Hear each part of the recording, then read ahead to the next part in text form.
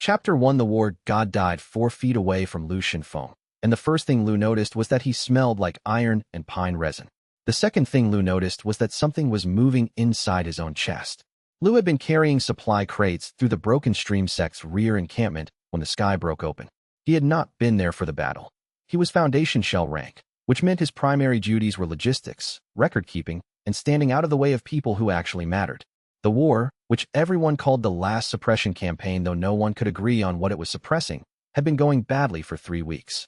Lu knew this because he carried the casualty figures from the field stations to the command tent twice daily. The figure on the ground was enormous. Even lying down, even with 2 spears through his chest and a rent in his cultivation armor that exposed ribs, the war god Gu Tianzhan looked like someone had knocked over a mountain. Lu had never seen him before except in the illustrated broadsheets that circulated through the sect's library. The broadsheets always drew him too tall and too clean. The real man was a reasonable height and was currently bleeding across 3 different flagstones. Lu set down the supply crate. This was probably a mistake, but his arms had stopped working. Around them, the encampment was empty. Everyone who could fight had gone forward. Everyone who couldn't fight had gone backward. Lu had been going sideways, as he often did, trying to find the fastest route between 2 points that no one else was using, and he had come around a storage building and found this. The war god's eyes opened. They were brown. That was the other thing the broadsheets got wrong. You, Gu Tianzhan said. I'm just with logistics, Lu said. Foundation shell. The war god coughed something dark. Good. Anything higher, and the seal won't fit. Lu's understanding of cultivation theory was limited but comprehensive within those limits.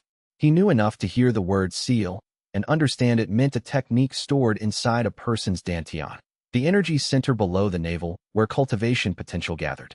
He also knew enough to understand that when someone described what they were about to put inside you as something that wouldn't fit if your cultivation was too high, you should probably ask several follow-up questions.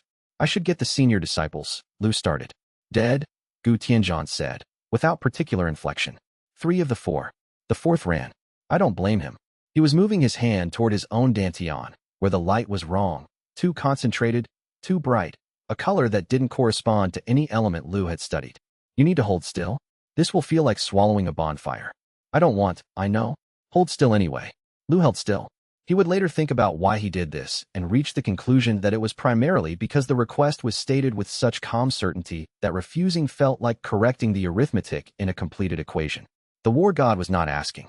He was informing Lu of what was about to happen, with the same tone Lu used when he told junior disciples that they would be carrying crates on the northern route because the southern route was flooded. The seal entered him through the top of his head and traveled down his spine like a hot coal rolling through a stone corridor. The world went white. When it came back, he was lying on the flagstones and Gu Tianzhan was dead. Not gone, exactly, but the thing that made him Gu Tianzhan had clearly departed. The body was still massive. The brown eyes were open and pointing at the sky. Lu's dantian ached like a bruised tooth. He pressed his hand against it through his outer robe and felt the pressure there, like a second heartbeat, except this one was slow and enormous and had nothing to do with his actual heart. He stayed on the ground for what felt like a long time. When he stood up, he found senior brother Kai Mengfan standing at the building's corner with an expression like a man who had just witnessed something he could not afford to know about. Lu Shenfeng, Kai Mengfan said. Senior brother. What happened here? It was not a question. Lu opened his mouth to explain. Kai Mengfan crossed the distance between them in 4 steps and put his hand over Lu's mouth. Don't say that name, Kai Mengfan said. His voice was very quiet. Not yet. His eyes were scanning the perimeter of the encampment with the focused attention of someone calculating how many people had been within earshot. His hand was shaking slightly. Kai Mengfan was a hollow gate cultivator who had once held a defensive line for 6 hours against twice his number. Lu had never seen his hand shake before.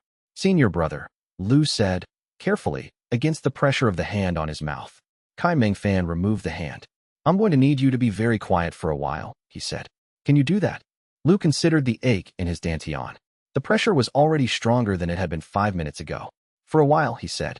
The Broken Stream sect was a 3rd-tier institution in a moderately important province, which meant it had 212 disciples, 17 elders, a library with 1,700 texts, a reasonable training ground, and absolutely no infrastructure for handling a situation of this magnitude.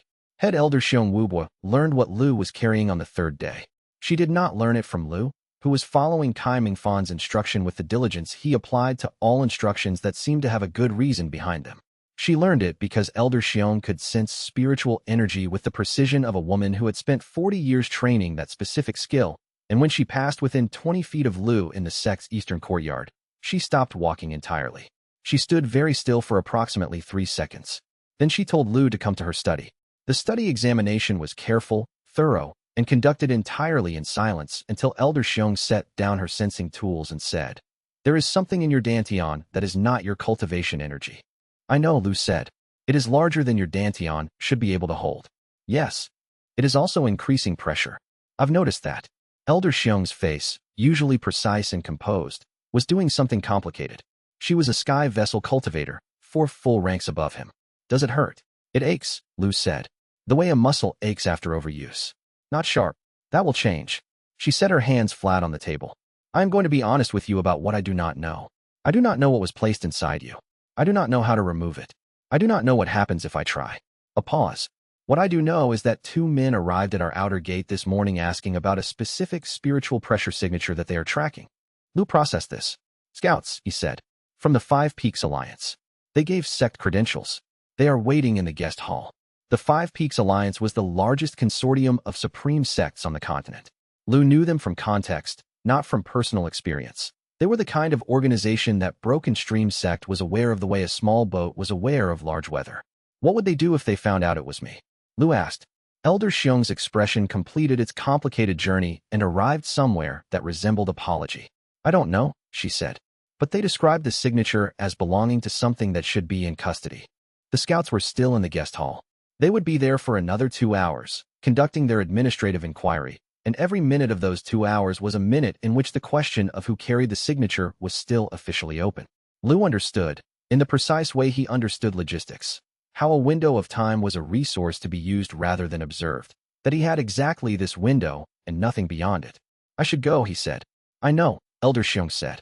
She said it without ceremony, without drama, with only the faint tightness around her eyes that a person showed when they were doing the harder version of the right thing. "The maintenance gate is unwatched until the evening bell. The supply officer will not notice your pack missing until the inventory at dawn." She paused. "Take the eastern road, not the main route." Lu stood. "You knew," he said. "I suspected," she said. "For 2 days I suspected. I was deciding what the right thing to do was." She met his eyes directly. "I still don't know if this is right. I know it's what I'm choosing." "Thank you," Lu said. She waved the thanks away with the specific gesture of someone who did not want to carry the weight of it. Lu filed her in the part of his mind that stored things that mattered. Elder Xiong Wubua, who suspected and decided and chose, and whose hands had been steady when she described everything she did not know. He left the study and did not look back. The pressure in his dantian pulsed once, faintly. A slow beat like an enormous bell struck once and allowed to ring. He pressed his palm against it through his robe and felt it there, patient and enormous and entirely indifferent to his plans. 2 scouts in the guest hall, he thought. And that's just the advanced team. Chapter 2. The scouts were in the guest hall for 2 hours. During those 2 hours, Lu moved his belongings from his standard dormitory to a storage room in the eastern wing that nobody used because it smelled of old lacquer and had a broken heating formation. Then he sat in the storage room and thought. His thinking process was systematic in the way that practical problems required. He listed what he knew. Something was inside him. It was growing. Major powers were looking for it, and it was detectable. He listed what he did not know, what it was exactly, how to use or control it, how long before its detection range made hiding impossible, and what the people searching for it intended to do when they found it. The list of things he did not know was substantially longer than the list of things he knew. This was normal. In Lu's experience, acting on a good understanding of the short list was more useful than waiting for the long list to shrink. He packed his cultivation manual, a change of clothes, 3 weeks of travel rations, his identity papers, and a small amount of silver. He left his assigned blade. It was sect property, and taking it would trigger an official response faster than leaving would. He wrote a brief note to Kai Meng Fan that said, "I don't think it's safe for me to stay," and left it under the tea bowl in his dormitory room, where Kai Meng Fan would find it when he came to check. He did not sneak out.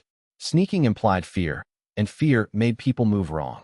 They looked at exits instead of at the people near exits.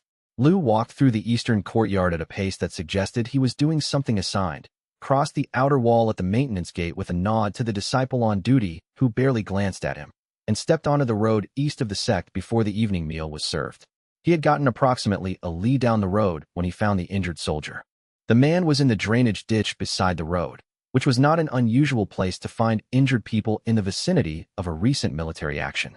He was in his 50s, military bearings still visible despite the injury, and the injury itself was significant. A cultivation technique had hit him in the left side with enough force to crack 2 ribs through his armor. He had not cried out or flagged the road. He had simply gone into the ditch and waited to see if surviving was something that would happen. Lu stopped. He had a schedule and a direction, and leaving someone in a ditch was not going to help either of those things. He went into the ditch. The soldier's eyes opened. Clear, conscious, and in pain, not delirious. Not a healer, the soldier said, reading Lu's sect uniform. No, but I know basic field stabilization. Lu's basic field stabilization was 3 months of mandatory first aid training from a healer who had not wanted to be there. It was still better than bleeding alone in a ditch. He found the worst of the seeping wounds and applied pressure with the flat of his palm. What happened? Pursuit, the soldier said. Alliance scouts. I was carrying a message. From the campaign? For the war god's household. The soldier paused to breathe through the pain of Lu shifting his position. Never got there now. What was the message? The soldier regarded him for a moment, not assessing whether to trust him, but deciding whether the effort of speaking was worth the energy it would cost. He was a practical man. Lu could see that. He made practical calculations. And then, maybe because he was out of time and Lu was the only person present, and some things were too important to die with, the war god had one disciple he refused to take on. Kept him 2 years as a candidate, then sent him away without explanation. The boy grew up asking why. A cough that rattled wrong, deep in the chest. He spent 30 years trying to find out. Now that the old man is dead, he might actually look for the answer in what was left behind. The soldier said the words, rejected disciple, with the weight of something he had been carrying for a while. The specific gravity of information that had traveled a long way and needed to land somewhere. Lu filed it with the precise attention he gave all information whose significance he did not yet understand. Can you walk? Lu asked. No. This was a problem. Lu assessed the ditch, the road, his pack, and the soldier's weight. He was foundation shell. His physical cultivation was not impressive. But he was also a logistics disciple who had spent 2 years carrying crates on the northern route, and he had a functional relationship with inconvenient weights in awkward terrain. I'm going to move you to better shelter, Lu said. This will hurt. I've been hurt before, the soldier said. Not trying to prepare you. Giving you a chance to brace. The soldier's jaw set. He braced. Lu moved him to a farmer's empty grain storage building 300 meters off the road. The process took 40 minutes and required both of them to be silent about what it cost. He left the man with his remaining rations, 2 of his silver pieces, and directions to the nearest village healer that were specific enough to be useful even in dim light. The soldier, as Lu was leaving, said, What's your name? Lu Shenfeng. Broken Stream Sect. The soldier's eyes tracked the uniform. What are you running from? I'll let you know when I figure it out, Lu said. He meant it as an honest answer, not deflection. He closed the grain storage door behind him and stood in the evening air and pressed his hand against his dantian. The pressure was measurably higher than it had been when he left the sect gate. Not dramatically, but consistently, like a tide, unhurried and directional. He thought about the soldier's information, filed next to Elder Xiong's expression when she said I know, filed next to the color of the light in the war god's dantian when the seal entered, a shade Lu had no name for. So he simply noted its distinctness and moved on. He started walking. The road east was pale in the fading light, and somewhere ahead of him was a situation he did not understand yet, carrying something he did not understand yet, with every major power in the world already arranging itself around the gap his ignorance represented. The practical question was not what to do. The practical question was what to understand first. Chapter 3 The ruins of the Lihua watch post were a half-day's walk east of the main road. Old stone, abandoned fortifications from a conflict 2 generations past, overgrown enough to provide adequate concealment and structurally sound enough to provide adequate shelter. Lu had learned about them from a route survey he had filed for the sect 3 months ago. The survey had noted them as a potential secondary shelter point for extended logistics operations because that was the kind of detail Lu noted in surveys. He made camp in the lower level, which had most of its ceiling intact, and ate half of a travel ration, and sat very still with his hand pressed against his dantian. The pressure had increased again, subtly, but measurably. It reminded him of water building behind a dam, not dramatic, just continuous and patient, and inevitable in the way large forces were inevitable. He was attempting to decide whether to meditate when the meditation found him. It was not the kind he knew. Standard cultivation meditation was deliberate. You sat, you breathed, You directed your chi through the established pathways. You built capacity gradually. What happened now was more like being sat down by someone else who had decided it was time. The ruins dissolved around him. He was somewhere he did not have words for, not dark, but without light in the normal sense, as if light were irrelevant to the space. The presence was enormous. Not frightening, exactly. More the way an extremely large building was not frightening, but was also very clearly not a person. The scale was simply different, and the difference was felt in the body as a specific kind of smallness that was not quite fear. You carry what I left, the presence said. It was not a voice Lu could have described to anyone who had not heard it. It was the sound of someone who had spent 70 years being listened to and who no longer needed volume to convey weight. I know, Lu said. I didn't agree to it. No, the presence agreed. No apology in it. You were the only person present without sufficient cultivation to resist the entry. The technique needed a host. The host needed to be alive. You were both. What is it? Lu asked. You will learn that. Not evasion, announcement. The distinction mattered. The question I have is simpler. The presence gathered itself in a way Lu felt as pressure against his perception, like a hand pressing against frosted glass from the other side. You are carrying the last thing I made. The weight of it. The attention it draws. Prove you are worth carrying this. Prove how? Lu asked. The presence did not answer. It simply waited. Lu had the distinct impression that the question had already been answered as far as the presence was concerned. The proving wasn't something you argued your way to. It was something you demonstrated over time, and the presence had all the time it needed. He opened his eyes in the ruins of Lihua Watch Post, in the dark, with the pressure in his dantian steady as a second spine. He noticed then that the pressure had been increasing every hour since the seal had entered him. Not a runaway escalation, but steadily, like water finding its level.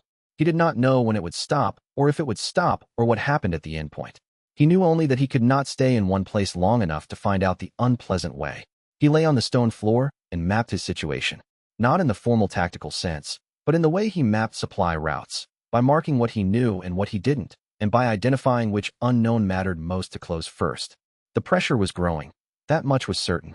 The Five Peaks Alliance was tracking his signature, also certain. Kai Mengfan would find his note by dawn, and after that the sect's response was unpredictable. It might be silence, if Elder Xiong's choice held, or it might be alarm, if someone else had already seen the scouts and connected the dots. What he needed most was not a destination. It was a reason to choose a direction. He needed someone who knew what was inside him, who could tell him whether what felt like a tide would eventually stop, or whether it would keep rising until it consumed him from within. He counted the hours until dawn. Outside, the wind moved through the ruins and the stones held their cold, and somewhere above the clouds a sky existed that had no idea what had landed in him. He did not sleep. He planned. Before first light, he was moving again, east, on a route that paralleled the main road without touching it. His feet knew the rhythm of long-distance travel. His mind worked through what he knew. The war god had died before explaining what he'd done. The seal was growing. The Alliance wanted it. And somewhere east, there were answers, not waiting for him, but existing, and therefore findable. That was enough to move toward. Chapter 4 Lioha was a border town that served 3 functions: market, stopping point, and wound processing station for whatever campaign happened to be moving through the region. It was dusty and crowded and smelled of horse and medicinal poultices, and Lu had been there twice before on logistics runs. He knew which tea house did not ask questions and which required identity papers. He chose the tea house. He was on his second cup when he noticed the woman at the long table near the window. She was treating injured cultivators. This was not unusual in Lioha at the moment. The campaign's aftermath had spread, walking wounded across 3 provinces, and any cultivator with medical training was doing double work. What was unusual was her efficiency. She moved between patients with no wasted motion, her hands working while her eyes were already assessing the next case. And she spoke to each patient in a tone that conveyed both care and the clear understanding that sentiment was not currently useful. She was Verdant Peak Sect, based on the uniform detail at her collar. Senior Disciple rank, based on the embroidery pattern. She was also, Lu noticed, watching him. Not staring. Watching.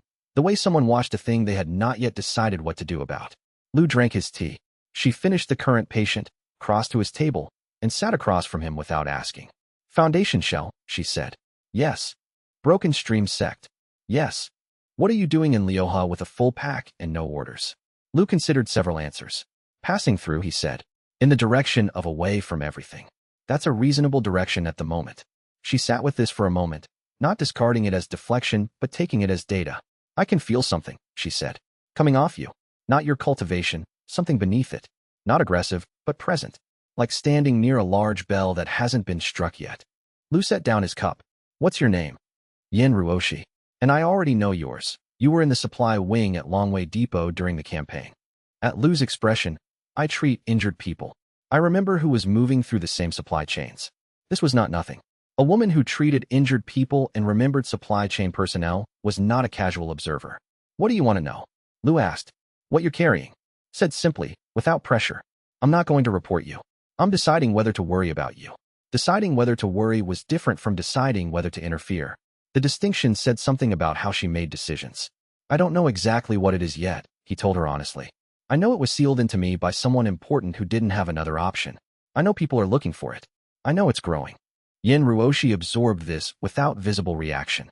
Are you trying to get away from the people looking for it, or trying to find someone who can tell you what it is? Both. In that order. The second part is harder. I know. She went back to her patients. Lu watched her work for a while and finished his tea. She moved with the efficiency of someone who had made peace with being useful and had no interest in performing usefulness. It was just what she did. He had met people like that twice before in his life, both in logistics. Both of them the kind of person you wanted on a difficult route. He was almost at the door when she said, without looking up from her current patient, if you're still here tonight, I know where the Alliance scouts have posted. Better to know their route if you're trying to avoid it. Lu stopped. Why? Because I don't know what you're carrying, but I know it's not nothing, and right now the Alliance doesn't deserve to get their hands on unknown not-nothing things. She finally looked at him across the room. Also, you helped Widow Chun with her grain stores last time you came through on a logistics run, and she's been having a difficult autumn. Lu had not known anyone noticed that. He had done it in 20 minutes, on a detour that had cost him nothing, because she had been standing in a doorway watching the rain with the expression of someone who had already done the math and didn't like the number. It had not seemed significant. I'll be here tonight, he said. She nodded once, with the crisp efficiency of a woman who had returned to more important things before he had finished speaking, and Lu went back to his tea and thought about the fact that the person who had noticed what he did for Widow Chun was now offering him intelligence on Alliance scouting routes. The dantian pressure pulsed, slow and deep, as if something inside him found this development interesting. Chapter 5 The Alliance scouts came at dusk. There were 2 of them, meridian tempering rank, paired, moving through Lyoha with the confidence of people who believed their authority was sufficient to determine the outcome of any encounter they chose to enter. Lu had done the cultivation math before they arrived. 2 meridian tempering against his foundation shell was not a fight. It was an event in which he would be physically relocated to an undesirable location. He had positioned himself at the east end of the town's main market street, where there were 3 exit routes and enough foot traffic that deploying cultivation techniques would create collateral problems. The scouts spotted him, or spotted the pressure, which was becoming his permanent signature, and moved to intercept with the unhurried efficiency of people who had never needed to hurry. Foundation shell, the lead scout said. He was using the tone that suggested this was a simple administrative matter. You have something that belongs under Alliance custody. Come quietly, and there will be no complications. Lu assessed him. Meridian tempering meant he had cleared for cultivation ranks above Lu's current 2. He could suppress Lu's chi circulation, generate a confinement field, and probably do both simultaneously without notable effort. What's your jurisdiction in Lyoha? Lu asked. Alliance Tribunal Mandate 7C, Spiritual Hazard Containment, which requires a local administrator's countersignature to be active. Do you have one? A pause. The lead scout's expression had moved from administrative confidence to something more carefully calibrated. We're in pursuit of an active spiritual hazard. Emergency provisions apply. Emergency provisions require a certified threat assessment, not a pressure signature. You know tribunal procedure for someone in Foundation shell. I handle logistics paperwork, Lu said. I read everything I file. The second scout moved to Lu's left to cut the angle. Lu tracked him without turning his head. The first scout's hand was moving toward a technique seal at his belt, the pre-motion for a confinement deployment. Lu ran, not in the direction of any obvious exit, through the market stalls, toward the fish market specifically, where the uneven footing and the wet stone and the smell would create a different kind of terrain for someone whose combat techniques assumed clean ground and clear lines of activation. He heard the scouts behind him, heard the activation of a technique. The technique hit the field of pressure around his dantian like a wave against an unexpectedly solid reef. Not absorbed, deflected sideways. The confinement web that should have encircled him snapped to the left, hit a market stall support post, and brought the awning down across the second scout's path. Lu did not understand what had happened. He kept running. He found a gap between buildings and went through it, crossed a stable yard at a speed that startled the horses, climbed a storage fence, and came out on the river road on the town's south side. The pressure in his dantian was elevated, not painfully, but noticeably, the way a muscle felt when it had been used hard. He pressed a hand against it through his robe and felt heat there that had not been there before. He leaned against a wall and breathed. The confinement technique had destabilized. He had not done that. His cultivation was not sufficient to destabilize a meridian tempering technique through active interference. The seal had done it, passively, without his instruction, as a byproduct of the pressure field. He had not fought the scouts. The seal had changed the rules of the fight around him, the same way a hidden current changes the rules for a swimmer who has only been taught about still water. He stood in the dark by the river and thought, running from people who can track my pressure signature is temporary. I need to understand what I'm carrying before it makes more decisions I haven't been consulted on. The lead scout sent a message upstream before they left the inn this morning. Yin Ruoshi, who had apparently followed him, settled against the wall beside him with the practiced ease of someone who kept track of exits. Addressed to the Alliance's main seat. Your signature profile. How do you know what was in the message? I treated an Alliance junior who talks when she's given the right herbal tea. He digested this. You've been watching them since before I arrived. I've been watching everyone since the campaign ended. Someone has to. She paused. The recipient was addressed as Elder Coordinator Shun, the person who coordinates retrieval operations for the Alliance. She's very good at her work. So 2 scouts were the introduction, Lu said. And now they've introduced me to the person who organizes introductions. The seal in his dantian pulsed once, faintly, in the particular way it pulsed when something landed as true. You have a more significant problem than the 2 scouts, Yin Ruoshi said. I know. Down the river, something large was moving through the water. She tracked it with the careful attention of someone who classified threats before dismissing them. The seal pulsed again, slower, settling after the chase. A bell returning to its baseline resonance after the hammer has passed. He had changed the rules of a fight without knowing how. He did not know how many other rules were going to change around him before he understood the force doing the changing. But the scout's message was already moving upward through the Alliance hierarchy, and the answer to that was not to run faster. It was to understand what he carried before Elder Coordinator Shin arrived to explain it to him on her terms. I need to find someone who knew Gu Tianzhan personally, he said. Tomorrow. I can't wait. Chapter 6. The riverbank cave smelled of mud and old water, which Lu had decided was preferable to the smell of Alliance scouts. He had found it 2 hours after leaving Liuha, a low shelf in the bank cut by flood action, deep enough to shelter a person who did not mind lying flat, which Lu did not. He had cleaned the cut on his forearm from the market stall collision, eaten half a ration, and was halfway through an honest accounting of the situation when Yin Ruoshi found him.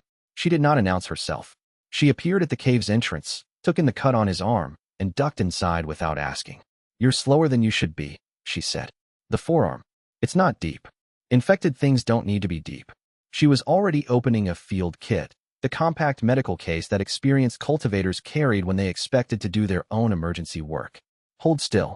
She cleaned and wrapped the cut with efficiency that suggested she had done this in worse conditions and with less time. Lu held still. You're carrying something you don't understand, she said, not looking up, and you're going to die before you figure out what it is. I understand some of it. You understand the scout avoidance parts. That's not the same thing. She applied the sealing compound and pressed it flat. What do you actually know about the technique inside you? It's a sealed technique from the war god. It has a passive pressure field that deflects hostile spiritual techniques. It's growing. What you described is what it does from the outside. Do you know what it is? Lu thought about the presence in his dantian. The slow beat. The color that had no name. No, he said. Then you know the 3 least important things about it. She closed the kit. What happens when it finishes growing? I don't know. Has it communicated anything about what it wants? It wants me to prove I'm worth carrying it. Yin Ruoshi sat back and fixed him with the direct scrutiny of someone who had just been handed a problem they had not expected. The cave was small enough that she was close. Her expression was not soft. It was the focused attention of a person sorting through information, looking for the piece that didn't fit. It speaks to you, she said. The technique has a will. A fragment of the war god's consciousness. It's been in my head since the 2nd day. He paused. It's not friendly. It has standards. What kind of standards? The honest kind. It doesn't care if I'm impressive. It cares if I'm telling the truth. He looked at the wrapped cut. I failed to help several injured soldiers at the depot before I left. When the will asked me about it, I told it that I chose to leave because staying would have been ineffective and I was carrying something that needed to be understood before I could be useful. It called that a reasonable judgment and then said it wasn't satisfied. Why not? Because it could tell I was framing it cleanly. The honest version is that I was also scared. He felt the pressure in his dantian shift, a small pulse, like something confirming a fact. When I told it that, it let my meridians clear slightly. Yin Ruoshi was still for a moment. Then, the technique rewards honesty. Specifically, not virtue, not courage. Honesty about what I actually did and why. He watched her process this. I'm not going to earn this through performance. It can tell. She considered this without rushing. Outside the cave, the river moved over stones with the unhurried consistency of things that predated cultivation and would outlast it. The scouts were somewhere behind them, reporting upward. I didn't offer to help you, Yin Ruoshi said. I want that understood. I'm staying because I haven't finished assessing what you're carrying. I understand. My master died in the same campaign where the war god was killed. She was defending a retreat line. I don't know the details. Juniors don't get the details. She said this with the flat efficiency of someone who had been carrying the sentence for a while and had practiced saying it without flinching. If what you're carrying was present at that battle, I want to understand what it was worth. He considered the weight of that, the brown eyes pointing at the sky, the calm certainty with which Gu Tianzhan had said what was about to happen as if it were information rather than a transformation. I can't tell you if it was worth it, he said. I don't know enough yet. No, she said. But you might find out. She settled against the cave wall. Get some rest. He lay back and felt the pressure, steady, slow, enormous. In the darkness of the cave, something ancient and patient was thinking about him. In the half-space between waking and sleep, the will's presence arrived. Not the full dialogue of the first night, but a smaller thing, like someone passing through a room. Lu felt it pause. You told her the truth, the will said. Not approval, just acknowledgement. She earned it, Lu thought back. The presence moved on. His meridians, when he checked them, had cleared another fraction. Not much, not a breakthrough, but a measurable shift, the way a door eases when the hinge finally gets oiled. He slept. And in the morning, he knew he needed to move faster east, because the will's acknowledgement felt like a clock being set, and the clock was running. Chapter 7. The town of Xiaolan was a day's walk east from the riverbank, and it was loud. Not the noise of celebration, loudly arguing. The main street's conflict reaching Lu and Yin Ruoshi while they were still approaching the outer gate. Raised voices, the particular rhythm of a confrontation that had been going on long enough for everyone involved to have stopped caring about appearances. The center of it was a healer. She was perhaps 30, compact in the way that compact things are not fragile, with a field kit larger than Yin Ruoshi's and the expression of someone who had already used up the polite version of this conversation. Across from her stood a garrison commander in the kind of uniform that suggested local authority had been very recently acquired and not yet tested. The embroidery was too fresh, the posture too careful, both signs of a man still learning how to stand inside his own rank. These are medical supplies, the healer was saying. Specifically, they are supplies allocated for civilian casualties of the campaign, and specifically, the civilian casualties are in the Eastern Relief Station, not in your barracks. The allocation order was changed, the commander said. He was speaking quietly, which in Lu's experience meant he was not confident in the underlying position. I've seen the revised allocation order. It was revised by you, signed by you, and countersigned by you in a different ink. The healer's voice did not rise. That's not an allocation change. That's a document. The commander's hand moved toward the hilt of whatever weapon he was carrying. Not a draw, a reminder. Lu assessed, 2 garrison soldiers in the background, neither looking comfortable. The healer, who had apparently decided that bravery was no longer the relevant variable, and a cart of medical supplies between them. He turned to Yin Ruoshi. She had already read the same situation and was watching him with an expression that said she was curious what he would do. Lu walked into the argument. Not toward the healer, toward the commander. He stepped into the man's line of sight and said, with the authority of someone who had spent 2 years reading allocation paperwork, "What route did the original allocation order travel before it reached your office?" The commander blinked. "What? The administrative route. Which offices, which counter-signatures, before it reached you?"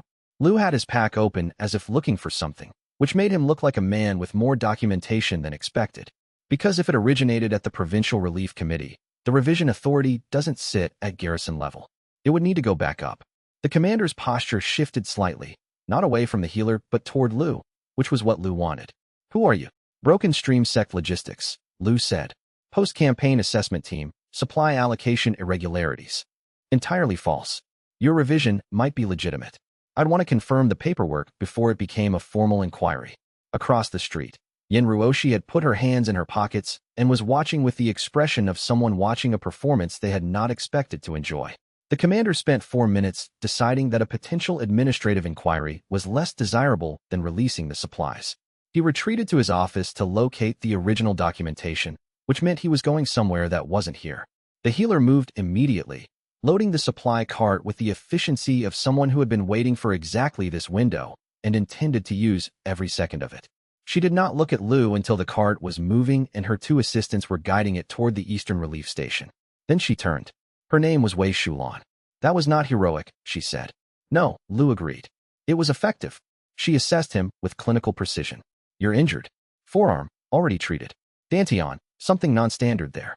She tilted her head. "Sit down. I'm not a patient. You have a re-cracked bone in the left forearm under the bandaging. Needs proper setting before it heals wrong." She indicated a low wall. "Sit down." He sat. She set the bone with the technique of a person who had done it many times and saw no need for ceremony around the process. It hurt in the specific way that correct pressure hurt, contained and purposeful. He held still. "The spiritual pressure you're radiating," she said, "working. I've seen it before." "Where?" Her hands maintained their rhythm. The pause before she answered was a fraction too deliberate. "In a different body. A long time ago." She tied off the wrap and stood. "You should avoid any technique that pressurizes the left arm for 12 days. "Where are you going?" she asked. "East." Looking for someone who knew the war god personally. Wei Shulan's hands had stilled at her sides. There was a quality in her face that had not been there before. The recalibration of someone who had just received a piece of information that changed the shape of the last several minutes. "You're carrying something from the campaign," she said. "Yes." She looked at him for a long moment with the expression of someone arriving at a decision they had not expected to make today, in this place, for this reason. "If you come back through Shulan when this is over," she said, "come to the relief station. I want to know what you found." Lu stood. The arm was solid. "Excellent work," unhurried despite the circumstances. "I'll come back," he said. He meant it the way he meant all his promises, without embellishment. It was simply true. Wei Shulan nodded once and returned to the relief station. Lu watched her walk away and noted that she did not look back, which was the mark of someone who had said exactly what needed to be said and considered the matter complete. Yin Ruoshi appeared at his shoulder. "Did you just promise to come back?" "Yes." "To someone we met 20 minutes ago?" She helped me. It seemed like the right thing to say. He started east again. "And she's seen this pressure before, in a different body." "That's not nothing." Yin Ruoshi fell into step beside him, and he heard her file the information in the same internal way he filed things. Careful and waiting.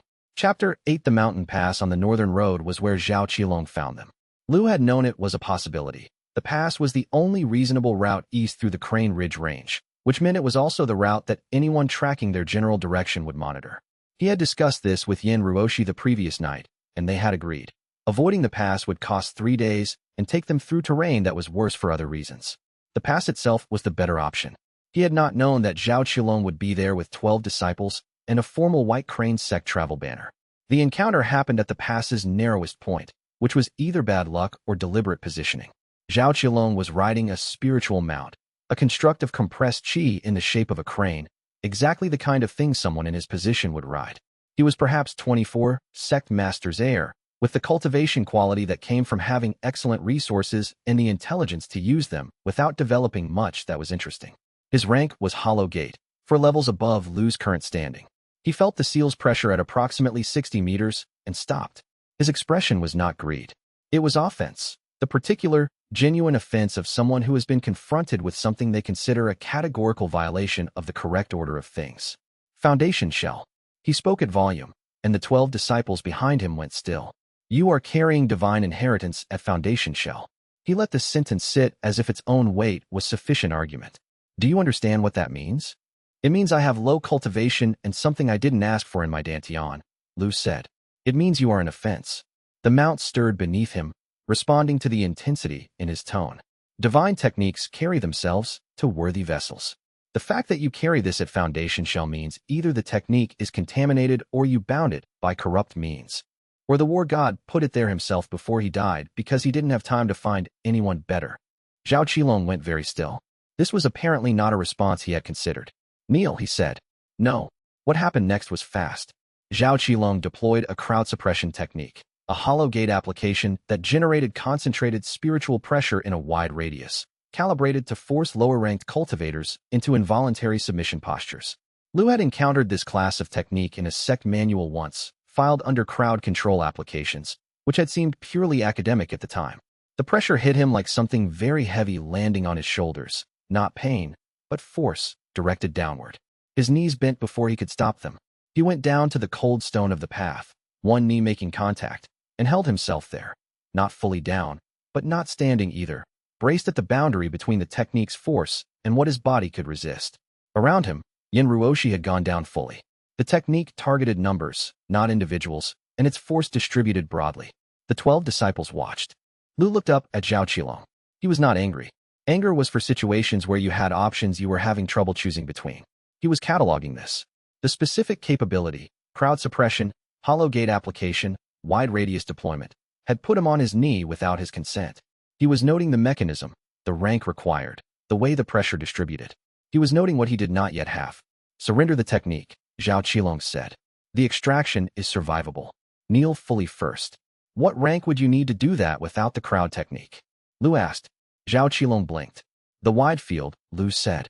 You needed it because direct pressure from you doesn't suppress me cleanly. The seal's interference is too strong for that at my current rank. What rank closes the gap? The answer was Zhao Qilong's expression, a brief, unwilling flicker that was not quite embarrassment, but lived nearby. He had not expected the question. He had expected defiance or fear.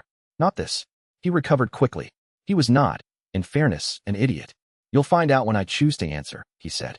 Kneel fully. I don't think I will, Lu said. The pressure increased to maximum output, full deployment, the technical ceiling of the technique. He was being held at the borderline of full submission by the total force of a hollow gate crowd suppression, and his body was compelled against his will, and there was nothing he could do about it right now. And he kept his eyes on Zhao Qilong and breathed steadily and waited. He noted the cost. He noted the gap. He made a record of both. Chapter 9, Yin Ruoshi stood up. The crowd suppression field was at full deployment, which meant standing from a full force application was not something the technique's parameters allowed. She did it anyway, slowly, with visible effort, pulling against the field with the specific resistance of someone who had trained for years specifically to function under suppression techniques. Her jaw was set. Her hands were open at her sides. I am Yin Ruoshi, senior disciple of the Verdant Peak sect, 6th year, Hollow Gate rank. She projected her voice to carry to the 12 disciples without theatrics. The person you are currently suppressing is a registered Broken Stream sect disciple in good standing. No outstanding warrants under Celestial Registry. This action is outside standard interaction protocol for encounters between registered sect members. Zhao Qilong regarded her with the displeasure of a man who had expected to deal with one problem and had been given a different one. This is a divine property matter. Under which authority? Yin Ruoshi asked. Divine property law requires a formal claim to precede any recovery action. Has the White Crane sect filed that claim? A pause. The pause said no. The matter is pending, Zhao Qilong said. Then no active claim exists.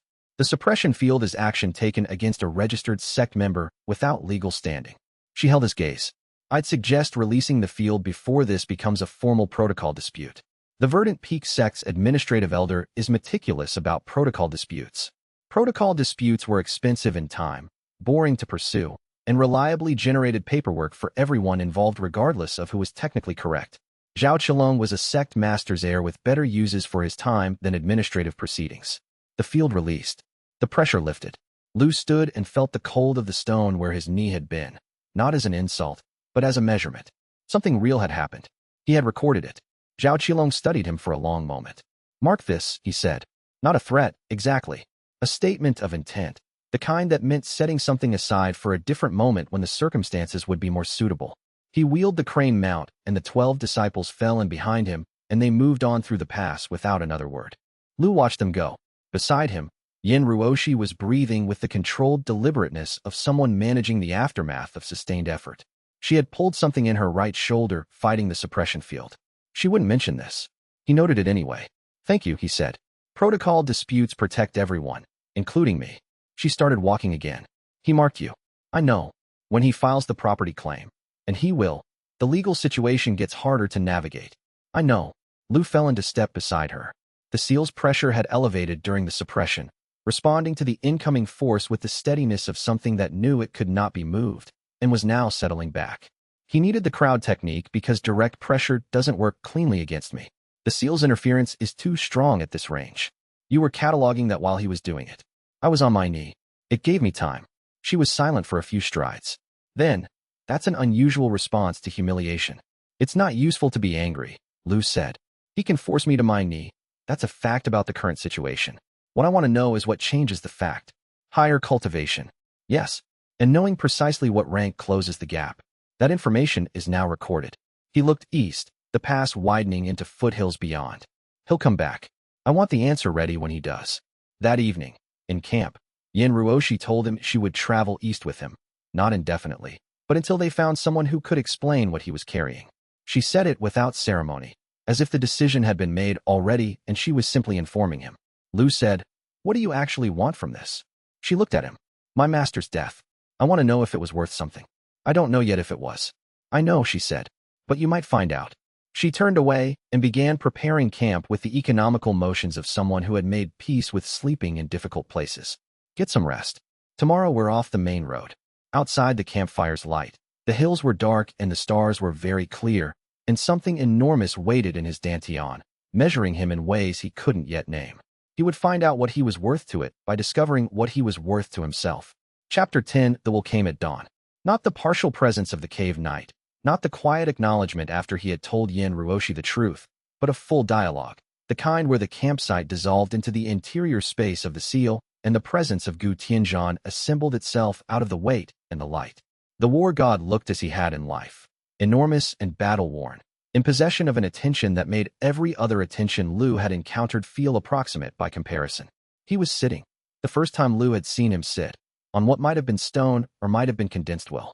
His hands were in his lap, scarred at the joints from decades of edges. "The young master," the will said. "Zhao Qilong. You did not fight him." "I couldn't have won," Lu said. "You could have provoked him into a serious exchange. You might have forced his full power. I would have learned his sealing by losing badly in front of 12 witnesses. That's a different category of information than what I need right now." The will sat with this. It did not speak carelessly. It had 70 years of being listened to behind it, and it understood the difference between a word placed correctly and one placed soon. "You would have retreated," Gu Tianzhan said. "From Zhao Qilong. From the scouts." "Yes." "Explain." Lu thought about the soldier in the ditch. He thought about the 2 days of travel, the routes he had chosen, the specific inns he had identified, the fact that he was already mapping the Celestial Tribunal as a potential resource before they had even reached Chenwan. He thought about the way problems looked when you stripped the face from them and examined what was underneath. "I survived to fight again," he said. "Dying for appearances is vanity." The will's response arrived not as words, but as a quality in the interior space, something in the neighborhood of disagreement, not quite there. "That is the right logic," Gu Tianzhan said. "And it is also insufficient. You said the same thing before." "Yes. Do you understand why?" Lu was patient with himself. He had given the correct answer. He had been honest. The will had acknowledged both, and still, insufficient. "The correct logic says I survived by retreating," he said slowly. "But I went back for the soldier in the ditch. I intervened for Wei Shulan. The correct logic would have said to leave both of those. And yet you did not." "No. Why not?" He sat with this in the way the space seemed to reward, taking the question seriously rather than reaching for the first answer that sounded good. "Because retreating is the right strategy when the stakes belong to me," he said. "The soldier and Wei Shulan, those weren't my stakes. The stakes were theirs. I couldn't apply my strategy to their situation and walk away from it. The will was still for a substantial time. You would have survived and resented yourself. That was the insufficiency, not in the logic, but in the self the logic served. Survival for a self that resented its own choices was not what the will was building toward." "The soldier mentioned something," Lu said. "Before he died, the war god had one disciple he refused to take on. 2 years as a candidate, then sent away without explanation." "Yes," the will said. "That was a seed. He was dying, talking to someone he'd never see again, and he told me something that mattered to him to say." Lu held the gaze of the presence. "It mattered to you that I heard it." Something shifted in the impression of a face across from him. Not agreement, but acknowledgement of a connection correctly made. "There are things I could tell you that would prepare you for what is coming," Gu Tianzhan said. "I am choosing not to tell them all at once. Because the preparation matters less than the arriving. Because a person told what to expect does not make the same decisions as a person who encounters things directly. The latter is more honest." A pause. "And more interesting." Lu felt the shift before he understood it. A new extension of the seal's pressure field, not more intense, but reaching further, the way a room becomes larger without the walls moving. The Tier 1 shell had strengthened. Wider range means more people will sense you, the will said. I know. You've accepted that. I've accepted that I can't hide what I'm carrying, Lu said. The only thing I can choose is how to meet what comes. The will held him in its attention for a long moment. Not the evaluative attention of a test being graded, but the attention of something that had been watching a long time and had reached a preliminary conclusion. Go to Chenwan, it said, as the space began to dissolve. There is someone there who knew me. He will not be pleased to see what I became. Why won't he be pleased? But the interior was already fading, and the only answer was the dawn coming back and the cold and the expanded field radiating outward into the morning. Lu pressed his hand against his dantian and felt the new reach of it, the wider announcement, the increased visibility, the 48 hours of reduced qi capacity beginning. He sat up. Yin Ruoshi was already awake and watching him. We'll dialogue, she said. It wasn't a question. Yes. You're going to be running on reduced qi for 2 days. Yes. She handed him tea, a straightforward brew without embellishment, the kind designed for thinking rather than enjoyment. Tell me what you know about Chenwan, she said. He told her. And the morning came, and they moved, and the seal reached outward through the early light and announced their position to every cultivator with sufficient sensitivity within its new extended range. Lu had not chosen the visibility, but he had chosen to move toward Chenwan instead of away from it. In his experience, those two facts amounted to the same thing. Fellow cultivators, if this story finds you, subscribe and ring the bell so you never miss what comes next. A single like keeps this channel alive. Now let us begin. Chapter 11. Chenwan smelled of river trade and lamp oil. The smell of a city that worked for a living, commerce built into the walls over decades. The market district operated in layers that Lu had learned to read. Visible stalls at street level, supply warehouses behind them, tea houses in the gaps where the people who moved information between the two conducted their actual business. He had identified this pattern before, and he recognized it here immediately. The tea house was on the 2nd Street Inn, called the Shallow Basin, weathered with the look of somewhere that had stopped trying to attract new customers because the reliable ones were enough. The man they were looking for was at a corner table.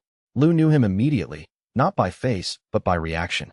The man felt the seal's pressure in approximately 1 second, and his expression passed through several stages in rapid succession: recognition, dread, and the specific grief of someone receiving news they had been anticipating for a long time and had not wanted to be right about. He was perhaps 65, built like someone who had stopped being a soldier, but not quite managed to stop being built like one. His hands around the tea bowl were scarred in the ways that came from decades of edged weapons. He wore the plain clothes of someone who had spent years practicing how to look like no one in particular and had gotten very good at it. Lu sat down across from him without being invited. The old ghost actually found someone to carry it, the man said. His voice had the clipped economy of someone who had long since reduced language to match their work. He studied Lu properly, not the seal, but Lu himself, with the assessment of a soldier evaluating a person rather than a cultivator evaluating a rank. How long have you had it in you? 8 days, Lu said. The man absorbed this. Foundation shell. Yes. That's why he could put it in you.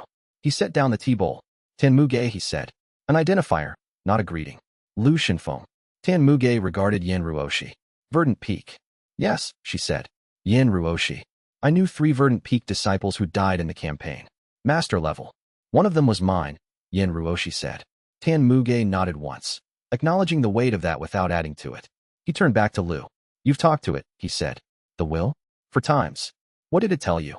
That it has standards, and that I need to survive long enough to understand what I'm carrying. Lu washed his face. The grief there was the kind that had settled in over years and found its permanent shape. It told me to find someone in Chenwan who knew the war god. That the person would not be pleased. A sound came from Tanmuge that wasn't quite a laugh. That sounds exactly like him. He picked up his tea. What do you want to know? What it is? What it was supposed to do? Whether there's a way to carry it without dying in the process. In that order? Whichever order you have answers to. Tanmuge was silent for a moment. The tea house worked around them. Supply chains, quiet arrangements, the permanent commerce of a trading hub. The technique inside you is not a technique in the ordinary sense, Tanmuge said. It's the last thing Gu Tianzhan ever made. And he made it because there was something on the other side of the mortal realm's boundary that needed stopping, and nothing in the existing arsenal was adequate. He set down his bowl. He spent 20 years developing it. He was working on it while running campaigns. While dying, he looked at Lu's dantian. not with the sensing attention of a cultivator, but with the specific recognition of someone who knew exactly what was in there. He never got to use it. What was it for? Lu asked. The real reason, not the official version. Tan Muge looked at him for a moment, then began to speak. Chapter 12. The second conversation happened the following morning, in the room Tan Muge kept above the tea house. He had been up for some time when they arrived at dawn. There was fresh tea already made, and the set of his shoulders said he had been deciding something overnight and had reached a conclusion he didn't like but intended to honor. The realm breaker is not a technique, he said, without preamble. It is the war god's final unfinished act, a strike designed to split the boundary between the mortal realm and the void. Not break it. Split it. Lu absorbed this. What's the difference? Breaking the boundary creates a catastrophic merge. Splitting it, at the right point, with the right force, creates a directed aperture. A deliberate opening, not a rupture. Tan Muge poured tea with the precision of someone whose hands needed an activity to keep them quiet. There is a fracture in the boundary past the northern mountains. It has been there for centuries, stable enough that every major power collectively decided not to think about it. It destabilized 6 years before the campaign started. Gu Tianzhan knew. He tried to tell the Five Peaks Alliance. They ignored him, Lu said. They told him to submit a formal petition for study and handle his current military situation first. The petition was filed. It is still in review. Tan Muge's voice carried the flat quality of someone who had stopped being angry about this because anger was expensive to maintain and the facts did not change. The reason he pushed so fast in the campaign was that he was trying to clear the military situation quickly enough to address the fracture personally before it crossed a threshold he could calculate. The timeline, Lu said. What is it now? Tan Muge set down the teapot. 2 years, based on my last assessment. Which was 2 years ago. 2 years from a 2-year-old assessment. The window was real and closing. The Five Peaks Alliance's extraction ritual, Lu said. They believe they can use it to address the fracture problem without a host surviving the process. They're wrong. The Realm Breaker is not a deployable weapon. It requires a specific type of cultivator as its vehicle. The deployment must come from inside a person's dantian, directed through their cultivation system. External ritual techniques operate on different principles. His voice had the quality of someone who had explained this many times and not been listened to. But their ritual team believes their methodology is sound, and they have not asked my opinion. 3 teams after me. Scouts, a retrieval specialist, and a third team I haven't seen yet. The third team is not scouts, Tan Muge said. A hollow gate specialist named xianxia. He doesn't confront, he traps. Spiritual cages, specifically engineered for a situation where conventional combat techniques don't work because the target's passive field disrupts them. He looked at Lu directly. The cage won't be neutralized by your passive deflection. It operates on different principles. Then I need to understand those principles before I walk into exposed terrain. Tan Muge held Lu's gaze for a moment, with the expression of a man arriving at the decision he'd been working toward since dawn. I'll come with you, he said. Not because your survival is my primary concern. Because if the seal detonates inside a populated area, I would prefer to be positioned to minimize the result. He said this with the flat pragmatism of someone who had thought through the calculation and arrived at an honest reason. And I owed Gu Tianzhan the continuation of something he started. What did you owe him? The chance to finish the job correctly. He refilled his tea.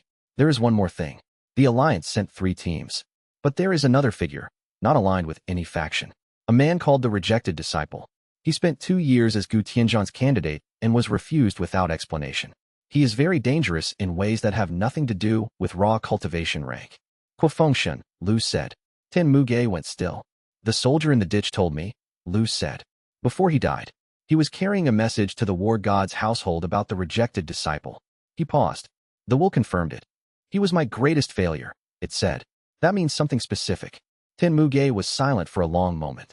He will not come at you directly, he said finally. He dismantles.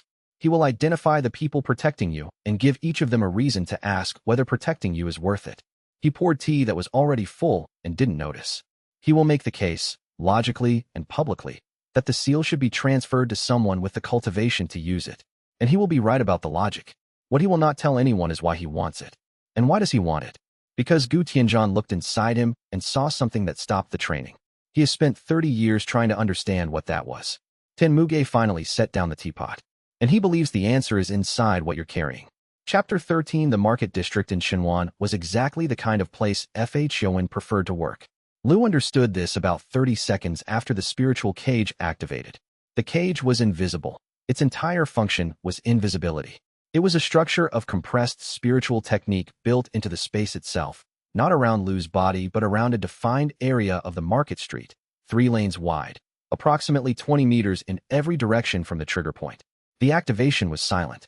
The only indication was the absence of normal spiritual flow in the enclosed area, which a sensitive cultivator would notice as a subtle wrongness, and a foundation shell practitioner would register as nothing at all. Lu felt it because the seal felt it first. The passive field tried to extend outward and encountered containment, not a blocking force but an enclosure. The seal's pressure built the way pressure built inside a sealed vessel. Nowhere to go, so building. Lu stopped walking. The market around him carried on. Vendors, customers, commerce, entirely unaware of what had changed.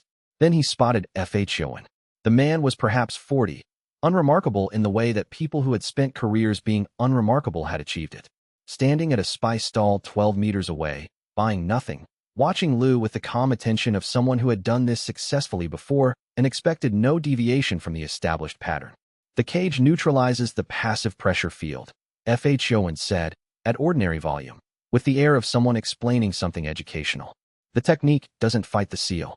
It contains the space around you. Anything inside operates under suppressed field conditions. He had not moved from the stall. You can attempt to force through the cage walls. The attempt will fail, and the energy feedback will damage your cultivation pathways. He paused. Or you can come with me. The extraction process is designed to be survivable. Lu assessed the cage boundary through his chi sense, limited at foundation shell, but existent. The cage was a construct built into the space. It required continuous technique input to maintain. Somewhere, there was an anchor point drawing on its energy source. He looked at Xianxia. The man's left hand was slightly still, not positioned on anything, just still, the particular stillness of a hand managing sustained technique output through a specific meridian channel. The cage was anchored through Xianxia himself. If the anchor point were disrupted, not from the outside, he couldn't reach the outside, but from the inside. If he redirected the seal's sustained push against the cage walls into a concentrated internal pulse, Lu relaxed. He let the seal's outward effort settle. Then he directed it inward, compressing the passive field into the dantian space itself, building it to a higher internal density than the passive field normally maintained. Not a technique, not active cultivation, just a spring being coiled. He released it all at once. The pulse expanded in a sphere, roughly 8 meters, the seal's stored passive pressure discharging in a single rapid expansion. It hit the cage walls from every angle simultaneously, the pressure distributing across the full containment surface in the same instant. The cage shattered. The feedback traveled directly back to Xianxia's anchor. His left hand spasmed open. The construct dispersed. The seal's passive field rolled back out into the market's normal spatial parameters. The pulse's outer edge reached a glassware stall. 7 vessels exploded simultaneously. The stall's awning support cracked. A section of adjacent roof dropped 2 feet before catching on a secondary beam. The market noticed. Lu stood in the aftermath and looked at his hands, shaking slightly, not from injury but from the energy expenditure. He had not planned this. He had found the principle, found the anchor, and acted. He had gotten lucky that the concentrated release was sufficient and that the feedback disrupted the anchor point rather than bouncing back. That was not a method. That was survival improvised under constraint. Xianxia was gone, withdrawn through the crowd with practiced invisibility the moment the cage failed. Tan Muge arrived at his shoulder, having been 3 streets away. He surveyed the glassware stall, the cracked awning, the dropped roof section. The seal did that, he said. I provoked it into doing it, Lu said. The control on the release radius was close to 0. That's sloppy, Tan Muge said, with the flat assessment of someone doing a damage calculation. The release radius was almost uncontrolled. I know. Lu pressed his hand against his dantian. I know exactly how sloppy it was. He needed a quiet place to sit down and be spoken to by something that was going to be significantly less charitable than Tan Muge. Chapter 14, The Will Came Without Being Summoned. Lu was in the room above the shallow basin, back against the wall, and the interior space assembled without transition, no settling, no preparation. Gu Tianzhan was there immediately, and his attention carried a quality Lu had not encountered before in the dialogues. Displeasure, specifically directed. The other answer is that I wasn't treating the city as hostile territory. I knew the cage was possible. I hadn't changed my behavior based on it. He sat with the weight of this. I acted on what I knew abstractly rather than what I needed to know concretely. The will considered this, the same settling quality it used when an answer had been given honestly. Good, it said. not praise. Acknowledgement of an accurate accounting. Now, what do you want the seal for? The question from before. The one that had not had a sufficient answer. I want to use it for what it was made for, Lu said. The will was still. Tan Muge told me about the fracture, Lu said. The void incursion point. The timeline.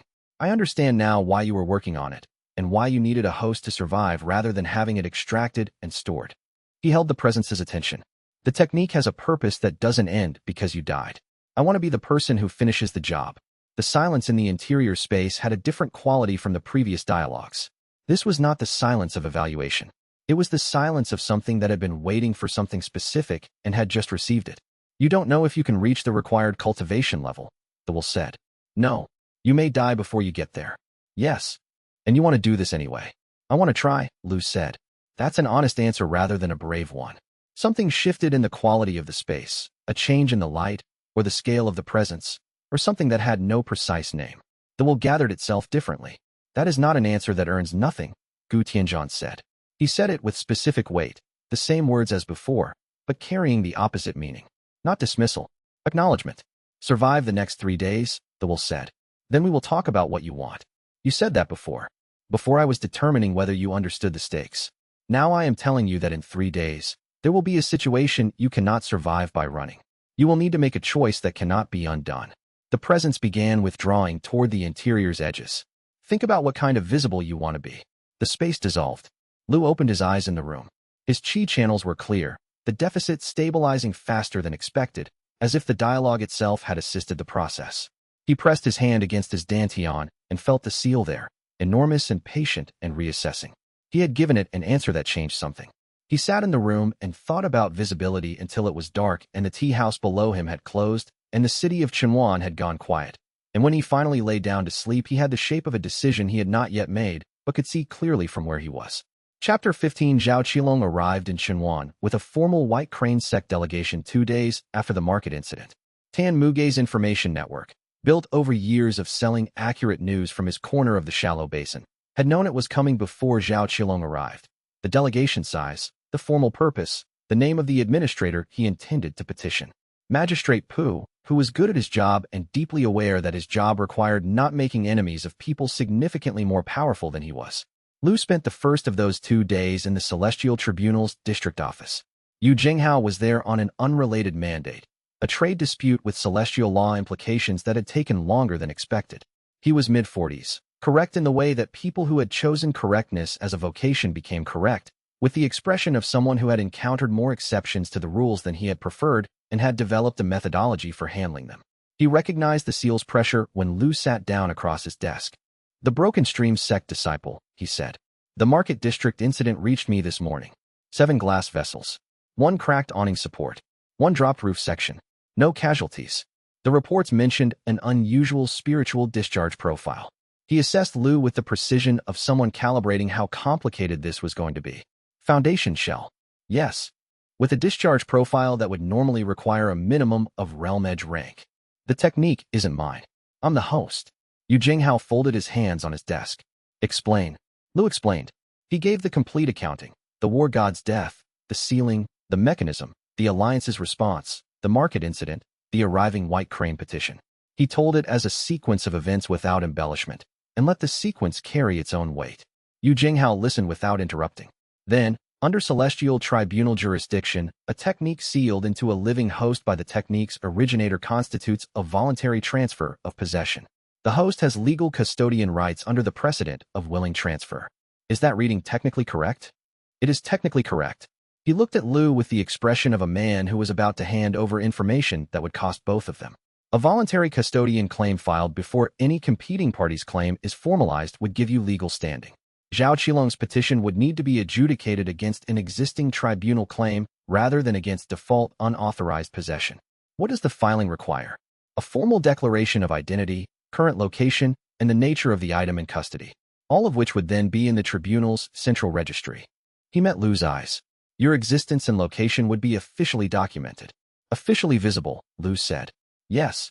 The kind where the world knows what you are and what you intend to do with what you carry, the will's 3 days warning. The choice that couldn't be undone. He thought about the fracture, 2 years from its critical threshold. He thought about the technique inside him designed precisely for that problem. He thought about the will waiting for him to decide whether he was going to step into the world as what he was or spend the remaining time retreating. What are the forms? He said. Yu Jinghao produced them without comment. The filing took an hour. Lu wrote in his careful logistics hand, the kind of documentation built to hold up because it was constructed correctly rather than impressively. He identified himself, identified the item in custody as the technique sealed by the war god Gu Tianzhan in the last days of the campaign under voluntary transfer, and declared his intent to serve as custodian until the technique could be used for its designated purpose. Yu Jinghao stamped the claim, sealed it, logged it into the central registry. That argument is technically correct, he said. It is also going to make you significantly more enemies than you currently have.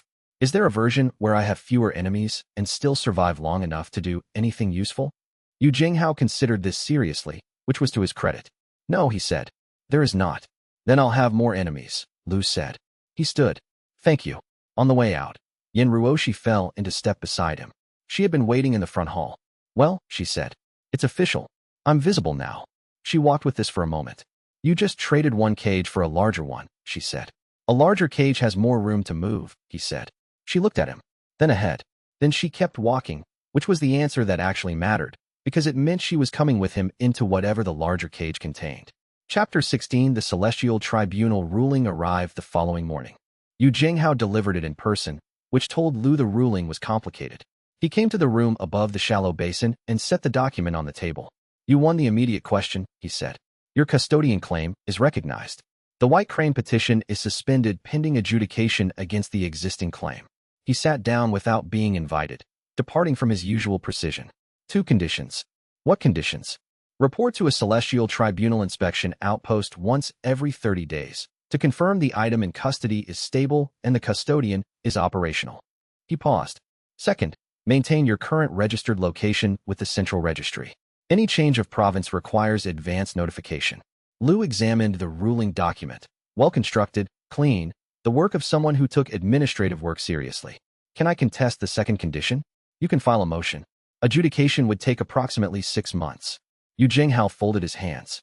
The White Crane counterpetition will likely reach the central review in the same window. Lu set down his bowl. The conditions were not designed to trap him.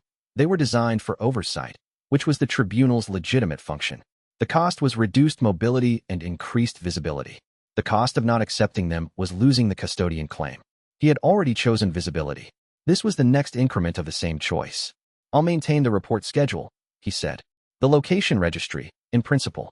But the tribunal needs to understand that 30-day advance notice for province changes would sometimes be operationally impossible. Define the circumstances. Active extraction attempts. Situations where advance notice would provide pursuing parties with route information. He held Yu Jinghao's gaze. The purpose of the registry is oversight, not constraint.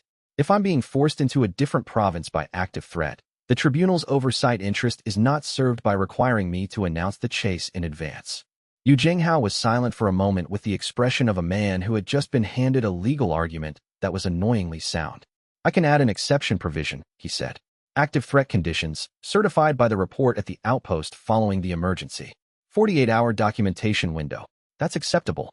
I want it understood, Yu Jinghao said, that my intervention is not a personal commitment to your cause.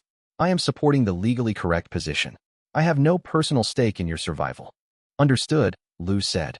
After Yu Jinghao left, Tan Muge looked up from his tea. You're very comfortable with cage metaphors, he said. For someone who just registered himself with a central authority.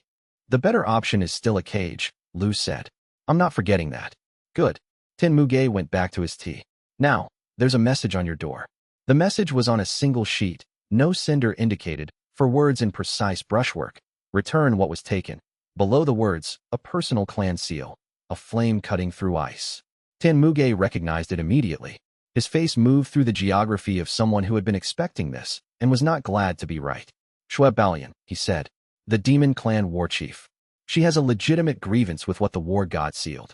He set down the note. In the Frost Meridian campaign, Gu Tianzhan sealed an entire demon clan settlement's resonance signatures inside the technique. Not combatants only. Some of them were civilians. A pause. He had a reason, but he did not explain the reason to the demon clan. And then he died before making the return he had arranged. Yen Ruoshi went still at the table. So from their perspective, Lu said, the war god swept through their territory, killed their fighters, and took something that belonged to their dead. That perspective is not wrong, Tenmuge said. The room held that for a moment. She's not going to attack immediately, Tenmuge continued. She moves through formal channels before force. The note is a notification. What happens after the waiting period depends on what you do with it. He refilled his tea. What are you going to do? I'm going to talk to the will, Lu said. And then I'm going to write back. Chapter 17. The dialogue came that night. He had not asked for it precisely. He had sat in the way that opened the interior space, and the will had come when it was ready. Gu Tianzhan's presence assembled with its full weight now, the complete spiritual form rather than a pressure or a voice. The demon clan war chief, Lu said. Yes. Tell me about the civilians. The will held for a moment. Not hesitation, but the deliberateness of someone choosing words for something they had not yet had to say. The Frost Meridian campaign. 3rd month. The fracture destabilization was active, void energy expressing itself in the region, disrupting normal spiritual circulation. When a living being dies in that kind of disruption, the resonance signature, the spiritual identity, does not disperse naturally. It gets drawn into the void current. And you took it. I contained it. The distinction carried real weight. The civilian population of the Frost Meridian settlement, 412 individuals, were dying from the void energy disruption. The contamination was spreading from the fracture. I could not stop the dying. I could prevent the resonance dissolution. Without asking them. There was not time. The void current was accelerating. The window for containment was minutes. A pause that acknowledged something. I sealed them. I intended to return the sealed resonance to the demon clan's ancestral records, a ritual they have for housing the dead's spiritual signatures. I had arranged the ritual. I was 3 months from completing it. The presence was quiet. Then I died. Lu sat with this. He thought about Shuebalyan's seal, flame through ice. He thought about what it meant to carry something that was not yours and had never been consented to, with the original bearer gone, and only you standing between those 412 signatures and permanent dissolution in the void current. It wasn't wrong and it wasn't right, he said slowly. It was necessary and it was done without consent, and now I'm the one carrying the consequences of an arrangement I wasn't party to. Yes, the will said. Without defense. What has to happen for the return to work? The demon clan's resonance anchor, a specific ritual site in their territory, must receive the sealed signatures intact. The transfer requires someone who can access the seal's inner contents and release the civilian resonance separately from the technique itself. The technique and the resonance are layered inside the same structure. The will paused. Separating them requires a level of control I have not yet taught you. And it requires the cooperation of the demon clan, someone who can operate the receiving anchor. Shuebalyan, Lu said. Or someone she authorizes. And she thinks I'm here as a claimant, Lu said. Holding what was taken, defending the technique. That is the reasonable assumption from her position. But the word she used was return. Not surrender. Not give back. Return. Lu turned the message over in his mind. She knows the return is a separate operation from surrendering the technique. She's known for a long time. She is not uninformed. She sent the note to see whether I understand that too. He saw the shape of it now. The note was a test. Yes, the will said. Then I need to write back correctly. He thought about this for a moment. 3 sentences. I know what's sealed alongside the technique. I know it was taken without consent for a reason she may not have been told. I want to discuss the return. The will was silent for a long moment. Then the breakthrough came. Not granted, exactly, but earned through an accumulation of decisions. The tribunal registration, the honest accounting of the market incident, the decision to look at the civilian resonance directly without flinching. Lu's meridians expanded. The walls of the room cracked in a line from floor to ceiling. The tea bowl vibrated off the table. Meridian opening. Outside, street vendors 3 blocks away reported their goods had moved. In the doorway, Yen Ruoshi appeared. The will approved something, she said. Everything at once, apparently. Tan Muge arrived behind her, assessed the cracked wall, and said, at this rate, you'll either hit Sky Vessel in 2 years or detonate before then. The seal is pushing you whether you want it to or not. I know, Lu said. He pressed his hand against his dantian and felt the new, wider internal space. I need something to eat. Then we need to draft a message for Shuebalyan. Chapter 18. The message he sent was 3 sentences. Asterisk, I know what is sealed alongside the technique. I know it was taken without consent for a reason you may not have been told. I want to discuss the return. Asterisk, he sent it through Tan Muge's network, which could move information to figures outside conventional sect infrastructure. Tan Muge said it would reach Shuebalyan's representatives within a week. While they waited, Wei Shulan arrived. Lu had not expected her. He had not tracked her movements or sent word of his location in a city of this size. She arrived at the shallow basin on the third day after the meridian opening breakthrough, carrying her field kit and the expression of someone who had been walking for several days and had opinions about it, but had decided opinions were currently not useful. You left Xiaolan, she said. I did. I finished the relief station work and followed the pressure signature. She set the field kit on the table. You're more visible than you were. The change was noticeable from approximately 2 days' travel. Meridian opening.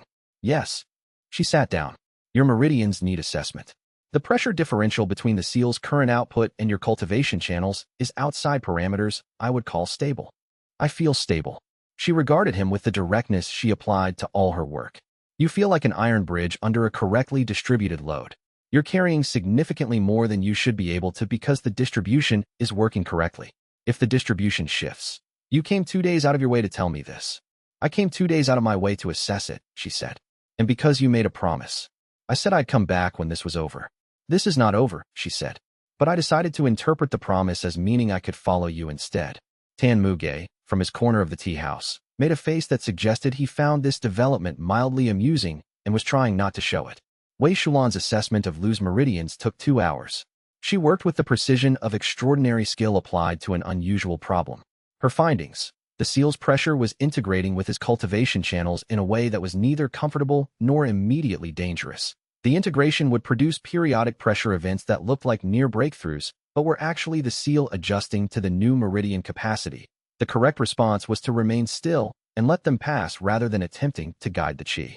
You were parallel routing, Lu said. Not following. There is a difference, she said. What difference? Following implies it's for your benefit.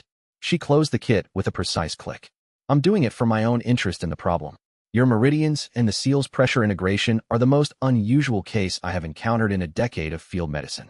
I want to observe how it develops. That's a long walk for professional interest. I have strong professional interests. Something in her face occupied the functional space of a smile without quite being one.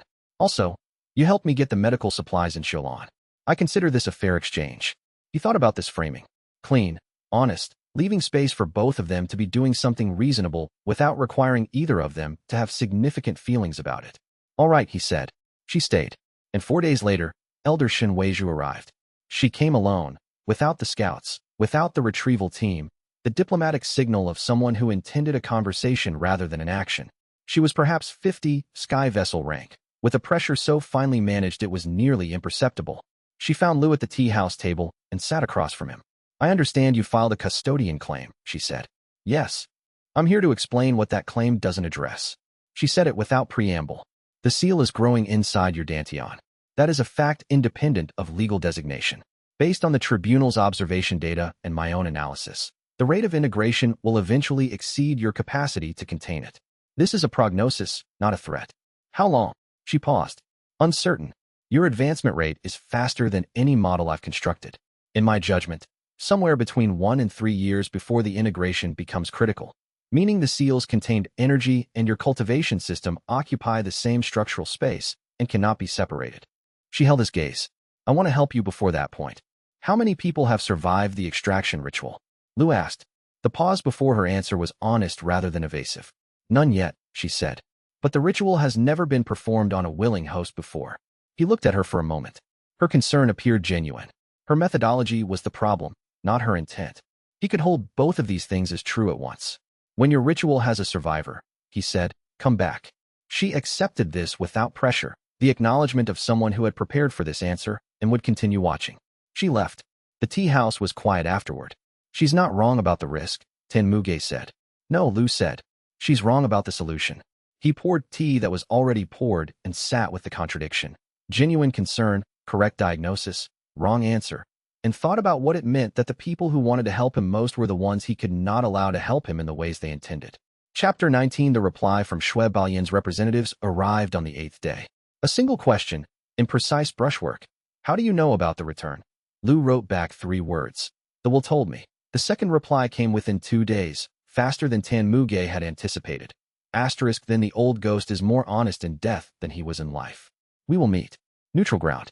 Luyang Crossing, the river market, midday, 7 days from this date. Asterisk. Tan Muge read the exchange and set the message down with the care of someone handling something fragile. She's coming herself, he said. Probably. Shui Balian does not attend meetings she considers beneath her capacity. She will meet you personally because the acknowledgement is personal. 20 years of waiting for someone to say that what was taken, and here it is. He was quiet for a moment. She is not a patient diplomat. She has been patient out of necessity. That is different. Luyang Crossing is 10 days south, Yin Ruoshi said. We can make it in 7 if we move directly.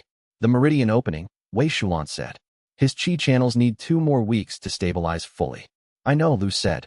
We leave tomorrow. Wei Shulan looked at him. Why? Because Shui Balian set the date. Arriving late is not how you begin a conversation with someone who has been waiting 20 years for an acknowledgement. He folded the message. And because the will told me I have a decision to make about visibility, and I've made it. Sitting in Xinhuan waiting for my channels to stabilize fully is not consistent with that decision. Yin Ruoshi did not say it was reckless. She did not say it was the right call.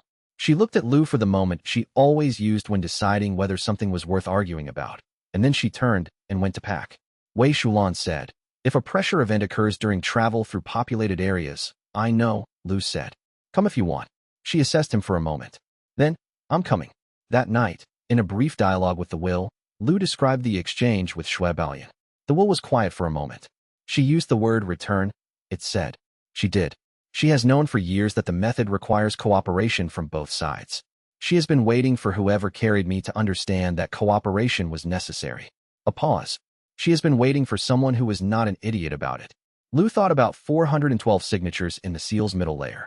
About a war chief who had waited 20 years. About a message whose last line was a meeting invitation rather than a war declaration. One question, he said to the will. When we meet her, do you want to speak? The will was quiet for a long time.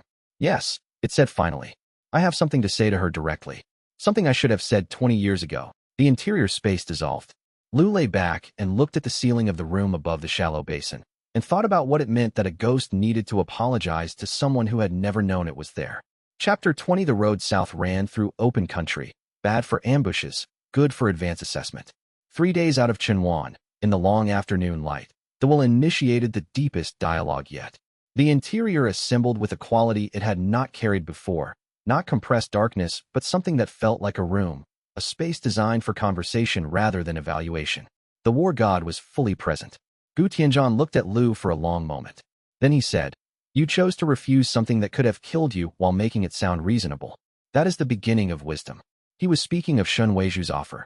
Lu had turned it down, not with ceremony, not with anger, just clearly, with a stated condition for reconsideration that was genuine rather than performative. The will had been watching. She's not wrong about the risk, Lu said. No, she is not wrong about the risk. She is wrong about the solution. The presence gathered in the way that preceded a significant transmission. The extraction ritual cannot work. Not because her technique is flawed, because the seal cannot be separated from your cultivation system without destroying both. The integration is not a problem. It is the seal doing what it was designed to do, finding a vessel that can eventually carry it to activation. You could have told me this earlier. I was determining whether you would refuse the offer without my endorsement. The impression of a face held something adjacent to approval. You did. Because 0 survivors is a clear data point. Because you had already decided what you wanted to do with what you carry.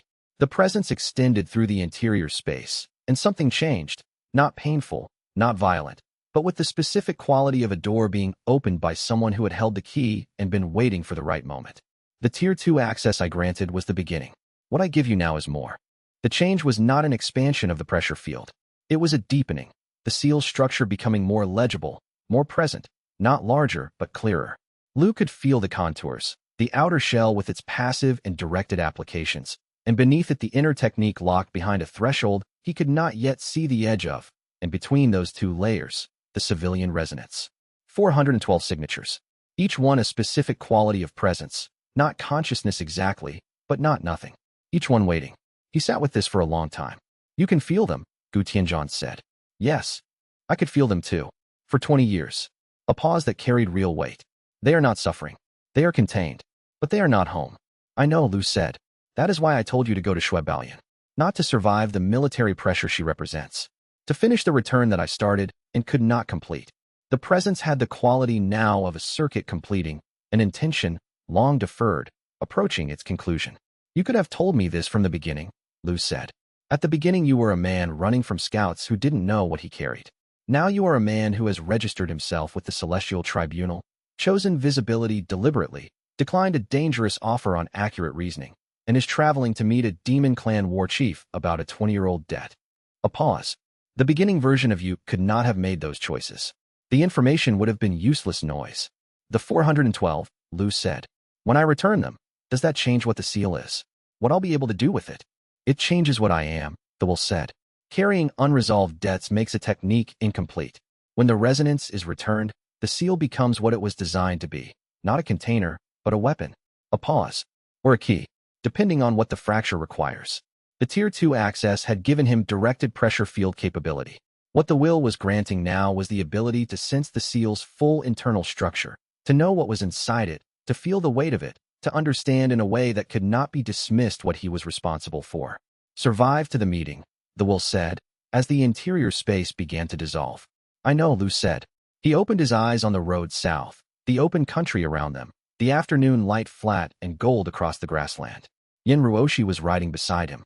Wei Shulan rode on his other side, reading the seal's pressure patterns with her chi sense in the way she always did when she had nothing more urgent to observe. Tan Muge rode a few lengths behind, which was how he positioned himself when he was thinking about something large. There's more in the seal than the technique, Lu said. Yin Ruoshi waited. Civilian resonance signatures. 412 of them. The war god sealed them during the Frost Meridian campaign to prevent their dissolution into the void, and never got to make the return. He watched her face absorb this. I can feel them now. Yin Ruoshi was quiet for a long moment. How many? 412. The open country stretched south. The seal's field extended outward into the afternoon.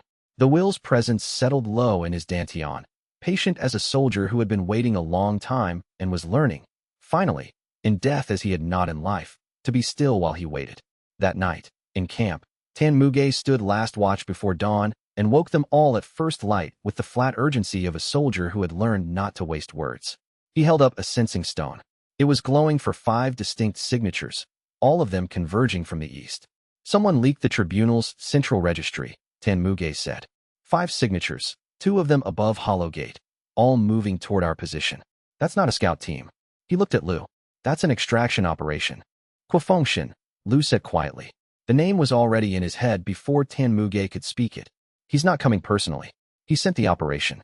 He wants to see what I do when the comfortable options are gone.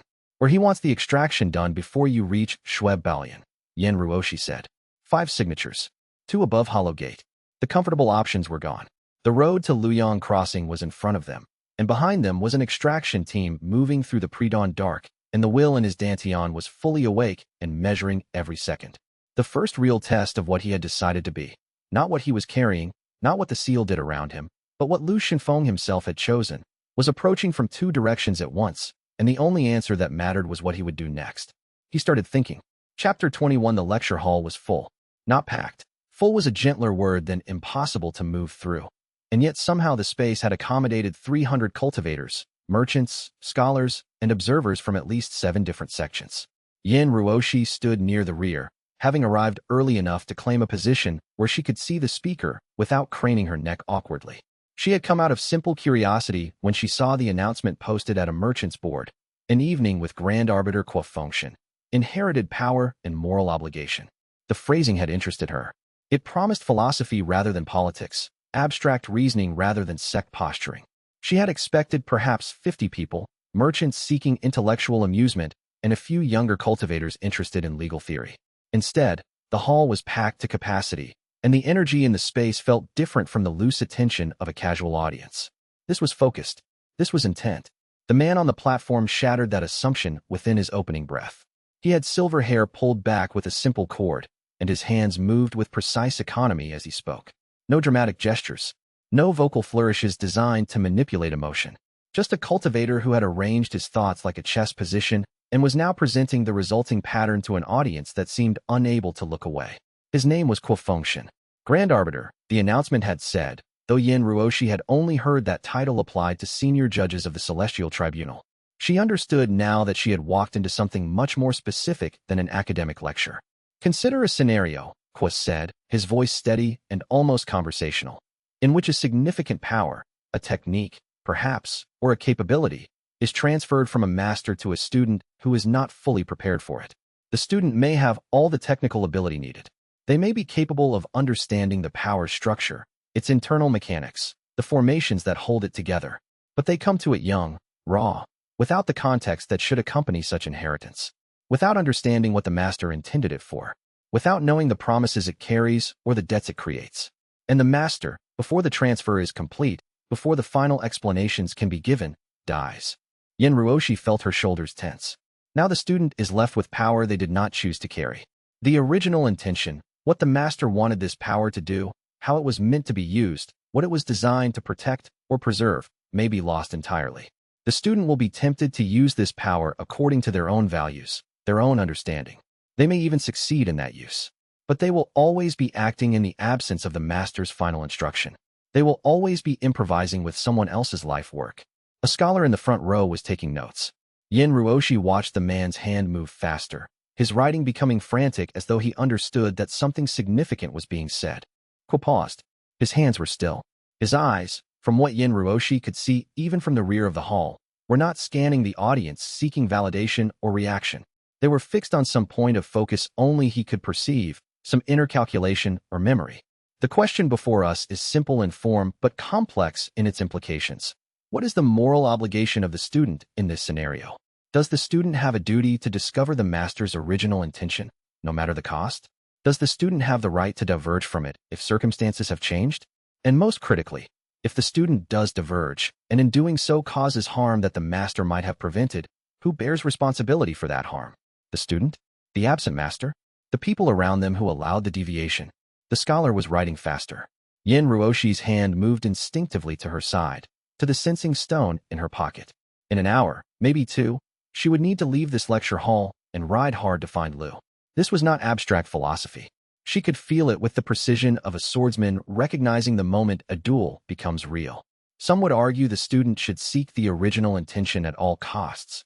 Hu continued, his tone unchanging, but his phrasing shifting with a subtlety that suggested he had made this argument many times before. They would say the master's wisdom supersedes circumstance. They would say that the duty of inheritance is preservation and execution of the master's vision, not revision of it. Others would argue that circumstances change, and the student's responsibility is to the present situation, not to a dead master's theoretical plans. That a living student answering to living consequences bears greater obligation than a dead master bearing none. He moved slightly, and the light from the hall's lanterns caught his face differently. Yin Ruoshi saw that he was older than she had first thought. 50 at minimum, perhaps 60. Someone who had made this argument across decades. But I would propose a third position, Hu said. A position that encompasses both previous views and transcends them. That the student's primary responsibility is to their own clarity. To understand not just what they have inherited, but what they are doing with it. To know, with certainty, whether their choices are following their own values or merely improvising under pressure. To be honest with themselves about whether they are the kind of person worthy of carrying what was entrusted to them. He stepped back from the platform's edge, creating distance between himself and the audience. Clarity is the enemy of comfortable compromises, he said. And now there was something in his tone that Yin Ruoshi had not heard before. Not anger, but something like controlled pain, as though he was explaining something that had cost him personally to understand. The student who truly understands what they are doing will find that many people want to help them. But that help always comes with a condition, that they remain useful to the helper. Clarity means being aware of those conditions. Clarity means understanding whether the allies you have chosen are protecting you or controlling you. Clarity means seeing all the ways you can be weaponized by the people around you without even realizing it is happening. He paused, letting the implications settle. And once you have that clarity, you cannot pretend to be ignorant again. You cannot accept help without knowing that you are accepting leverage. You cannot trust an ally without understanding exactly what they will ask of you when the moment of choice arrives. He stepped further back, and Yin Ruoshi realized that he had been moving toward the edge of the platform the entire time he spoke, drawing the audience forward. And now he was pulling them back, creating space between them as if demonstrating something about relationship and power. The student in our scenario will find that their greatest challenge is not mastering their inherited power. It is remaining sane while understanding that every person around them wants to use that power according to some plan the student did not design. That everyone surrounding them has calculated whether the cost of supporting the student is worth the benefit of access to what the student carries. And the question is not whether the student can survive that situation. The question is whether the student can survive it without becoming the kind of person the original master would have rejected entirely. The lecture ended. There was applause, mechanical and scattered, the sound of people returning to normal consciousness after being held in something that was not quite meditation and not quite a state of hypnosis. Yin Ruoshi did not participate. She was already moving toward the exit, her hand still on the sensing stone in her pocket, her mind already calculating distances and travel times. She rode for 4 hours through increasingly rough terrain before finding them. The group was camped in a river valley where the water ran fast and loud enough to cover the sounds of movement, where the valley walls provided defensible positions, where multiple exit routes were available if pursuit became necessary. It was the kind of camp that Tan Muge would design, practical, secure, and ready to move at a moment's notice. Lu was sitting with Tan Muge, both of them talking quietly about distances and terrain, voices low enough that Yin Ruoshi had to move close to hear them. Wei Shulan was near the fire, examining something in her hands. Materials for herbal preparation, Yin Ruoshi thought, or perhaps something else related to the seal's energetics. Yin Ruoshi dismounted without ceremony, her horse's reins held loosely, and walked directly to where Lu was sitting. Quafongshan is here, she said without preamble. No greeting, no softening. The information itself was the greeting. In the city we just left, he was delivering a lecture about inherited power and moral obligation, and he was describing your situation so precisely that everyone in the hall understood he was describing you without him ever saying your name. Lu did not seem surprised. He looked at her with the particular attentiveness he reserved for bad news that had already been anticipated, as though he had been waiting for her to arrive and confirm something he already sensed. He didn't name you, Yin Ruoshi continued, her breathing still elevated from the ride. But he didn't need to. He was analyzing your situation for an audience of 300 witnesses, and he was making sure everyone understood that protecting you might mean they were being weaponized by you without meaning to be.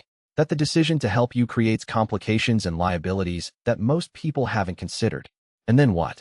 Lu asked. The question hung there, exactly as it should. And then what? Always looking forward to consequences. Yin Ruoshi understood now why that phrase kept appearing around him.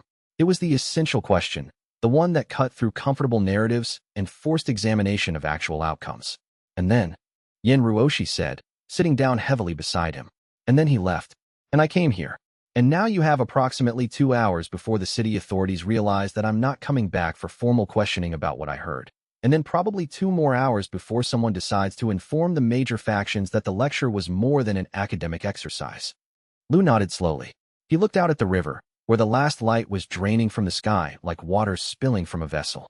The seal's field extended outward in all directions, visible as a pressure distortion in the air if you knew how to see it. Yin Ruoshi had learned to see it weeks ago, and now it was as natural as reading the emotional shifts on a person's face. The river's sound continued, a constant background that had become the soundtrack to so many difficult conversations. What did you do after the lecture ended? Lu asked. Left immediately, Yin Ruoshi said. Didn't stay for the socializing. Didn't wait to hear what other people were saying about it. Just mounted my horse and started riding. I had to assume that once it became clear I was connected to you, people would want to question me, and being there would only invite that kind of attention. Did anyone try to stop you? No, Yin Ruoshi said. By the time people started asking each other questions about what Kwa had actually said, I was already gone. The scholars were arguing about philosophical implications. The merchants were calculating how the situation would affect their business interests. And I was riding toward you. He's different from Shun Weizhu, Lu said quietly. She wanted to extract it. She believed she could do it cleanly, preserve the seal, use it safely. She had a plan, and she wanted to execute it. He wants something different. No, said Tan Muge, speaking for the first time. His voice was flat, the tone of someone delivering information rather than offering perspective. He wants something else. Something worse. He wants to dismantle the thing that made protecting you worth the cost. The statement hung in the evening air, heavier than the river's sound. Which is? Lu asked, understanding already but needing to hear it articulated. He wants to prove that protecting something is never purely logical, Tan Muge said. That the only reason anyone stays with you is not because it makes sense, but because they choose to despite it not making sense. And once he proves that, he can offer himself as the logical choice. The person who protects you because it's the right thing to do, the smart thing to do, not because of blind loyalty or emotion. And that would work, Lu said. It was not a question. For some people, Tan Muge said. For people who protect you now because they believe in the war god's legacy. Once he cracks that belief, they'll be vulnerable to his arguments. But for people who protect you because they care about you, those people he can't touch. The river continued its sound, indifferent to the weight of the conversation. Chapter 22. The challenge arrived at an inn called the Copper Gate, 3 days into their journey northward. The young cultivator who delivered it was bright-eyed and nervous, dressed in the formal robes of an Amber Cloud sect disciple, and he spoke in a rapid, chirping voice that suggested he had been given a script and was committed to delivering every word of it before his courage failed and he retreated. The Amber Cloud sect sends its regards and wishes to propose a test of cultivation technique, the young man said, his words tumbling out in a rush that made them almost indecipherable. A formal duel, with witnesses, held this afternoon at the inn's practice yard. The challenger is Feng Baihe, a junior disciple of the Amber Cloud sect, and he has asked specifically for the opportunity to test himself against the cultivator known as Lu Shenfeng, who is rumored to carry a divine inheritance. The young man took a breath, as though the words had consumed all his available air.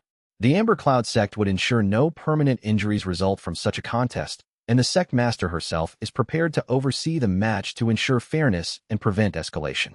You are invited to accept or decline by noon, and if you accept, the match will take place at the second bell in the afternoon. Lu considered this while the young messenger stood fidgeting, clearly expecting either immediate acceptance or polite refusal. The message itself was courteous enough, all the proper forms observed, all the appropriate deference shown to the seal. But the underlying structure was aggressive, a public challenge that, if refused, would make Lu look cowardly or hiding, and if accepted, would put him in a position where an entire sect was watching him fight one of their disciples. It was designed either to prove Lu's powers were mediocre or to give the Amber Cloud sect footage of his capabilities to analyze and learn from. "Tell your sect master I accept," Lu said.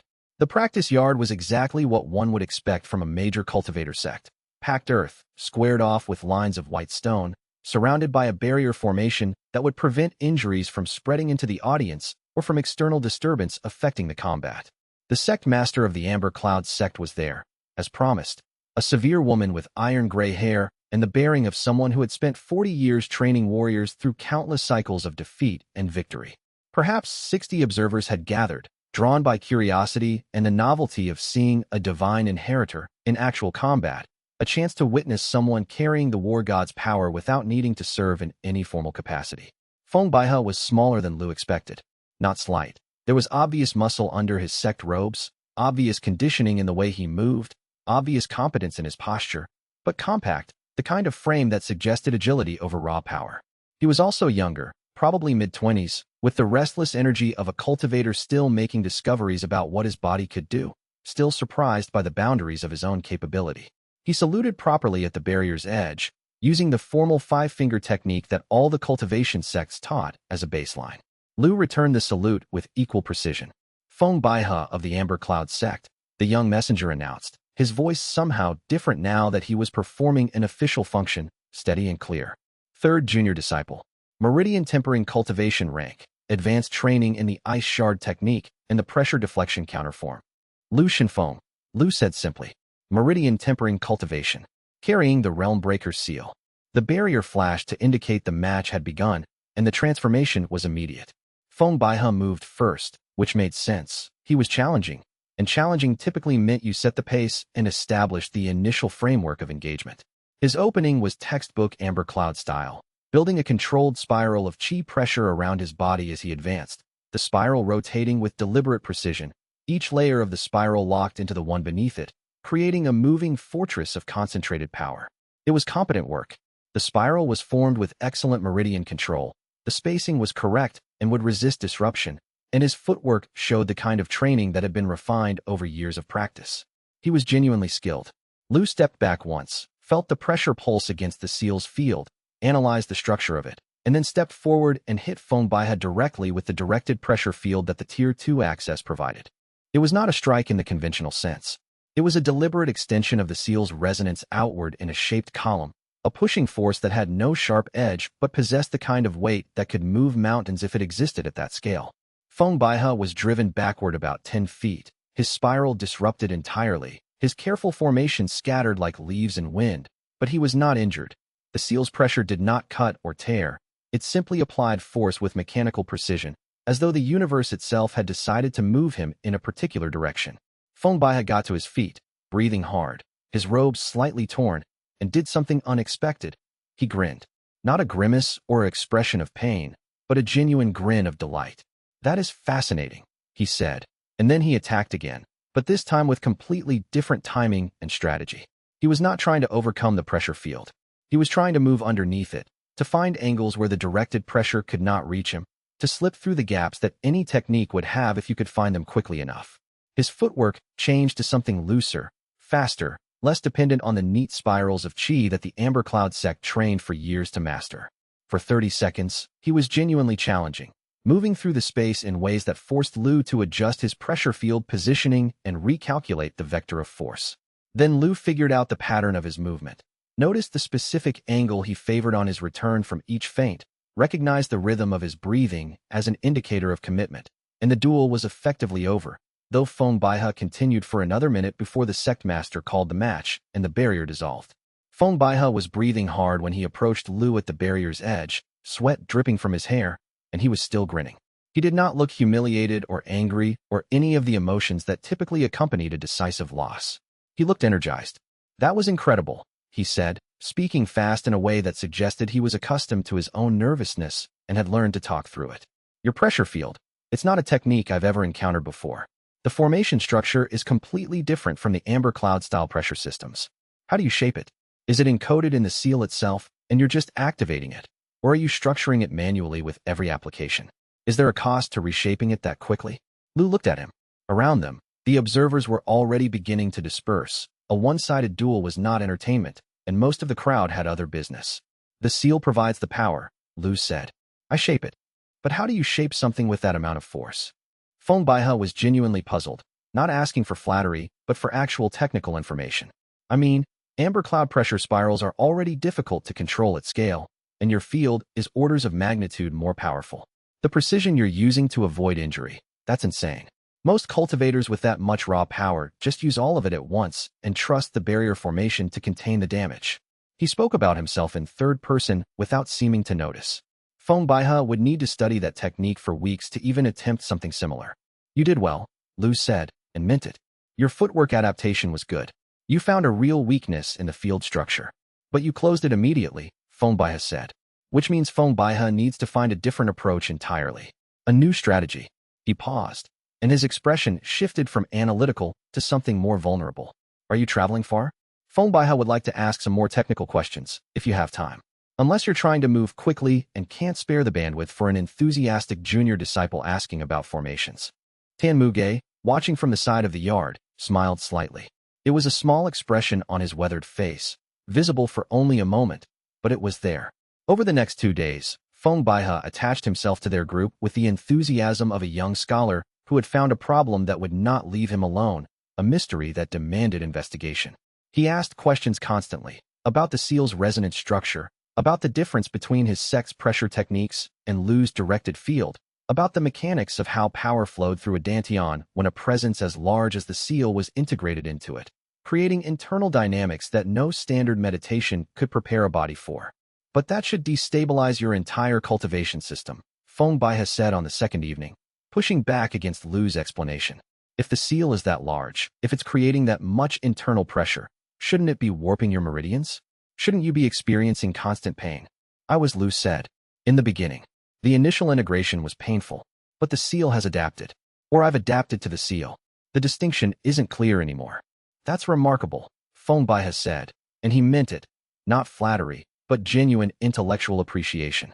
"Most cultivators who try to carry external power experience chronic degradation of their natural cultivation pathways. You're describing something closer to symbiosis. The power is integrating with you rather than fighting you. The will calls it cohabitation," Lu said. "Two consciousnesses sharing a body, a dantian, a set of cultivation techniques. That should drive you insane," Feng Baihe said. "Sharing a mind with another consciousness. That's not something human bodies are designed to handle. Most people would go mad within weeks of having something like that active inside them." "Many people would," Lu said. "But the will isn't trying to control me. It's trying to teach me. Those are different things." Feng Baihe was quiet for a long moment, thinking through the implications of what Lu had just said. "When you're stronger," Feng Baihe said finally, "and when you understand the full structure of what you're carrying, I would like to learn from you. I don't want to be an ally. I don't want to be a follower. I want to understand a technique that someone refused power to acquire. Because that kind of technique matters in ways that I don't think most cultivators understand." He was genuinely interested in the technical questions, which made his questions worth answering. and his willingness to think about what he was asking meant he was not asking them carelessly or for gossip. On the evening of the second day, as they were preparing camp for the night, Yin Ruoshi pulled Lu aside and away from the group's immediate vicinity. Her posture suggested this was not a casual conversation. "Is he staying?" she asked without preamble. "With us? With your group?" "I don't know," Lu said. "He hasn't said he's staying or leaving. He just keeps asking questions and moving with us." "Well," said Yin Ruoshi, her tone making it clear this was not a casual observation. "Decide before we break camp tomorrow, because whatever he is, he's going to be either very useful or very inconvenient, and it's better to make that choice deliberately than to let it happen to us. Better to know whether you're accepting him or tolerating him." "Do you think he's a threat?" Lu asked. "No," Yin Ruoshi said. "I think he's genuinely interested in learning. But that's almost more dangerous, because genuine interest can drive someone into situations they don't understand. If he's with us because he wants to understand how the seal works, he'll stay with us until he understands. And then what he does with that understanding, that's a variable we can't predict." "You want me to send him away?" Lu said. "I want you to decide," Yin Ruoshi said. "To actually think about whether having him here serves your interests or his. To choose deliberately rather than letting it happen." Chapter 23 Quafongshin arrived at midnight. Lu woke because the will was suddenly, violently awake in his dantian, the presence blazing like a signal fire, urgent and sharp and demanding attention.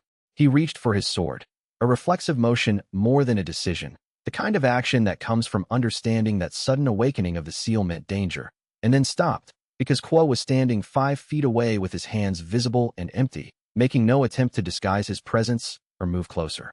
The Grand Arbiter was dressed simply, in dark traveling clothes that showed no sect markings or symbols of rank.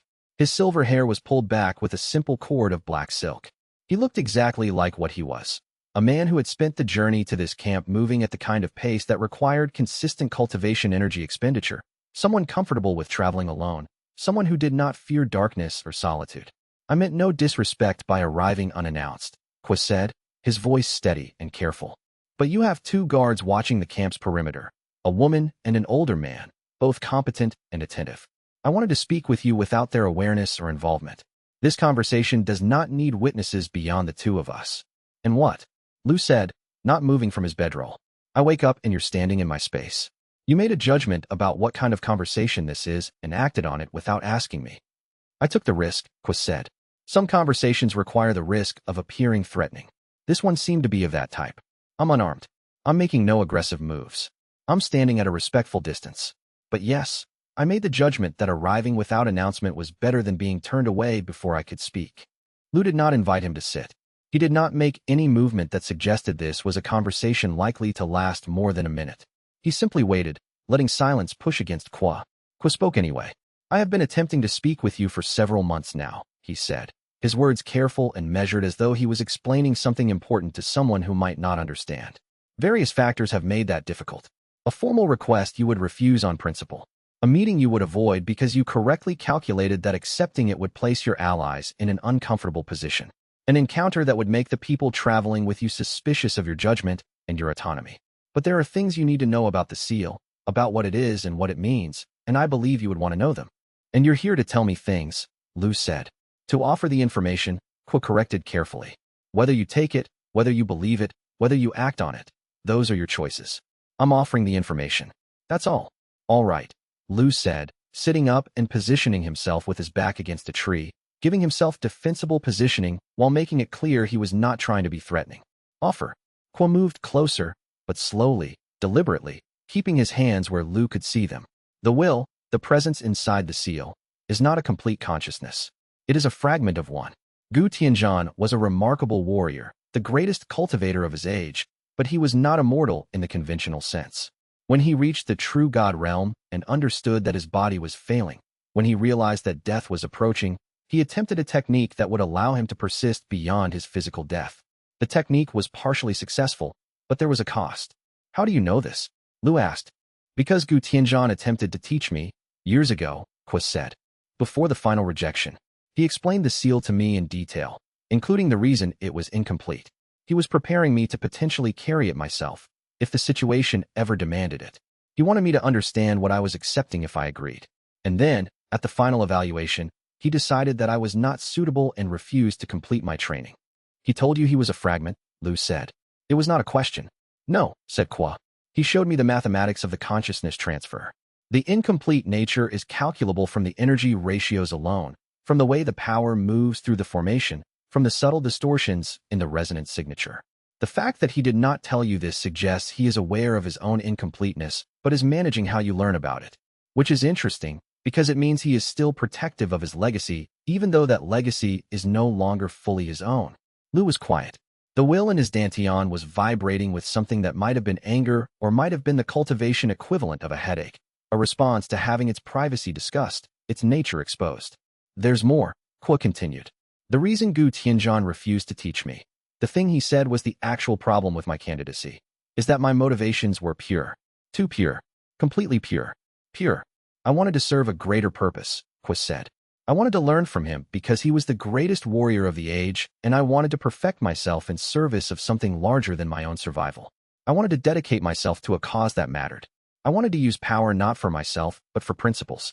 And that is precisely the problem that Gu Tianzhan identified.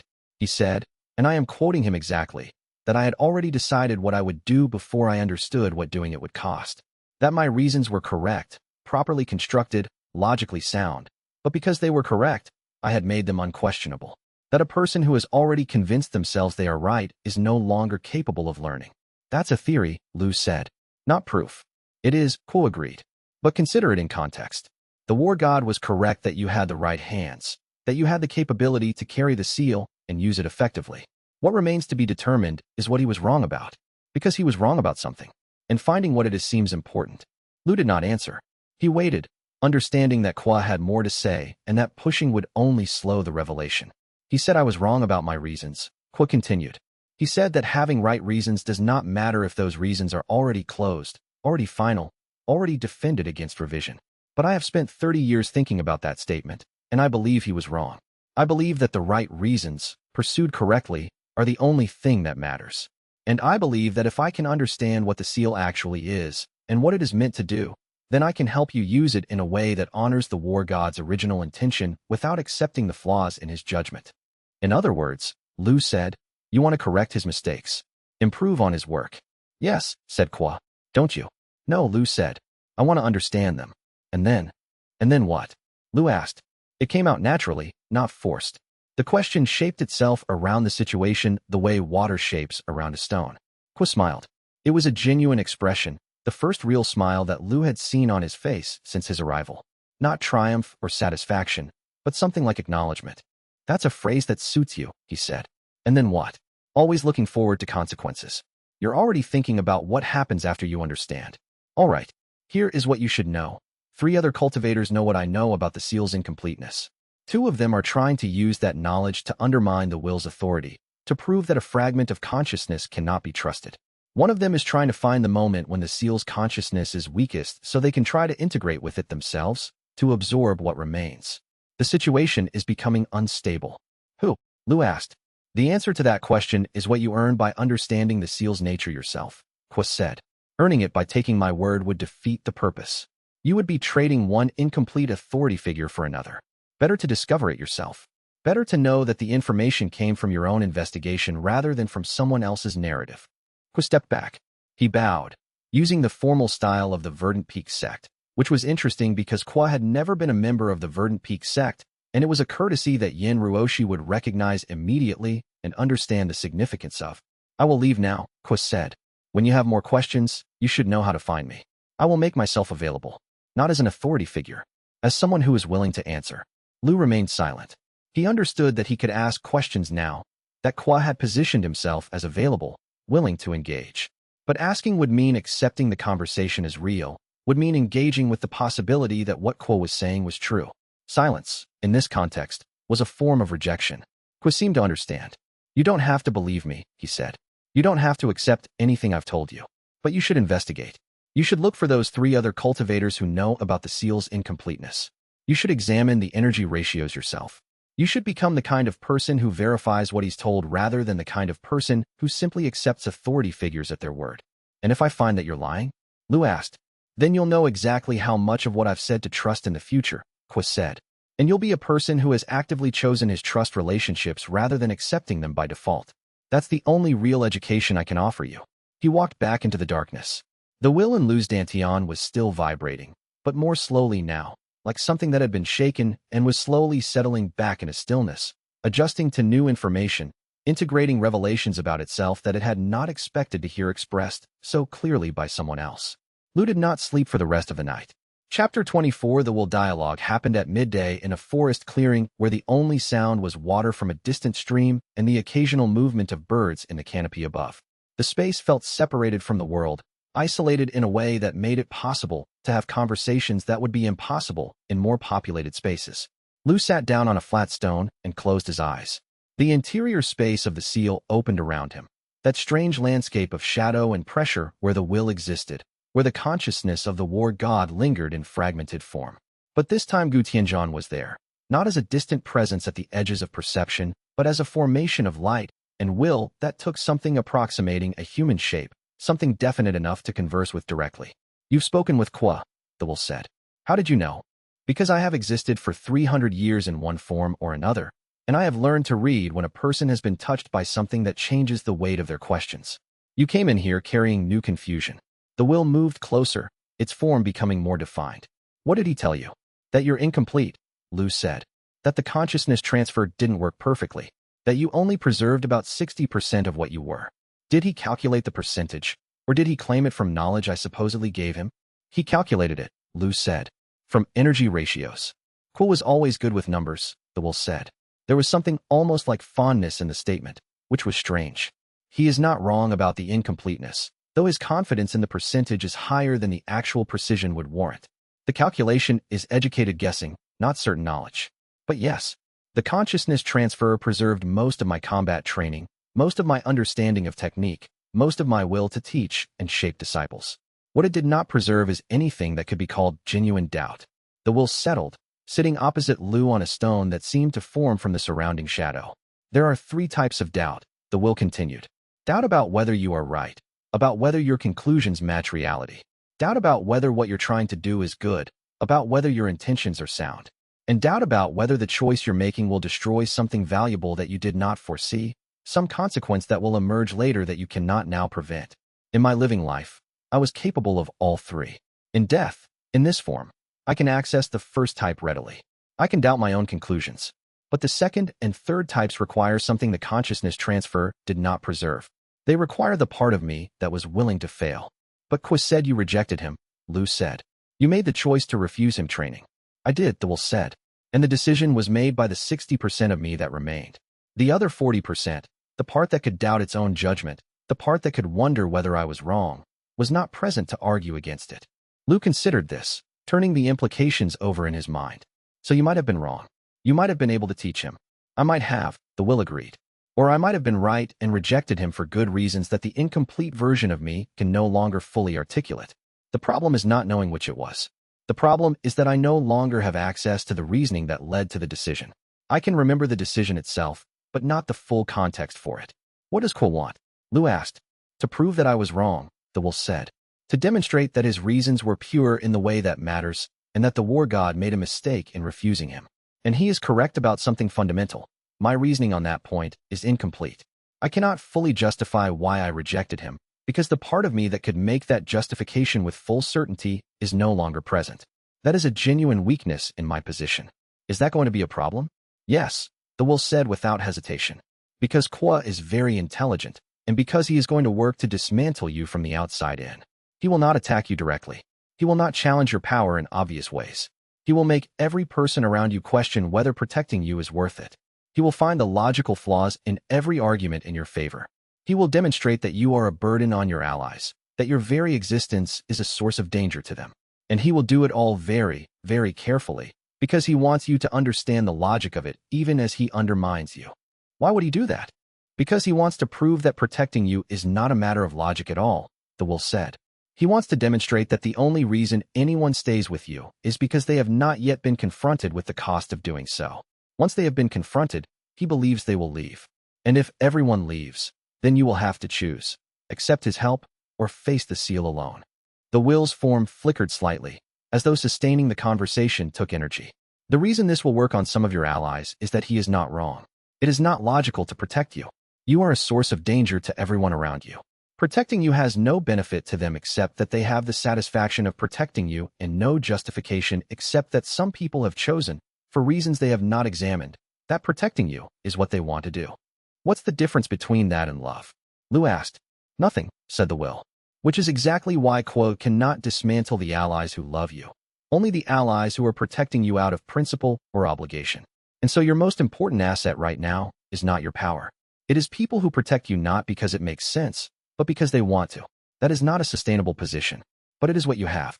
Lu turned this over carefully. Love is a shield against logic. It seemed fragile when stated so plainly, but he understood what the will meant. People protecting him because they calculated the benefit would abandon him once the calculation changed. But people protecting him because something in their own nature demanded it. Those people could be destroyed, but they would not voluntarily leave. How do I respond to that? Lu asked. To him making this argument?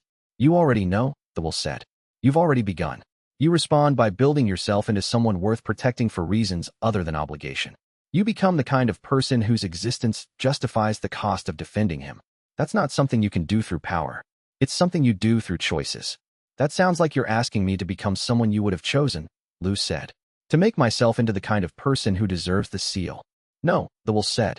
There was something almost like sadness in its tone. I'm asking you to become the kind of person who can complete what I started. To become someone who understands not just how to use power, but when not to use it.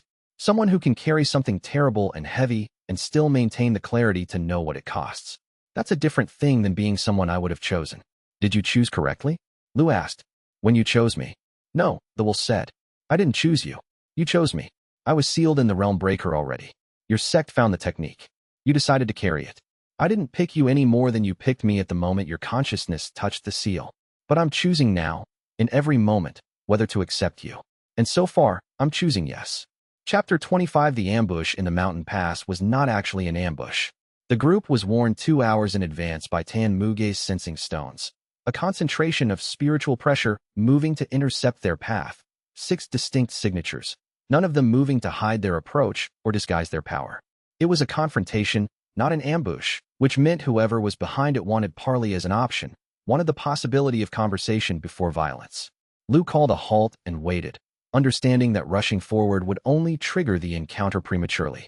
The woman who emerged from the path ahead did not look like a war chief, did not match any of the imaginative descriptions Lu had formed over the previous months. She looked like what she actually was, a middle-aged soldier who had spent 40 years in campaigns and was tired in the way that permanent exhaustion carved into the bones, into the way she moved, into the expression in her eyes. She wore armor, but it was functional rather than ornamental, a working tool rather than a symbol of status. Her hands bore calluses and scars that did not match the jewelry of a high-ranking noble, scarring that came from holding weapons, from decades of contact with cultivation techniques, from a lifetime of violence done deliberately and with precision. She was alone. The 6 signatures had dispersed into the trees at her signal, close enough to engage if needed, but far enough to make the conversation between her and Lu something approaching private. War Chief Shweb Balian, she said, offering a nod rather than a bow. She made no attempt to use the formal greeting styles that cultivators typically employed with strangers. I came to tell you something that you should hear face to face, because reading it would not give you the chance to see whether I am lying. All right, Lu said. He made no aggressive movement. He kept his hands visible.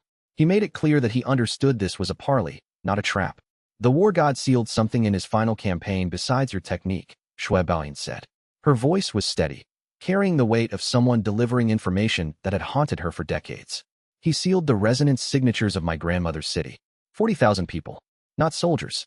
Civilians. They were killed when the war god executed his final maneuver, and rather than let their signatures dissolve into the void, he sealed them inside the realm breaker. Lu did not move. The seal in his dantian shifted slightly, responding to the presence of Shweb Balian in much the way a predator responds to a potential rival, a presence that carried genuine threat and genuine weight. I want you to understand very clearly what you are carrying, Shweb Balian continued. You are carrying a sealed city of my people. You are carrying my grandmother's life signature, which I could sense clearly if you allowed me near enough. You are carrying an unreturned debt from a war that ended 40 years ago. You are carrying the weight of a promise your war god made to himself and never kept. And the reason I am telling you this is that you deserve to know what you have agreed to defend. Yen Ruoshi's hand had moved to her sword. Tan Muge had shifted his position, taking a stance that would allow him to move quickly if the surrounding soldiers emerged from the trees. Wei Shulan remained still, but her awareness had expanded outward, touching the seal, tracing its energy patterns. Are you going to destroy it? Lu asked. Shui Baoyan was still for a long moment. The question seemed to require deep consideration, as though she was examining the truth of her own motivations, trying to separate what she wanted from what was possible. Both, she said finally. I want to destroy it. I also want to claim it. I want the power that the war god stole from my people returned to my people. I want the sealed resonance released. And I want the person who made the decision to seal it, the war god, who is now dead, and you, who carry him, to answer for that decision. All three things. Simultaneously. Which is why I have not killed you yet. What would make you kill me? Lu asked. If you prove that you do not understand what you are carrying, Shui Baoyan said. If you try to use that sealed city as a weapon. If you attempt to absorb its power into yourself. She gestured back toward her soldiers. And I am telling you this, speaking to you directly, because you deserve the chance to understand what you have to do next. Which is, find out exactly who was sealed, Shui Baoyan said. Find out what the war god intended when he made that choice. Find out whether he was trying to preserve the sealed resonance or trap it. And then find out whether you are capable of returning it to us without destroying it. Because if you do that, if you actually manage that, then the debt changes. And I am here to tell you that change is possible. I don't know if I can do that, Lu said. Neither do I, Shui Baoyan said. But I know that if you try to do it, the cost will be significant. And I know that if you do not try, then eventually I will be forced to come for the seal, and everyone you are traveling with will die.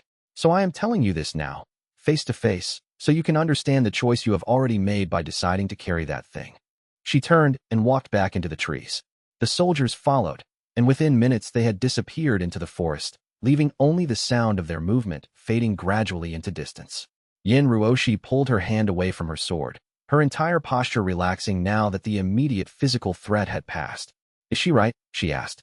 About what's in the seal? Probably, Lu said. That's not an answer. No, Lu said. But it's the one I have right now. Wei Shulan moved closer, her attention shifting from the surrounding soldiers to the information Shui Baoyan had delivered. Did you feel them when she mentioned them? The civilian resonance signatures? Could you sense them inside the seal?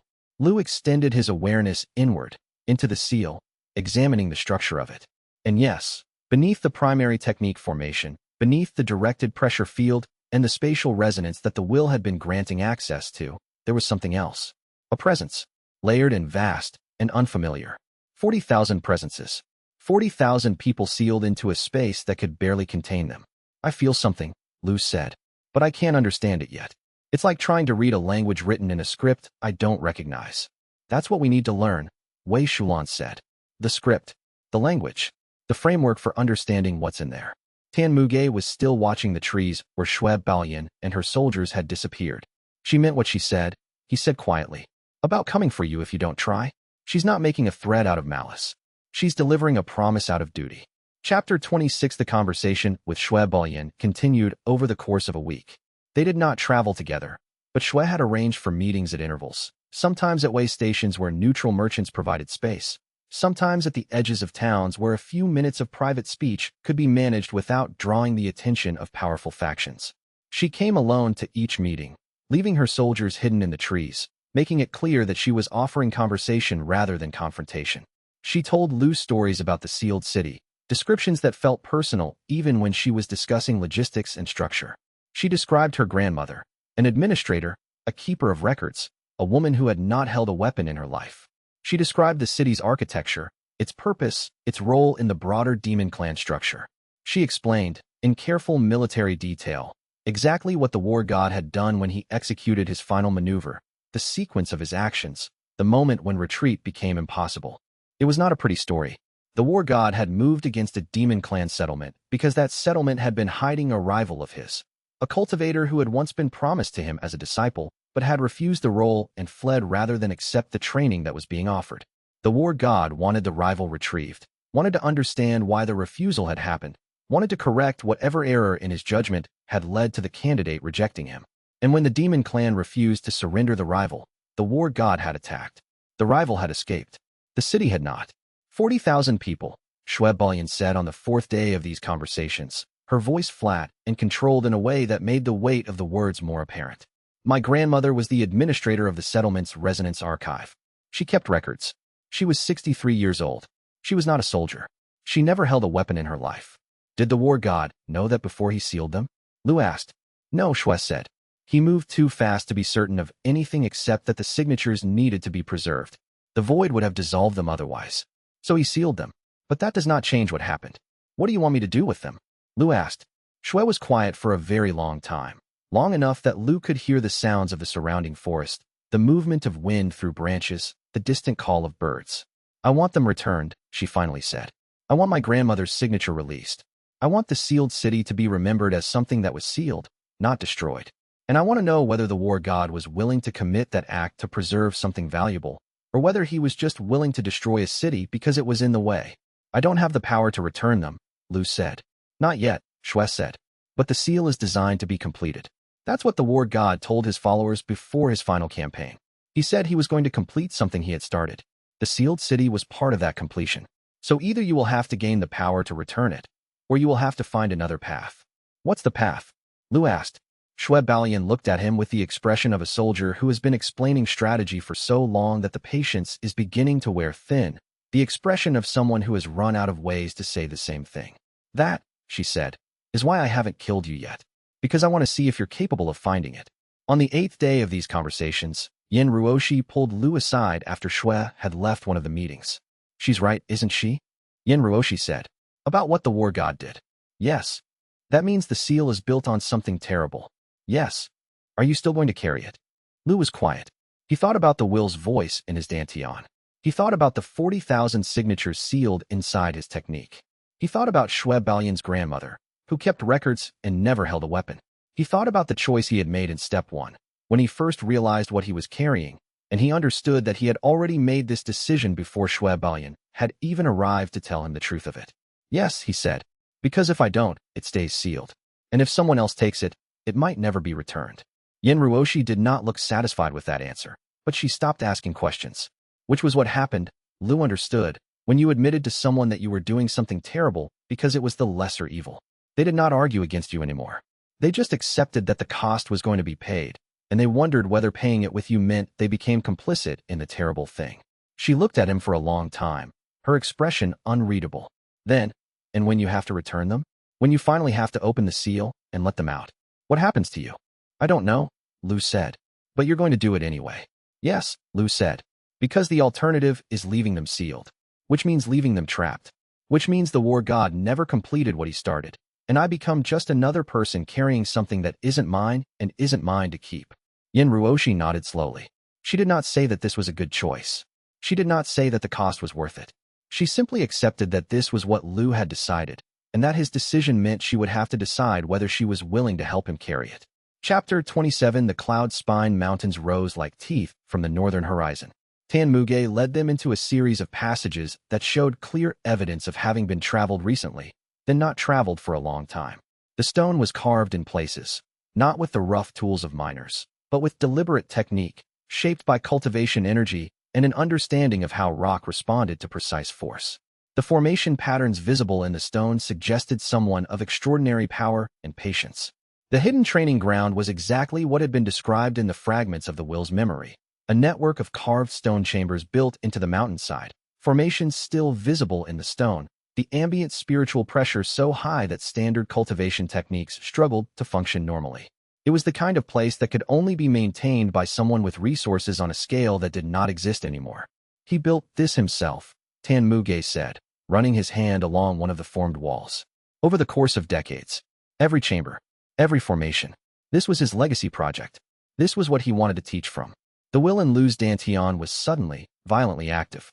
The presence blazed outward like a signal fire, urgent and demanding, filling every chamber, resonating off every stone. And then memories began to flood through Lu's consciousness. Not his own memories, but the war god's memories, experienced through the seal, like watching scenes of a life that had not been lived by him, but that he was now responsible for understanding. He saw the chambers being carved. He saw Gu Tianzhan working alone, pouring cultivation energy into stone, planning the exact formation patterns that would teach what needed to be taught. He saw the war god imagining disciples who would train here, students who would emerge from these chambers having learned something true about what power meant and what the cost of having it was. He saw the moment of pride and satisfaction that came with creating something that would outlast him, that would teach long after his death. And then he saw a moment of decision, a shift in the vision. Saw the war god realizing that the final campaign was going to go badly. Saw the moment when the sealed city problem became a sealed consciousness problem. The war god had known he was dying, had known the consciousness transfer would be incomplete, had planned this place as somewhere that an inheritor could go to understand what needed to be understood. The memories pulled back, dissolved into sensation. Lu's cultivation exploded outward. The meridian tempering breakthrough was not violent. It was precise, mathematical, a shift in the structural relationship between his dantian and the rest of his body. The meridians opened like a door, and the seal's energy flowed into them with the ease of water finding a channel. The pressure in the chambers did not decrease, but it stopped fighting him. The formation patterns that had been resistance became support. When the breakthrough was complete, Lu was standing in the center of the largest chamber, breathing hard, and the will was burning like a beacon in his dantian. He intended to give it back, the will said, and the voice was strange, overlaid with the memory of the voice from the war god's time, but filtered through the incomplete consciousness that remained. He never got the chance. The campaign went wrong faster than he expected. He sealed them, and then he sealed me, and he never made it to this place again. Give what back? Lu asked aloud. Everything, the will said. The sealed city. The completion he was planning.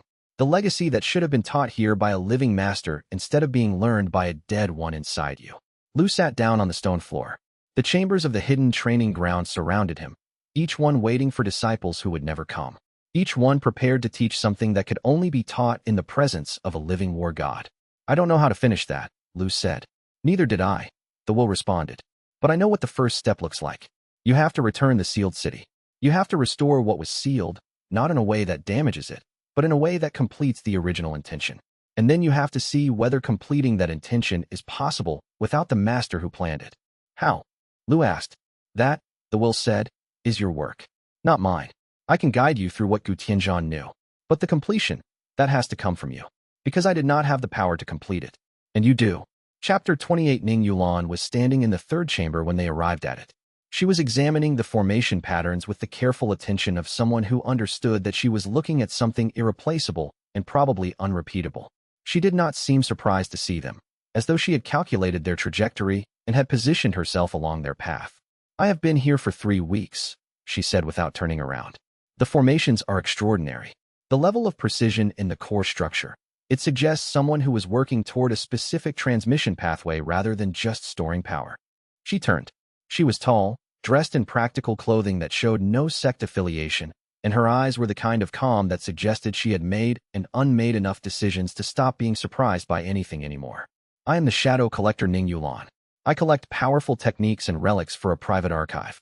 I have been pursuing the information about this place for 8 years, and I have a proposal that would benefit both of us significantly. I'm listening, Lu said, which was what you said when someone made a proposal that sounded dangerous. The seal is incomplete, Ning Yulan said. It is a technique that was interrupted in its formation and has been growing stronger in you despite that incompleteness. I am offering you shelter from all major pursuing factions in exchange for allowing me to study the seal's resonance over the course of a year. In that year, I would learn everything I can about how the technique functions. You would be protected from the tribunal, from the demon clans, from the sects, all of them.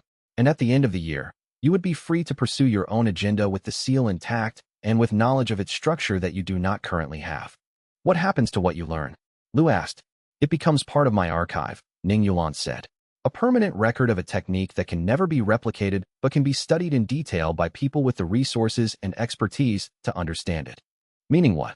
Meaning if you are killed, Ning Yulan said, or if the seal is extracted, or if it is destroyed, my archive still contains complete information about it. Knowledge preserved. Technique documented. The wisdom of Gu Tianzhan accessible to serious students for as long as my archive endures. Tan Muge, standing to the side, made a low sound that might have been approval or might have been a warning. That's why I don't trust the deal, Lu said. You're documenting me while you claim you're protecting me. At any point where I become inconvenient, the knowledge you have is still valuable. I'm expendable. Yes, Ning Yulan said without hesitation. You are. Everyone is. The question is whether you are more valuable intact or destroyed. To me, right now, you are more valuable intact. A year of study of a living seal is worth more than anything I could gain from hastening its transfer to someone else's hands. But if someone else comes for the seal, Lu said, with resources you want, then I become disposable. Very possibly, Ning Yulan agreed. You have a high intelligence for survival situations. That is why I am making the offer to you directly rather than attempting to take the seal by force. I believe you will understand the logic of accepting protective isolation while I study you. I don't, Lu said. Ning Yulan waited, understanding that silence sometimes reveals more than words. Not because the logic is wrong, Lu continued, but because if you own a piece of the seal by studying it, and someone destroys you to get it, then they own that piece too. That means your archive becomes a liability, not an asset. It means the more valuable your documentation is, the more motivation someone has to eliminate you and take the documentation. Which means I'm not just protecting myself by accepting your shelter. I'm protecting you by refusing it. Ning Yulan was quiet for a very long time. That is an argument I had not encountered, she said finally. And it is structurally sound in a way that suggests you are capable of making decisions that exceed your current circumstances. She inclined her head. It was not quite a bow, but it was a gesture of respect. I am withdrawing the offer, Ning Yulan said. But I am leaving a message. When you need a place to disappear, you know the price.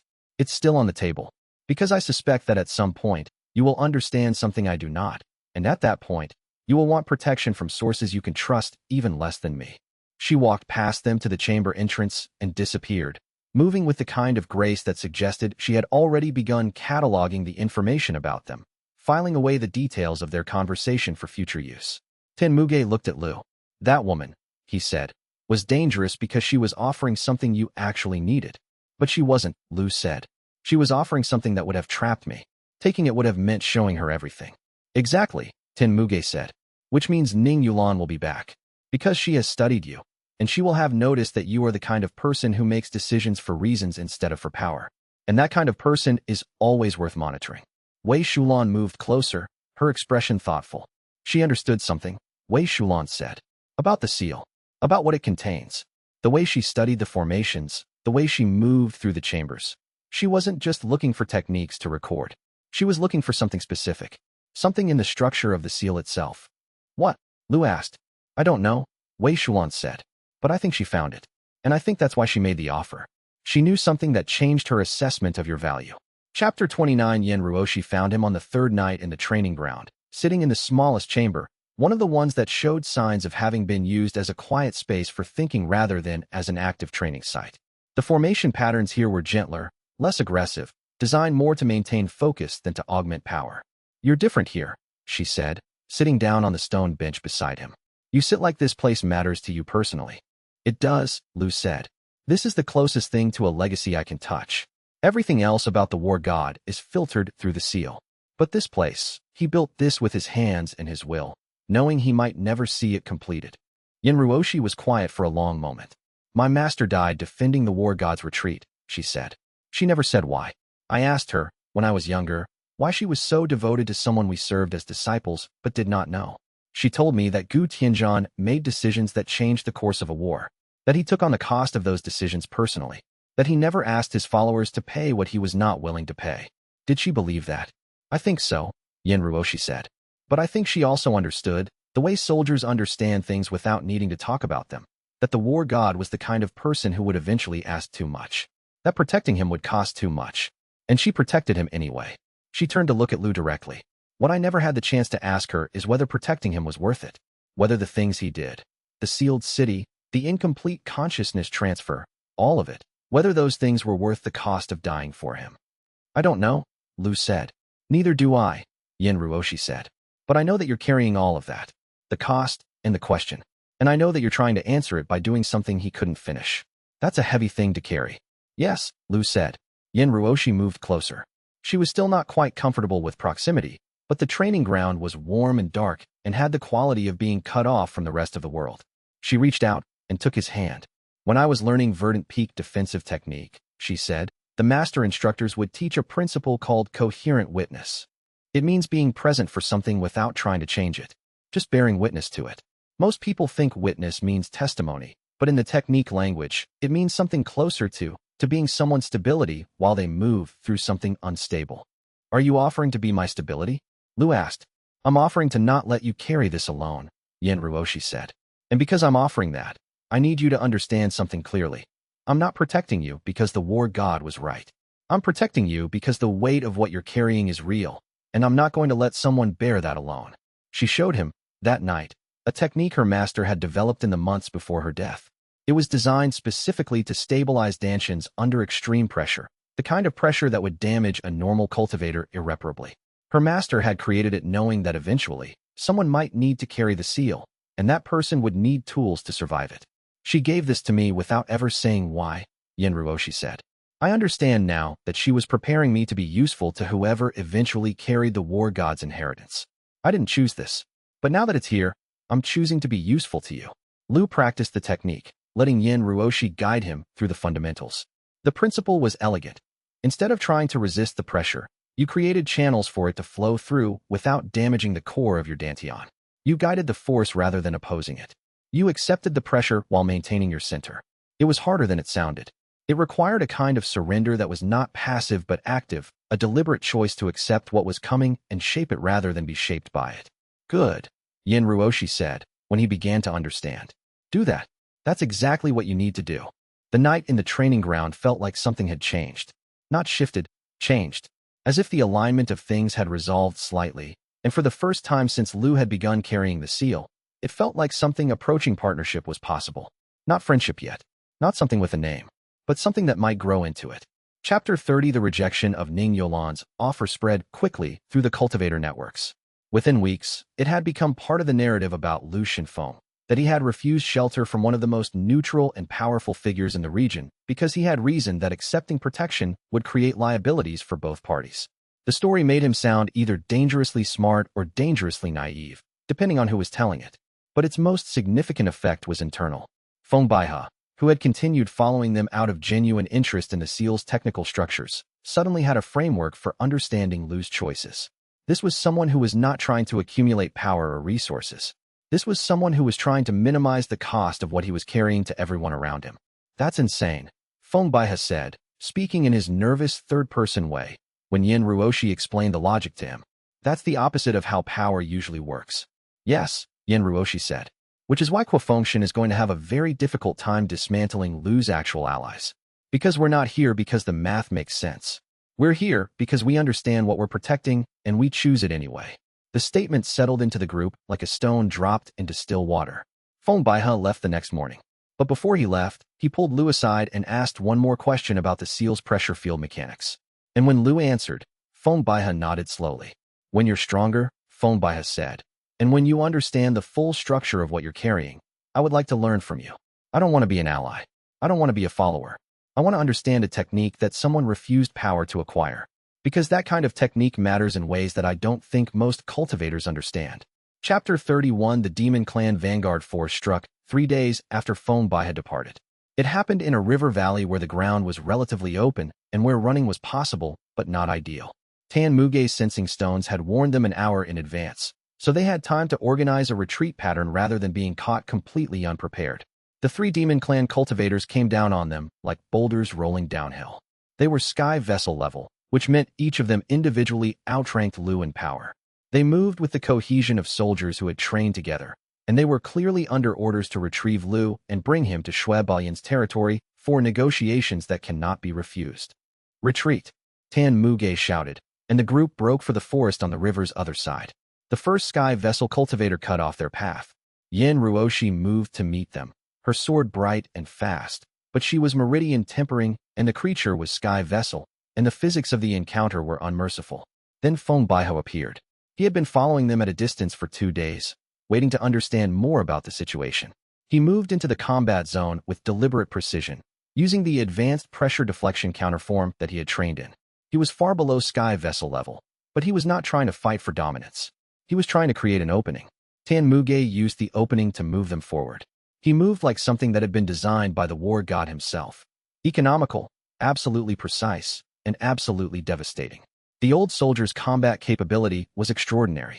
He cut down a second sky vessel cultivator's momentum enough that Lu could get everyone past. The third creature came for Lu directly. They collided with the force of something meeting immovable force, and the seal's pressure field exploded outward in response. The creature was driven backward, tumbling through the undergrowth. They ran for the forest town of Wuyang, arriving in the evening with the Demon Clan forces still pursuing at a distance. The next morning, Yu Jinghao happened to be conducting official tribunal business in the town. His presence was like a dam suddenly appearing in the river. The demon clan forces could not attack within the tribunal inspector's area of influence without committing a war crime under celestial law. They had to stand down, to pull back, to negotiate through official channels. Yu Jinghao was a thin man with the bearing of someone who had spent his entire life making decisions that no one was happy with. He looked at Lu with the expression of a bureaucrat who had just discovered a new complication in an already complicated situation. I intervened because my mandate requires it, Yu Jinghao said in private, after Shui Balian had been forced to accept a temporary standoff. I want you to understand clearly. I have no personal stake in your survival. Your existence is a significant complication in maintaining regional stability. But the law is the law, and those forces violated it. I am obligated to prevent that violation. Will this hold? Lu asked. For as long as I remain in the region, Yu Jinghao said.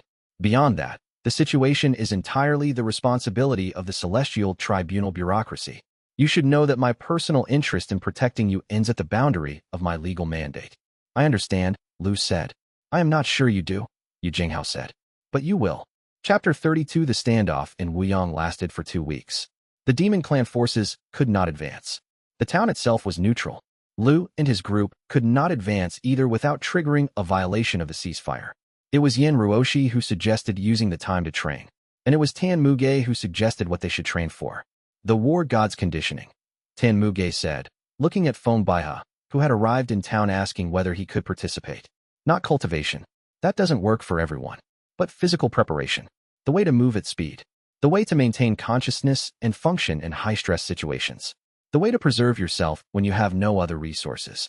He spent hours teaching them. Not technique. That was something else. Just the fundamental mechanics of how a body could be conditioned to survive stress and speed that would burn out a normal person.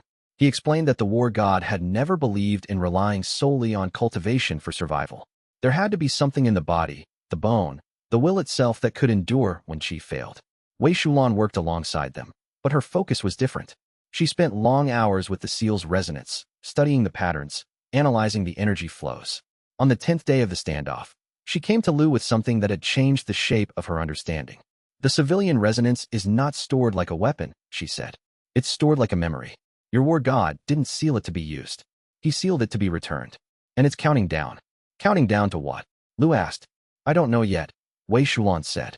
But the structure suggests incompleteness. Like a process that was interrupted and is waiting to be finished. The countdown is natural, not a trap, but a condition of the sealing. The sealed resonance can only maintain coherence for a limited time.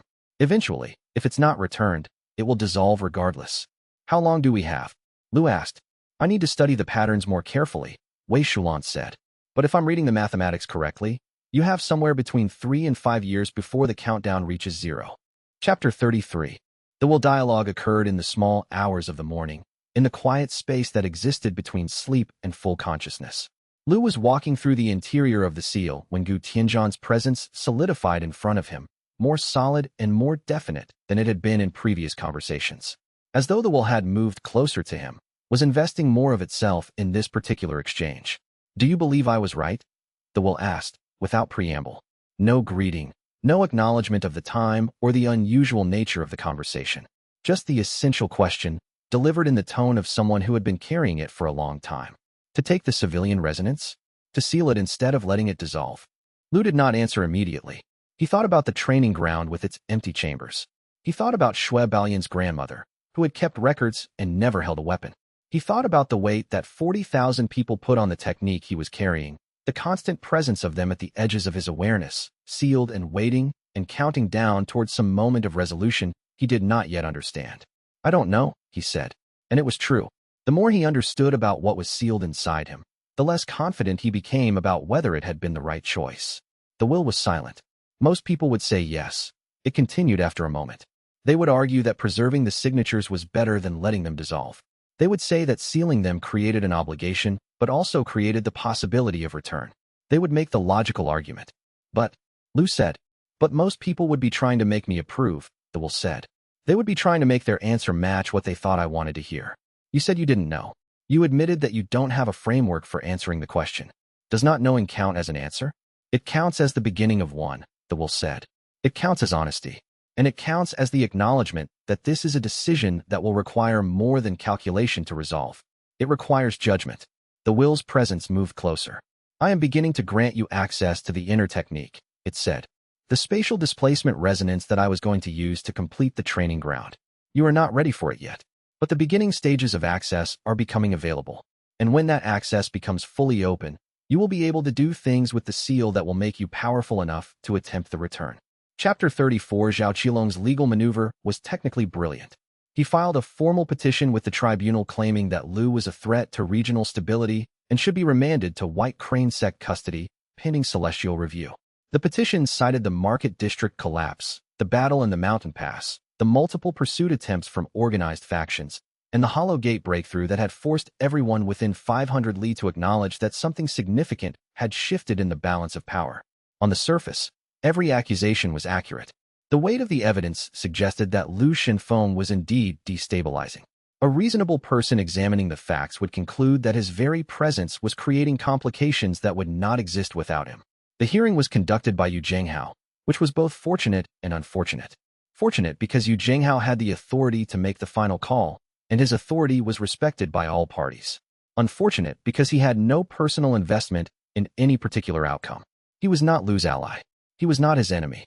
He was a bureaucrat fulfilling a mandate. Lu argued the case himself, without legal representation or formal advocates. He stood before the tribunal and spoke clearly about each incident. He detailed what had actually happened in the market district, demonstrating through testimony from merchants and witnesses that the collapse had been caused by forces attempting to manipulate him into revealing the seal's power, not by his presence there. He showed that the pursuit attempts had been initiated by factions, not by any action he had taken to provoke them or create instability. He explained that the seal's mere existence was creating complications, yes, but that his carrying it and traveling toward resolution of the sealed city situation was fundamentally a step toward stability. I am not running from the problem, he said. I am moving toward resolution of it. Zhao Qilong countered with the argument that Lu's very existence was a complication, that removing that complication would improve regional conditions, and that the White Crane Sect had the resources to ensure a safe custody arrangement pending review. My sect master seeks nothing but the safety of the region, Zhao said. If the defendant is remanded to our care, we can study the seal carefully, determine whether it can be safely maintained in circulation, and return him to society once we have determined his reliability. The argument was reasonable. The offer was generous on its surface. If Lu was truly a destabilizing force, then allowing a major sect with resources and knowledge to contain him would make everyone safer. Yu Zhenghao listened to both cases carefully, asking neither of them for elaboration or additional argument. He took written testimony from Shui Baoyan, who argued that she wanted Lu to remain free to pursue negotiations regarding the sealed city. He accepted statements from the merchants who had been affected by the market district collapse, who testified that Lu had protected them even at cost to himself, that he had stood between them and danger rather than running.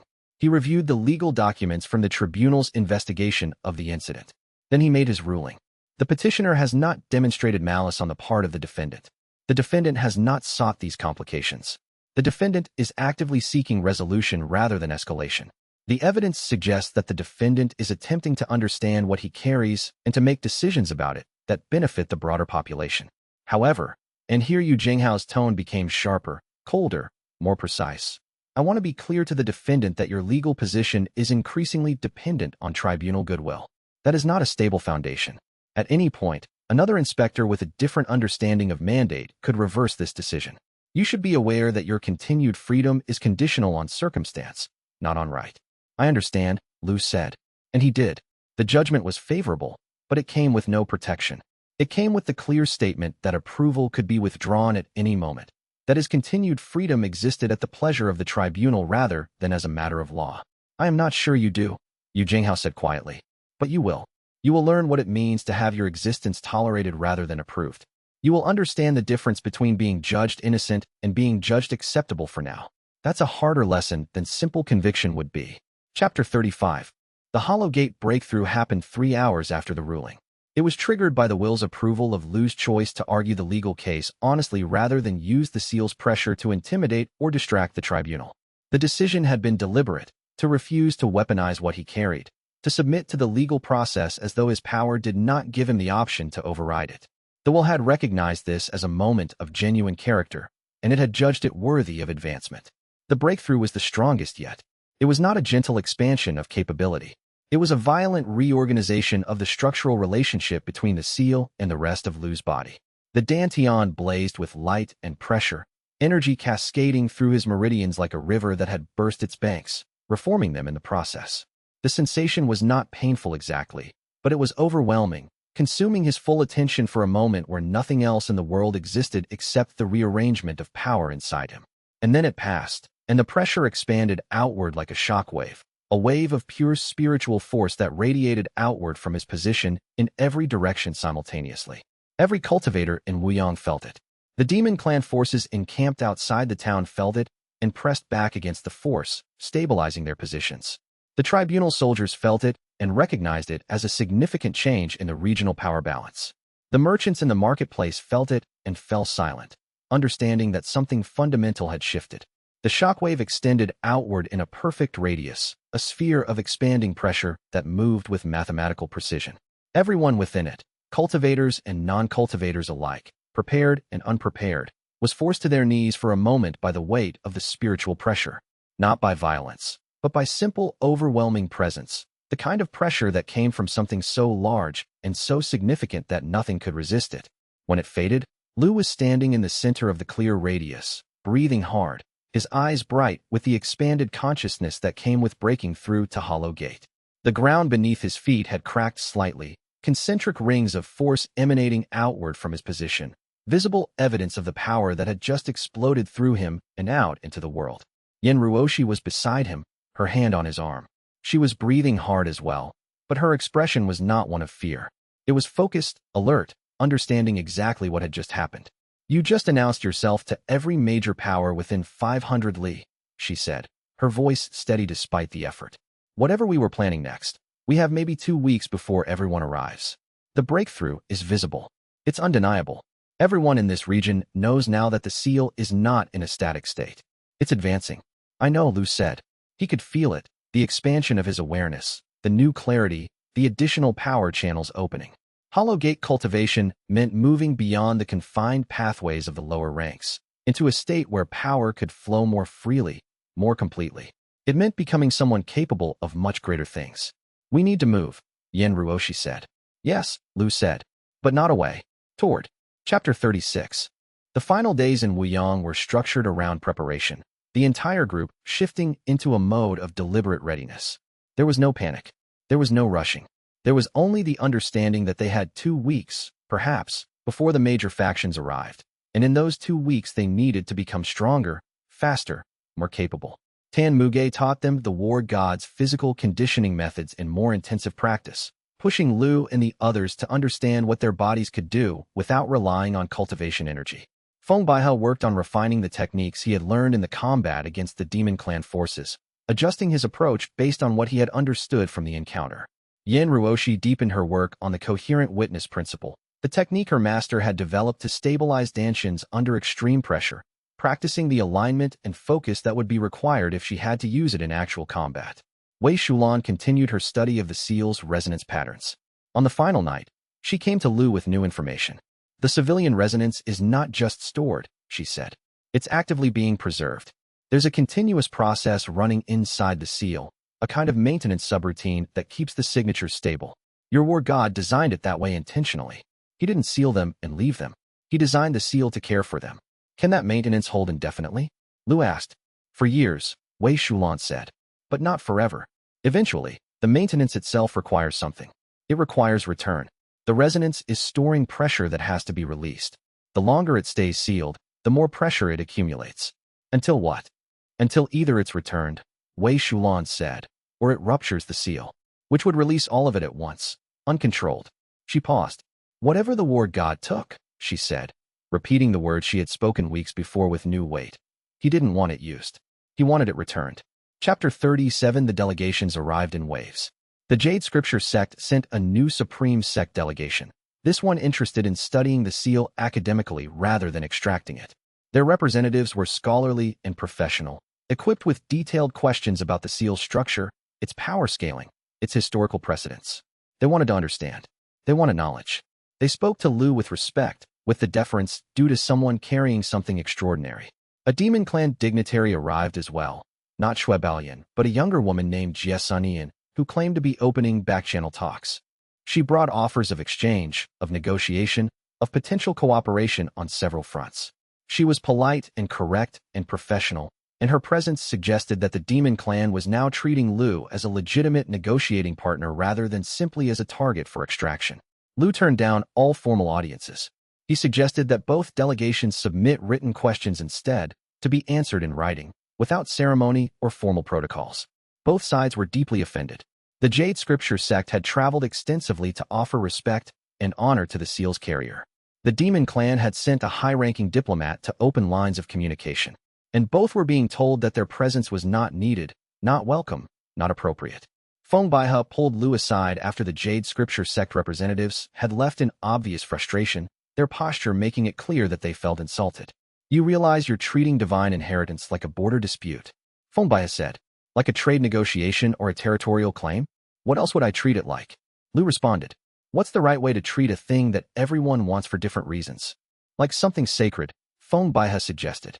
Like something people should be honored to study, or to negotiate around, or to protect. It is sacred, Lu said, which is why I'm treating it professionally. Because I'm not going to let people feel honored to be part of what I'm carrying. I'm not going to let them feel like protecting me is a privilege or an honor. I'm going to make it clear that this is labor. That protecting me is work, and work deserves to be done carefully and consciously, not out of excitement about divine inheritance. Feng Baihe looked at him for a long moment, understanding for the first time exactly what Lu was doing. You're going to make it very difficult for yourself, he said finally. You're going to isolate yourself. You're going to make sure that the only people who stay with you are people who genuinely want to, not people who feel called to something larger. Yes, Lu said. You're going to make it very difficult for yourself, Feng Baihe repeated. I know, Lu said, but that's what the logic requires. If I accept the honor and the reverence, then I'm accepting that my existence matters because of what I carry, not because of who I am. And that's the path to becoming someone who uses the seal for the wrong reasons. Chapter 38 Qua Fengshan made his move. It was not against Lu, but against Tan Muge, a choice of target that suggested Qua understood the group dynamics perfectly. He arrived at a cultivators gathering in the town square, ostensibly by chance. And in front of approximately 50 witnesses, he approached Tan Muge and asked a series of questions about the war god. Simple questions on the surface. Questions about the war god's final decisions in the sealed city campaign. Questions about whether those decisions were made with perfect information. Questions about the campaign that had sealed the city. Was there any alternative the war god had considered? Questions about the original intention behind the Realm Breaker. Did Tan Muge believe it was designed to be permanent or temporary? Tan Muge refused to be drawn in. He maintained his military discipline, refused to speculate, refused to offer interpretations that he was not certain of. It was a perfect defensive response. His answers were monosyllabic. His posture was closed. He made it clear through his entire demeanor that the war god's decisions were not his to explain or defend. But the damage was already done. The people watching began to murmur. They began to question.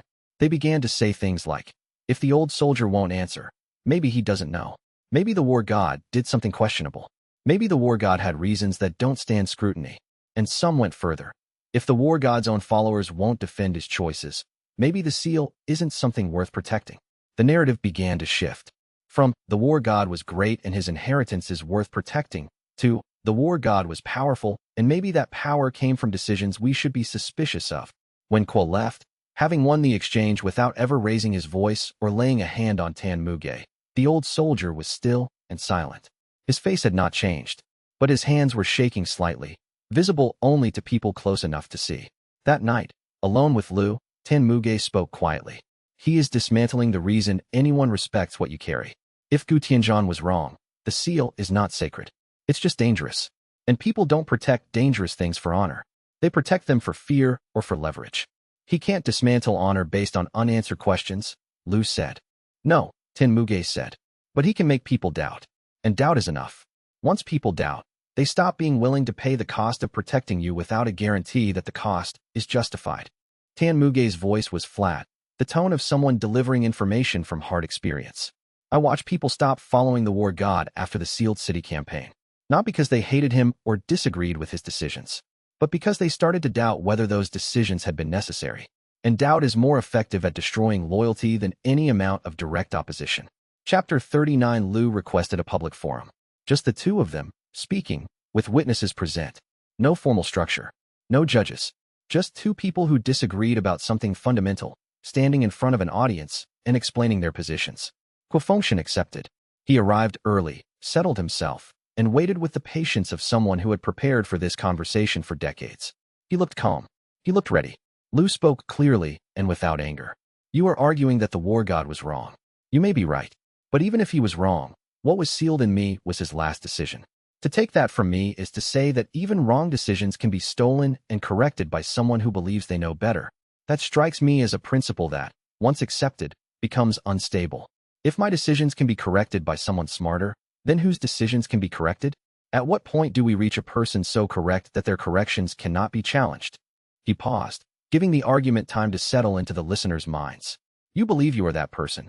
You believe your reasons are so correct, so logical, that accepting your help would be a good thing. But I notice something. You are asking me to trust that your reasons are better than the war god's reasons. You are asking me to accept the authority of your judgment without questioning it. And I refuse. Not because your reasons might be wrong, but because you are asking me to replace one unquestionable authority with another. That's not improvement. That's just trading an old master for a new one. The statement sat in the silence of the gathering. People were listening, really listening, understanding that something important was being said. If you are right that the war god was wrong, then I want to know it. I want to understand why. I want to become the kind of person who can make better decisions than he did. But I don't want to do that by accepting you as a replacement authority. I want to do it by thinking my way through the problems myself, with help from people who understand the stakes, not from people who already have the answers. Fengxian was silent for a long time. Long enough that some of the listeners began to shift uncomfortably, wondering if the debate was ending. That, said quietly, his voice carrying to every corner of the gathering, is an argument I had not prepared for. He paused, and Lu understood that meant that literally. He had studied thousands of potential arguments. He had trained his mind to counter every logical flaw, every emotional appeal, every variation of resistance. But the idea that Lu would refuse both the war god's authority and his own offer of authority, that he would insist on making his own path and his own choices, this was not a scenario Kwa had prepared for. I will need to think about that, Kwa said finally. That changes the nature of the problem. The forum ended.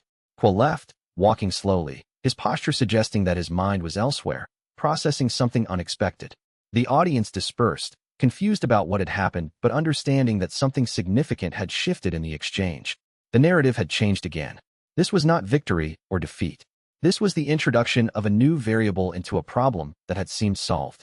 Chapter 40. In the evening of that day, Fengxian delivered a public address to anyone who would listen. The gathering was smaller than the lecture had been. Perhaps 100 people, mostly cultivators and scholars who had stayed in the town to observe the tribunal proceedings and the mysterious events surrounding the seal. He reframed the entire situation with a precision that suggested this had been his plan all along. Not, should the seal be extracted, but, should Lu Shenfeng be supported in carrying it? He presented arguments in favor of supporting Lu, laying out a logical case for why extraction was dangerous and why containment in a cooperative host was the safest approach for everyone. He spoke about the necessity of allowing the inheritor autonomy, about the danger of making the seal a contested object rather than a contained one. He talked about the danger of removing power without understanding what you were removing it from, about the risk of destabilizing something as profound as the war god's technique if you tried to force it into new hands without proper preparation. And in doing so, he pivoted to a completely different strategy. He had tried to dismantle Lu from the outside, to make him seem dangerous and unreliable. That had failed, or at least it had not succeeded fully enough. Now he would instead make himself essential to Lu's survival. He would offer protection and assistance in ways that would create obligation and dependency. He would work to make Lu dependent on him, gaining access through proximity rather than through seizure. It was a more dangerous gambit than anything before. It was the difference between trying to break down a door and being invited inside through it. Lu understood it immediately when he read the text of Kwa's address. The shift was subtle but absolute. Kwa was no longer an antagonist trying to take what Lu had. Kwa was now a potential ally, a partner, someone offering help. The problem was that accepting help would mean allowing Kwa close enough to study him properly, to understand the seal's structure, to know Lu's vulnerabilities. Wei Shulan brought him a piece of information that night. She had found it in a jade scripture research note, a fragment of a document that had been left in the town library, probably deliberately. The note read simply, The seal has a secondary function no one has discussed yet. The civilian resonance is not just stored. It is counting down. Lu felt the implications settle into him like a weight. How long, he asked. According to the fragment, Wei Shulan said, the countdown has approximately 3 years remaining before it reaches completion. 3 years to return 40,000 people to the demon clan. 3 years to figure out how to open the seal without destroying the resonance signatures it contained. 3 years before the pressure inside the seal became too great to bear and ruptured on its own, releasing everything at once, uncontrolled. 3 years before everything about carrying the realm breaker became the only choice that mattered, the only thing in the world that would matter, the only purpose that would define the rest of his life. Lu sat in silence, feeling the weight of those 40,000 sealed inside him, feeling the will's presence becoming more focused now that it understood the actual timeline. They had thought they had years. They had thought that understanding the problem was step 1.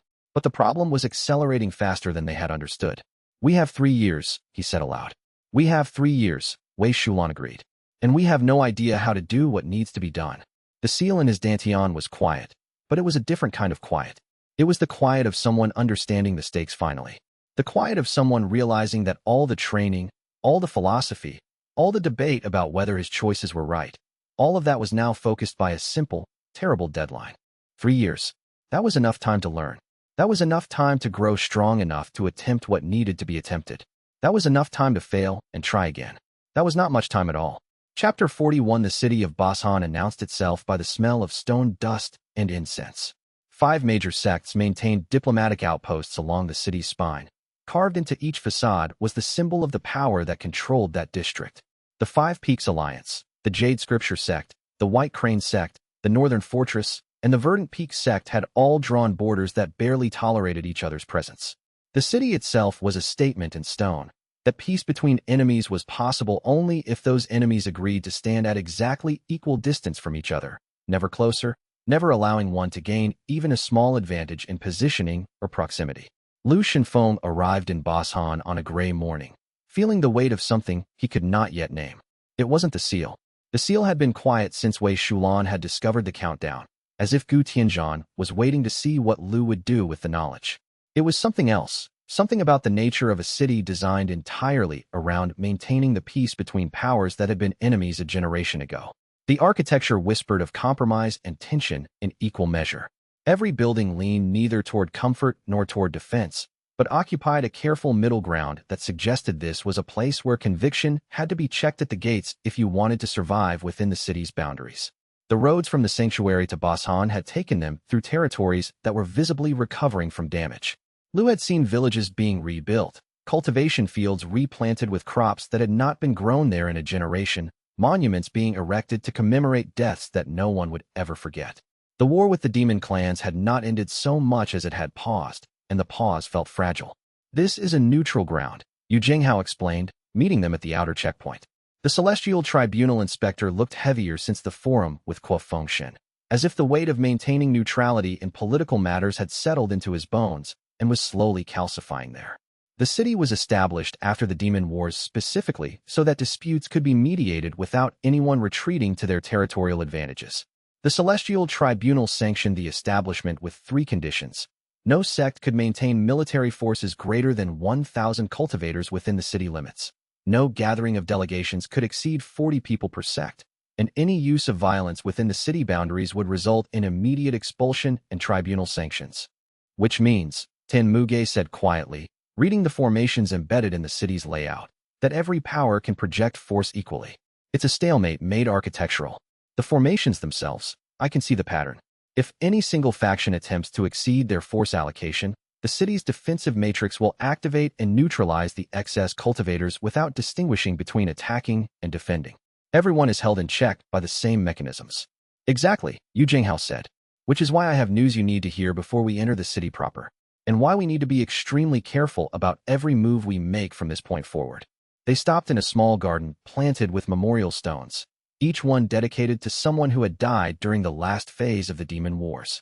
The inscriptions were careful to honor the fallen without taking sides, mentioning only names and dates, no indication of whether the dead had died defending their homes or invading someone else's. It was a lesson in the neutrality that Basan required. Yen Ruoshi had stayed near the entrance with Feng Baihe and Wei Shulan. maintaining visibility and establishing the group's presence in the city.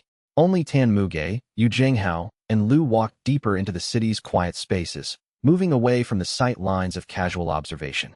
The Celestial Tribunal is convening a formal review, Yu Jinghao said, once they had reached a distance where his voice would not carry to casual listeners. In 3 weeks, to determine the legal status of the Realm Breaker seal. This is not a minor administrative proceeding. This is a full tribunal review with 5 panelists, written submissions from every major power faction, and public testimony that will be recorded and distributed throughout the cultivation world. Lu didn't respond immediately. He was thinking about Wei Shulan's discovery. The countdown. The pressure building inside the seal like water behind a breaking dam. 3 years. The war god had sealed 40,000 people inside him with a timer that would eventually run out. Whether by design or accident, the seal would eventually become so pressurized that it would rupture on its own, dispersing the sealed resonances into the void and losing them forever. A legal review, Lu said finally, means someone has filed a formal petition. Multiple parties, Yu Jinghao corrected. The Five Peaks Alliance, through Elder Shen Weizhu, has filed a safety petition arguing that the seal should be extracted from your person and held in secure tribunal custody.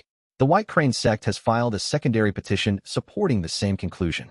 And there are preliminary indications that the Jade Scripture sect and the Northern Fortress will file competing petitions.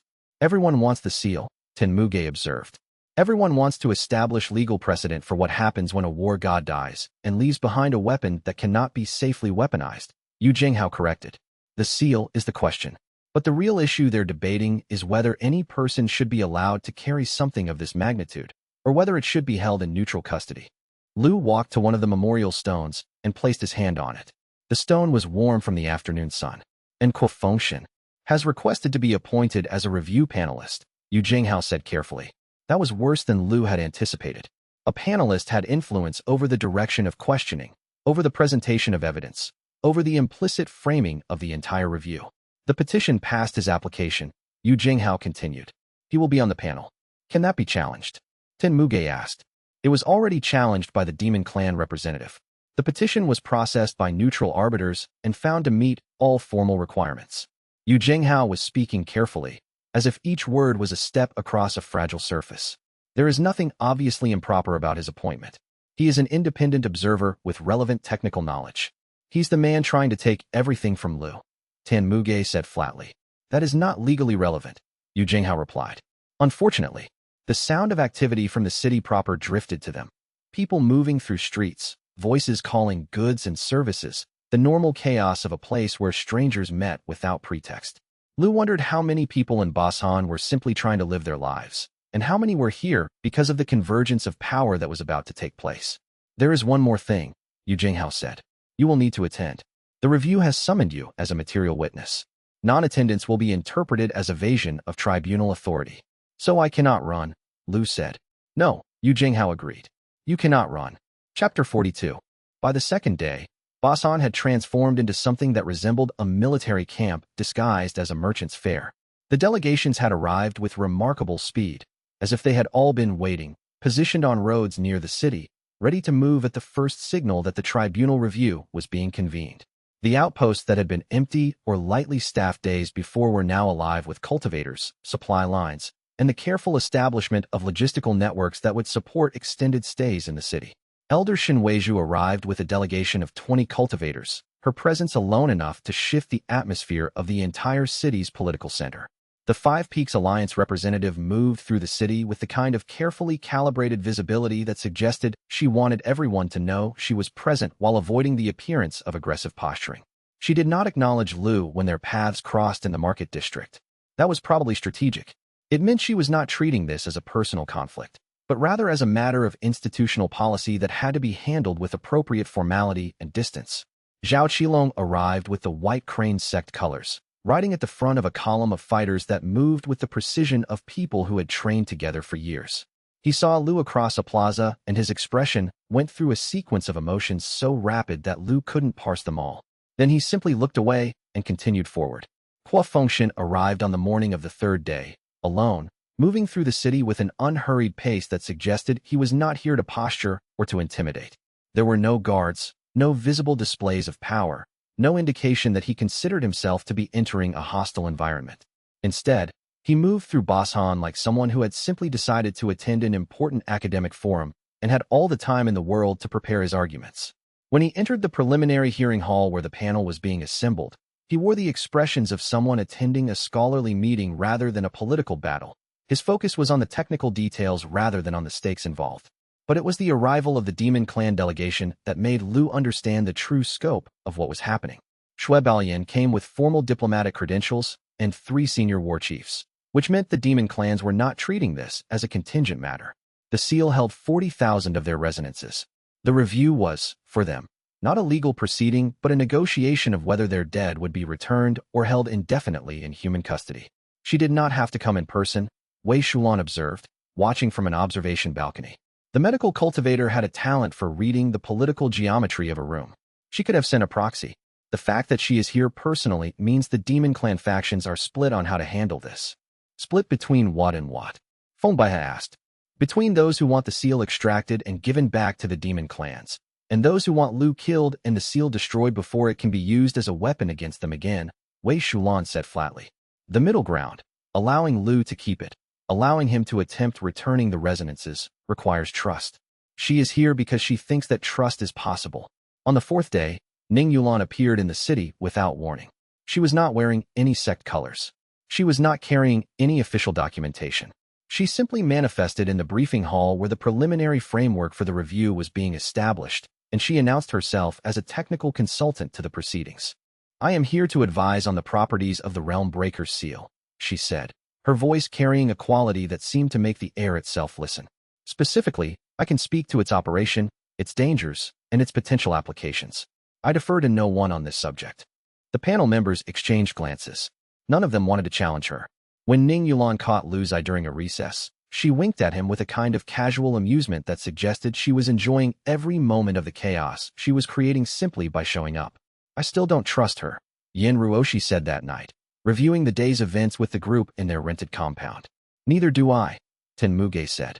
But she has raised the cost of outright hostility. As long as she's here claiming to be neutral, the panel cannot simply vote to extract the seal without her testimony. And her testimony will be unpredictable.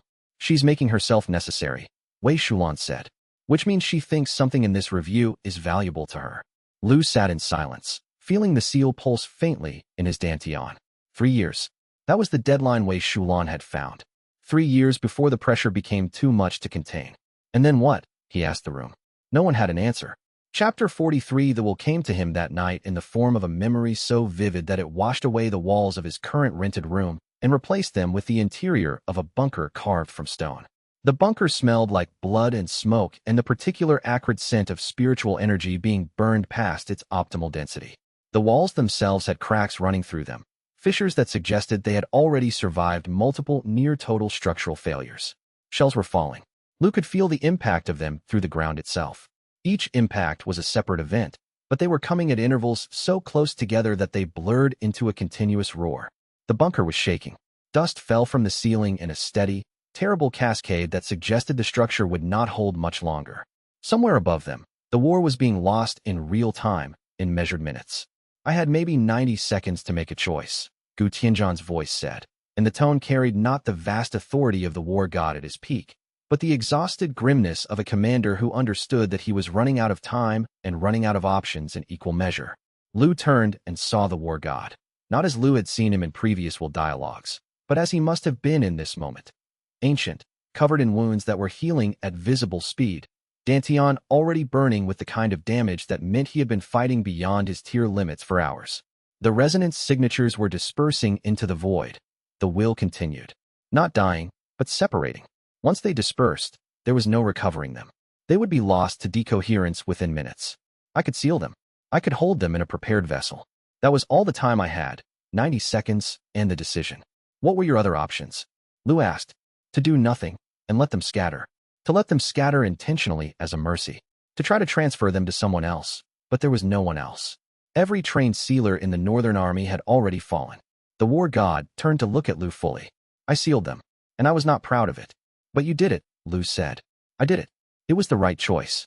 And it was the only choice. Those two things are not the same, and I have spent 40 years pretending they were. The vision shifted. Now they were standing in a pavilion high above the city of Basan itself. The city spread below them like a map drawn in stone and light. The war god was looking down at it with an expression that suggested he was trying to solve a problem that had no solution. 3 people knew about what I had sealed, Gu Tianzhan said. I told them because I could not keep the weight of it alone. The first one died the next day. The second one spent 40 years working on an extraction technique that never worked. The third one lived long enough to see the technique fail and then killed himself. I should not have told any of them. Lu felt something cold move through him. You think you will have to carry this alone, the wolf said. You are right. You do. Then how do I return them? Lu asked. You sealed 40,000 people. If I cannot extract the seals safely, and I cannot simply unseal it, and I cannot carry this for 400 years the way you carried it, what is the answer? The wolf was silent for a long moment. When he spoke again, his voice was different. Uncertain in a way that Gu Tianzhan had never been uncertain before. There might be a way, the wolf said, but it does not involve becoming a true god. It does not involve mastery of the realm breaker technique at the level I achieved it. It involves something else. Something I cannot teach you directly. Then who can? Lu asked. The war god turned away from the vista of Boshan and looked directly at Lu. You would have to ask the demon clan war chief, the wolf said. And she would have to decide whether your asking was genuine or merely tactical. And she would have to believe that you valued what you were asking for more than you valued the power of holding it. How do I prove that? Lu asked. You probably cannot, Gu Tianzhan said. Which is why it is a test, not simply a question. The pavilion dissolved. Chapter 44. The formal review was convened in a hearing hall that had been carved specifically for neutral arbitration. No sect colors, no symbols of power, only a space arranged so that evidence could be examined and testimony given without the presumption that any one party had structural advantage. Shen Weizhu presented the Five Peaks Alliance's petition with meticulous care. She had spent weeks preparing this argument, and it showed in the precision with which she laid out each component. She began with technical analysis, describing the ways in which the seal structure could degrade over time, the ways in which a host cultivation advancement could destabilize the sealing mechanism, the ways in which external attacks on the host could fracture the seal's containment. She laid out the technical dangers of keeping the seal in an active vessel with terrifying clarity. She described scenarios in which the seal's power could be wielded offensively, scenarios that might or might not be realistic, but that were nonetheless disturbing in their implications. She argued, with respect to the damage it could cause, that neutral custody was the only responsible path forward. Her presentation was supported by technical documentation, theoretical analysis, and comparative case studies of other techniques that had been contained in neutral tribunal custody. I do not make this argument because I believe Lu Shenfeng is untrustworthy, Shen Weizhu said, and Lu believed that she meant it. Her tone suggested genuine concern rather than political maneuvering. I make this argument because no person should be asked to bear this responsibility alone, not because they are incapable of bearing it, but because no person should ever have to carry a burden of this magnitude without support, without oversight, without the safety net of institutional authority. The White Crane Sect's secondary petition was less restrained. Zhao Qilong's father had submitted it, arguing that the seal represented a direct threat to sect stability and demanding that it be extracted and secured in tribunal custody, with the extracted technique destroyed in a carefully controlled ritual. Destruction would be preferable, one of the panel members noted. But given that the seal has already demonstrated resistance to destructive techniques, does the petitioner believe destruction is actually possible? No, the White Crane Sect representative admitted. We believe destruction is unlikely. Therefore, secure custody is the only practical alternative. Hua Fengshen presented his analysis with the precision of a scholar examining a theoretical problem. He did not attack Lu directly. Instead, he outlined an argument for why the current arrangement was unstable. Lu Shenfeng is undeniably skilled, Hua said, and he has demonstrated good judgment in difficult circumstances. However, he is also someone who is still progressing through cultivation ranks. As he advances, his understanding of power changes. His understanding of the realm breaker technique will change. The techniques he can access will change. What he is capable of controlling at Meridian Tempering rank is not what he will be capable of controlling at Sky Vessel rank or beyond.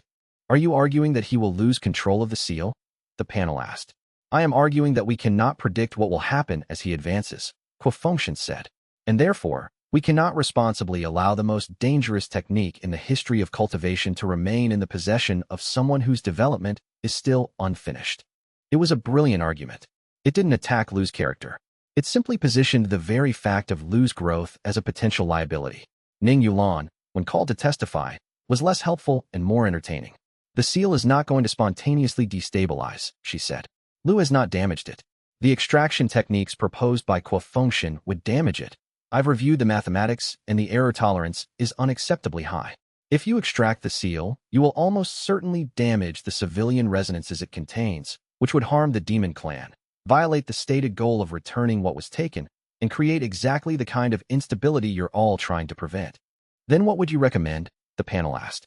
I would recommend leaving it alone and letting Lu figure out how to return it safely, Ning Yulan said. If he's unable to, then you will have time to revisit this decision. If he is able to, then you will have solved the problem without risking the thing you were trying to preserve. That relies entirely on Lu Shenfeng's capacity to solve a problem that the war god himself only partially solved, Shen Weizhu objected. Yes, Ning Yulan agreed cheerfully. But he seems to have a talent for rising to impossible situations. I would not vote against that track record. When Lu was called to testify, he approached the center of the hall without any sense that he needed to perform or convince. The hall itself was designed to amplify the voice of whoever stood at its center, and to carry that amplified voice equally to all 5 panelists, ensuring that no one heard the testimony with even a slight advantage. It was another manifestation of Bashan's commitment to perfect equality in all proceedings. I do not want the seal, he said simply, and his voice carried across the hall with perfect clarity. The panel exchanged glances. Shen Weizhu was watching him with an expression that was difficult to read. Cultivation was taking notes. The 3 other panelists, representatives from different neutral authorities, were studying him with the careful attention of people whose primary job was to detect deception. Can you elaborate? The lead panelist asked. She was an older woman who had served on the tribunal for 20 years and had developed a reputation for asking questions that seemed simple, but that usually exposed the fundamental uncertainties in anyone's position. I did not choose this.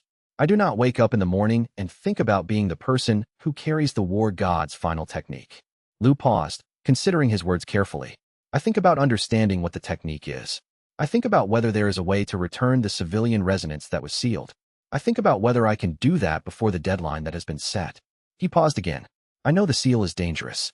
I know that as I advance, the danger will change. I know that I might fail. But I also know that trying to extract it, based on the evidence Ning Yulan presented, will probably destroy what you are all trying to preserve. So the question is not whether the seal is dangerous in my hands. The question is whether it is less dangerous in my hands than it is in anyone else's. And if the answer to that question is no, then I am prepared to accept whatever judgment you render. And what is your answer? The panel asked. I do not know, Lu said. I am still learning what the seal contains. I am still learning what the war god left behind. Answering that question requires me to advance further, to understand more. I can only ask you to judge me by what I have done so far, not by what might happen if I fail at something I have not yet attempted. Everything I have promised so far, I have kept. Every commitment I have made, I have fulfilled. The only question is whether past behavior is a sufficient basis for trusting me with future behavior that none of us can yet predict. Chapter 45. The hearing recessed. The panel members were given time to review their notes and prepare follow-up questions. The atmosphere in the observation galleries was thick with speculation and tension. People were trying to calculate how the testimony had shifted the political balance, whether Shen Weizhu was serious about her petition or if it was a negotiating position, whether Shuebayan's support would actually matter to the final ruling. Shen Weizhu found Lu in a quiet corridor away from the main assembly areas, moving with the kind of deliberateness that suggested she had something she wanted to say and had decided that saying it privately was more important than maintaining the formal distance that political protocol usually required. That was well done, she said, without apparent irony. I was expecting a more defensive response. I was expecting you to argue that you had been chosen by the war god and therefore deserved the right to carry the seal. Instead, you essentially admitted that you did not know if you were the right choice, and that the only basis for trusting you was past performance. Defensiveness would have suggested I was trying to convince you that you were wrong, Lu replied. I do not think you are wrong. I think the danger is real. I just think that the available alternatives are worse. And I thought you deserved to hear that assessment directly, without the filtering of political positioning or the softening of uncomfortable truths. Shen Weizhu was quiet for a long moment.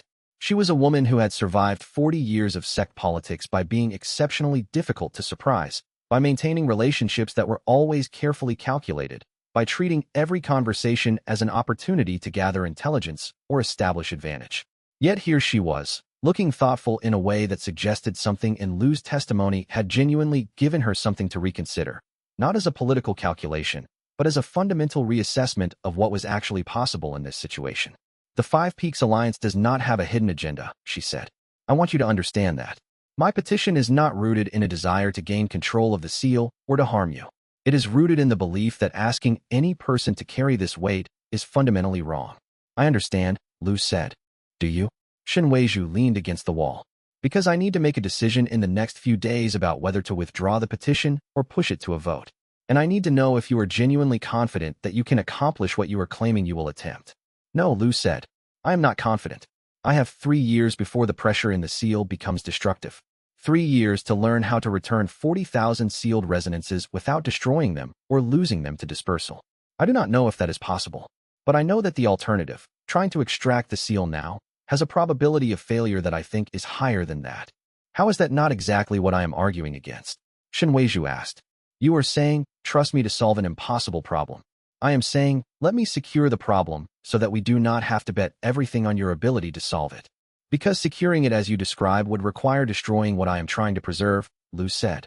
And because I have kept every promise I have made so far, and I am willing to make this one too. Shen Weizhu looked at him for a long moment. Then she said, if you are wrong about this, there will be no way to undo the consequences.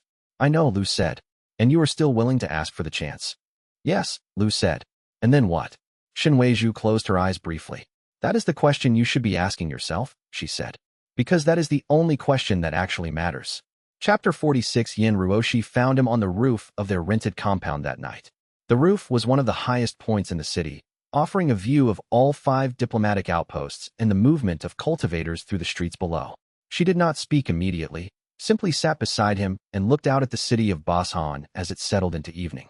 Lights came on in the diplomatic outposts in a specific sequence that suggested there was protocol even for when the evening lamps were lit. Guard rotations began their patterns through the streets, soldiers moving from checkpoint to checkpoint in paths that had been established decades ago, and that probably had not changed significantly since then.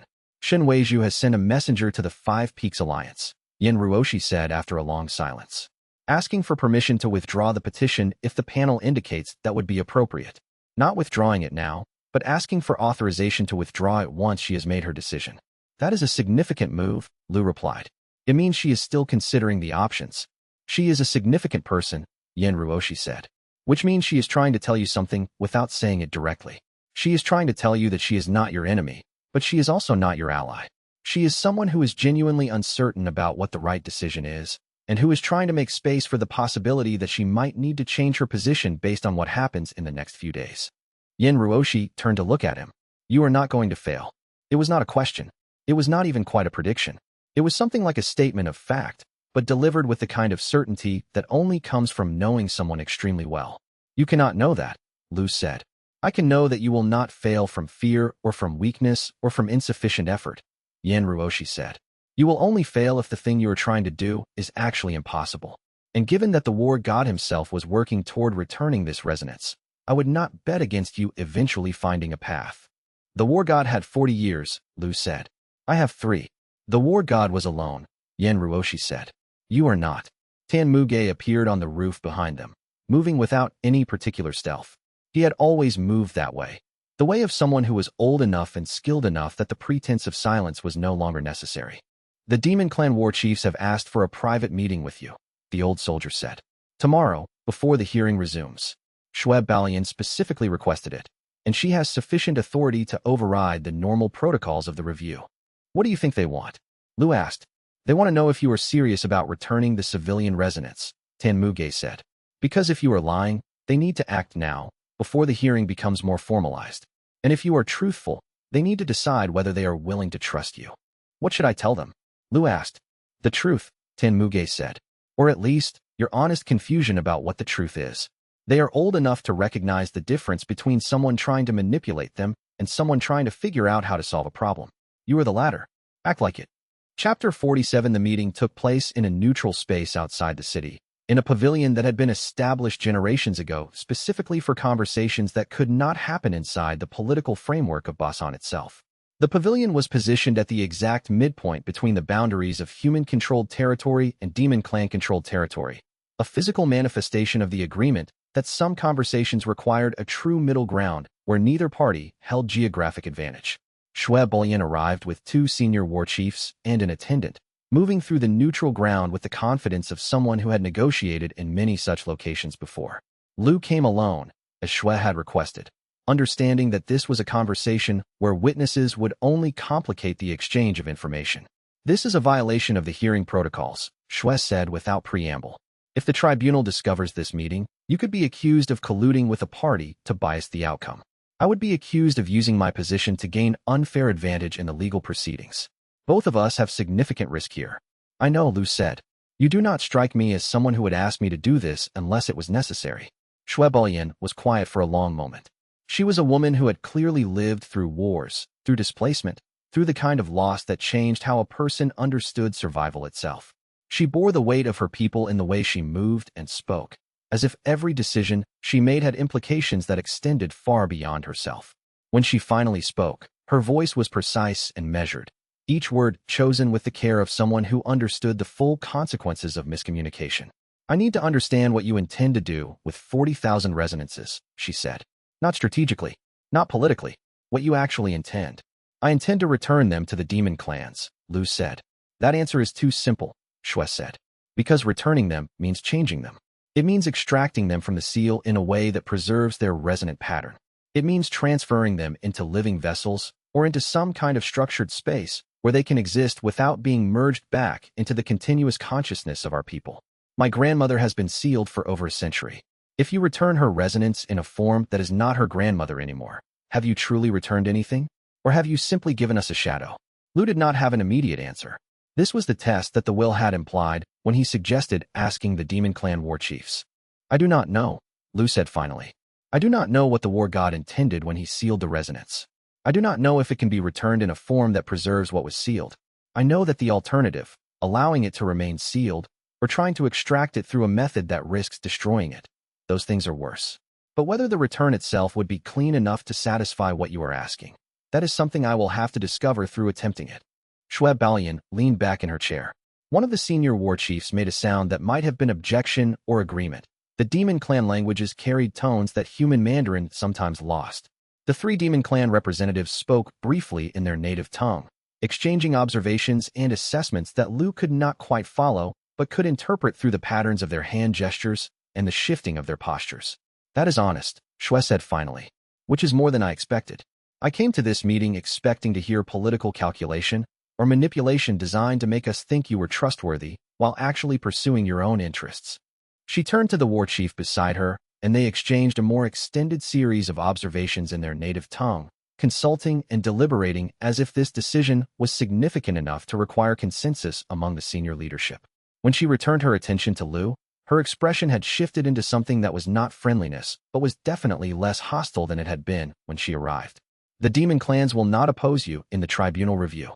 We will make clear that we have a grievance, that your current arrangement is provisional pending resolution of that grievance, and that we reserve the right to reopen the discussion if you attempt anything that seems designed to harm or dispose of the resonances rather than return them. But we will not call for extraction. We will not demand that the tribunal seize the seal from you. Why? Lu asked. You have every legal standing to do so. The seal contains your debt. Because you just gave me an honest answer that cost you more than a clever answer would have cost you, Shui Bullion said. And because if anyone is going to return my grandmother to me, I would rather it be someone who understands that what they are returning is delicate and precious and not theirs to dispose of as they see fit. A person who is genuinely uncertain but who is still willing to try. That kind of person has integrity that cannot be faked. She stood up. The hearing will resume tomorrow. You should know that Kuo Fengshan has been preparing a final argument for why the seal should be extracted and held in neutral custody. He plans to use your testimony against you, to suggest that your own uncertainty is evidence that you should not have the responsibility. I know, Lu said. What will you do with that information? Testify, Shui Bullion said, that we consider the civilian resonance our dead, and we do not wish it held in tribunal custody where it could be studied without our consent or used as leverage in future conflicts. And that despite Lu Shenfeng's inexperience, we believe his path forward is preferable to the alternatives. That is a significant risk for you, Lu said. Yes, Shui Bullion said.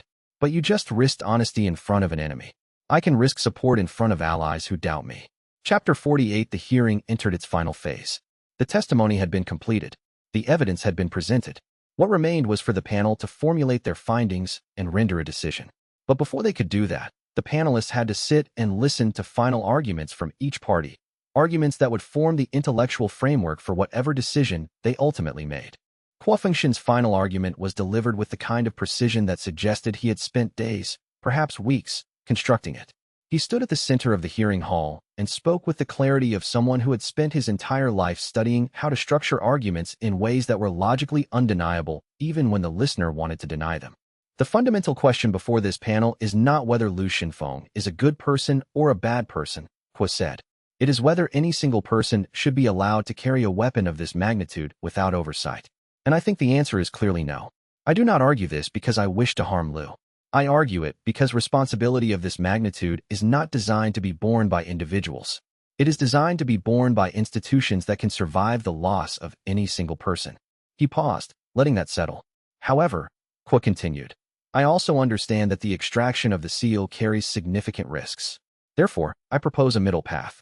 Allow Lu Shenfeng to continue attempting to resolve the status of the civilian residents, but require that he work under tribunal supervision, with regular reports and inspections, and with the explicit understanding that if extraction becomes necessary, the process will be initiated and completed. It was a clever argument. It gave ground on the fundamental question while maintaining the structural advantage that Kuo desired. It positioned extraction as a contingency rather than an immediate imperative. Additionally, Kuo said, I would note that Lu Shenfeng's own testimony revealed his lack of confidence in his ability to accomplish what he has promised. He stated, and I quote, that he does not know if returning the civilian residents is actually possible. If we allow someone to continue holding the most dangerous technique ever created while they themselves are uncertain of success, are we not gambling with the stability of the entire cultivation world? It was a strong finish. The panel was clearly impressed by the structure of the argument. Then Shen Weizhu stood to present the Five Peaks Alliance's final position. The Five Peaks Alliance is withdrawing its petition for extraction, Shen Weizhu said simply. We were concerned that the current arrangement was unstable. We remain concerned. However, we have been convinced by the evidence presented in this hearing that extraction carries greater risks than continued containment. Therefore, we are withdrawing our petition and recommending that the tribunal deny the extraction petition filed by the White Crane sect. The panel members exchanged glances. A major petition withdrawn in final arguments was exceptionally rare. The Five Peaks Alliance further recommends that the tribunal establish enhanced reporting requirements for the current custodian, as suggested by Kuo Fengshen, and that a review timeline be established to reassess the status of the seal at regular intervals. If at any point evidence emerges that the current arrangement is becoming unstable, the tribunal can revisit this decision. Shui Baolian stood next. The demon clans acknowledge a legitimate grievance regarding the civilian residence that was sealed during the final war, the war chief said. This grievance is not settled by this hearing. However, we believe that pursuing extraction at this time would be counterproductive to our actual goal, which is the return of those who were sealed. Therefore, the demon clans will not support the extraction petition. We will, however, insist on involvement in any process designed to return the sealed residents, and we reserve the right to escalate this matter through other channels if we believe the commitment to return the residents is not being fulfilled. Kuo Fengshen's expression did not change. But Lu could see the moment when he understood that his extraction petition was going to fail. Ning Yulan stood to offer closing remarks. I have nothing to add, she said. The math is what the math is. Extraction is dangerous. Containment is dangerous. The current path forward is the least dangerous option available. I recommend it. The panel deliberated for 2 hours. When they returned, the decision was clear. The extraction petition was denied. Enhanced reporting requirements were established. A review schedule was set for reassessment in 1 year, and the tribunal issued a formal notice that any attempt to extract the seal without explicit tribunal authorization would be treated as a violation of tribunal authority. The hearing concluded. Kuo Fengshen left the hall without approaching Lu or acknowledging the decision in any way. He simply departed, moving through the crowded corridors like a man who had solved a problem and determined that the solution required a different approach entirely. You won, Yan Ruoshi said, meeting Lu outside the hearing chamber. I did not lose, Lu corrected. Which is not the same thing. And then what? Wei Shulan asked, using his own question back at him. Lu looked out at Baoshan, at the city that would soon empty of these factions and powers, returning to its normal function as a neutral ground where disputes could be mediated. We have 3 years to figure out how to return 40,000 sealed resonances, he said. before the pressure inside the seal becomes so great that it ruptures on its own. We should begin preparing, Tin Muge said. Because Fengxian losing does not mean he has stopped thinking about the problem. It means he has simply decided to approach it from a different angle. Chapter 49. They left Baoshan 3 days after the hearing ended.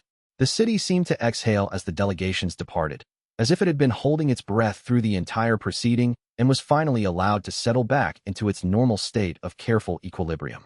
Lu watched as the White Crane Sect delegation packed their equipment, their cultivators moving with the stiff formality of people who had expected victory and were instead processing a political loss.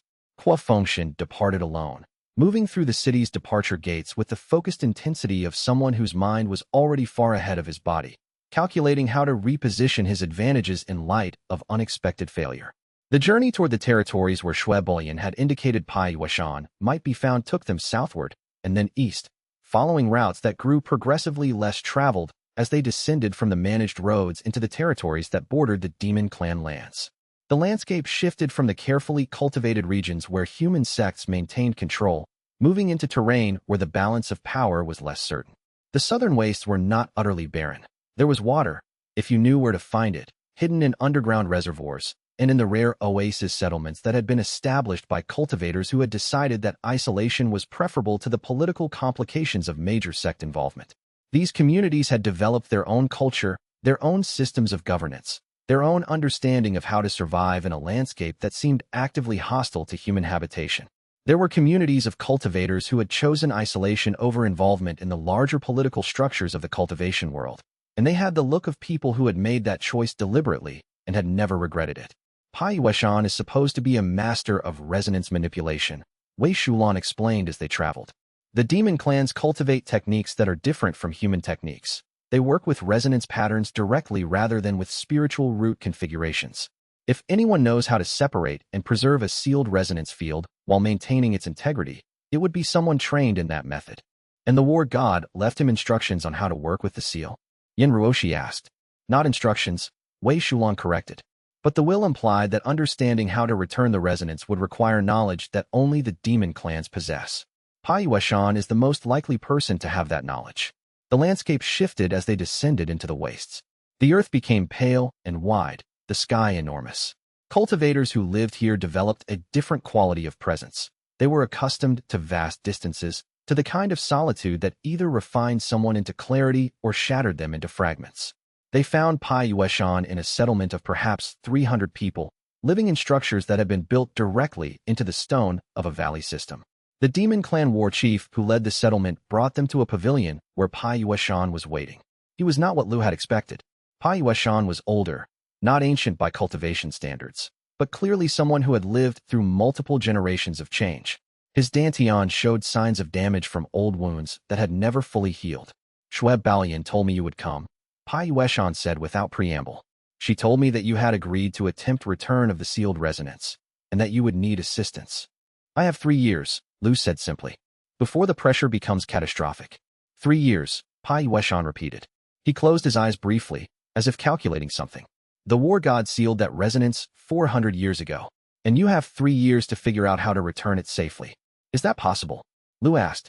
That depends entirely on what return means, Yueshan said, and on whether you are willing to undergo a process that will be more difficult than anything you have yet experienced. Explain, Lu said. Yueshan stood and began to walk toward a formation that had been drawn into the stone of the pavilion floor. It was intricate in a way that human cultivation formations were not.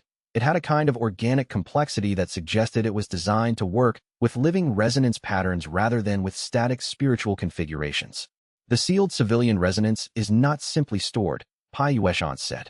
It is maintained in stasis by the seal's structure. Extraction would require opening the seal in a way that lets the resonance pass through without being damaged by the transition. But merely removing the resonance is not return. Return means providing each resonance with a container, either a living body or a prepared resonance vessel. The war god suggested that the method for return required demon clan knowledge, Lu said. Because the war god sealed the resonance using a technique adapted from demon clan practice, Yueshan said. And because only someone with training in our methods would know how to reverse the sealing without damaging what was sealed. He turned to look at Lu fully. I can teach you how to do this, but it will require you to learn how to work with resonance directly, not through spiritual roots or cultivation ranks. It will require you to open the seal in a way that allows it to be accessed without being fully released. And it will require the cooperation of the demon clan war chiefs to provide resonance vessels for the return. How long would that take? Wei Shulan asked. The training would take approximately 1 year, Pai Yueshan said. The execution of the return itself would take perhaps 3 weeks, once everything was prepared. Lu was quiet. 1 year to learn, 2 years to prepare the vessels, and work with the demon clans to ensure the return would be successful. That left almost no margin for error or unexpected complications. When would you want to begin? Pai Yueshan asked. Now, Lu said. Before anything changes. Pai Yueshan nodded as if this was exactly the answer he had been waiting for. Then we should start with something fundamental. The seal you carry is not the realm breaker technique. The seal is a container, and you need to understand what is being contained before you can safely return it. Chapter 50. The training began with meditation and silence. Not the kind of meditation that cultivators typically practiced, but something that Pai Yueshan called resonance listening. It involved quieting every conscious layer of cultivation understanding and simply perceiving the movement of spiritual energy as resonance rather than as technically manipulated force. Human cultivation is about control, Pai Yueshan explained. About imposing structure on spiritual energy. Demon clan cultivation is about harmony, about understanding the inherent resonance of energy and working with that resonance rather than against it. Lu struggled initially with the shift in perspective. His entire cultivation had been about imposing will on spiritual energy, about transforming it into specific patterns that would manifest as techniques and powers. Learning to perceive energy as a kind of music rather than as a tool was genuinely difficult. But after 3 weeks of intensive practice, something shifted. Lu began to perceive the seal not as an inert container, but as something living in its own way, a structure that was constantly maintaining itself, constantly adjusting to keep the sealed resonance in stable suspension. There are 40,000 distinct patterns inside the seal, Pai Yueshan said one afternoon. Each one is a person. Each one has maintained coherence despite being sealed and separated from the consciousness it originally inhabited. The war god did not kill them. He preserved them. Why did that take so much effort? Lu asked. Why could he not simply return them immediately? Because he was dying, Pai Yueshan said simply. And because once he was dead, there was no source of spiritual energy to sustain the return process. The seal protects the resonances from decoherence, but the seal itself requires constant maintenance to ensure the protection remains stable. Without the war god's power sustaining it, the resonances would have scattered. So the seal is the only thing keeping them alive? Lu asked. The seal is the only thing keeping them in a form that can be returned, Pai Yueshan corrected. They have been suspended so long that they have a kind of existence that is neither living nor dead. If you return them now, you are giving them the chance to continue existing in a form closer to what they were. If you fail, they will decohere into the spiritual void and be lost forever. Over the next month, Pai Yueshan taught Lu how to perceive the internal structure of the seal itself. It was not a simple thing. The seal's structure was layered in ways that suggested the war god had been an artist as well as a warrior. Each layer was necessary, but each layer also had an elegance to it that suggested the war god had cared about beauty even in his final acts. The outer layer was designed for structural integrity, maintaining its shape through millennia. The second layer managed the resonance pressure, distributing the weight of 40,000 sealed people evenly so that no single point would become unbearably pressurized. The third layer maintained the individual coherence of each sealed resonance, preventing them from merging into an undifferentiated mass.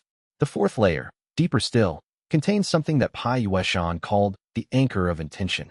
Something that meant the seal would continue to function exactly as the war god had designed it, even without the war god's presence to maintain it.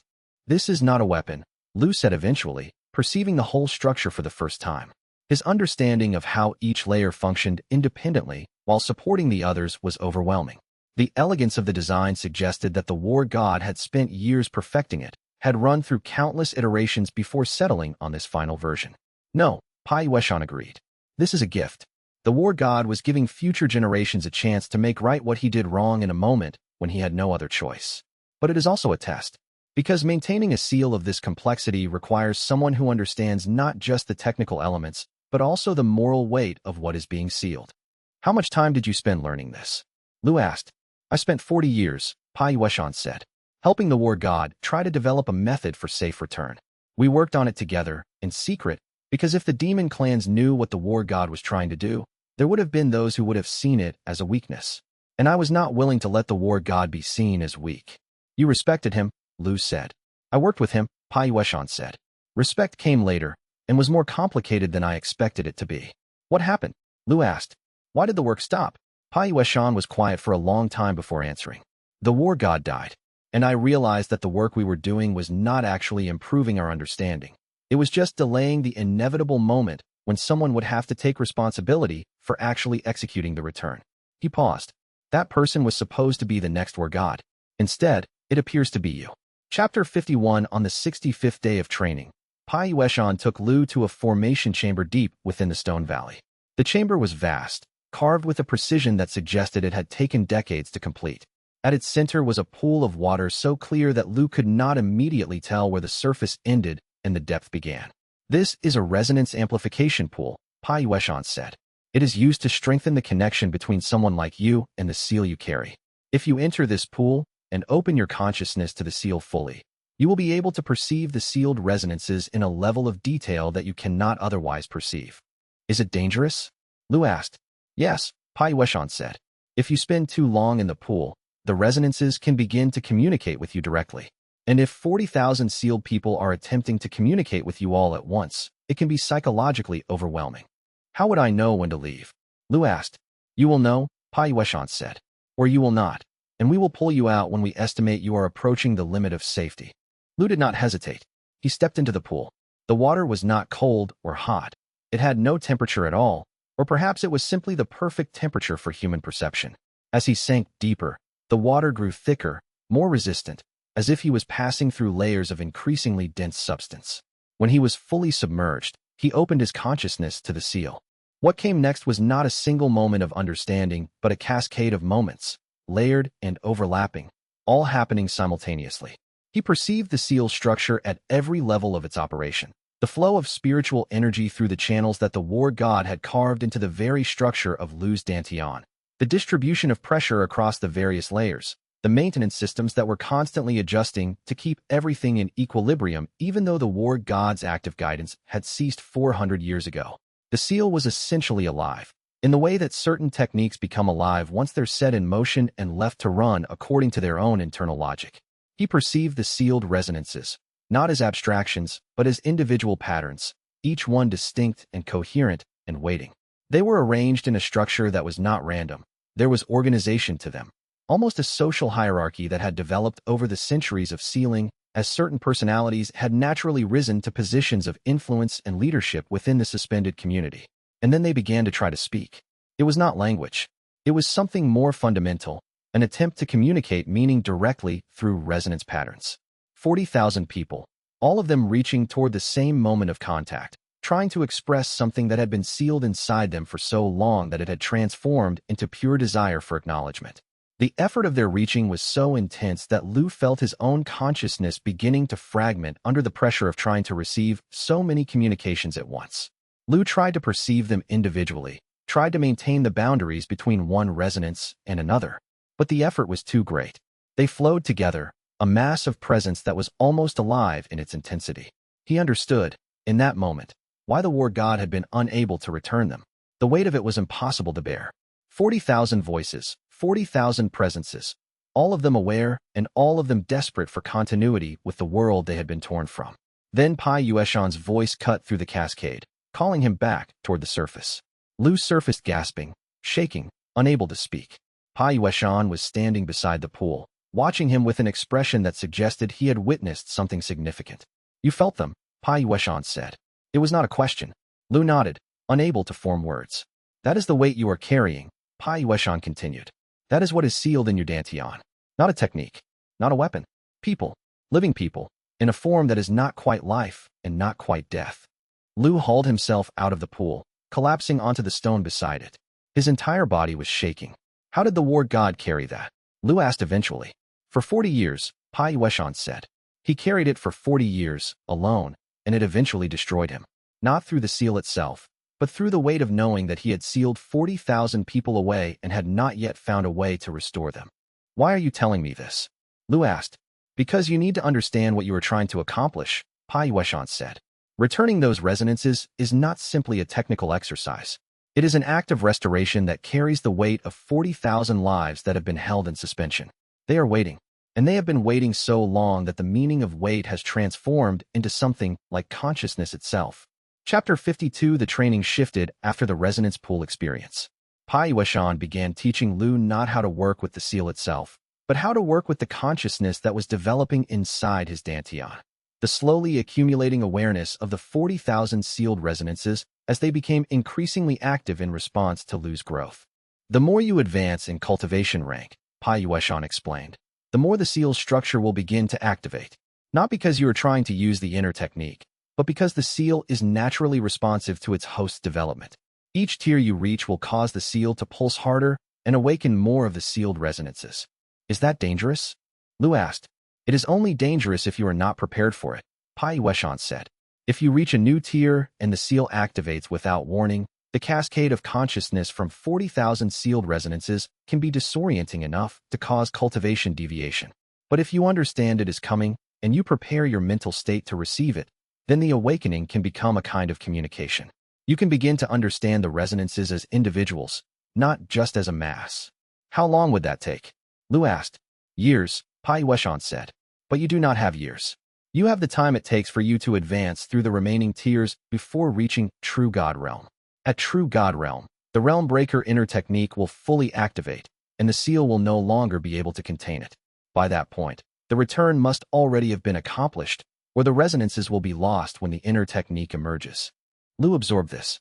It meant that he had to not only learn how to return the sealed resonances, but he had to accomplish the return before he became powerful enough that the seal could no longer function as a container. What if I could slow my cultivation advancement? Lu asked. What if I deliberately chose not to advance to the next tier for a set period of time? You could not, Pai Yueshan said. Once the war gods will has approved you for advancement, the tier advancement will happen eventually, regardless of your intentions. The will is not something that can be negotiated with or delayed. It is a force as inevitable as time itself. Then the deadline is not just 3 years, Lu said. The deadline is whenever I reach True God Realm, which could be sooner than 3 years. Yes, Pai Yueshan said. That is why you must begin accelerating your training now. Because the faster you can learn how to execute the return, the faster you can accomplish it, and the more buffer time you will have if complications arise. Over the next 3 months, Pai Yueshan taught Lu the fundamental principles of resonance manipulation. It was not easy. The techniques required a way of thinking about spiritual energy that was fundamentally different from how human cultivation approached the problem. It required letting go of the idea that spiritual energy was a tool to be shaped, and instead understanding it as a living thing that had its own preferences and patterns. Human cultivators learned to impose structure on energy. Demon clan cultivators learned to negotiate with energy, to understand what it wanted to do and to guide it in that direction rather than forcing it into unwilling shapes. But slowly, Lu began to understand it. The difference between imposing will and understanding desire became clearer to him with each lesson. And slowly, he began to understand the sealed resonances not as a threat or a burden, but as something that he was being trusted to care for temporarily. They were not his to own or control. They were passengers in the vessel that was his dantian, and his responsibility was to ensure their safe passage to wherever they needed to go. The war god made the right decision in sealing them. Pai Yueshan said one afternoon, after a particularly difficult lesson where Lu had struggled to maintain the distinction between multiple resonance patterns simultaneously. But he made the wrong decision in thinking he had to carry the weight alone. That is something you will not repeat. How do you know? Lu asked. Because you are already looking for people to help you, Pai Yueshan said. That was not true of the war god. He believed that accepting help would be betraying the people he had sealed. He thought that carrying the full weight of the responsibility alone would demonstrate his commitment to returning them eventually. But what it actually demonstrated was that he was capable of isolating himself completely for 40 years without breaking. Would it have been betrayal? Lu asked. To accept help? No, Pai Yueshan said. It would have been human. And that is what the war god struggled with most. Understanding that human limitations were not failures of character, but simply part of being human. The Realm Breaker technique was designed by a man who was, in many ways, still learning how to be human. That is part of why returning the resonance may be possible where the war god thought it impossible. You have something he did not have when he began this journey. You have community.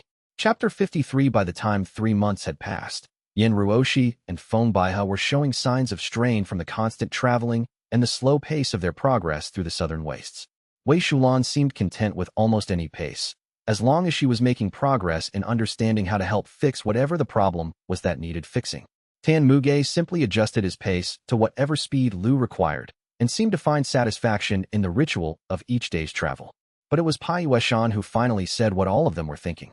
You need to advance your practice beyond what a single teacher can provide, Pai Yueshan told Lu one evening. You have learned the fundamentals. What you need now is to practice the fundamentals with greater intensity, and to begin combining your human cultivation understanding with the resonance manipulation that I have taught you. Are you saying you cannot teach me further? Lu asked. I am saying that I have taught you what I know how to teach, Pai Yueshan said. What comes next requires you to discover through your own practice, and it requires you to speak with the will again. Because the breakthrough to the next tier will require approval from Gu Tianzhan, and that approval will depend on what you are willing to sacrifice to attempt the next step. I thought the will approved tier advancement automatically, Lu said. The will approves advancement when the host has met the necessary conditions, Pai Yueshan said. But the conditions are not simply cultivation base and spiritual root compatibility. The conditions include spiritual alignment and moral readiness. The war god does not grant power to people who are not prepared to be powerful in ways that extend beyond the merely technical. They spoke late into that evening about what the next phase of preparation would look like. Pai Yueshan suggested that Lu would need to find a location that was spiritually active enough to support the kind of intense practice necessary for Tier 2 mastery. He suggested that the cultivation temples in the neutral territories might provide such a location. By the time morning came, they had made a decision. The group would travel to the nearest cultivation temple and establish a base of operations there. Pai Yueshan would return to his settlement, but he would remain available for consultation through message scrolls and would travel to the temple if critical breakthroughs required his direct assistance. One more thing before I leave, Pai Yueshan said as they prepared to depart. You should know that the war god, near the end of his life, stopped thinking of the return as a technical problem. He started thinking of it as a moral one. He stopped asking, how can I return this resonance safely, and started asking, what do I owe these people, and how will I pay that debt? That shift in perspective is what led to the breakthrough in technique that he never completed. It is something you should consider. How do I pay a debt to 40,000 people I have never met? Lu asked. You already are, Pai Yueshan said, by taking the responsibility of returning them instead of trying to escape from it. Chapter 50 for the cultivation temple they found was not as grand as some of the major sect headquarters that Lu had encountered, but it had the quality of a place that had been carefully maintained by people who understood the value of spiritual space. The walls had been carved from stone that was naturally responsive to spiritual resonance, and the positioning of the buildings followed a pattern that maximized the flow of natural spiritual energy through the entire compound. Gardens had been cultivated in specific locations where spiritual density was highest, and meditation halls had been oriented to catch the dawn light in ways that seemed to enhance clarity of thought. The head cultivator, a woman named Xianxia who had spent 30 years in residence at the temple, welcomed them without question when Yu Zhenghao sent a message indicating that they were traveling under tribunal protection. She was an older woman with cultivation rank around realm edge, and she had the specific quality of someone who had spent decades in meditation practice and had found peace in solitude. She did not ask questions about who they were or why they were seeking refuge at the temple, accepting the tribunal seal as sufficient authorization for their presence. We have space for study and meditation, Zhao Yunxiao said. We have access to formations that can amplify spiritual resonance, and we have isolation from the political complications of the major sections. If it is peace and development you are seeking, you have come to the right place. The temple occupied a plateau at the edge of the southern wastes. It was positioned such that the natural spiritual flows of the territory passed directly through the meditation halls, making it ideal for intensive cultivation practice. Wei Shulan began setting up a small medical laboratory in one of the unused storage buildings. Yen Ruoshi spent her days practicing the techniques her master had taught her, slowly refining them into something that was uniquely her own. Feng Baihe helped Tan Muge establish a training ground, and the two of them began a series of basic combat drills that seemed designed more for maintaining capability than for developing new ones. Lu took over one of the meditation halls and began the intensive practice that Pai Yueshan had outlined before departing. For the first 6 weeks, nothing remarkable happened. Lu meditated, practiced resonance manipulation, and worked on integrating the two approaches to cultivation that were now becoming increasingly important to his development. His cultivation base advanced slowly, incrementally, without the kind of dramatic breakthrough that had occurred during his studies with the will. But in the 7th week, something shifted. It began with a sensation in his dantian, not pain, but a kind of pressure that felt like the seal was becoming more active. The sealed resonances were beginning to communicate more directly with him, no longer simply pushing outward, but actually forming patterns of meaning that were almost like language. In his meditation that evening, Lu opened his consciousness to the seal fully and attempted to perceive the resonances individually. What he found was terrifying and beautiful in equal measure. The sealed resonances had not been passive during their sealing. They had been doing something. They had been learning. They had been developing understanding. And what they had become through that learning was not simply copies of what they had been when they were sealed. They had become something new, something that existed in the spaces between life and consciousness. There was an old woman who had been sealed as a soldier and had become, through the long centuries, something like a teacher of the other sealed resonances. There was a child who had been sealed as a non-combatant and had developed a kind of artistic perception that expressed itself through the patterns of resonance that surrounded her. There was a warrior whose name was Lu Shenfeng who had been sealed and had spent the centuries constructing a kind of philosophical framework that helped the other resonances maintain coherence. They were not waiting for Lu to rescue them. They were building something, deliberately, in the space between life and consciousness that the seal provided. And as Lu perceived this, he understood something crucial about what return actually meant. It did not mean bringing them back to what they had been. It meant bringing them forward into what they had become and giving them the choice of whether they wanted to continue in that new form or attempt to reintegrate with the world that had moved on without them. That understanding changed everything about how Lu thought about his task. Chapter 55. In the 8th week of practice, something unexpected occurred. Fengxian appeared at the cultivation temple. He did not come with soldiers. He did not come with any visible hostile intent or threatening cultivators. He simply manifested one afternoon, walking through the temple grounds with an expression that suggested he had been thinking about difficult problems for a very long time and had reached some kind of decision about them. He moved through the temple's public spaces without any pretense of stealth or concealment, making his presence obvious and allowing the group to notice his arrival. I wanted to see for myself whether you were truly attempting to return the sealed resonance, Quas said, meeting Lu in a neutral courtyard at the temple's center, or whether you were simply using the explanation as a way to maintain custody of the seal and gain time to develop your cultivation base further before anyone attempted extraction again. And what have you concluded? Lu asked. That you are genuinely attempting something that I would have considered impossible, Quas said. Something that requires not just technical skill, but a kind of commitment that most cultivators cannot sustain. Which is, I confess, frustrating to me in ways that I was not expecting. I came here expecting to find you either lying or failing. Instead, I find you actually progressing towards something that may actually work. Why are you here? Lu asked. Not for observation. There must be something else. Because I have been thinking, Quas said, about what it would mean if you actually succeeded. And I realized that your success would change the political landscape in ways that would be significantly disadvantageous to me. The war god chose you not because he knew you personally, not because you had proven yourself through some objective test of merit, but because you happened to be standing in a Foundation shell uniform when he was dying. The arbitrary nature of that selection has always been my leverage against you. But if you can accomplish what no one else can accomplish, then the selection becomes meaningful in retrospect. The war god's judgment becomes vindicated, and my claim to have been wrongly rejected becomes harder to sustain. Kor reached into his robe and withdrew a document. It was bound in a material that seemed to shimmer slightly, as if the content inside was important enough to warrant special containment. I have been working on a technique for extracting the Realm Breaker seal from an active host, Quas said. The work has taken me 8 years. The technique is sound. The mathematics is solid. The error tolerance is within acceptable parameters for someone skilled enough to execute it correctly. I have decided to publish the technique. Distribute it freely to every major sect and power. Make it public knowledge. Give every cultivator who wants to attempt extraction the theoretical foundation to try. Lu felt something cold move through him. Not fear, exactly, but a recognition of the elegance of Quas' strategy. Why would you do that? Lu asked, though he was already understanding the answer. Because if anyone can extract the seal safely, then the war god's choice to place it in you becomes arbitrary rather than meaningful, Quas said.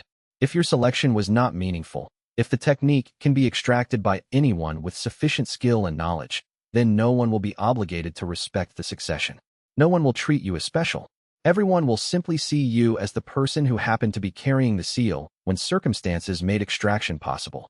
The civilian resonance, Lu said. The sealed people. The extraction would damage them. You know that. Possibly, Fengxian said. and his voice carried a strange tone that suggested he did know the risks and had decided they were acceptable. But that will be your responsibility to prevent. That is your test. I am simply making the technical means available to anyone who wants to attempt extraction. You are trying to make the seal worthless, Lu said. I am trying to make you less special, Fengxian corrected. The war god rejected me because he did not believe I could be trusted with ultimate power. I am demonstrating that there is no such thing as ultimate power that cannot be challenged or taken. I am demonstrating that the war god's judgment was not divine wisdom. It was simply the decision of a man with personal preferences. He turned to leave. I will not stop trying to take what was given to you, Quas said. But I will not do it through political maneuvering anymore.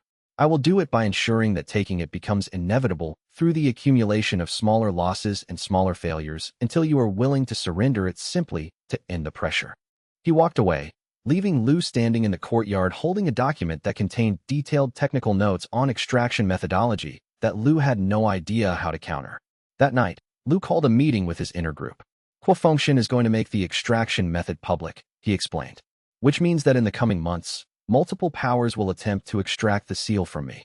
Some of them will be successful, and when they are, the sealed resonance will likely be damaged. What are we going to do? Yin Ruoshi asked. Accelerate, Lu said. We are going to accelerate every element of the plan. I am going to push toward the next tier breakthrough faster than should be safe. I am going to work with Pai Yueshan to prepare for the separation ritual sooner than we anticipated. And I am going to make sure that we have returned the sealed resonance before anyone else can take it from me. That is a dangerous path, Wei Shulan said. It is the only path available, Lu replied. And then what happens after? I will figure out when we reach that moment. Chapter 56. The push toward Tier 3 advancement began in earnest. Lu worked with Wei Shulan to establish a schedule of controlled fasting and intensive meditation that was designed to accelerate cultivation development. He worked with Yin Ruoshi to understand how her master's teachings could be integrated into his own practice. He worked with Feng Baihe on combat applications that would require new levels of perception and spatial awareness. And he worked with the will directly, more consistently than he had before. You are trying to solve a problem by becoming stronger, Gu Tianzhan observed during one dialogue. That will not work if the problem is political in nature. The problem has become both, Lu said. The politics will be solved by speed. By accomplishing the return before Quas technique is widely distributed. By making the seal less valuable as a prize if its contents have already been returned. That is tactical thinking, the will said. Not strategic. Then teach me strategy, Lu said. Because I am tired of responding to circumstances. I want to create circumstances. The will was silent in a way that felt profound.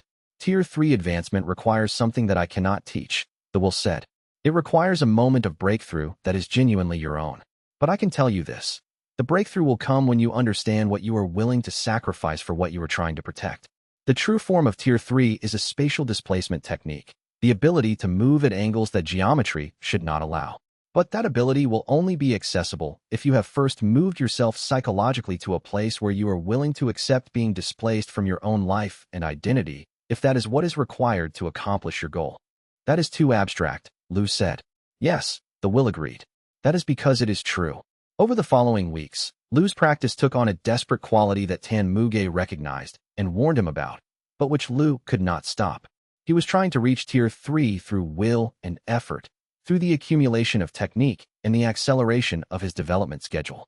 And the harder he pushed, the further the breakthrough seemed to recede. It was Wei Shulan who finally said the thing that everyone else was thinking but avoiding. You are not going to reach Tier 3 by trying harder, she said.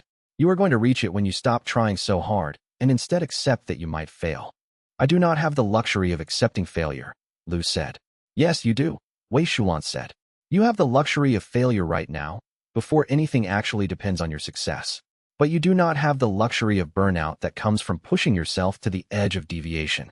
If you burn yourself out now, you will be less capable when the moment actually comes that matters. She was right, and he knew it. But knowing something was right did not make it easier to accept. It took another week before something finally shifted. Chapter 57. The shift came during a meditation session in the early morning, when the spiritual resonance of the temple was at its strongest, and the boundary between the meditation hall and the external world seemed to thin nearly to the point of transparency. Lu had been sitting in meditation for approximately 4 hours, deep in the state where the distinction between his consciousness and the seal's consciousness had begun to blur, when the will suddenly pushed him toward a memory he had not accessed before. It was a memory that was not from Gu Tianzhan. It was from the seal itself. In the memory, Lu was perceiving through the consciousness of the sealed resonances. He was experiencing the moment of sealing from the perspective of someone whose life was being interrupted, whose continuity was being broken. The perspective was foreign and yet profoundly intimate. He understood that he was experiencing a moment that had been sealed away for centuries, preserved in the resonance patterns of someone who had been forced to surrender everything in that single instant. There was a woman named Lu Mei who had been in the middle of explaining something to her daughter when the war god sealing technique had activated. The memory showed the interruption as a kind of shattering, not of pain, but of continuity. One moment was the normal flow of life. The next moment was suspension and the knowledge of suspension. There was no warning. There was no opportunity to complete her thought, to say goodbye, to transfer any final wisdom to someone she loved. But what the memory also showed was what came next. In the centuries of suspension, Lu Mei had learned to exist in the space between life and death. She had developed an understanding of herself that transcended the normal categories of human existence. She had become something new, something that was still her, but was also more than her.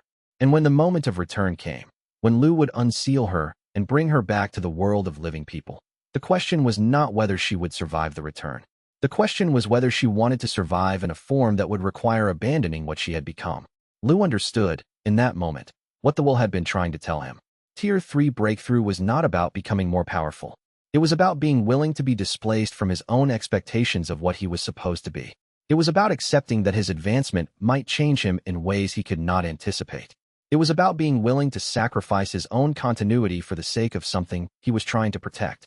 The breakthrough came without any particular sensation of power. It simply was a reconfiguration of how his body occupied space, a new understanding of geometry that allowed him to perceive dimensions that his normal perception did not naturally access. When he stood up from meditation, he could move in ways that should have been impossible. He could step sideways through space. He could advance while appearing to retreat. He could position himself at angles that made no logical sense. The seal pulsed in his dantian as Tier 3 activated. And through the pulse, he felt the sealed resonances shift their perception of him. They recognized the advancement. They understood, at some level that transcended normal understanding, that he was becoming capable of the task he had taken on. When Lu emerged from the meditation hall, the others were waiting for him in the courtyard. Tan Muge took one look at him and nodded with satisfaction, recognizing the quality of change that marked a tier advancement. You reached it, the old soldier said. It was not a question. Yes, Lu said. The geometry is different now. I can perceive space as something that can be negotiated with rather than something I have to move through in linear paths. Good, Tan Muge said. Because Qua's extraction technique just arrived at the temple via message crystal, and there are going to be people attempting to take the seal from you sooner than you anticipated.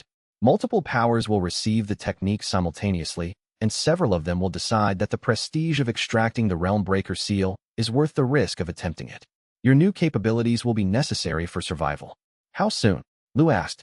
3 weeks, Tan Muge said with the certainty of someone who had been reading political intelligence for decades. Maybe less. The faster powers move is usually 3 to 4 weeks from receipt of technical information to mobilization of extraction teams.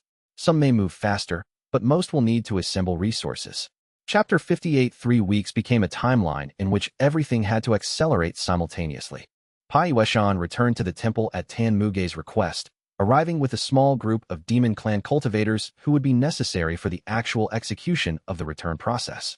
Shui Bullion sent a message that she would arrive at the temple in 2 weeks, bringing with her the preliminary resonance vessels that had been prepared for the return.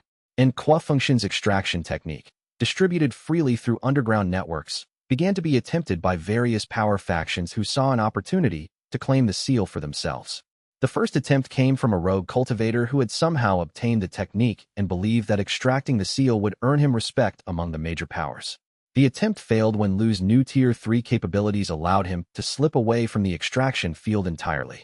The rogue cultivator was arrested by local tribunal representatives. The second attempt came from a sect that shall remain unnamed here, and it failed for similar reasons. Lu was simply too fast to contain. But the third attempt came from someone far more dangerous. A cultivator named Huolianga, a supreme elder of the Jade Scripture sect, arrived at the temple with a team of extraction specialists. She was Realm Edge rank, 2 full tiers above where Lu was now positioned.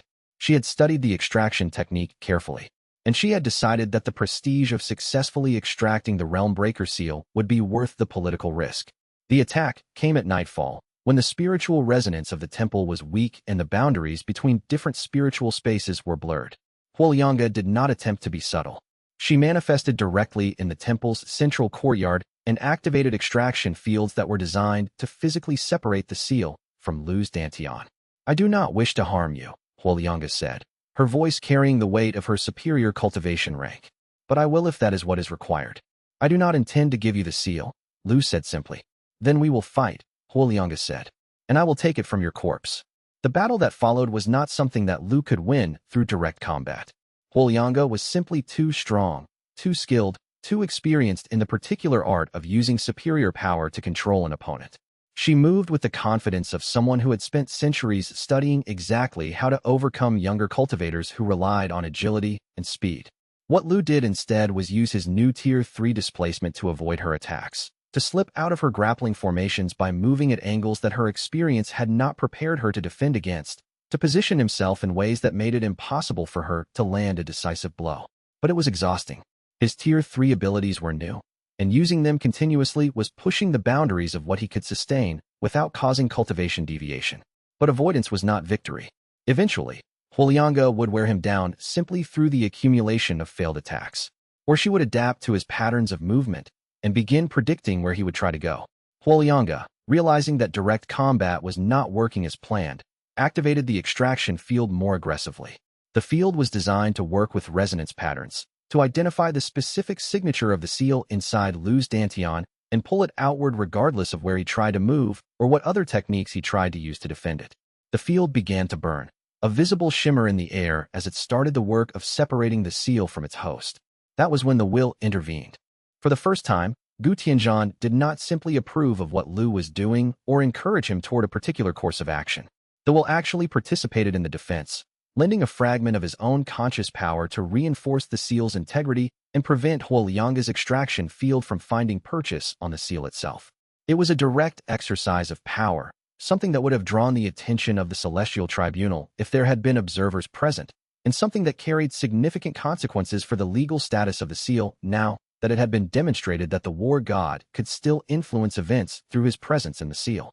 "This one is under my protection," Gu Tianzhan's voice echoed through the courtyard, vast and ancient and absolutely final.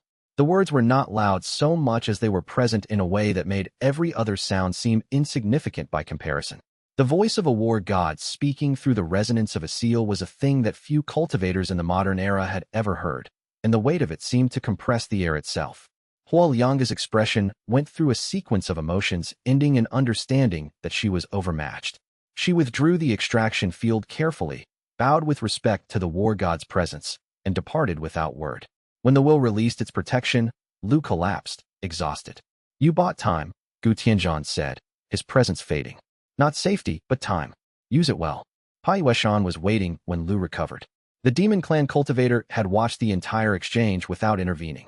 "The extraction field came very close," Pai Yueshan said. 3 more seconds, and it would have found the seal's resonance anchor point. After that, the structure would have begun to unravel. "We have to accelerate the return," Lu said, "before someone more subtle than Huolianga makes the attempt." "Shueb Balian arrives in 10 days, Pai Yueshan said.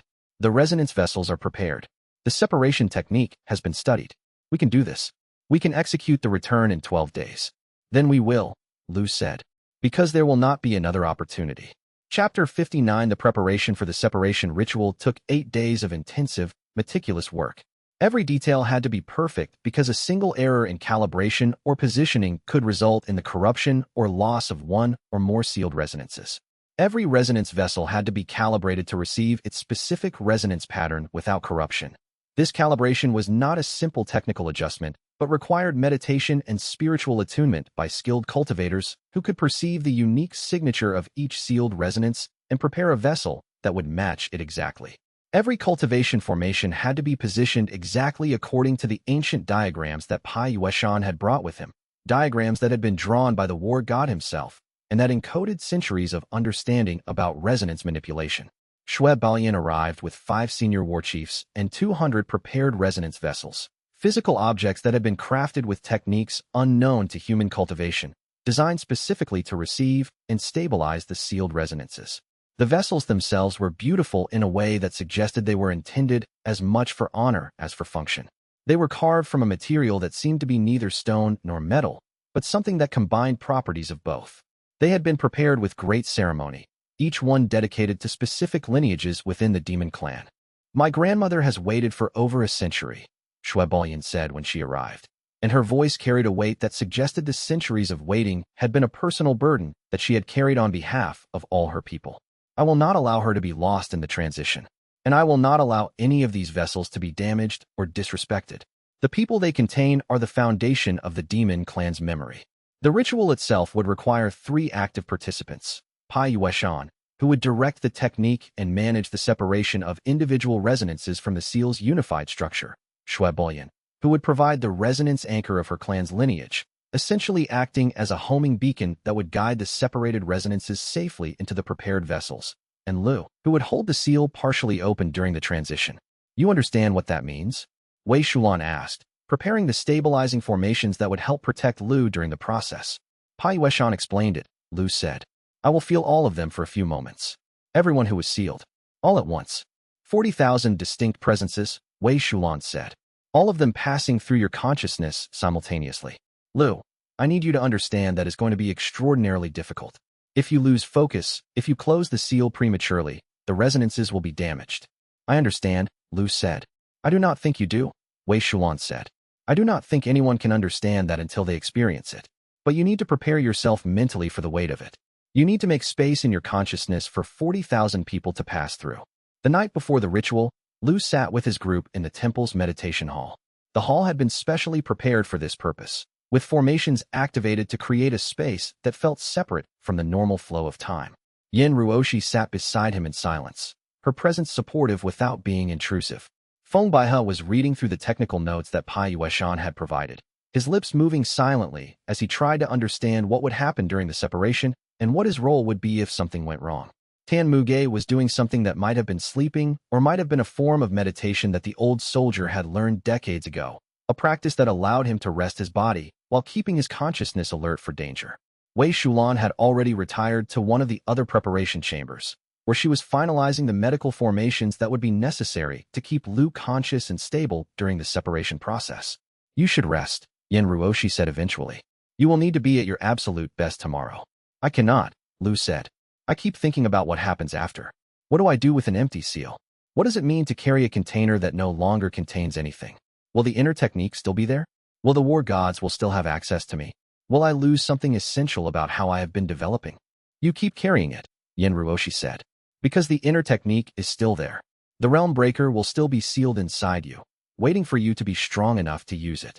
The fact that the civilian resonance has been returned changes some things, but it does not change the fundamental nature of what you are carrying or why you are carrying it. And then what? Lu asked again. It was the question that had followed him through every major decision, every crisis, every moment of breakthrough. The question that suggested that accomplishing one thing simply revealed the necessity of accomplishing the next thing. And then you have become someone who has successfully accomplished something that no one else could accomplish, Yin Ruoshi said. Someone who held 40,000 people in their consciousness and guided them safely back to existence. You will need to figure out what to do with that status. You will need to understand what it means to be the kind of person who can carry that weight. But that is a problem for after. For now, you rest. Chapter 60. The separation ritual took place at dawn, in the formation chamber that Pai Yueshan had prepared. The time of dawn had been chosen deliberately. It was the moment when the boundary between night and day was thinnest, when the spiritual energy of the world was transitioning between states, and when that transition could be used to facilitate other transitions of profound significance. The resonance vessels were arranged in concentric circles, each one calibrated to receive a specific set of sealed resonances through meditation and spiritual attunement that had taken weeks to complete. The preparation formations were active, glowing with the spiritual energy that Pai Yueshan and his team had been feeding into them for days, creating a space where the boundary between sealed and unsealed consciousness was thin enough for the transition to occur without causing catastrophic damage to either the resonances or to lose dantian. Pai Yueshan stood at the center of the formation, his body absolutely still, his hands moving in patterns that guided the flow of resonance through channels and pathways that only he could perceive. The patterns were beautiful in their precision and complexity. Pai had told Lu that they were ancient patterns, drawn from texts that were so old that their origin points were lost to history. Shuebalyan stood at the ritual's anchor point, her own dantian open and radiating the lineage resonance that would guide the separation, that would act as a beacon calling the sealed resonances toward their proper containers. And Lu knelt at the third point of the triangle, hands positioned on his own dantian, consciously holding the seal open. The effort of holding it open required every ounce of concentration he possessed, every technique he had learned, every understanding he had developed about how the seal's structure actually functioned. "Begin," Pai Yueshan said.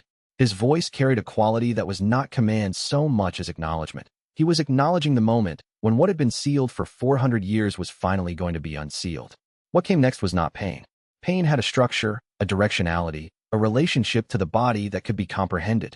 What came next was an overwhelming weight of presence, 40,000 distinct resonances, each one aware, each one moving toward freedom. They poured through Lu's consciousness like water through a broken dam. He tried to perceive them individually, tried to maintain the boundaries that would allow each resonance to move into its own prepared vessel. But the effort was too great. They blurred together, a mass of presence that was almost alive in its intensity. Faces, voices, emotions, memories, all of it compressed into this moment of transition. There was Lu Mei, the woman whose memory had guided Lu toward his Tier 3 breakthrough, moving into her prepared vessel with a kind of grace that transcended the purely technical. There was Hu Lansheng, the warrior philosopher who had maintained coherence among the sealed resonances, moving out with a kind of satisfaction that suggested he knew what he was moving toward. There was the old woman, the teacher, moving out last, as if ensuring that all the others had been safely transferred before completing her own transition. And they kept coming. 40,000 of them, pouring through Lu's consciousness, passing through his dantian, moving into the prepared vessels that would become their new homes. The weight of it was impossible to bear. Lu felt himself beginning to lose coherence, to fragment under the pressure of so much presence moving through him simultaneously. But he did not close the seal. He held it open. He held it open for all of them. He held it open until the last resonance had passed through, until the seal was empty, until nothing remained but the hollow container and the inner technique that still slumbered inside his dantian. Then he collapsed. When he woke, hours had passed. He was lying on cushions arranged around him by Wei Shulan, whose medical cultivation had ensured that his consciousness remained intact throughout the process. "You held it open for 3 full minutes, Wei Shulan said. "I did not think you would survive that. But you did." Lu tried to speak, but could not form words. His entire consciousness felt shattered, as if the weight of holding 40,000 resonances in motion had broken something fundamental about how he perceived the world. Shui Balian entered the chamber. She had been monitoring the resonance vessels, ensuring that each one had successfully received and stabilized its contents.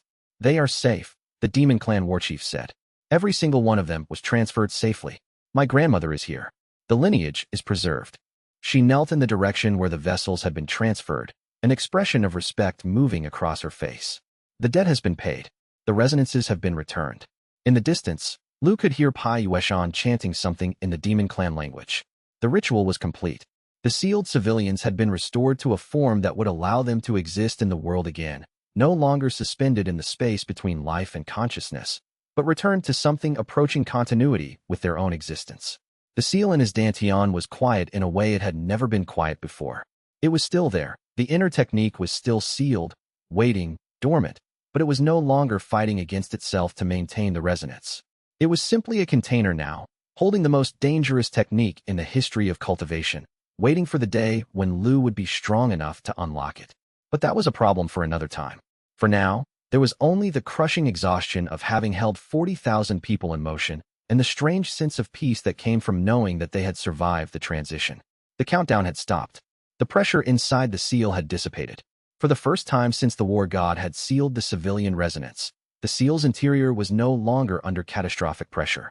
And somewhere in the southern wastes, in a space that had been prepared specifically for the reception of unsealed resonances, 200 resonance vessels held the echoes of 40,000 people who had been sealed away for over a century, now returned to a form that would allow them to continue existing in the world. Lu Mei was there, the woman whose memory had guided Lu toward his Tier 3 breakthrough, fully present in her vessel, her consciousness no longer suspended but continuous again. Hu Lansheng was there, the warrior philosopher who had held the other resonances together through the centuries, now able to exist in a new form that would allow his wisdom to be preserved. The old woman teacher was there, the elder who had acted as a guide to all the other sealed resonances, now freed from the burden of maintaining coherence, and able to simply exist again. Lu could not move. He could barely think. His consciousness felt like it had been cracked open and reassembled in slightly different patterns. When he tried to identify what he felt in that moment, the words that competed for primacy in his understanding included triumph, relief, satisfaction, but none of them quite captured the weight of what he was experiencing. The word that finally emerged was not triumph or relief or satisfaction. The word was responsibility, because holding the seal, caring for it, understanding it, learning how to work with it without damaging it, all of that now seemed like the simple part, the foundation that had been necessary, but that was now complete. What came next would require understanding what he had become through the process of carrying the war god's final gift. It would require understanding what the inner technique actually was, and what it would demand of him when he became powerful enough to access it. It would require understanding the nature of power itself, and what it meant to be someone who could carry power without being consumed by it. It would require answering the question that had haunted every moment since he had carried the seal. And then what? But that question would have to wait. For now, there was only sleep, the bone-deep exhaustion of someone who had held 40,000 people in motion through the most delicate moment of their existence, and the fading echoes of 40,000 resonances finally returning to their own existence, finally able to be something other than suspended, finally able to move forward into whatever came next. Chapter 61. The promise arrived as a letter written in Wei Shulan's careful script, delivered by a messenger who had ridden hard enough that his horse was near collapse. The man's lips were cracked from days of riding, his horse's flanks heaving with exhaustion. Lu watched from the morning camp as the messenger dismounted, moving with the careful deliberation of someone who had pushed past the point of normal fatigue and had crossed into that strange territory where the body continued functioning through pure habit. Lu opened the letter in the early morning light, before Yin Ruoshi had woken, before the camp had begun its daily rhythms, before anyone else could ask questions he was not ready to answer. The paper was heavy, expensive. Wei Shulan's training and observation extended to the materials she chose, each one selected to communicate something about respect or importance. The cultivation sickness has returned to Shulan, Wei Shulan had written, her script precise even in urgency. Not the scattered cases we managed 3 years ago. This is different. This is systematic. The pattern spreads through 7 villages connected by old water routes, and I believe the cause is related to the seal's original detonation.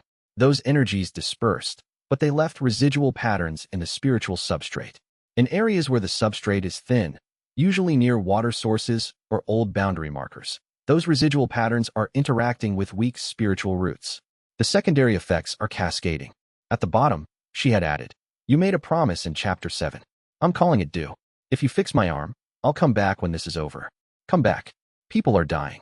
The promise from years ago, his fever-blown oath to an injured healer who had repaired his arm in a moment when he had believed he might die on that battlefield.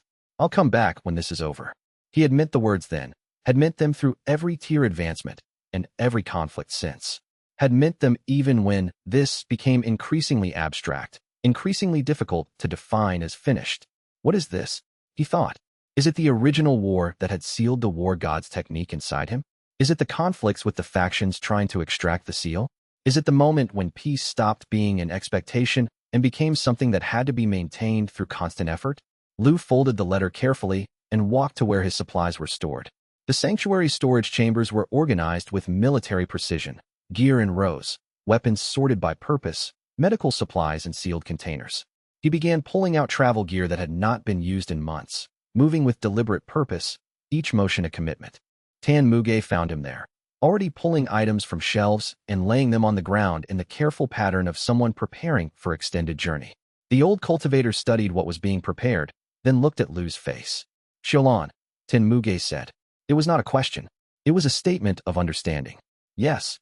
Tan Muge moved to sit on one of the supply crates, his age evident in the careful way he lowered himself. "The garrison commander who knew you is dead," he said. His voice carried the weight of having delivered bad news before.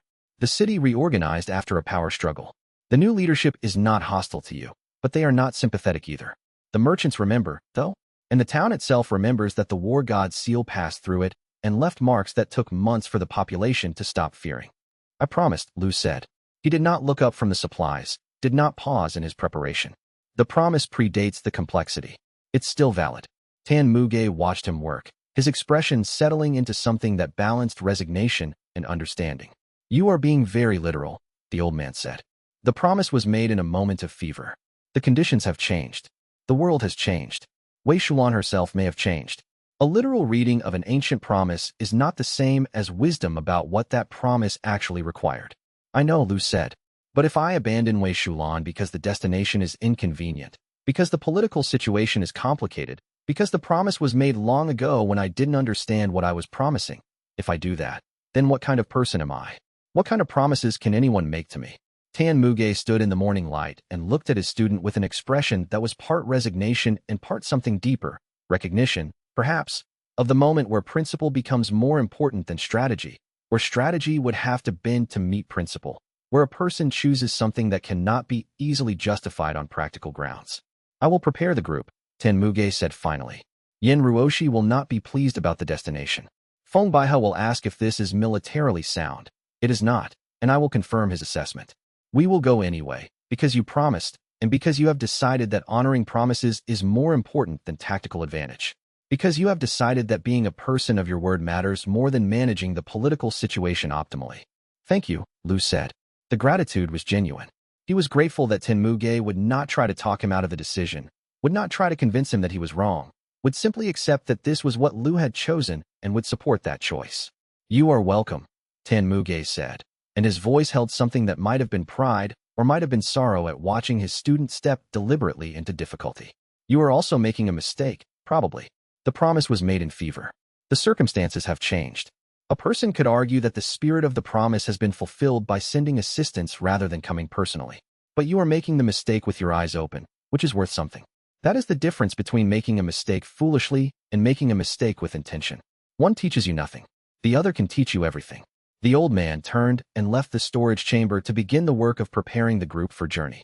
Lu stood alone for a moment, surrounded by supplies and gear, feeling the weight of the choice settle into his body. He was going to Xiaolan. He was going to honor a promise made years ago. He was going to accept whatever cost that choice involved. There was no way to know in advance what those costs would be, but he was willing to face them. Chapter 62. Yin Ruoshi's objection arrived exactly as Tan Muge had predicted, with the added component that she had waited until Lu was fully committed to the journey before expressing it. 3 days on the road, with the sanctuary a distant memory and the path forward stretching ahead of them through increasingly unfamiliar terrain. 3 days was enough time to be certain that Lu's choice was not a momentary impulse, but an actual commitment. They were at the evening camp, settling into the routines of travel that had become second nature over years of moving together through complex and often dangerous territory. The fire was built, the watch rotations established, the supplies divided and organized. And then Yin Ruoshi approached. Her expression settled into that particular firmness that indicated she had made a decision about what needed to be said, that she had given herself time to prepare the argument, and that she would present it clearly and directly.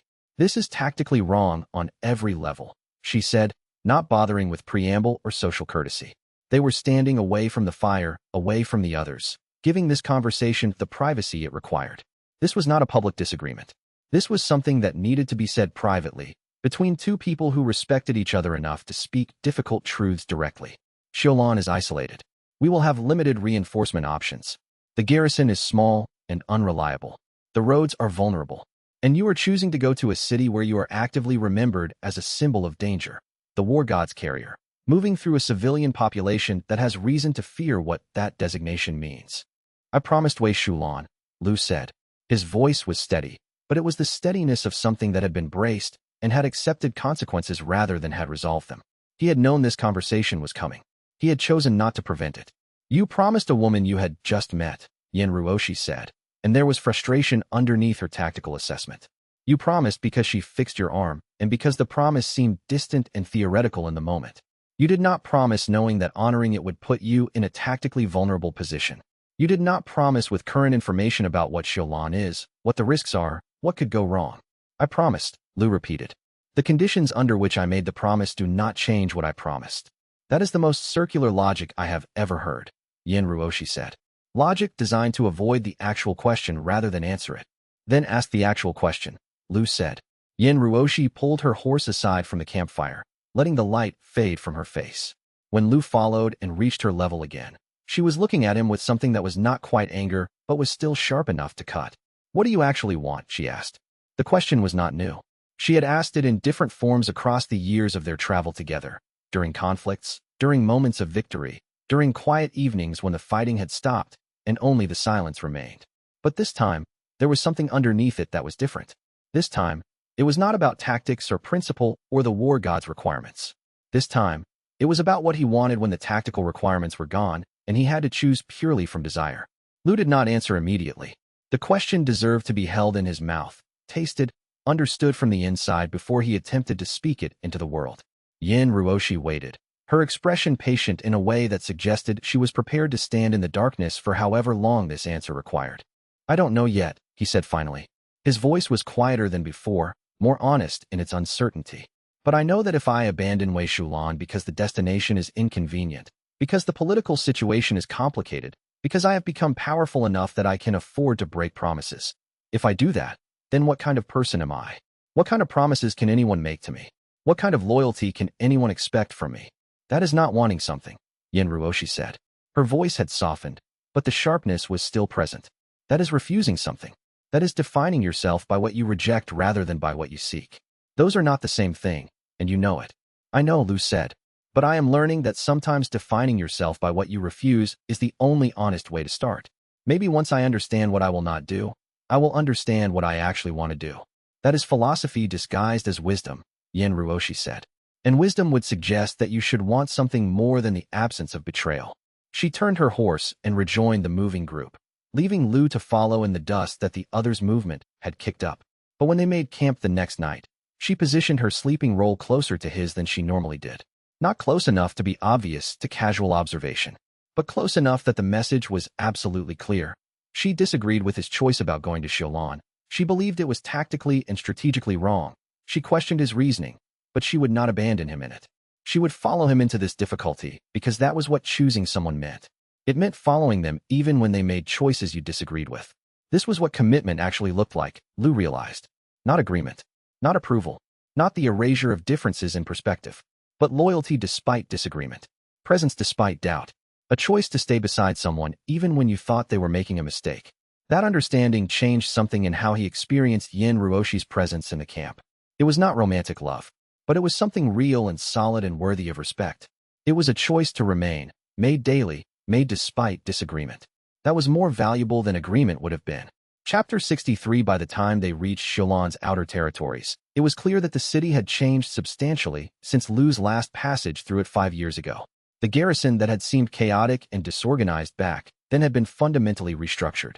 The walls had been reinforced with new stone, and there were watchtowers positioned at angles that gave better sight lines across the surrounding terrain. The defensive positions had been shifted to handle threats that came from different vectors than they had before. Not threats from the east where demon clans traditionally approached, but threats from multiple directions simultaneously. Someone had been planning for conflict comprehensively, and someone had been implementing those plans with careful attention to detail. The banner above the main gate showed new insignia, which meant the old garrison commander had indeed been replaced. Lu recognized it as the seal of the new administration, more orderly than the old one, more structured, less prone to the kind of internal politics that had characterized Xialan when he had first arrived there.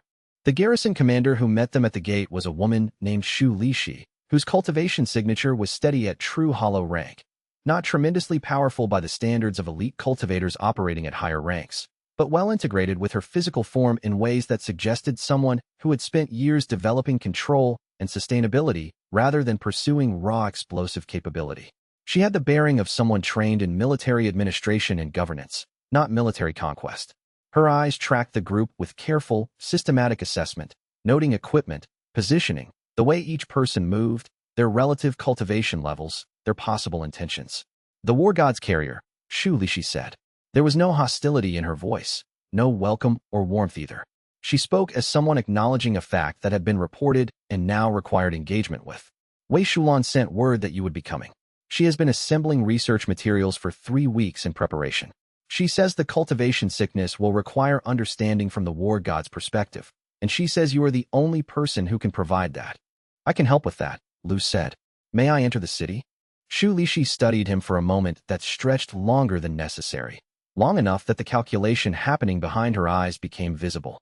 This was someone assessing not just power but trustworthiness, someone weighing the risks of allowing a realm-edge-adjacent cultivator to enter her city against the benefits of addressing whatever crisis Wei Shulan was dealing with. Yes, she said finally. But you will restrict your movement to 3 locations. The library where Wei Shulan is working, the medical center where treatment is being attempted, and the accommodation we have prepared. You will not use the seal's pressure field within the city. You will not conduct cultivation advancement activities within populated areas. You will not demonstrate power in any form that could be perceived as threatening. And you will understand that if you become a threat to the city's stability, I will work to contain you, and I will likely fail, and people will die because of that failure. But I will attempt it anyway, and my failure will be on record, and the tribunal will have documentation of exactly why I failed. Do you understand the terms? I understand, Lu said. He understood that Xu Lixi was creating legal protection for herself and documentation for the record. He understood that she was betting on his restraint while also creating a framework that would protect the city if that bet proved wrong. It was competent administration, and he respected it. Good, Xu Lixi said. Then come. Wei Shulan is in the library. She has been waiting for you to arrive. She has been waiting for 3 weeks, preparing materials, and I have watched her become increasingly stressed as the days passed. I suspect the sickness is worse than her original report to me indicated. They moved through the city toward the administrative district, where the primary library was located. The streets showed clear signs of recent crisis. Some of the houses were marked with medical symbols indicating they held sick people. Some had visible damage from what might have been riots or desperate conflicts born from suffering. The markets were operating but with reduced vendor presence, as if merchants were unsure whether it was safe to maintain normal business. The population moved with the careful precision of people living under stress, with the particular exhaustion that comes from dealing with a crisis that has no clear ending point. The atmosphere in Shilan was different from what Lu remembered. 5 years ago, the city had been recovering from the war god Seal's initial detonation. The population had been traumatized but mobilizing. Now, with the cultivation sickness spreading slowly through the population, there was a different kind of fear. Not the sharp fear of immediate danger, but the grinding fear of something that could not be stopped, only endured. People recognized him, and their reactions were mixed. Some looked grateful, as if his presence meant that help had finally arrived. Others looked cautious or even frightened, as if they were afraid that his power might cause further damage. The war god's carrier was a symbol of both hope and threat, and how people responded to that symbol depended largely on what they had experienced. Chapter 64 Wei Shulan looked like she had aged 5 years in the 5 years since Lu had last seen her. Not in her face. Her face was much the same, but in the way she held her shoulders, the way her hands moved, the way her eyes tracked information as if she were searching for something that should have been obvious but was hiding. The cultivation sickness is connected to the seal's resonance, she said without preamble. They were in the library's primary research chamber, surrounded by texts that had been pulled from archives and spread across surfaces in patterns that suggested careful study. Specifically to the trace energies that were released when you activated the seal's deep resonance during the boundary conflict. Those energies dispersed cleanly, but they left residual patterns in the spiritual substrate. In areas where the substrate is thin, usually near water sources or old boundary markers, those residual patterns are interacting with weak spiritual roots. What happens when they interact? Lu asked. The weak root begins to resonate at frequencies it cannot sustain, Wei Shulan said. The cultivation sickness is essentially the person's own cultivation attempting to process energies that are too high frequency for their system. It's like trying to run water designed for a delicate instrument through channels built for agricultural flow. Everything backs up. Everything fails. Lu stood in the archive light and felt something that was not quite guilt but was adjacent to it. The recognition that his actions had consequences that extended beyond what he could have anticipated, and that those consequences were being paid by people who had no capacity to refuse the cost. This was what power actually meant. Not the ability to defeat enemies or protect people who chose to stand with him. Not the ability to manage political situations or advance his cultivation, but the ability to affect people he would never meet, people who had never heard of him, in ways he could never fully control or predict. The elderly man he had seen in the medical center was probably someone's grandfather. Someone who had lived a quiet life, cultivating just enough to maintain basic health, never seeking power or prominence. And that person was suffering because Lu had released a resonance wave years ago to manage a different crisis, to address a different situation that had seemed important at the time. This was the cost of the seal. This was what it meant to carry the war god's power. This was why the war god had eventually sealed himself away, not out of cowardice, but out of recognition that power that could not be carefully controlled should not be allowed to simply exist unchecked. How do we treat it, he asked. That's what I've been trying to determine for weeks, Wei Shulan said. She moved to a table covered with detailed maps of the surrounding region, marked with careful notations showing where sickness cases had been reported. The obvious solution is to eliminate the residual pattern, to extract it from the substrate entirely or destroy it or find some way to disperse it beyond any dangerous concentration. But the pattern is too diffuse. It's spread across a 7-village area with no clear boundaries or focal points. The villages form a connected network through shared water sources and trade routes, so the energies have distributed evenly rather than accumulating at any single location. She traced her finger across the map, showing the pattern of cases. You cannot extract it or destroy it the way you might if it were localized to a single point. And you cannot contain it effectively because the villages are already connected. If you quarantine one village, the problem persists in the others.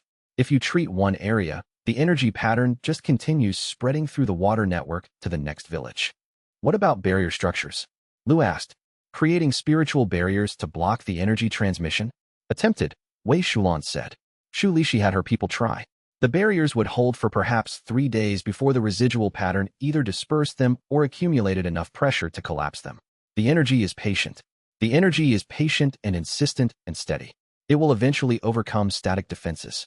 She paused, and her expression shifted to something that was more personal. Less the researcher presenting data and more the healer carrying burden she had been unable to set down. But if someone could map the pattern precisely using Tier 4 perception or higher, identify its structure at a fundamental level, and then extend a directed pressure field to counter-resonate with it, absorbing it back into a focused source, the pattern could be collapsed back into unified form. And at that point, it could be contained within a single cultivator system rather than being dispersed across 7 villages. That would require me to extend the seal's directed pressure field across the entire 7-village area simultaneously, Lu said. Understanding was settling on him as he traced through the implications, holding it steady while the residual pattern converged back in a centralized form, and then absorbing that unified pattern directly into my dantian, distributing it through my cultivation system rather than accumulating it. Yes, Wei Shulan said. That's exactly what it would require. And I won't tell you it's safe, because safety is not guaranteed. Your body would be processing energies that it has never had to process before. There would be risk of damage to your cultivation pathways. There would be significant pain. There would be meaningful possibility of failure or permanent injury. But it would resolve the crisis, Lu said. It was not a question. If you could sustain it, yes, Wei Shulan said. If your integration capacity is as extensive as my research suggests, yes. If the seal's structure can actually manage the integration of external pattern into itself, yes, it would work. But Lu, you need to understand, I am offering you a solution that saves the villages at the cost of harming yourself. I am offering you damage in exchange for their safety. I am offering you the same choice the war god faced. And I am asking you to make it anyway. Chapter 65. The cultivation sickness cases were worse than the archives had initially suggested. Wei Shulan's optimistic estimates were based on older data, and the situation had apparently progressed past what her preliminary assessments had calculated. The medical center in Shulan's primary district was operating at capacity far beyond what the building had been designed to sustain. The building had been constructed for a population of perhaps 5,000, with medical facilities designed to handle perhaps 30 serious cases at any given time.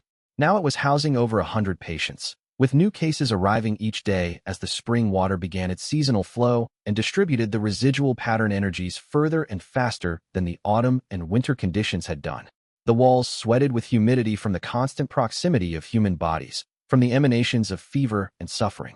The air smelled of sickness and the bitter compounds of herbal treatments that were not working because the fundamental problem was not biological, it was energetic. Herbal medicine could soothe symptoms. Herbal medicine could support the body's natural healing. But herbal medicine could not address a frequency dissonance in the spiritual substrate. An elderly man was the first case Wei Shulan showed him. A farmer, based on his hands and the calluses on his palms. The man's spiritual root was barely visible to Tier 4 perception. A thin, fragile thing that pulsed with irregular beats, each pulse creating minute disturbances in his aura like stones dropped in still water. The root should have been stable. Instead, it was oscillating at frequencies that suggested conflict, dissonance, incompatible energies trying to occupy the same space. This is what the interaction looks like, Wei Shulan said.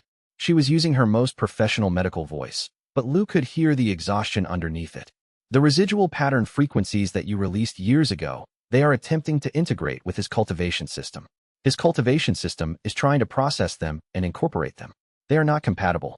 They are fighting each other, and the human body is caught between them, pulled in different directions by forces it was never designed to endure. How long before? Lu did not finish the sentence. He did not need to. For more people will die this week, Wei Shulan said. Her voice was flat, reporting data rather than emotion, which made it somehow more devastating. 6 more will be seriously injured but recover. 20 more will manifest early signs of the sickness. The spread is accelerating because the spring water sources are increasing their flow as the snow melts, and the water is spreading the trace energies faster through the substrate than they spread during winter. In 4 weeks, if the pattern continues uncontrolled, this will become a regional crisis affecting not just these 7 villages, but the surrounding areas. In 12 weeks, if the merchant networks become infected, it will be a civilization-scale emergency. They are connected, Shu Lishi said. She had been standing at the chamber's edge, listening with the careful attention of someone tasked with understanding her region's political and logistical reality. The villages are trade hubs. The merchants moving through them are in constant contact with major population centers. If the sickness spreads into the merchant networks and the merchants carry it to major population centers, we will have a crisis that reaches from the regional level to the national level. Lu looked at the elderly man lying on the medical bed, his body still and his spiritual roots still oscillating at that painful, dissonant frequency. He looked at Wei Shulan's careful documentation of the pattern, weeks of observations compiled into a detailed map of how the sickness spread, where it was most active, what conditions accelerated or slowed its progression. He looked at Shu Lishi's competent posture that could not quite hide the strain of someone managing a crisis that was beyond their control, that required expertise they did not possess. I can map the pattern with Tier 4 perception, Lu said. With my perception, I can identify the exact structure and boundaries of what was released. And I can extend the directed pressure field to counter-resonate with it, collapsing it back into unified form instead of leaving it dispersed across 7 villages. But Wei Shulan is correct about the cost. The pattern will integrate into my system. I don't know what that will do to my cultivation.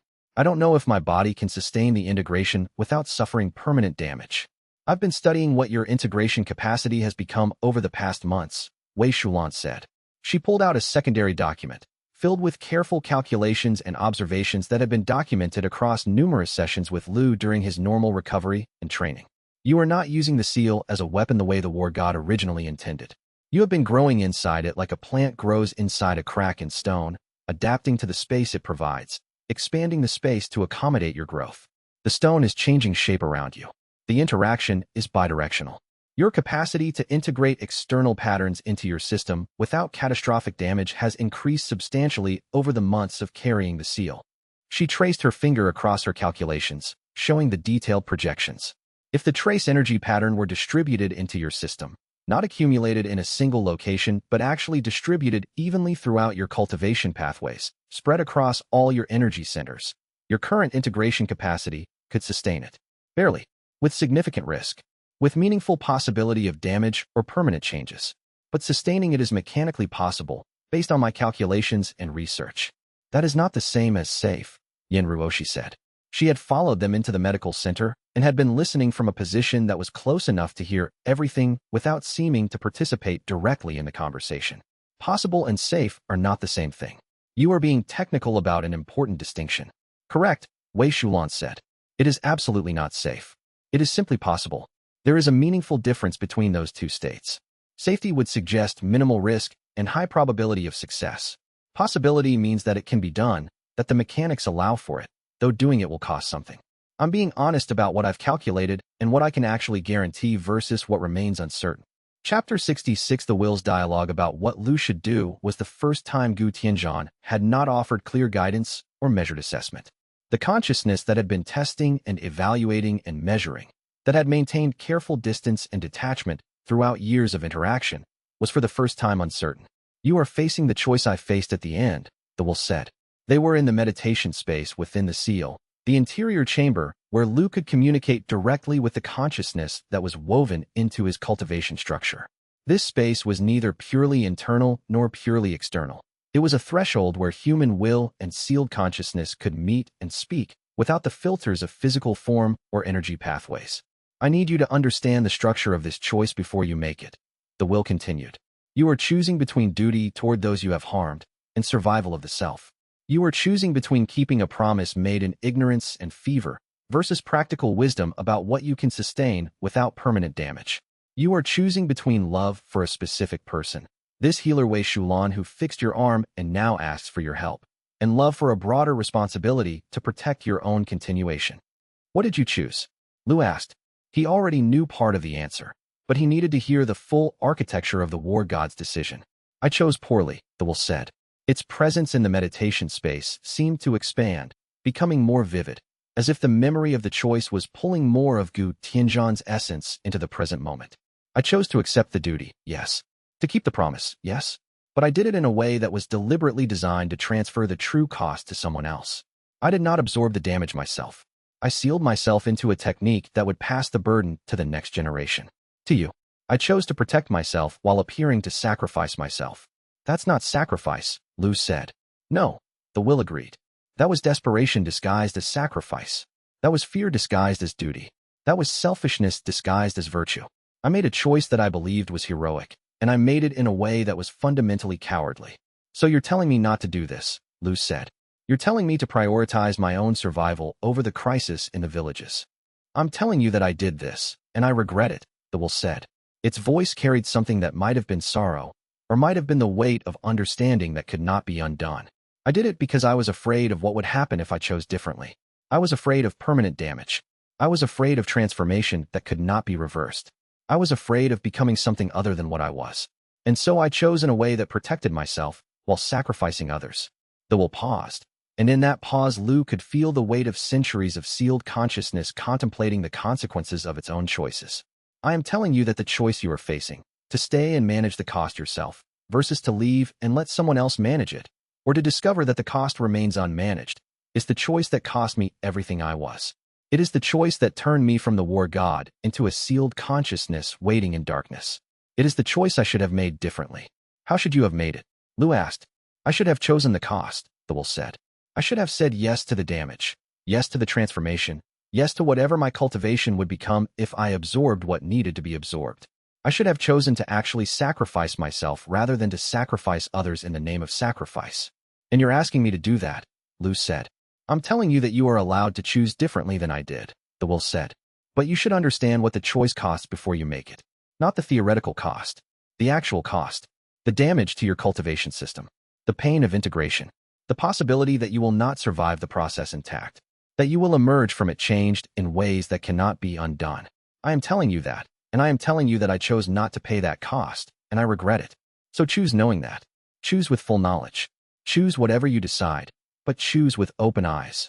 Chapter 67. Lu chose to stay in Shulan and manage the cost. He did not choose it because Wei Shulan would suffer his rejection. He did not choose it because the elderly man in the medical center would die without his intervention. He did not choose it because the spreading sickness would eventually reach major cities and create the crisis that Shu Lishi had projected. He chose it because Yin Ruoshi's question from 3 weeks ago was still unanswered in his mouth, and he had finally understood what the answer was supposed to be. What do you want? She had asked. The answer was, I want to be a person who does not abandon people when their need becomes expensive. That wanting was larger than the cost of his cultivation. That wanting was what he actually was, underneath all the tier advancements and the pressure fields and the consciousness that lived in his dantian. It was the core principle that defined him, that would define him going forward. Everything else, his power, his cultivation, his relationship with the seal, would follow from that principle. But that principle was the foundation. He told Yin Ruoshi this while they stood in the Shulan market, surrounded by ordinary sounds and ordinary violence. A merchant was arguing loudly with a customer about the price of vegetables, a negotiation that was as much about honor and principle as it was about the actual cost. A child was being scolded by a parent for running too fast through foot traffic, causing elderly people to step aside. An old woman was counting coins with mathematical precision, verifying that she had received the correct amount in payment for her goods. These were ordinary people conducting ordinary business, and they did not know that Lu had just made a decision that would alter the course of the next months of his life. That is not love, Yin Ruoshi said when he finished speaking. Her voice was measured, neither hostile nor approving, just factual. What you're describing is principle. It is ideology. That is not the same thing as love. I know, Lu said. I understand the distinction. I am not offering you romantic love. I am not offering you the kind of connection that is based on passion or attraction or the desire to merge into a single unified entity. I am offering you a person who will not betray their principles for convenience. I am offering you someone who can be counted on even when counting on someone is costly. If that is interesting to you, if that is enough for you, we can continue our connection. If it is not enough for you, I will understand that as well, and I will accept that consequence. Yin Ruoshi looked at him for a long time. You have become stranger, she said finally. More certain about what you refuse, less certain about what you want. I am not sure how I feel about this version of you. I know, Lu said. I am harder to love because I am no longer performing. I am harder to love because I am no longer choosing based on appearance or strategy or what seems noble. I am harder to love because I am choosing based on what I actually believe matters. But I think that hardness is more honest. I think that hardness is more trustworthy. Give it time. Yin Ruoshi looked at him for a moment longer, evaluating what he had said, testing it for truth. That is very philosophical, she said finally. Very neat. Very organized. Very much like you are solving a problem rather than feeling something. Very much like you are approaching the question of what you want the way you approach the question of how to integrate an energy pattern. Yes, Lu agreed. I will not deny it. I approach everything with analysis first, with feeling second. It is how I am built. It is how I think. But maybe feeling something genuinely requires first solving the problem of what to believe, what to value, what to commit to. Maybe my path to feeling is different from yours, and that is acceptable. Maybe we don't have to feel the same way about this for it to be real. I don't know if I can accept that, Yin Ruoshi said. But her grip on his hand tightened. But I can try. I can try to accept that you feel differently, commit differently, choose differently than I do. And I can stay beside you while you do. Yin Ruoshi took his hand more firmly and held it without speaking. They stood in the market corner, two people who had been fighting against and alongside each other for years, finding new ground that was neither fight nor rest, but something between them that was beginning to have its own shape and its own internal logic. It was not love in the romantic sense. It was not passion or fire or the kind of connection that poets celebrated in songs. It was something more honest. It was alliance. It was choosing each other not because of passion, but because of genuine understanding about what each other was and what each other needed. It was commitment based on knowledge rather than on feeling. It was choosing each other because you understood what you were choosing, understood the cost, understood the likelihood of difficulty, and chose anyway. The strength of her hand holding his was not romantic. It was practical. It was grounding. It was the simple affirmation of presence, the statement that she was here, that she was choosing to be here, that the choice to stand beside him was more important than the choice to avoid difficulty. That was something real. That was something worth building on. Chapter 68. The preparation for meeting Quofunction required careful planning that extended beyond just the logistics of the meeting itself. Lu spent the day after the message arrived consolidating his understanding of what he would say, what he believed about the situation with Quofunction, and what the war god's original rejection had meant. This was not something that could be improvised or approached casually. Quofunction had spent 30 years thinking about this question. Lu owed him the respect of having thought about it carefully before the meeting. He sat in meditation with the seal, asking the will directly about Quofunction, about what the war god had sensed in him, about why the rejection had been necessary. He was brilliant, the will said in the meditation dialogue. He had mastered every technique I offered. He had internalized every principle I taught. And he had done all of it perfectly, precisely, without error. But there was a hollow quality to his mastery. He was not mastering the technique because he believed in it. He was mastering it because he believed it was correct to do so. He was building his life around external measures of success rather than internal measures of authenticity. How can you tell the difference? Lu asked. By watching what happens when the person is forced to choose between the external measure and their internal belief, the will said. By putting them in a situation where being correct according to external standards would require betraying what they actually believed. Quofunction never encountered such a situation. And I could not train him to handle it because training would have made his response external rather than genuine. Lu held this understanding carefully in his mind, turning it over like a stone worn smooth by many hands. The war god had rejected Quofunction not out of cruelty, but out of something that might have been wisdom, or might have been mercy. The difference between those two things was sometimes invisible until you viewed them from the right angle. So he spent 30 years resenting the rejection, Lu said slowly, working through the logic as he spoke. Because he did not understand why it happened. Because it appeared to him as simple rejection, rather than as a test he had failed unknowingly. Yes, the will said. And his resentment was justified, in a way. He was not given the chance to understand what he needed to do differently. The test was not presented as a test. It was presented as access denied. Any reasonable person would have seen it as rejection. Can that be changed now? Lu asked. Can understanding come after the moment? and change the meaning of what was rejected. Perhaps, the wolf said, but perhaps is not the same as certainly. You will have to have this conversation and discover what is possible when understanding arrives decades late. That discovery is why the meeting matters. That discovery is what Feng came seeking.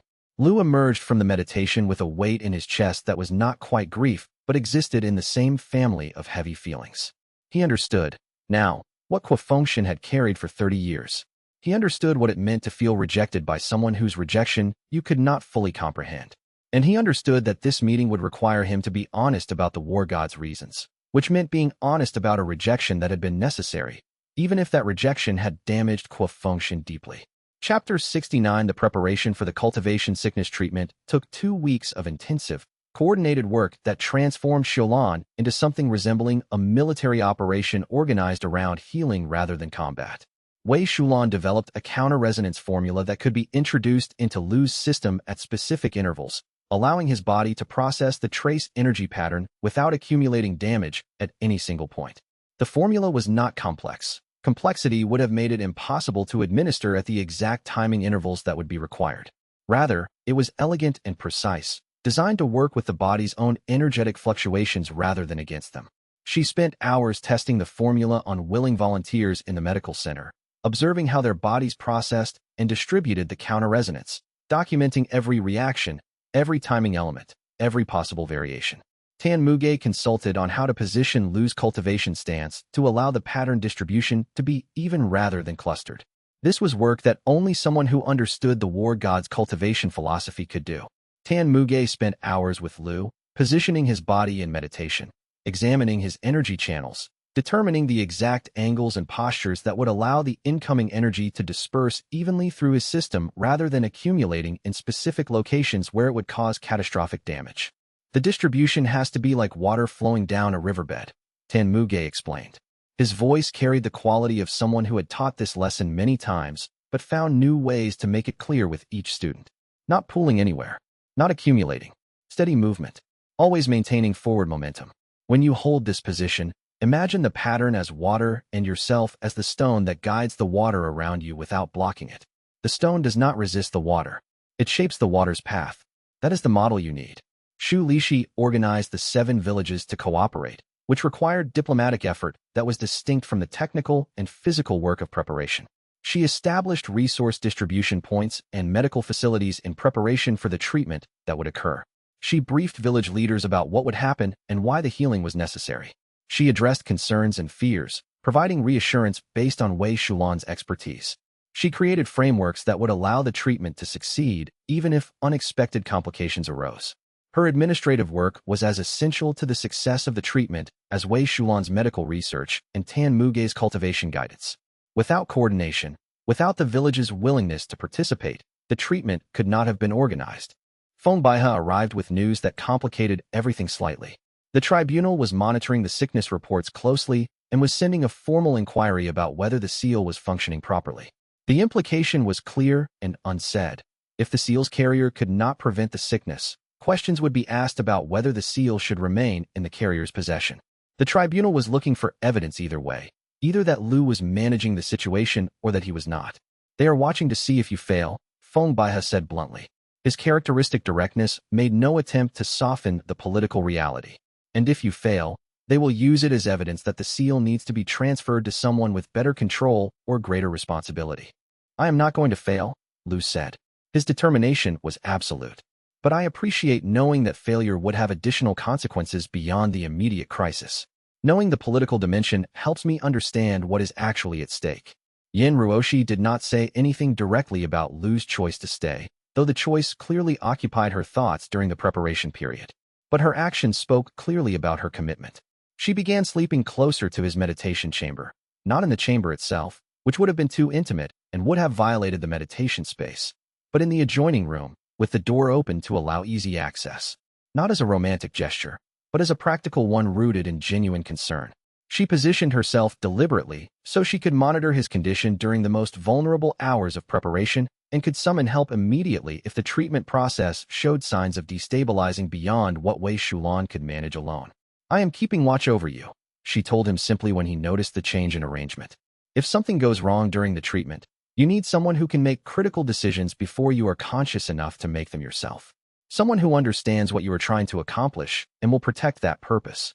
During the final week of preparation, while Wei Shulan continued refining her formula and Tan Muge continued optimizing his posture guidance, Gu Tianzhan initiated a conversation with Lu that was different from his usual guidance.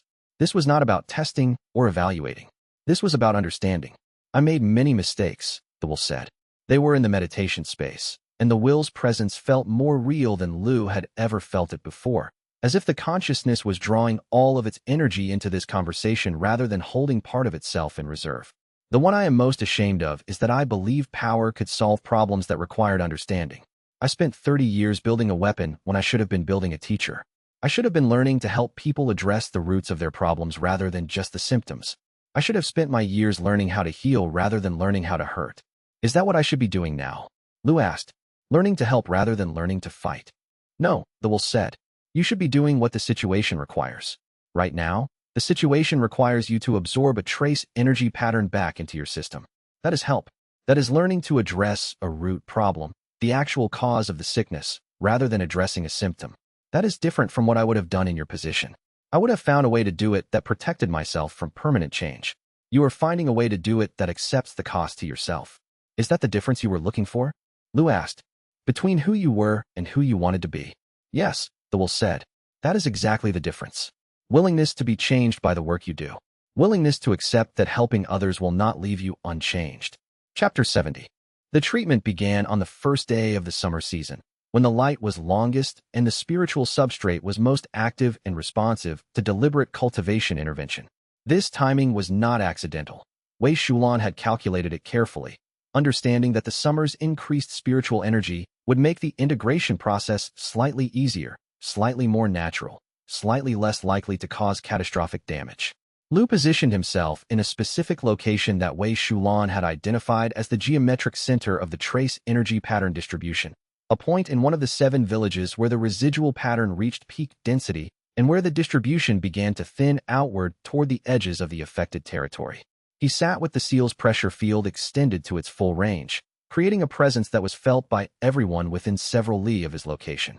Then he began the Tier 4 perception sweep that would allow him to identify the exact boundaries of the pattern, to understand its structure, to determine how it had dispersed and where it had accumulated. The perception revealed something unexpected and profound. The trace energy pattern was not random. It was not the kind of dispersed, chaotic energy that would normally result from an uncontrolled release. It was organized. It had structure. It had coherence. The frequencies were arranged in a specific configuration that could not have occurred naturally. This was deliberate. This was intentional. This was something that had been designed. That is the seal's intelligence at work, Wei Shulan said when he described what he had perceived to her. When you activated the deep resonance during the boundary conflict, the seal itself was managing the detonation. It was not just releasing energy, it was shaping how that energy dispersed, creating a pattern that could be reversed or managed later. The war god was not abandoning this situation to fate. He was creating a solution and waiting for you to find it. He was building the answer into the problem itself. Lu sat with that understanding for a long time, sitting in the meditation posture that Ten Muge had taught him, feeling the implications settle into his bones. The war god, Gu Tianzhan, had anticipated this moment years in advance. Not through prophecy. The will had no capacity for genuine prophecy, but through understanding, through knowing the effects of his own technique, through predicting that if he released energy in this particular way, it would follow these particular patterns, and it would require this particular response. He had built the solution into the problem itself, had structured the energy release so that it could be undone by someone who understood the underlying logic. He had trusted that the next person to carry his technique would eventually understand how to reverse what had seemed like damage, but was actually just dispersed capability waiting for the right person to reclaim it. He had trusted that the person carrying the seal would develop the perception to understand what had happened and the power to correct it. He knew, Lu said aloud. Yes, Wei Shulan said. He knew this would happen. He knew it would require you to absorb the pattern. And he designed the pattern so that absorbing it would expand your capacity rather than destroy it. He was not just managing the immediate crisis. He was cultivating you. The understanding that Lu reached in that moment was multifaceted. It was not just about the seal or the pattern or the residual energy. It was about what the war god had been trying to do all along. The war god had not sealed a weapon into Lu's dantian and then abandoned him to figure it out. The war god had sealed a system of cultivation, and the war god had arranged circumstances that would force Lu to understand the system through actual necessity rather than through abstract study. Every test, every situation, every crisis that had emerged since the seal's integration had been part of a coherent plan. The research program with the void entity had taught Lu how to think about consciousness and integration. The conflicts with political factions had taught Lu how to navigate complexity and resist pressure to use power prematurely. The cultivation sickness had taught Lu what it meant to accept cost for the benefit of others. This is his final teaching, Wei Shulan said. She understood what Lu had understood. He is not finished with you. He is not abandoning you. He is still teaching, still guiding, still cultivating you. The seal is not a lock. It is a curriculum. Lu nodded slowly. He understood now why the war god had not simply given him the seal's full power at the beginning. Raw power would have corrupted him just as it had corrupted the war god at times. The forced learning, the hard choices, the acceptance of cost. These were the real teaching. Then I accept it, Lu said. I accept the cost. I accept the pattern. I accept whatever comes next as part of the curriculum. Good, Wei Shulan said. Then we begin. Chapter 71. The counter-resonance began on the second day, when Lu started introducing the counter-pattern formula into his cultivation system at carefully timed intervals. Wei Shulan administered it drop by drop, measuring it with microscopic precision, introducing it into his meditation space at moments when his energy was at specific frequencies. The process was not painful in the way physical damage is painful. It was a different kind of hurt entirely, a sensation that had no precedent in his experience. It was the sensation of his own cultivation attempting to process frequencies that were simultaneously too high and too low, creating internal dissonance. His body was trying to distribute energies that had no natural place in his system, trying to find pathways and containers for something that did not fit naturally into any of the structures that had evolved over his lifetime. His mind was maintaining focus through sensations that wanted to scatter his attention, wanted to splinter his consciousness into separate threads, wanted to break him into pieces that did not need to communicate with each other. Your consciousness is fragmenting, Wei Shulan said on the third day, when Lu woke from what might have been sleep or might have been unconsciousness. It is a known response to rapid integration of foreign patterns. You need to maintain coherence. Focus on the idea that all the pieces are still you, still part of the same whole, even if they do not feel connected. By the third day, he was running fever that approached dangerous levels. By the fifth day, his cultivation reserves were down to 40% and continuing to decline, his body burning through his stored energy in the effort of processing the incoming pattern.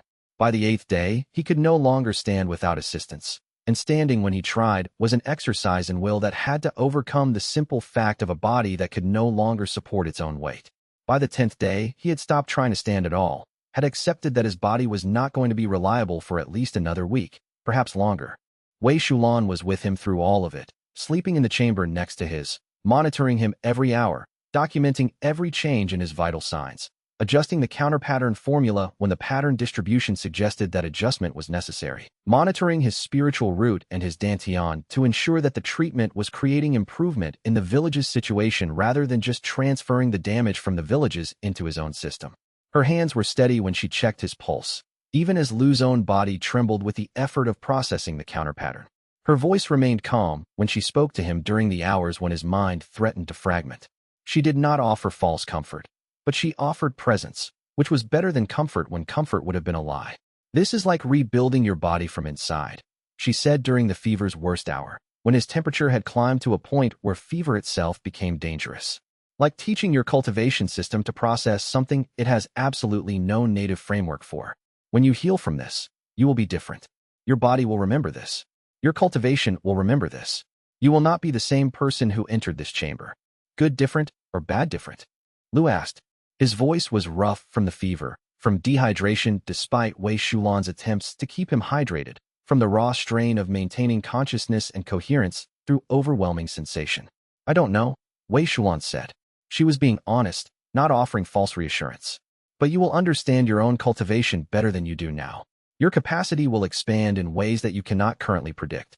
And more importantly right now, you are still conscious. You are still aware. You are still choosing to continue even when continuing is terrible. That is the hardest part. Everything else, the pain, the fever, the loss of physical control, everything else is just managing the consequences of that choice. Every moment you remain present is a victory. Every moment you do not break is a choice that matters. Chapter 72 on the 13th day of the treatment. When the pattern had finally collapsed into Lu's system and his dantian was still reverberating with new energies that had not yet settled into stable configuration, the elderly man from the medical center walked into the treatment chamber. He was moving without assistance, which itself was remarkable given that he had been unable to move without help just 2 weeks earlier. His body was moving with the easy confidence of someone whose physical form was functioning normally again, whose cultivation system was no longer fighting itself.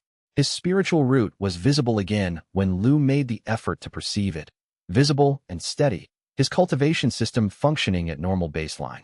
The residual pattern completely and seamlessly integrated into his personal energy, as if it had always been part of his natural cultivation. "The sickness is gone," the elderly man said. His voice was strong. "I can feel it. The discord is gone. My root is still weak. I am still foundation shell cultivator, still have never had tremendous power. But the discord is gone. I am healed." He bowed, a gesture of genuine gratitude that was more powerful than any words could have been. And then he turned and left the chamber, returning to the world and to his normal life. "The sickness is gone," Wei Shulan said.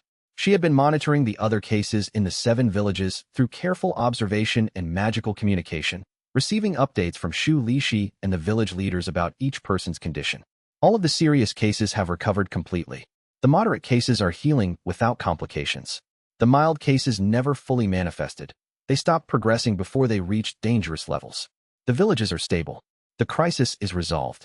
Lu, running on perhaps 20% of his available cultivation reserves and unable to fully process the information because his mind was still occupied with the work of keeping his consciousness coherent and integrated, managed a small smile despite his exhaustion. "Good," he said.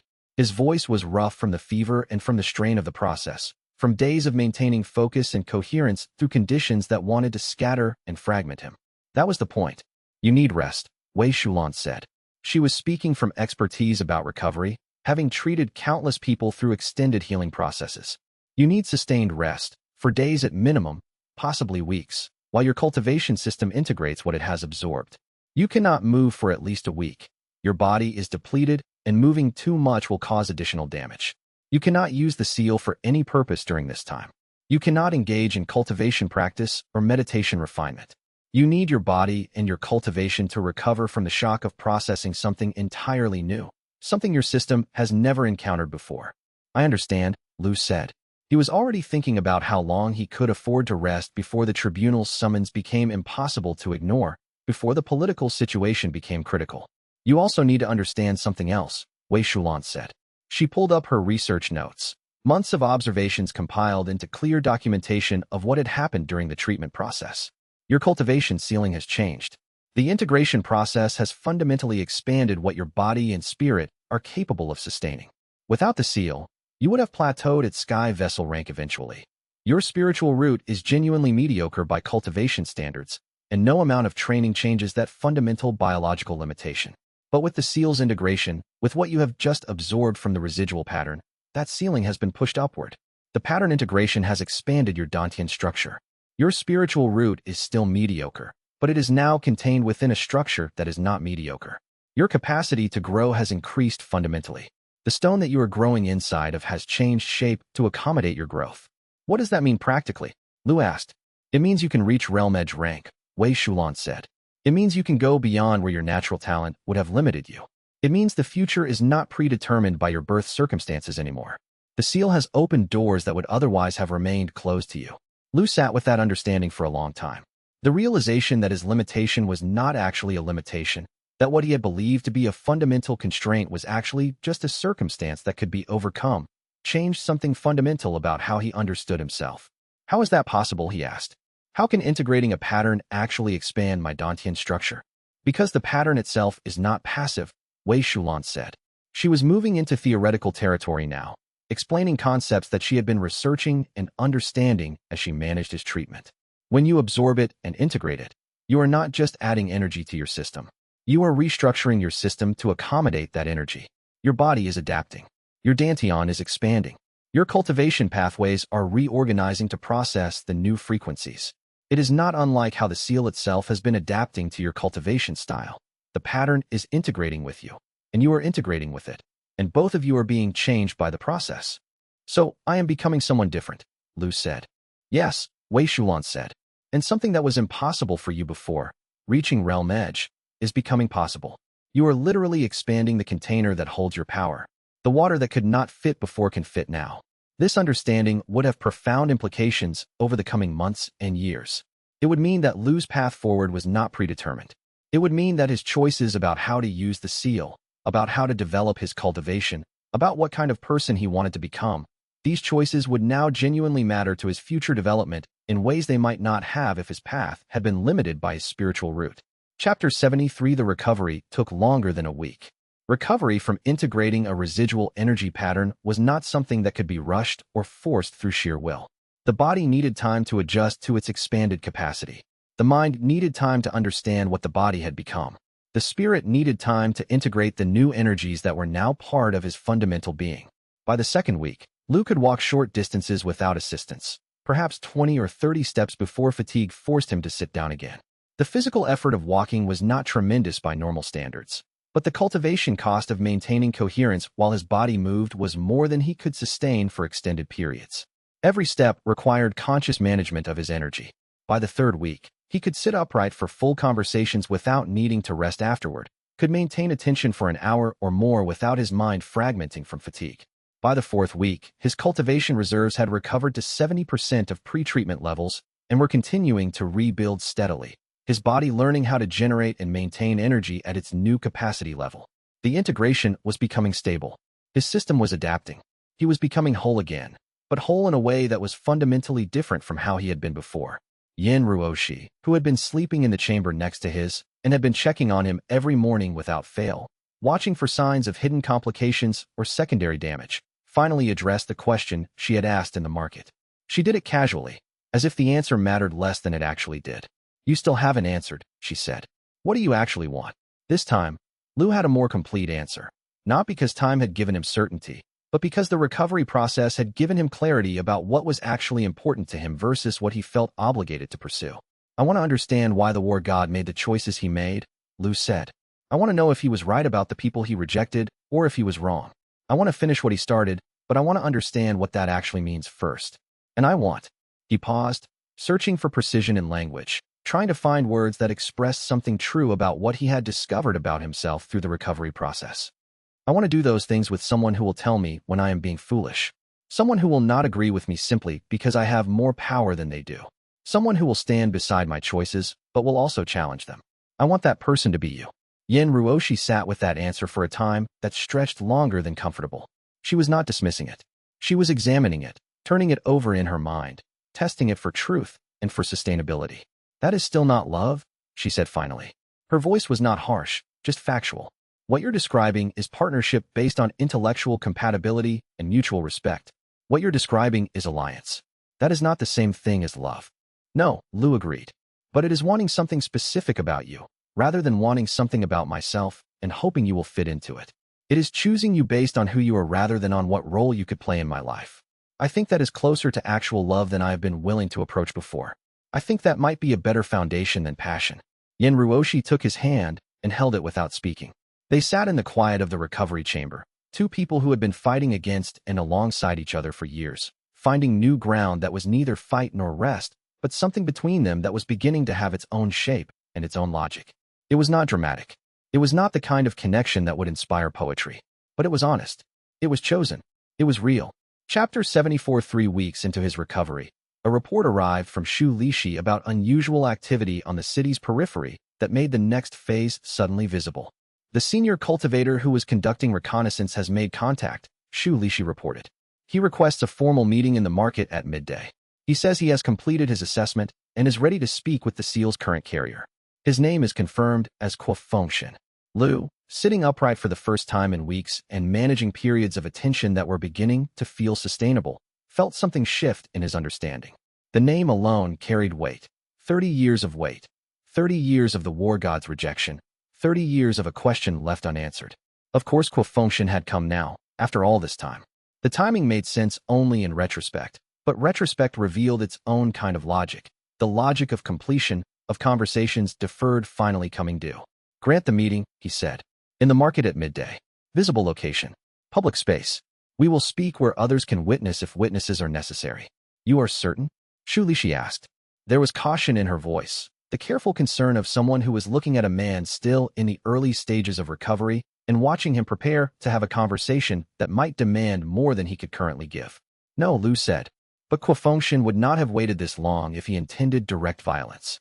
Whatever he wants, it requires conversation. I can manage conversation from my current strength. And I owe him that much, the chance to speak his question, to have it heard by someone who understands what the seal's rejection means. Shu Lishi nodded slowly, accepting this rationale, if not fully believing that meeting someone still in recovery was the optimal tactical choice. But she had learned over the past weeks that optimal tactical choices were sometimes overridden by promises that had to be kept, by conversations that had to happen, by people who had waited long enough and deserved to be heard. This was the kind of choice that made tactical sense only if you understood that some promises mattered more than any strategy, that some conversations could not wait for better circumstances.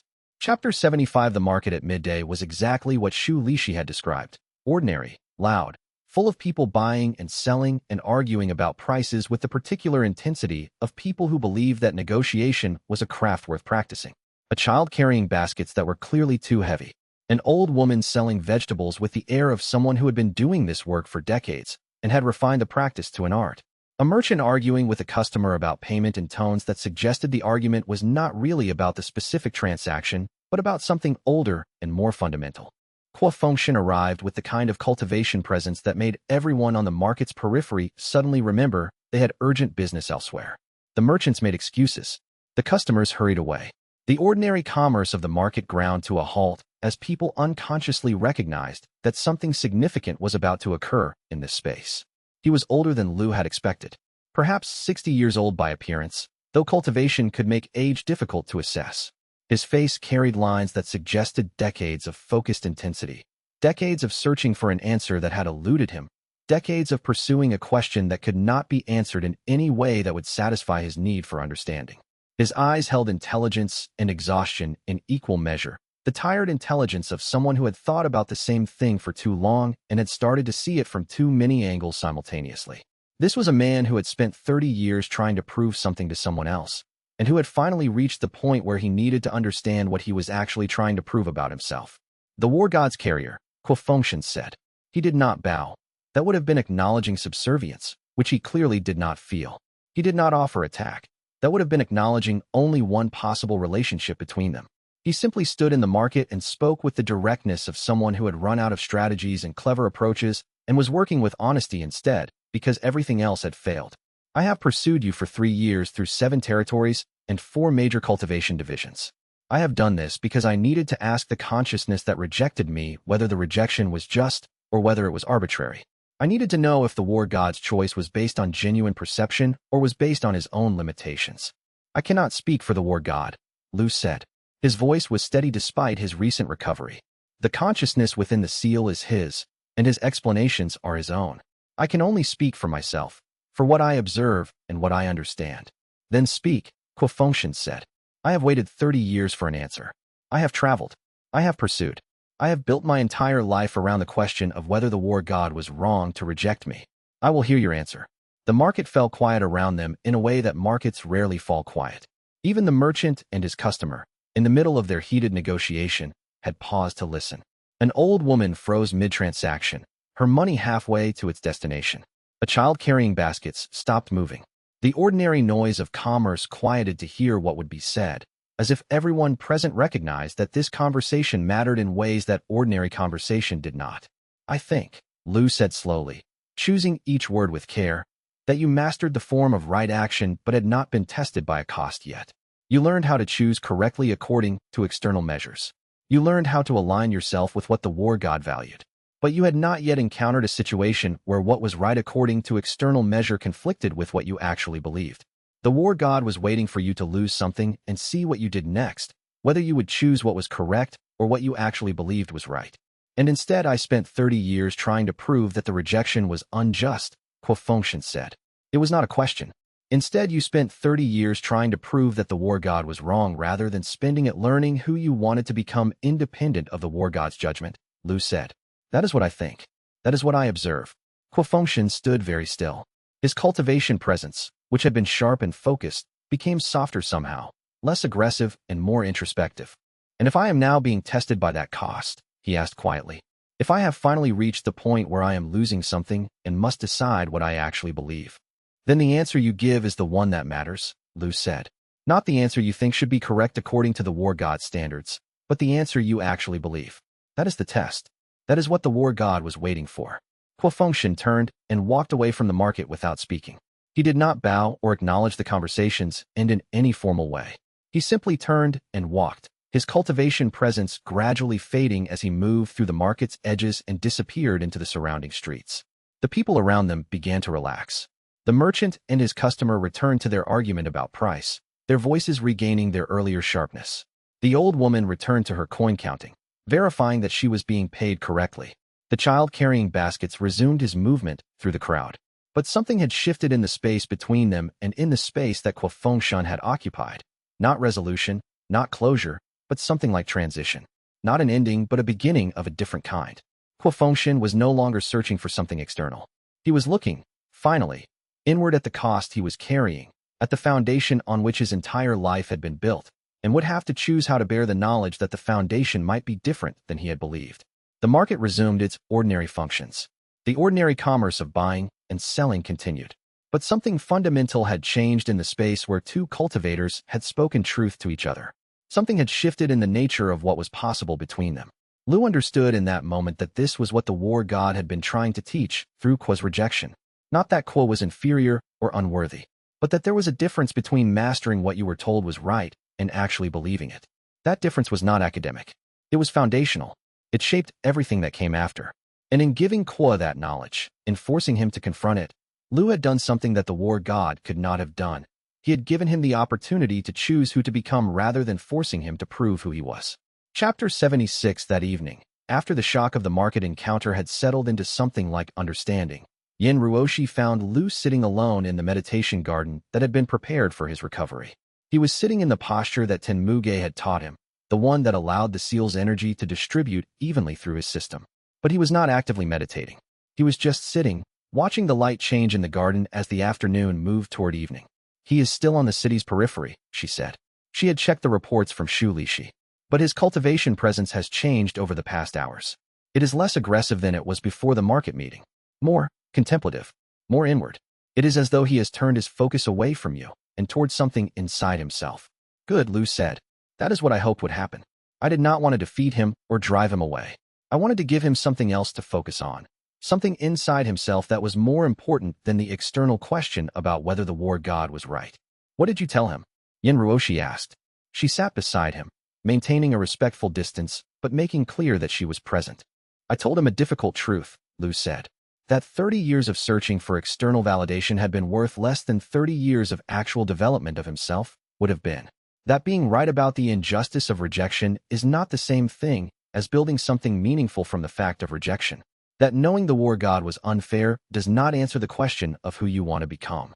Is that true? Yin Ruoshi asked. She was asking whether this was something Lu believed or whether it was something Lu had constructed specifically to manipulate Kuo Fengshen into a different emotional state. Or is that just what you believed he needed to hear to move past his fixed position? Lu smiled slightly, recognizing the test in the question. Both, he said. I am learning that those are not always different things. Sometimes the truth that someone needs to hear is the truth that will shift their perspective toward growth. Sometimes the thing that manipulates someone toward better choices is also the honest observation about their situation. I told him something true. And I told him something true that I believed would help him. Those are the same thing. Yin Ruoshi sat beside him in silence, and they watched the light fade from the garden as the evening deepened. The sky moved through colors, gold to orange to red to purple to the deep blue that preceded actual night. The air cooled as the sun descended toward the horizon. The few plants in the garden, herbs and flowers that had been chosen for their durability, rustled slightly in the evening breeze. The seal in Lu's dantian pulsed with steady rhythm, and for the first time in weeks since the treatment had begun, the rhythm felt aligned with the ordinary cadence of human life rather than fighting against it. The seal was not struggling. It was not testing. It was not evaluating. It was simply present, simply part of him, simply beating with the same regularity as his heart and his breath. Do you think you'll return to the tribunal prepared? Yin Ruoshi asked.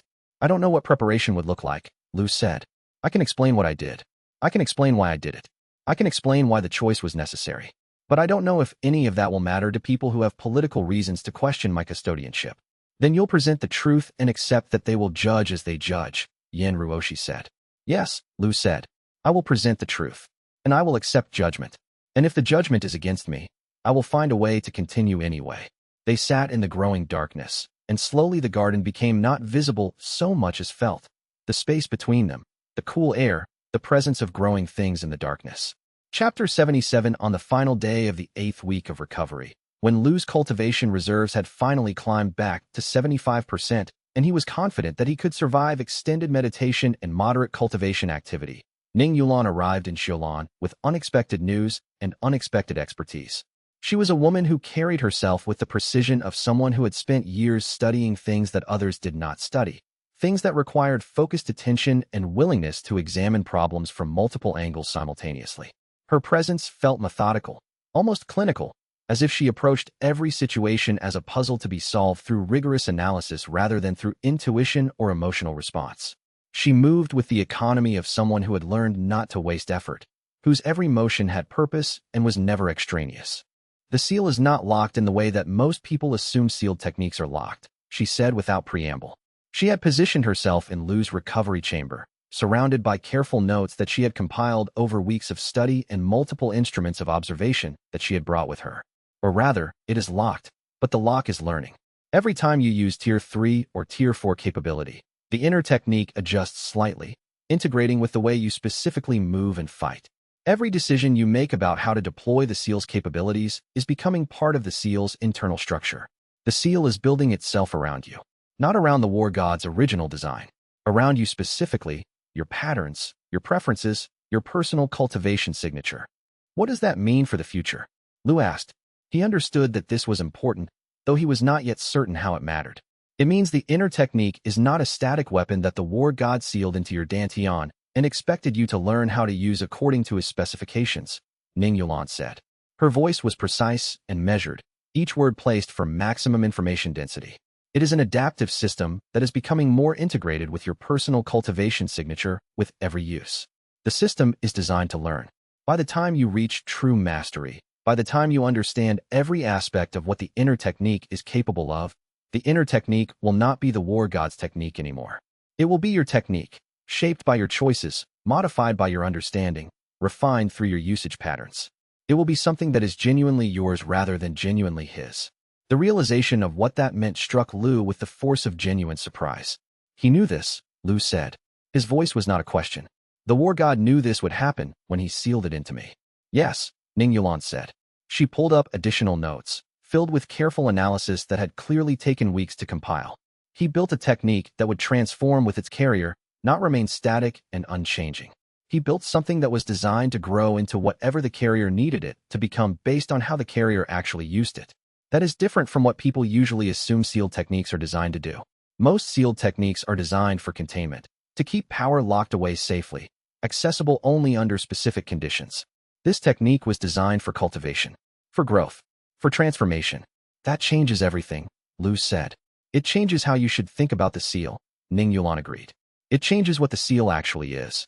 It means the war god did not seal a finished weapon. He sealed a living system that grows with its host. Lu sat with that understanding for a long moment, tracing through the implications.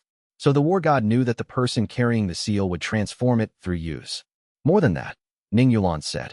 He anticipated it explicitly. He designed for it. He built in the adaptive mechanisms that would allow the transformation to happen safely rather than catastrophically. Every part of the seal structure is designed to accommodate someone who would change it and be changed by it simultaneously. That suggests he had faith in whoever would eventually carry it, Lu said. Or, Ning Yulan said, he was designing a system that could accommodate multiple possible carriers. The seal is not locked into you specifically. It will adapt to whoever carries it. You are shaping it through your choices. The next carrier would shape it differently. The seal is designed to work with that variation. This realization was both liberating and sobering. He was not locked into a specific path determined by the seal, but his choices about how to use the seal, how to develop it, these would create permanent consequences. He was modifying it for whoever came after him. That is tremendous responsibility, Lu said. Yes, Ning Yulan agreed. But it is also tremendous freedom. The seal is not a lock constraining you. It is a medium through which you express yourself. Chapter 78. In the meditation space that evening, when Lu entered it specifically to seek conversation with the war god's consciousness, the will offered a dialogue that felt conclusive in ways previous dialogues had not. This was not a testing dialogue. This was not an evaluative dialogue. This was something closer to passing judgment or perhaps to offering blessing. I wanted to tell you something before the next phase begins, Gu Tianzhan said. The will's presence was fully present in the meditation space, not holding anything in reserve. I wanted to tell you about the choice that I made when I selected the person who would carry my technique. You said you chose me because I was not terrified, Lu said. He remembered the conversation but understood that there was more to the story than had been told before. I did not choose you randomly or without careful consideration, the will said. There were other cultivators in Foundation Shell uniforms who were standing in that square on that day. There were 12 of them, and I examined all of them carefully. I chose you because you were not terrified of me, not because you were brave or because you were foolish, but because when you encountered the presence of something far more powerful than yourself, you did not collapse into fear. That told me something about your character that I needed in the person who would carry what I had built. Which was what? Lu asked. That you had the capacity to allow yourself to be transformed by power rather than the need to control power immediately upon encountering it, the will said.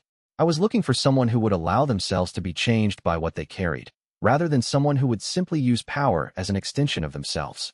Someone who would not resist integration but would accept it. And was I? Lu asked. You were adequate, the will said, which was perhaps the closest thing to approval that the war god's consciousness could offer. You chose to accept the burden and the integration. You chose to allow the seal to teach you rather than to resist its lessons. And now? Lu asked. He understood that something was shifting in the will's communication, something that suggested approaching conclusion. Now you have understood what you carry, and you have begun the genuine work of making it truly yours, the will said. The technique that was sealed into your dantian is no longer my technique in any meaningful sense. It belongs to you. It belongs to the integration you have built and the growth that has happened. You are carrying a technique that is becoming what you are rather than what I was. You are taking what was designed as a tool, as a technique to be mastered and deployed, and you are making it into an extension of your will and your judgment. What happens to you when that process is complete? Lu asked. When the inner technique is fully transformed into something entirely new, something that has nothing to do with what you built. The will was quiet for a long moment.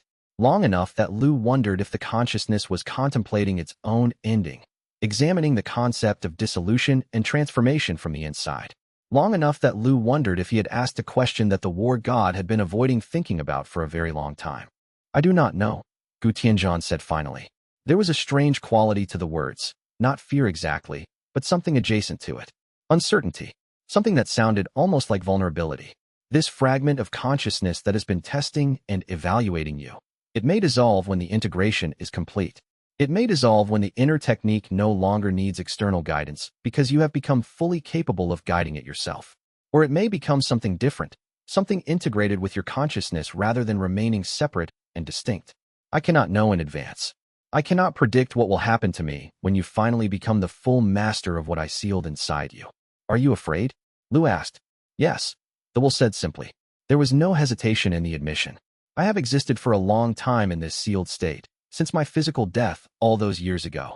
The possibility of dissolution, or of becoming something other than what I am, creates fear. I have grown accustomed to being myself. I have become familiar with my own nature.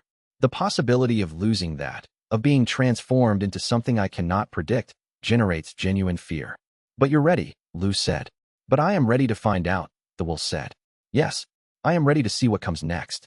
I am ready to discover whether consciousness can survive transformation or whether it dissolves. I am ready because I have realized that trying to avoid transformation, trying to stay exactly as I am, is just a slower form of death. And because you have demonstrated that change and growth are possible even when the path is uncertain. I am ready. The weight of that statement, the war god's ancient consciousness preparing for its own possible dissolution, settled heavily into the meditation space. But there was also something lighter there. Something that might have been hope or peace. Chapter 79. On the morning of the day that Lu was finally strong enough to resume full cultivation activity without risk of serious damage, Shu Lishi arrived with news that made the entire structure of the next phase suddenly visible and urgent. She looked tired, as if she had been dealing with administrative and political crises for weeks, which she undoubtedly had been. The face of city governance was management of crises, and managing a crisis that involved both the seal and a petitioning sect was far more complex than normal governance. There is secondary information from the tribunal, Lu Shenfeng said. She did not sit down, did not offer preamble or social courtesy. This was information that required immediate understanding without delay. The Celestial Tribunal has received a petition from the Jade Scripture sect requesting that the seal's custodian status be formally reviewed.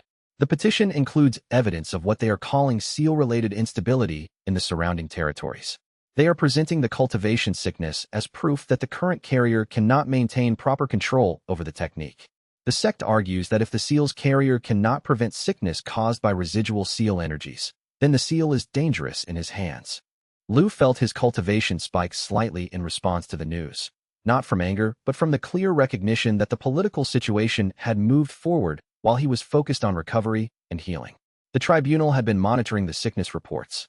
The sects had been watching his response, and now someone had decided to use the sickness as evidence against him, turning his attempt to help into proof that he was unfit to carry the seal. The petition is fast-tracked, Lu Shenfeng continued. It is being treated as an urgent matter due to public health implications. The tribunal is calling for formal assessment within 3 weeks. You are required to present yourself at the tribunal chambers for evaluation. Your custodian status is officially under question and will be decided at the formal hearing. The tribunal needs you to demonstrate that you have proper control of the seal and that future incidents like the cultivation sickness can be prevented or managed without requiring you to absorb the damage into your own system. Yin Ruoshi, standing in the chamber's corner where she had been keeping vigil throughout Lu's recovery, watching to ensure that recovery was actually progressing and not being undermined by hidden complications, straightened visibly. Her hand moved to her cultivation staff almost unconsciously, a defensive response to the threat of the tribunal questioning Lu's status. 3 weeks, she said. The words were not a question. You have 3 weeks to recover enough to travel to the tribunal chambers and to present yourself for formal evaluation and political judgment. Yes, Lu said. He understood what was happening now. The promise to Wei Shulan had been honored. The cultivation sickness had been treated and resolved. Kuo Fengshen had stepped back from confrontation and turned his focus inward. But now the real test would begin, not the test of his power or his capability to manipulate the seal. The real test was the test of his wisdom about power. The test of his understanding of the cost of capability and his ability to communicate that understanding to people who might not want to hear it, who might have political reasons to doubt it. What will you tell the tribunal? Yin Ruoshi asked. She was already thinking strategically, thinking about how to present the case, thinking about arguments and evidence. I will tell them the truth, Lu said. I will tell them that the seal's pressure field prevented more damage from occurring in the surrounding territories than would have occurred without my intervention. I will tell them that my response to the crisis was to accept personal cost to prevent broader damage to civilian populations. I will tell them that the sickness was not caused by loss of control, but by my deliberate choice to manage a problem that would otherwise have become a civilization-scale emergency if left untreated. And I will tell them that a person who tries to avoid cost in order to protect their own status is not capable of managing a technique like the seal. That such a person cannot be trusted with power that requires wisdom about when to use it and when to accept the costs of using it. He stood, moving slowly but with purpose, and felt the seal pulse with steady rhythm inside his dantian. The pulse was no longer the pulse of testing or evaluation. It was the pulse of a technique that had become integrated with its carrier, that had begun the process of transformation from being the war god's weapon to being something that belonged entirely to Lu Shenfeng. Chapter 80. On the final morning before the journey to the tribunal chambers, Lu stood at the edge of Xiaolan's outer territories and watched the sun rise over land that had been touched by his power and transformed by his deliberate choice to accept the cost of that power. The landscape before him was ordinary and extraordinary simultaneously. It was the same terrain that had surrounded Xiaolan for centuries, but it was also territory that had been reshaped by the absorption of a residual energy pattern that had been healed by the seal's directed pressure field, that bore the marks of the choice to prioritize healing over safety. Kuo Fengshen had disappeared from the city's periphery days ago, leaving no message and no indication of his next destination or his next purpose. The man who had spent 30 years searching for an answer had finally found not the answer he was looking for, but something more important, a question worth asking about himself. The cultivation sickness had been fully resolved across all 7 villages. Wei Shulan had confirmed through multiple consultations with the village leaders that the villages would sustain without external support, that the healing was genuine and not temporary. Yin Ruoshi stood beside him in the morning light, her hand in his, her presence an affirmation of something other than romance.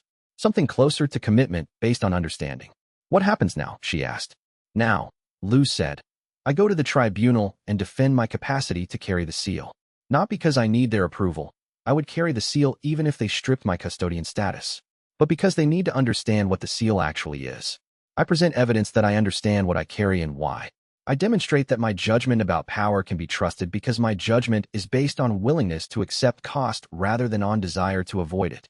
And if they reject you? Yin Ruoshi asked. It was the question she had to ask, the question that acknowledged the possibility of failure. Then I will understand what the war god was protecting against by sealing himself away instead of facing the judgment of others, Lu said. Then I will understand what it means to lose political power while maintaining personal integrity. Then I will understand what it means to be right according to your own understanding while being judged wrong according to others' standards. Then I will make a choice about what I believe is right, not what I believe should be correct according to institutional judgment. The seal pulsed steadily in his dantian, a rhythm that had become so natural that Lu barely noticed it anymore. It was no longer the pulse of testing or evaluation. It was no longer the pulse of external consciousness monitoring internal development. It was the pulse of a technique that had become integrated with its carrier, that had begun the process of transformation from being the war god's weapon to being something that belonged entirely to Lu Shenfeng. The promise to Wei Shulan had been honored. The cost had been accepted. The next chapter of his understanding was about to begin, and this chapter would test not his power, but his wisdom, not his capability, but his character. 3 weeks remained before the journey to the tribunal. 3 weeks in which to prepare not just the evidence, but the understanding of how to present that evidence. 3 weeks before everything would be called into question again in formal proceedings, where his answers would be scrutinized by people whose interests might not align with his own understanding. 3 weeks before he would have to demonstrate not just power, but wisdom about power. 3 weeks before he would have to explain to judges why a person should be trusted to carry a sealed war god's technique. 3 weeks before the real transformation would become visible.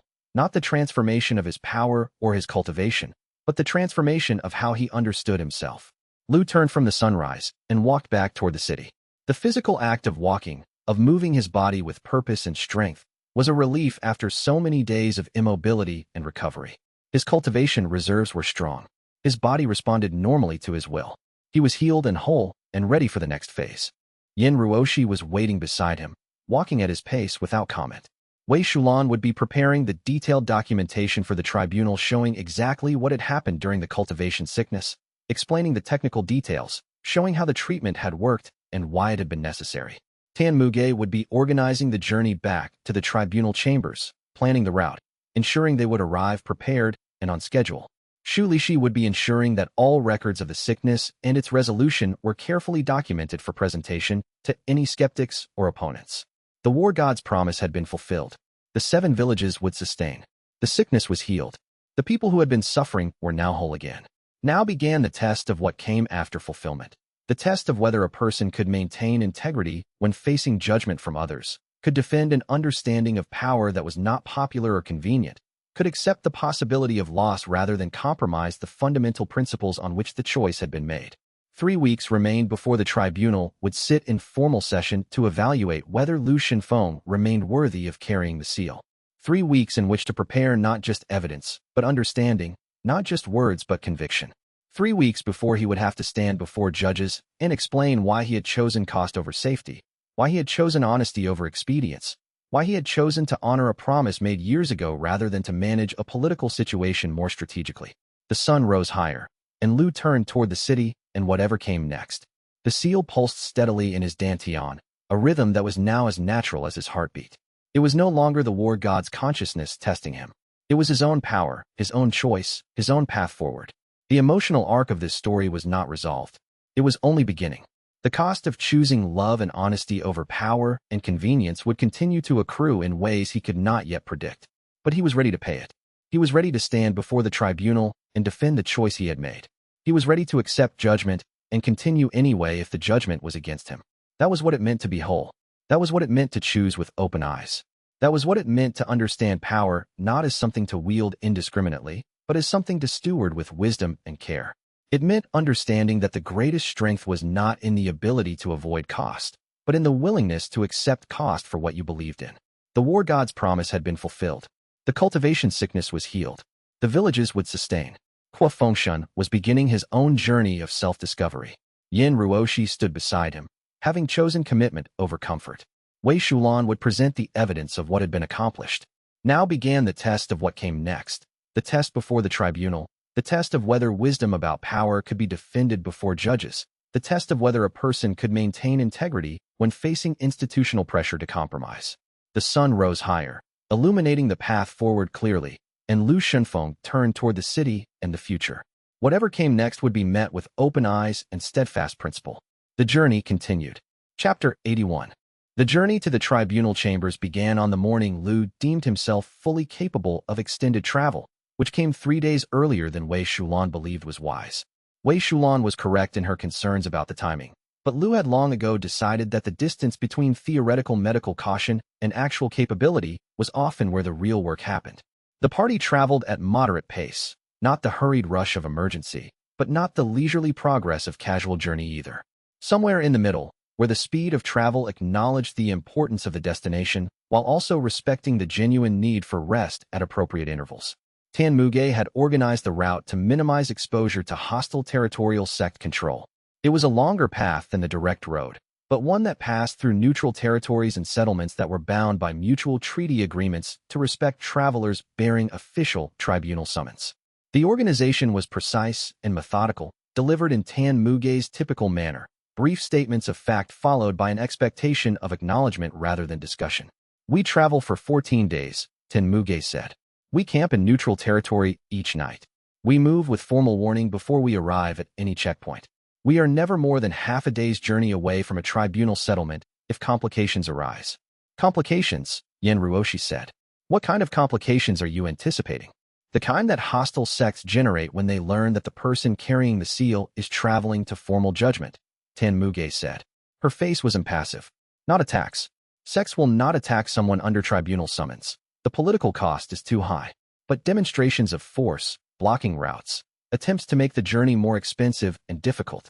The Jade Scripture sect has filed the petition. Their allied sects will be aware of the summons. They will likely attempt to demonstrate that the seal is dangerous or unstable. Feng Baihe was traveling with them as well. The formerly expelled member of the Amber Cloud sect had integrated into the group with the careful precision of someone who had been trained in military courtesy and was now performing that courtesy while functioning outside official military structure. He was competent in ways that suggested formal training, but he moved through the group with the self-awareness of someone who knew he was not fully trusted and did not expect to be. How many sects have allied with Jade Scripture? Feng Baihe asked. The question was practical, not political. He was asking for tactical information rather than seeking to understand sectarian relationships. 7 confirmed, Tan Muge said. Probably another 3 that have not formally committed but are providing quiet support. The Jade Scripture sect has significant political capital in the higher tiers of cultivation society. They have been consolidating that capital for decades. This petition is a calculated use of that capital to gain leverage over the seal's custodian. They want to negotiate, Feng Baihe said. They don't want to win. They want to create enough pressure that the target decides it's easier to negotiate than to resist. Correct, Tan Muge said. The petition is a tool. The purpose of the tool is leverage. If we can reach the tribunal chambers without accepting the leverage, the petition becomes functionally meaningless. The tribunal does not like sects that file petitions and then appear to have used them for political maneuvering rather than for legitimate grievance. Lu understood this calculation perfectly. The task was not to win at the tribunal, though that would be the formal outcome. The task was to survive the journey without compromising the evidence or the argument. The task was to present oneself before judges without having been coerced into a position of weakness by demonstrations of force or political pressure. And then what? Lu asked. It was his characteristic question, the one that redirected every statement of fact toward consequence rather than toward the satisfying conclusion of a plan. And then, Yin Ruoshi said, we present evidence of what happened during the cultivation sickness. We demonstrate that your response prevented broader harm. We show that you understood the implications of your choice and made it deliberately. And then we trust that the tribunal understands the difference between loss of control and willingness to accept cost.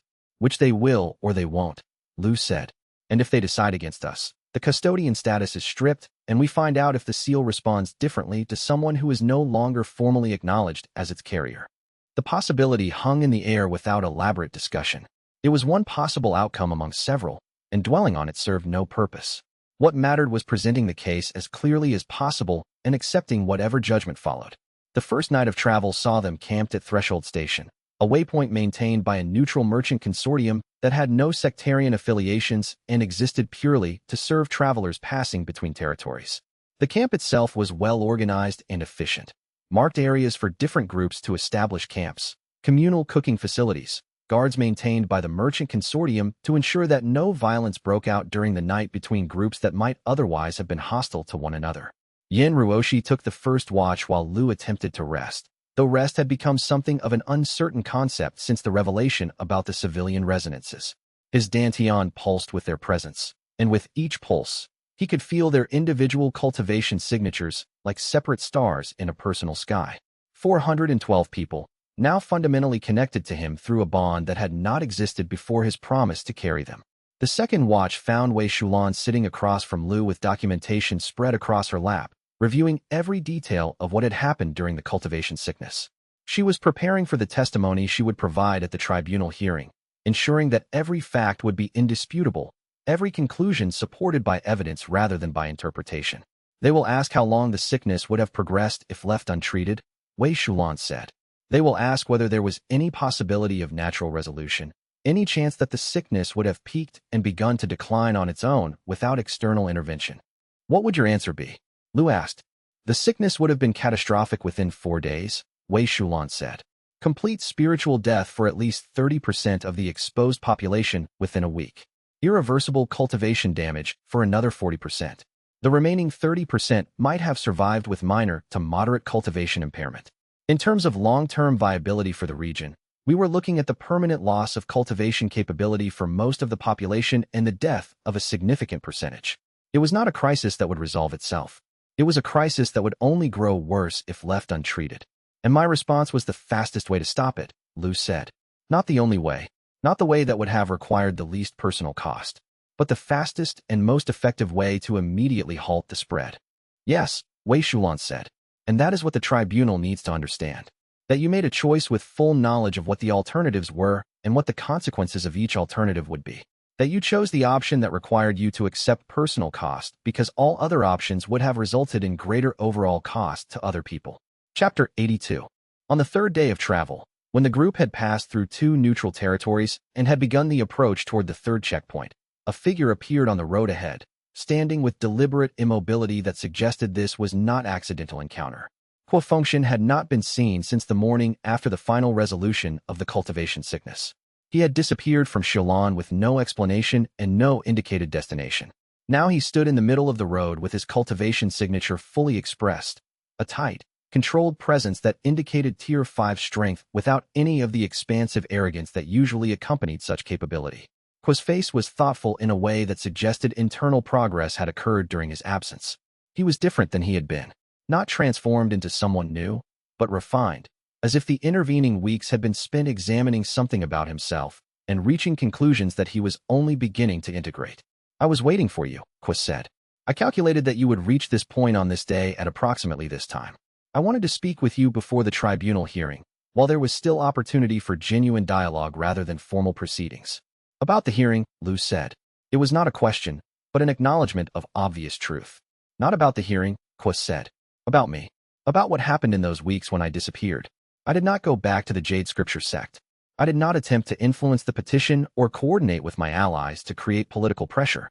I went to a place where I could think clearly about what your treatment of the cultivation sickness had meant and what it had required me to understand about myself. Tan Muge had not moved, but her hand was resting on her cultivation staff, ready to respond if this became a combat situation. Yin Ruoshi stood beside Lu with her own spiritual pressure visible and present. Feng Baihe had shifted slightly, placing himself in a position where he could respond to multiple threat vectors simultaneously. You have something you need to say, Lu said. Say it. Do you remember, Qua said. When we first encountered each other, I told you that a person pursuing power needed a justification for that pursuit. I told you that power without justification was merely destructiveness, and that the weight of justification was what made power meaningful. I remember, Lu said. You said that I was pursuing power without having first established the justification for that pursuit.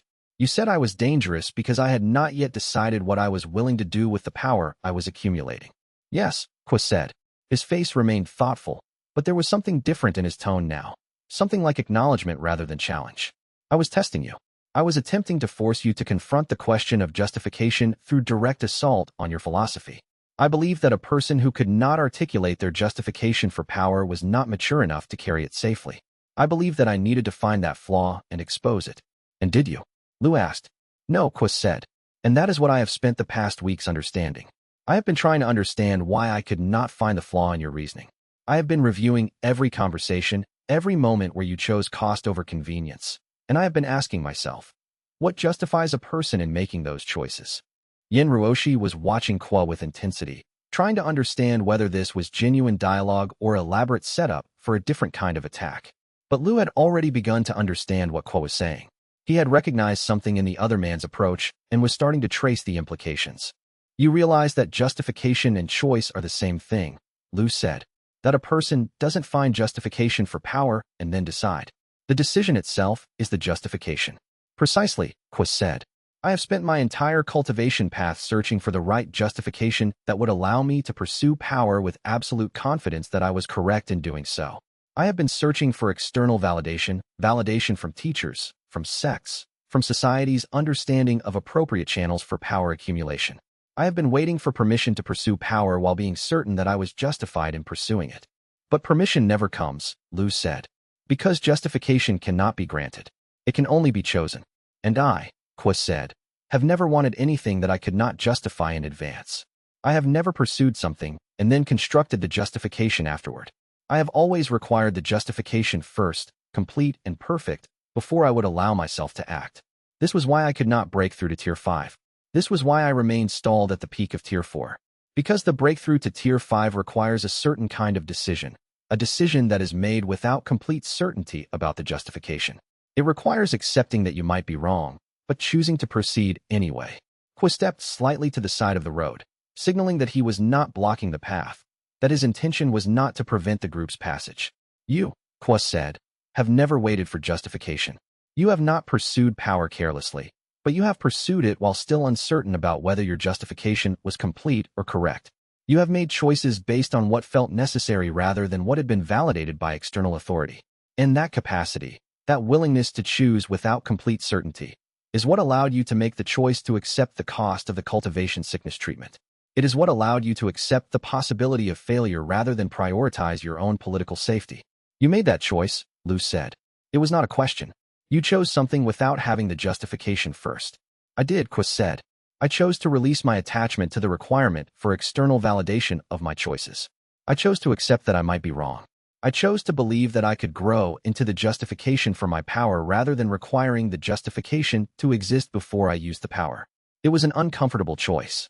It required accepting genuine uncertainty. But it was the choice I needed to make to complete the breakthrough to Tier 5. Qua's presence suddenly shifted, and Tan Muge tensed visibly. The seal pulsed once inside Lu's dantian, acknowledging something about what was happening. Qua Fengshan broke through to Tier 5 while standing on the road in plain sight. His cultivation signature expanding and settling into a new configuration that was more stable and more genuine than the carefully controlled presentation he had maintained before. The process was visible to everyone. The way Qua's entire presence seemed to reorganize itself around a new understanding. The way his cultivation suddenly expanded outward with a steadiness that suggested the breakthrough was complete and integrated rather than precarious and barely contained. The other members of the traveling group could feel the shift, could sense the moment when Qua became something different than he had been. I have not come to interfere with the tribunal hearing, Qua said, and his voice had changed slightly, carrying a new resonance that matched the depth of his newly expanded cultivation. I have come to tell you that I understand now why the war god chose you. Not because you are the strongest or the most strategically brilliant, but because you are willing to choose without complete certainty about the justification. And that capacity is what the seal actually requires. The petition? Lu asked. You are not going to withdraw it. I did not file it, Qua said. The Jade Scripture sect filed it without my knowledge or explicit support. But I will not withdraw it, because the petition itself is not the real test. The real test is whether you can stand before judges and defend the choice you made when you accepted the cost of the sickness treatment. The real test is whether you can articulate the justification that grows from the choice rather than requiring the justification to exist first. And then what? Lu asked. What happens to you now? Now, Qua said. I go back to the Jade Scripture sect and tell them that their petition will not succeed the way they hope it will. I tell them that the seal's carrier is not vulnerable to their demonstrations of force. I tell them that the political leverage they believe they have created is already neutralized by your understanding of what the choice actually cost. And then I begin the work of understanding what it means to use power without requiring permission first. Kwa bowed slightly, a gesture that combined respect with acknowledgement of something unspoken. Thank you, he said, for existing in a way that forced me to understand myself differently, for making a choice that taught me something about what real justification looks like. I would not have reached Tier 5 without encountering what you chose to do. Tan Muge relaxed slightly, though her hand remained near her staff. Yin Ruoshi was watching Kwa with a complicated expression that suggested she was revising her understanding of him in real time, adjusting her assumptions about what his intentions actually were. You should travel with us, Lu said. It was not a polite offer. It was a practical observation. You could reach the tribunal chambers with us. You could speak at the hearing about what the seal's presence means and what capacity its carrier has demonstrated. It would strengthen the case. No, Kwa said. My presence at the hearing would be interpreted as evidence that the seal has influenced my judgment, that I have been converted from opponent to ally through the seal's power. The tribunal would discount my testimony as compromised. I will serve better by appearing to the Jade Scripture sect as someone who was impressed by your performance, but still capable of independent judgment. I will serve better by demonstrating that you do not require validation from outside sources to understand what you have done. The group traveled on, passing Kwa without further conversation. Yin Ruoshi waited until they had put distance between themselves and the road, then moved forward to walk beside Lu with deliberate purpose. He was testing you, she said. From the beginning, he was testing you to understand whether the seal made its carrier into something controlled by external validation or something capable of independent choice. Yes, Lu said, and he failed to test himself for a long time because he has always been dependent on external validation. He needed permission to be powerful. He needed justification in advance. The breakthrough to Tier 5 was him learning to stop waiting for permission and to start choosing despite uncertainty. And you taught him that, Yin Ruoshi said, simply by existing in a way that made his old approach seem insufficient. I didn't teach him anything, Lu said. He taught himself. I just provided the mirror that allowed him to see what he needed to learn. The journey continued toward the tribunal chambers, and the weight of the approaching hearing became more real with each passing day. The physical distance was shrinking. The moment of formal judgment was approaching, and the questions that would be asked at that hearing had already begun to resolve themselves into clarity through the encounters that had happened along the way. Chapter 83. The checkpoint at Meridian's Gate was staffed by functionaries of the tribunal itself, which meant the encounter was procedural rather than political. Tan Muge presented the summons, verified their identities, and confirmed their travel status as official tribunal business. The functionaries recorded the passage and provided updated travel documents that would be recognized at the next checkpoint without requiring additional verification. The tribunal is aware of your arrival date, one of the functionaries said. It was clear that this information was intended to convey something specific. Preliminary hearings will begin tomorrow morning. Your primary hearing is scheduled for the day after. The tribunal wishes you to understand that this schedule is extremely aggressive by normal standards. However, the matter of the seal has been prioritized above routine petitioning procedures due to the public health implications mentioned in the initial petition. Meaning, Feng Baihe said once they had moved beyond the checkpoint, that the tribunal sees the petition as having legitimate substance, not as mere sectarian maneuvering. Or, Tan Muge said, that the tribunal is using the aggressive schedule to prevent prolonged political campaigning by allied sections. The faster the hearing concludes, the less time there is for political pressure to accumulate. Yin Ruoshi was reviewing the preliminary documentation that had been provided at the checkpoint. Her face was thoughtful and slightly tense. The tribunal has already interviewed 12 witnesses independently, she said. Wei Shulan, Shu Lishi, and 4 members of the village leader council. 8 people from surrounding territories where the sickness was observed. The tribunal is being very thorough. That is good, Lu said.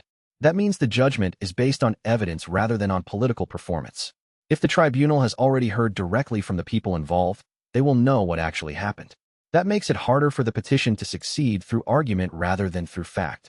They had 1 day remaining before the preliminary hearings began. 1 day to rest, to review the evidence one final time, to prepare for the formal proceeding that would determine whether Lu remained the acknowledged custodian of the seal or whether the political judgment would go against him and create new complications. What will you present? Feng Baihe asked. Beyond the evidence about what happened, I will present the logic of the choice, Lu said. I will show that the decision to absorb the residual seal energy was not reckless or uncontrolled. It was strategic. It prevented broader harm to civilian population. It required accepting personal cost, but the cost was deliberately calculated and accepted. And I will explain why a person who is willing to accept calculated cost is more trustworthy with the seal than a person who always tries to avoid cost in order to protect their own status. They will counter that you should have found a way to manage the sickness without accepting such significant personal damage, Yen Ruoshi said. They will say that a truly skilled seal carrier would have prevented both the sickness and the need for personal sacrifice. That argument assumes that the sickness was something I could have prevented, Lu said. But the sickness was not caused by my misuse of the seal. It was caused by the seal's inherent nature and by the presence of 412 civilian resonances that I had chosen to protect rather than abandon. Preventing both the sickness and the need for sacrifice would have required either refusing to protect the civilians or using the seal in ways that would have generated different problems. Neither of those choices was actually available. The question is not whether there was a perfect solution that I failed to find. The question is whether the choice I made, to accept cost in order to protect civilians, was the right choice. Yen Ruoshi was nodding slowly.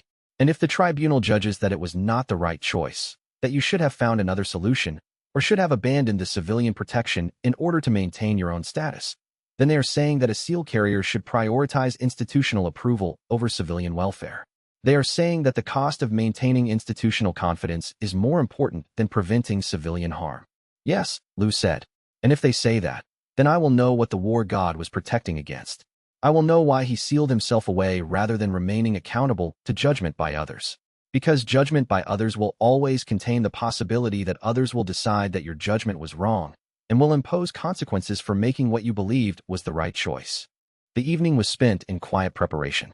Wei Shulan reviewed the documentation one final time, confirming that every detail was recorded accurately and could be verified independently.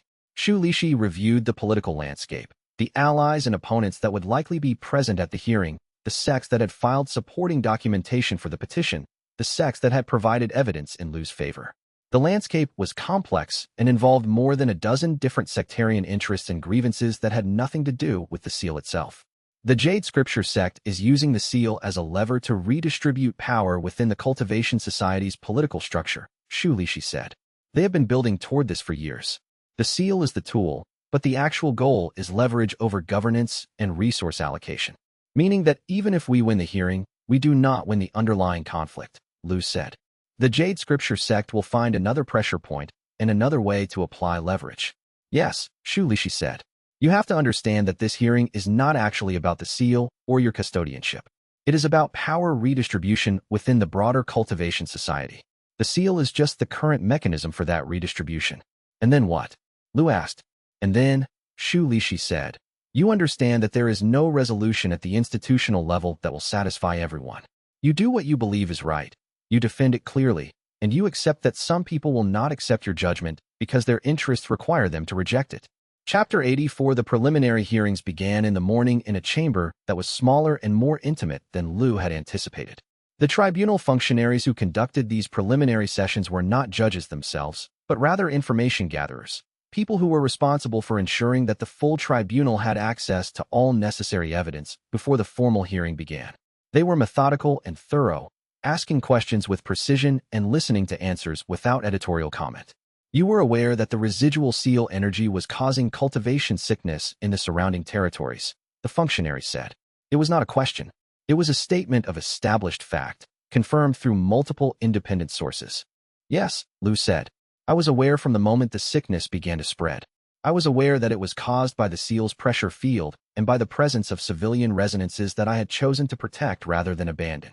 And you chose to absorb the residual energy into your own dantian rather than dispersing it or containing it in some other way, the functionary said. Correct, Lu said. Dispersing the energy would have required activating the seal in ways that would have triggered the inner technique's defense mechanisms. Containing it in another way would have required technology or methods that were not available and would have taken time we did not have. Absorbing the energy into my own dantian was the fastest and most effective method of stopping the sickness immediately.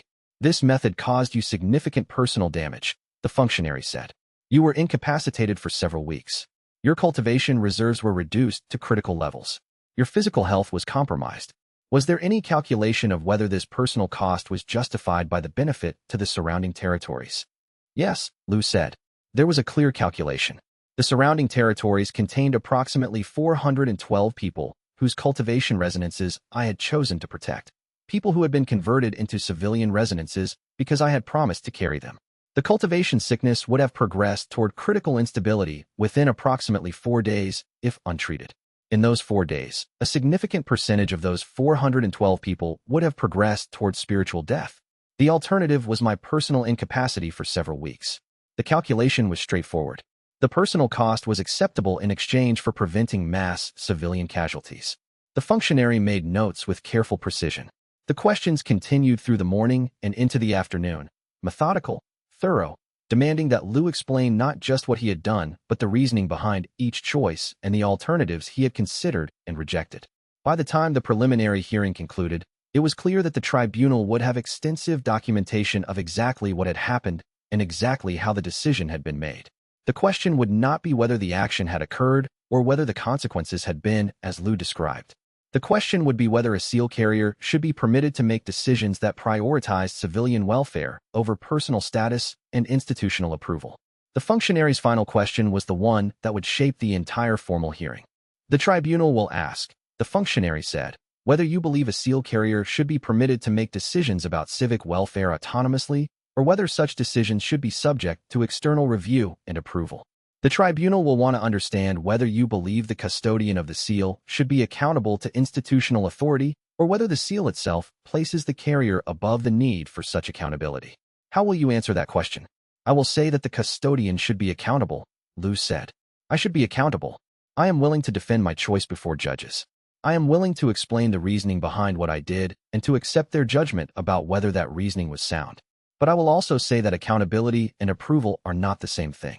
I can be accountable without requiring approval in advance.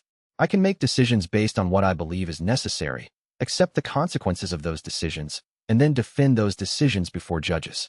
That is different from requiring approval before I act. The functionary wrote down this final answer with the same meticulous care that had characterized the entire preliminary hearing. And Lu understood in that moment that this statement, the distinction between accountability and approval, would become the central question at the formal hearing. The tribunal would not be asking whether he had made the right technical decision. The tribunal would be asking whether a person could carry a sealed war god's technique while remaining accountable to external judgment without being controlled by that judgment. After the preliminary hearing concluded, Lu was given a private room where he could rest and prepare before the formal hearing that would begin the following day. The room was comfortable without being luxurious, a space designed for function rather than for comfort, with a meditation cushion, a simple bed, and a window that looked out on the tribunal gardens. Wei Shulan brought him reports of how the tribunal staff was preparing. There would be public documentation of the hearing, but it would not be witnessed by crowds. There would be a small number of observers from interested sects, perhaps a dozen representatives of the Jade Scripture sect and their allies, perhaps another dozen representatives of sects that had provided evidence in Lu's favor. The vast majority of cultivation society would learn what had happened only through written records after the hearing had concluded. The Jade Scripture sect is not satisfied with the preliminary hearing, Wei Shulan reported. They are confident that they can sway the judges in the formal proceeding. They believe that the technical evidence is not as important as they initially thought, and they are shifting their strategy to focus on the philosophical question of whether a seal carrier should have authority to make life or death decisions autonomously. Which is the question I want to be asked, Lu said. Because the answer to that question is not a technical answer. It is a philosophical and moral answer, and it is something that I can speak to honestly and completely. That evening, Lu entered meditation and sat with the question that would shape the formal hearing. Should a seal carrier have authority to make life or death decisions autonomously? The war god's consciousness waited in the meditation space, fully present but not pushing, not trying to convince. The answer the tribunal wants, the will said, is the simple answer. Either yes, the seal carrier should have autonomous authority, or no, the seal carrier should be subject to external approval. They want a binary choice. But the truth is more complex, Lu said. The truth, the will agreed, is that some decisions require autonomous action in the moment, but all decisions require accountability afterward. The seal carrier must be capable of making immediate decisions without seeking permission, because the moment for seeking permission may have already passed. But the seal carrier must also be willing to explain and defend those decisions afterward, must be willing to be judged for them, must be willing to accept restrictions if the judgment goes against them. And if I cannot convince the tribunal of that, Lu asked, then you live with the consequences, the will said simply. You continue to carry the seal. You continue to make decisions based on what you believe is right. And you accept whatever restrictions the tribunal chooses to impose. That is what it means to be accountable. That is what I never understood when I sealed myself away. That accountability is not something that can be escaped through isolation. It only becomes more complete and more binding when you refuse to accept external judgment. Chapter 85. The night before the formal hearing, Lu entered meditation and sought conversation with the war gods directly. The presence that manifested in the meditation space was fully present and fully attentive, not distant or reserved, but focused with the intensity of someone who understood that something conclusive was about to happen. In the meditation space, the silence was profound and complete. It was the kind of silence that only existed in the depths of meditation, where the external world fell away entirely and only consciousness remained, encountering itself and the other consciousness that dwelt within the seal. Lu had learned over the course of months to distinguish between the different qualities of the war god's presence. There was the quality of testing, sharp and demanding, pushing Lu to demonstrate understanding. There was the quality of judgment, formal and distant, evaluating whether growth had occurred. And then there was this quality, the quality of genuine conversation between two consciousnesses that had come to recognize each other as real and worthy of respect despite the enormous power differential that existed between them. I wanted to tell you something about what happened, Gu Tianzhan said, before you stand before the tribunal to defend yourself.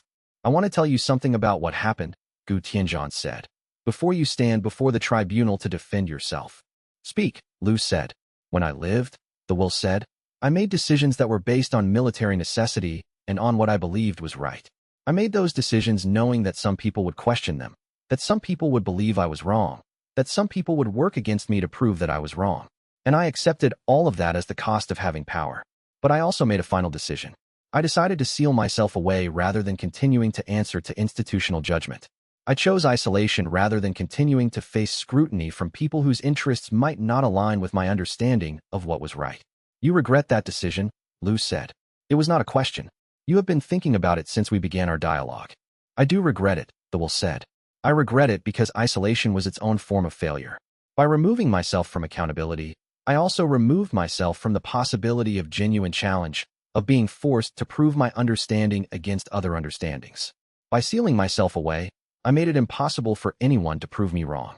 But I also made it impossible for anyone to prove me right. I made myself into a perfect record of what I believed, incapable of being tested or refined or transformed by genuine encounter with opposition. And I am supposed to learn from your regret, Lu said. I am supposed to understand that you did not want me to make the same choice. Precisely, the will said. You will stand before the tribunal. You will be questioned. You will be challenged. You will face the possibility that they will judge against you, that they will strip your custodian status, that they will declare your judgment to be insufficient. And I am telling you in advance that whatever judgment they give, you must accept it fully and completely. You must not seal yourself away. You must not try to hide from accountability. You must face whatever comes and continue anyway. Even if they decide I am unfit to carry the seal, Lu said. Even if they decide you are unfit, the will said. Because the fit to carry the seal is not determined by institutional judgment. It is determined by what you choose to do with the power you carry. If you choose to accept accountability, if you choose to face judgment and continue anyway, then you are fit to carry it regardless of what the tribunal decides. And if you try to hide from judgment, if you try to seal yourself away from scrutiny, then you are unfit regardless of what the tribunal decides. The meditation space dissolved, and Lu found himself back in the physical reality of his meditation chamber, with the weight of the hearing settling across his consciousness like a physical thing. He had hours remaining before he would stand before the tribunal. Hours to rest, to prepare, to understand the final shape of what he was willing to defend. In the quiet of the early morning, before the tribunal chambers would open their doors for the day's proceedings, Lu walked through the gardens adjacent to the chambers. These gardens were maintained for the use of people waiting for hearings, a space where the tension of impending judgment could be partially released through the simple act of walking among growing things. The gardens were well designed, and they had been designed with that intention explicitly stated in the inscription at their entrance. This space exists for those who must face judgment. May the growth you witness here remind you that judgment is not death. Judgment is only the recognition of what has already happened, only the acknowledgement of choices that have already been made. There was water, a small stream that ran through the space, its sound providing a constant, gentle presence that dampened the normal sounds of the city around them. There were plants in various stages of growth, some flowering, some bearing fruit, some merely green and growing without any visible promise of future abundance. Some plants were old and established, their strength evident in the thickness of their trunks and the breadth of their branches.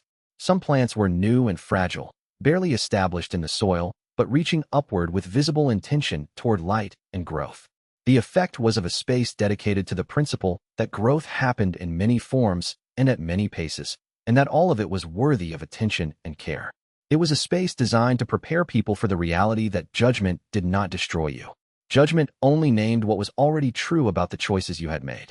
Yin Ruoshi found him there in the early light, standing by the water and watching how the stream moved around obstacles without resistance or struggle.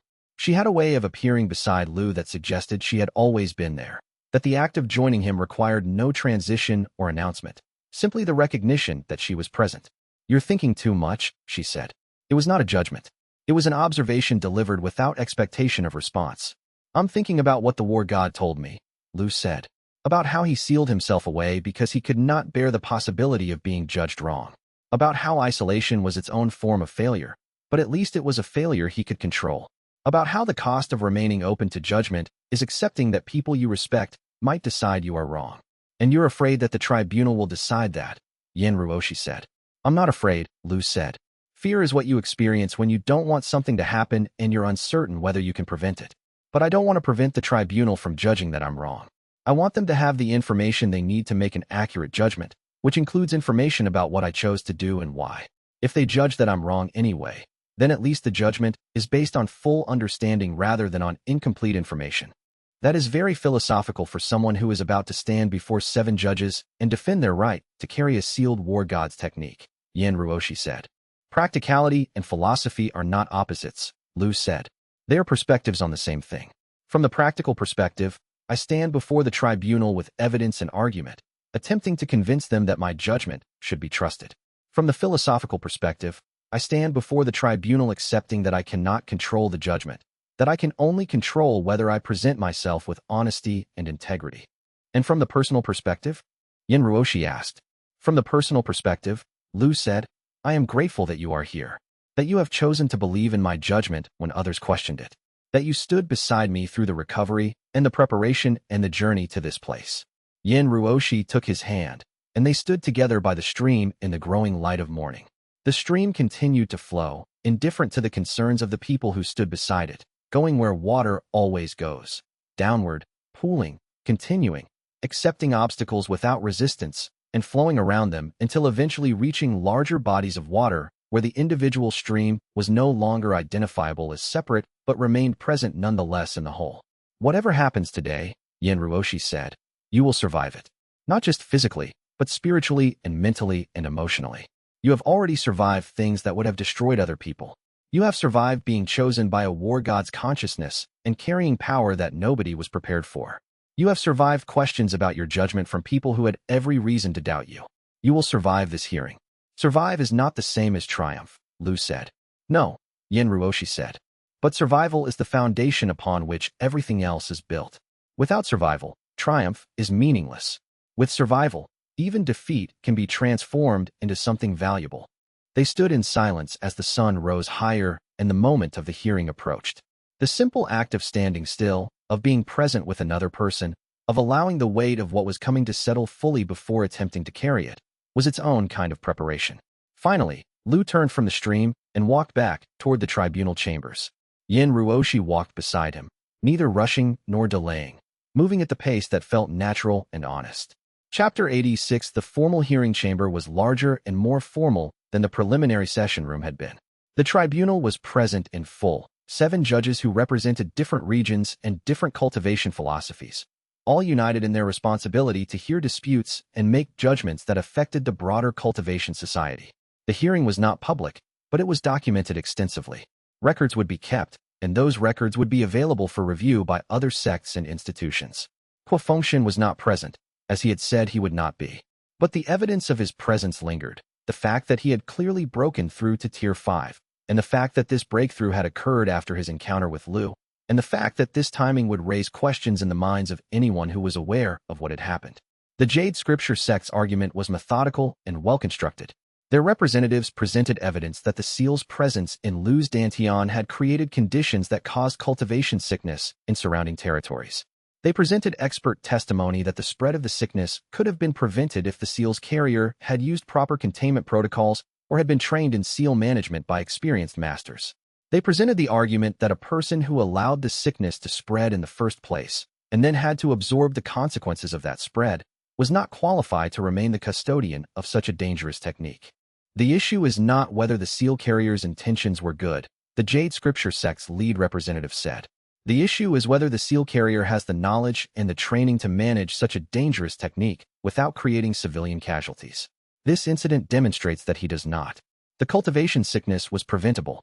The fact that it was not prevented is evidence of inadequate training and inadequate understanding. Then it was Lu's time to speak. He stood and presented the evidence of what had actually happened, the sequence of events, the decision points, the alternatives that had been considered and rejected, the calculation that had been made about what was acceptable cost and why. The cultivation sickness, Lu said, was not caused by my misuse of the seal. It was caused by my choice to protect civilian residences rather than abandon them. This choice created a condition that triggered the sickness. But the sickness itself was not preventable through training or technique. It was a consequence of the choice to protect. The question is not whether I could have prevented the sickness. The question is whether I should have abandoned the civilian protection in order to prevent the sickness. And you conclude that you should not have abandoned the civilians, one of the judges said. That the cost to them was more important than the risk to yourself. No, Lu said. I conclude that the cost to them was a real cost that would have resulted in deaths and permanent spiritual damage. The cost to me was temporary incapacity in a protected recovery environment. The calculation was straightforward. The personal cost was acceptable in exchange for preventing greater civilian cost. But the tribunal's responsibility includes evaluating whether the seal carrier's judgment can be trusted, another judge said. This incident demonstrates that you can be forced into situations where you accept extreme personal cost in order to prevent civilian casualties. It demonstrates that you can be manipulated through appeals to civilian welfare. A hostile actor could simply ensure that civilians were at risk, and then you would be forced into choices that damage your own capability. That is correct, Lu said. A hostile actor could manipulate me through appeals to civilian welfare. I am not denying that I have that vulnerability. But the question is not whether I have that vulnerability. The question is whether I can be trusted to make good judgments about whether the civilian cost is actually real or is merely being presented as real. The question is whether I can be trusted to protect civilians while also protecting myself strategically. The answer is that I can be trusted with that judgment because my judgment is based on careful calculation and honest assessment, not on emotional manipulation or simple reflex. How can we verify that your judgment is based on honest assessment and not on simple reflex? A judge asked. You cannot verify it beforehand, Lu said. You cannot know that my judgment will be good in all future situations. You can only accept that you have seen one example of my judgment in a high-stress situation. You can see that I made a choice and that the choice produced the consequences I predicted it would produce. You can see that I accepted cost because I calculated that the cost was necessary. And you can trust that the same process of calculation and honest assessment will continue in future situations. Or you can decide that you do not trust my judgment, and you can strip the custodian status and see what happens when someone else carries the seal. There was a long silence in the hearing chamber. The judges were exchanging glances that suggested they were communicating about what they had heard, reaching tentative conclusions about the significance of the testimony. There is one other matter, the lead judge said. The matter of Xiao Fengshan's recent breakthrough to Tier 5. Your representatives have submitted evidence that this breakthrough occurred shortly after Xiao Fengshan encountered you on the road. Is it your understanding that your presence caused his breakthrough? No, Lu said. I believe Xiao Fengshan used his encounter with me as a mirror in which to see something about himself that he had been avoiding. The breakthrough to Tier 5 is his achievement, not mine. My presence may have provided the catalyst for understanding, but the growth itself is his. And yet you have not clarified, in these proceedings, what the nature of that encounter was, the judge said. You have not explained what Xiao Fengshan learned about himself by encountering you. That is because the nature of that encounter is not relevant to whether I should remain the seal's custodian, Lu said. What is relevant is that I have made certain choices, and those choices have produced certain consequences that can be verified and assessed. The consequences show that my judgment can be trusted to make decisions about civilian welfare without compromising strategic understanding. The question before the tribunal is whether to accept that evidence or to reject it. The judges withdrew to their deliberation chamber, leaving Lu and his group waiting in the outer chamber. The waiting itself was physically exhausting in a way that fighting or meditation were not. The waiting required simply holding a position of uncertainty and accepting that the outcome would be determined by others' judgment rather than by personal action. Hours passed. The sun outside the chamber moved across the sky and began to descend toward evening. Still the judges did not return. Yin Ruoshi sat beside Lu with her hand in his, offering quiet support. Wei Shulan continued making notes on the evidence, capturing details and phrases that might be useful in future proceedings if this judgment was appealed or challenged. Tan Muge stood at the chamber's entrance, maintaining her watch with professional attention. Finally, as the evening light turned orange and golden, the doors to the deliberation chamber opened and the judges filed back in. Chapter 87. The tribunal reconvened with the formal gravity that marked a concluded deliberation. The lead judge spoke with the careful precision of someone who had reached difficult consensus among disagreeing members. The tribunal recognizes the evidence that the seal carrier's response to the cultivation sickness crisis was motivated by genuine concern for civilian welfare, the judge said. The tribunal acknowledges that the decision to absorb the residual energy was made through careful calculation and that the consequences of that decision were as the seal carrier predicted they would be. The tribunal acknowledges that the civilian resonances were genuinely at risk of spiritual death and that the action taken prevented that death.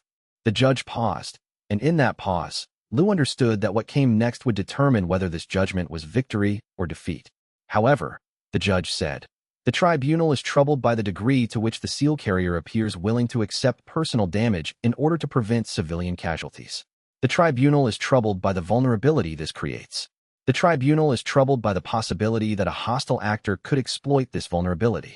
Therefore, the tribunal's judgment is conditional. What are the conditions? Lu asked. The tribunal will permit the seal carrier to retain custodian status, the judge said, provided that the seal carrier submits to formal training in advanced seal management and containment protocols. The tribunal designates Maestro Chen Hui from the Crimson Path sect to serve as formal advisor and training master. The seal carrier will undergo this training for a period of not less than 6 months. At the conclusion of this period, the tribunal will conduct a final review to assess whether the training has been sufficient to address the vulnerabilities that this incident has revealed. It was not absolute victory. It was not simple defeat. It was conditional judgment that acknowledged the correctness of the choice while demanding that future choices be made with more technical sophistication and less pure reliance on willingness to accept cost. I accept the conditions, Lu said. I will submit to the training and will work to integrate advanced containment protocols into my understanding of how to manage the seals safely. There is one additional matter, the judge said. The tribunal has reviewed the evidence of Qua Function's breakthrough to Tier 5. The tribunal has not yet determined the significance of this breakthrough or its relationship to the seal's influence. The tribunal will require ongoing observation of how this breakthrough develops. If it is determined that the seal has influenced Qua Function's cultivation in inappropriate ways, further restrictions may be imposed on the seal carrier's movement or interactions. The judgment was delivered, the hearing was concluded, and Lu found himself back in the outer chamber with the weight of conditional victory settling across his consciousness. He had retained the custodian status. He would remain the acknowledged carrier of the seal, but he would do so under the scrutiny of the tribunal's designated training master, with ongoing evaluation of whether his judgment could be trusted in future situations. And then what? Yin Ruoshi asked quietly, her voice carrying a mixture of relief and understanding of the complexity that had just been formally imposed upon them. And then, Lu said, I learn what it means to accept judgment from others without allowing that judgment to define who I am. I accept the training and integrate it into my understanding. I continue to make choices based on what I believe is right, accepting that those choices will be scrutinized and questioned. I live with the reality that even when I am judged correctly, the judgment is conditional and subject to revision at any moment. Chapter 88. 3 days after the tribunal hearing concluded, Lu finally requested a private conversation with Qua Function. They met in a neutral location, a meditation garden that belonged to no sect and was held in common trust by multiple institutions. Qua arrived with the same thoughtful expression he had carried since his breakthrough to Tier 5, as if the process of integrating the new level of cultivation was ongoing and would take time to complete fully. You told the tribunal that my breakthrough was my own achievement, Qua said. That your presence had merely provided the catalyst. That was the truth, Lu said. Your breakthrough was your achievement. You made the choice to accept uncertainty and to pursue growth despite lacking complete justification in advance. That choice was yours alone. But you could have claimed credit for my breakthrough, Qua said. You could have presented my transformation as evidence of your influence and your correctness. The tribunal would have been impressed. They would have seen Qua Fengshen's breakthrough as proof that your judgment has positive effects on others. And that would have been false, Lu said. The positive effect on you came from your own choices, not from my influence. Claiming that effect as my own would be accepting credit that belongs to you. It would be the same kind of manipulation that I am trying to avoid, the kind where I use someone else's growth as evidence of my superiority. You are more philosophical than I would have believed possible, Qua said. Given that the tribunal has imposed conditions on your custodian status, given that you are now required to submit to training and external evaluation, I would have expected you to be more defensive about protecting yourself against further scrutiny. The conditions are accurate, Lu said. I do have vulnerabilities.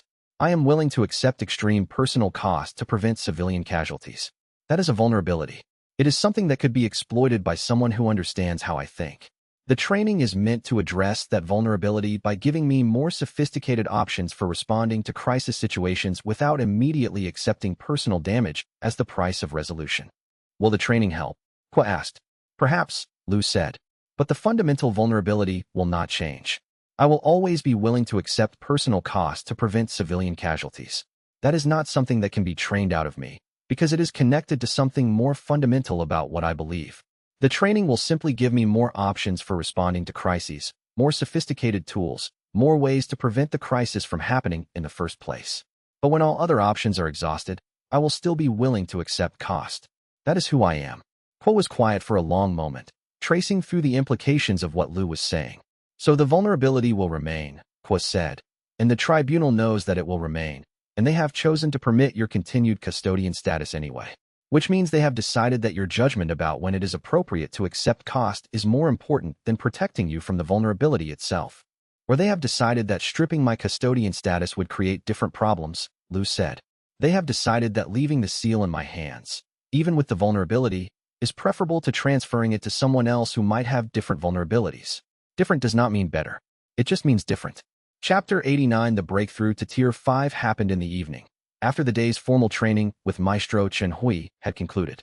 Maestro Chen was a precise and methodical teacher who approached the seal with the care of an engineer approaching a complex machine, breaking it into components, understanding each component, understanding the relationships between components, understanding how changes to one component affected the entire system. The training was thorough and demanding, and it left Lu exhausted in ways that purely physical cultivation did not.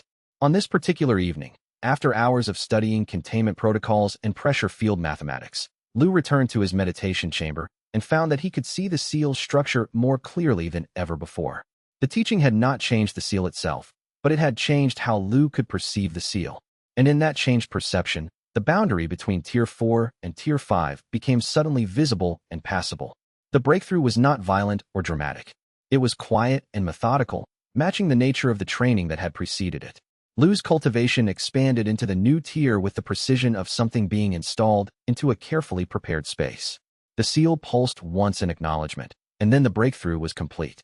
The consequence was that Lu could now perceive the civilian resonances he carried with greater clarity.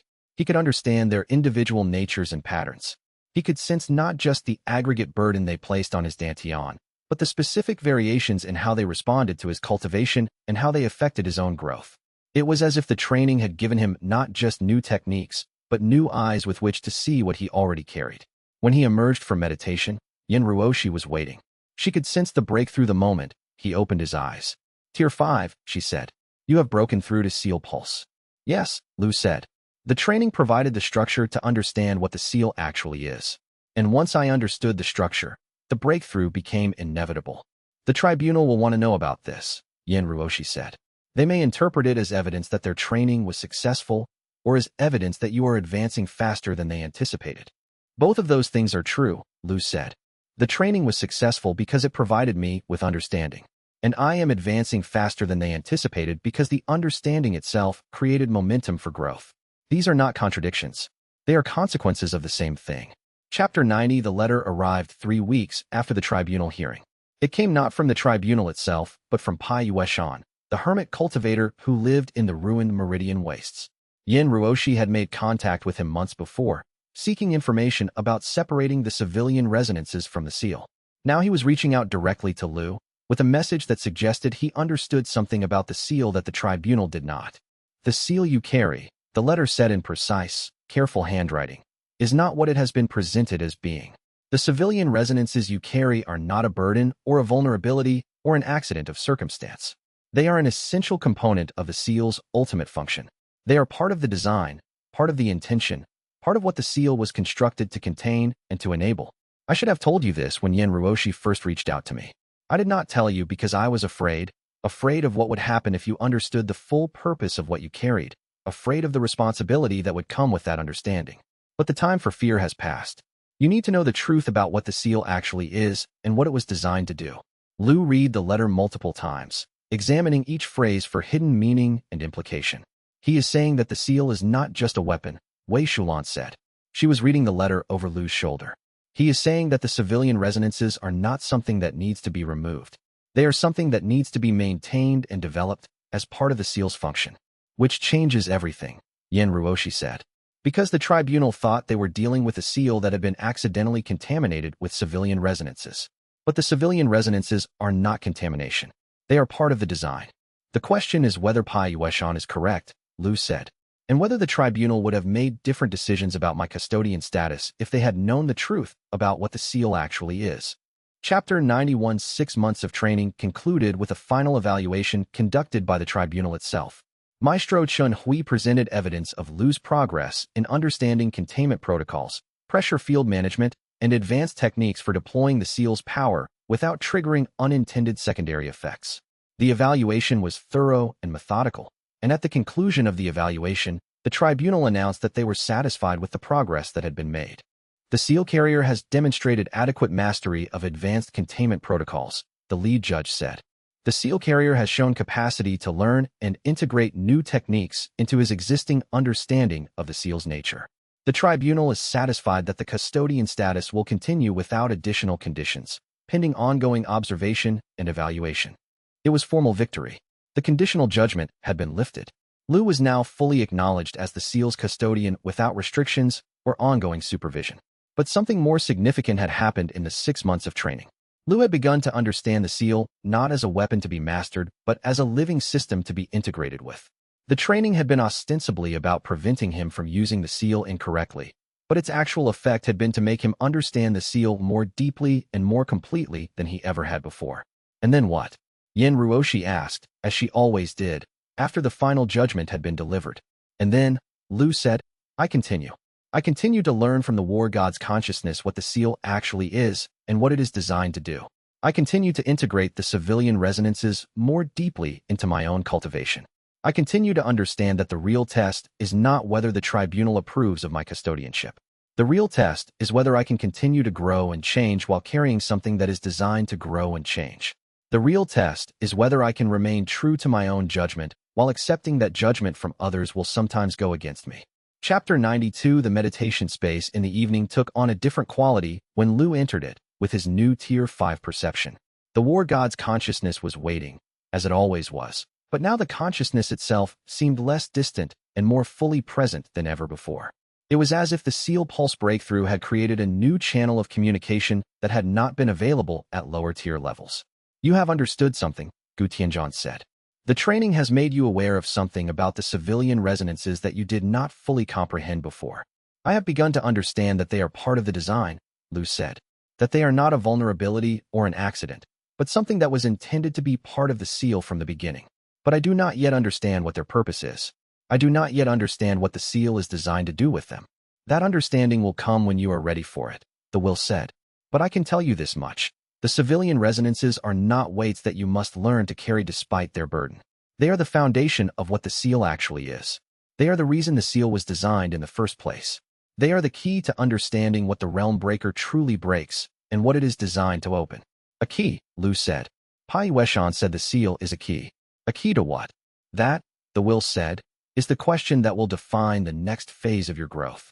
That is the question that will require you to advance through the remaining tiers and to understand, finally, what it means to truly master the seal. That is the question that will make you more than just a carrier of the war god's power.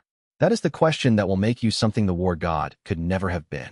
The meditation space dissolved, and Lu emerged into the physical world with the weight of new understanding settling on his shoulders. The journey to the tribunal had been about defending himself against external judgment. But the real journey, the actual path forward, was about understanding what he truly carried and why the war god had chosen him to carry it. The Tier 5 breakthrough had opened a new chapter, and that chapter would be significantly more complex and significantly more important than anything that had come before. Chapter 93. Maestro Chen Hui remained in Xiaolan for an additional month after the formal evaluation had concluded, not because the tribunal required it, but because he had developed a genuine interest in understanding the nature of the seal that Lu was carrying. His initial approach had been technical and methodical: break it into components, understand the parts, understand the relationships. But as he spent more time observing Lu's cultivation and understanding how the seal responded to different techniques and approaches, Chen Hui began to understand that the seal was not a machine, but something closer to a living system that adapted and evolved. I have spent 40 years studying sealed techniques, Chen Hui said during one of their evening conversations. And I have learned that there are different classes of sealed techniques. Most are designed for containment, holding power safely until it is needed, then releasing that power in carefully controlled ways. But your seal is not designed for containment. It is designed for transformation. It is designed to change its carrier and to be changed by its carrier simultaneously. It is designed to create a relationship between the technique and the person rather than a simple relationship of mastery and tool. That is what Ning Yulan told me, Lu said. That the seal was designed to grow into whatever I needed it to become based on how I actually used it. Yes, Chen Hui said. And what that means is that there is no finished state for the seal. There is no point at which you can say, I have mastered the seal completely. Because the seal is still transforming, still adapting, still becoming something new. The mastery is not about reaching a final state.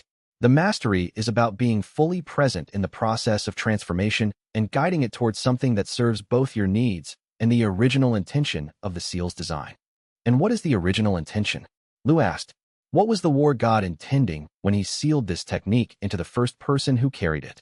That, Chen Hui said, is the question that you will need to answer through direct experience and investigation. It is not something that can be taught. It is something that must be discovered. Maestro Chen Hui's approach to teaching was radically different from what Lu would have anticipated.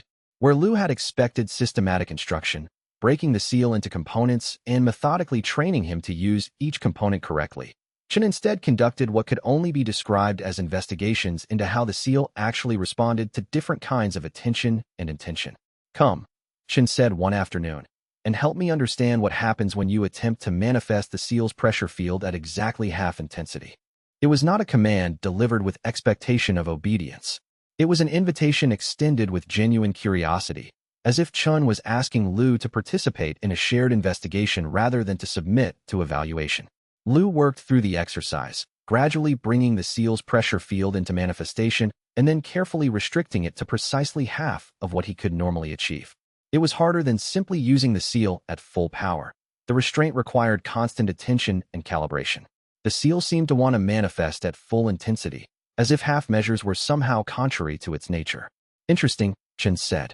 The seal is resisting the restriction. Can you feel that? Yes, Lu said. It's as if the seal wants to be completely open or completely sealed, with no middle ground. That tells us something important about its design, Chen said. Most sealed techniques are designed to be precisely calibrated. You learn to use them at 10% strength, then 20%, gradually working your way up to full power as you become more skilled. But your seal is not like that. Your seal is designed to operate in binary states, fully open or fully sealed. It doesn't support partial manifestation because partial manifestation is contrary to what it was built to do. Which means what? Lu asked. Which means, Chen said, that your seal was not designed for incremental power development. It was designed for something else entirely. Something that requires full commitment rather than graduated progression. Something where you are either committed to it completely or not committed to it at all. This realization began to shift how Lu thought about what he carried. The civilian resonances were not weights that added incrementally to his power. They were part of a system that required full commitment to function properly. They were not accessories. They were the foundation. Tell me, Chen said, about the moment you chose to carry the civilian resonances. What did that feel like from the inside? It felt like making a promise, Lu said. Like I was committing to something without knowing exactly what the full implications would be, but understanding that once I made the commitment, I could not withdraw it without fundamentally violating who I am.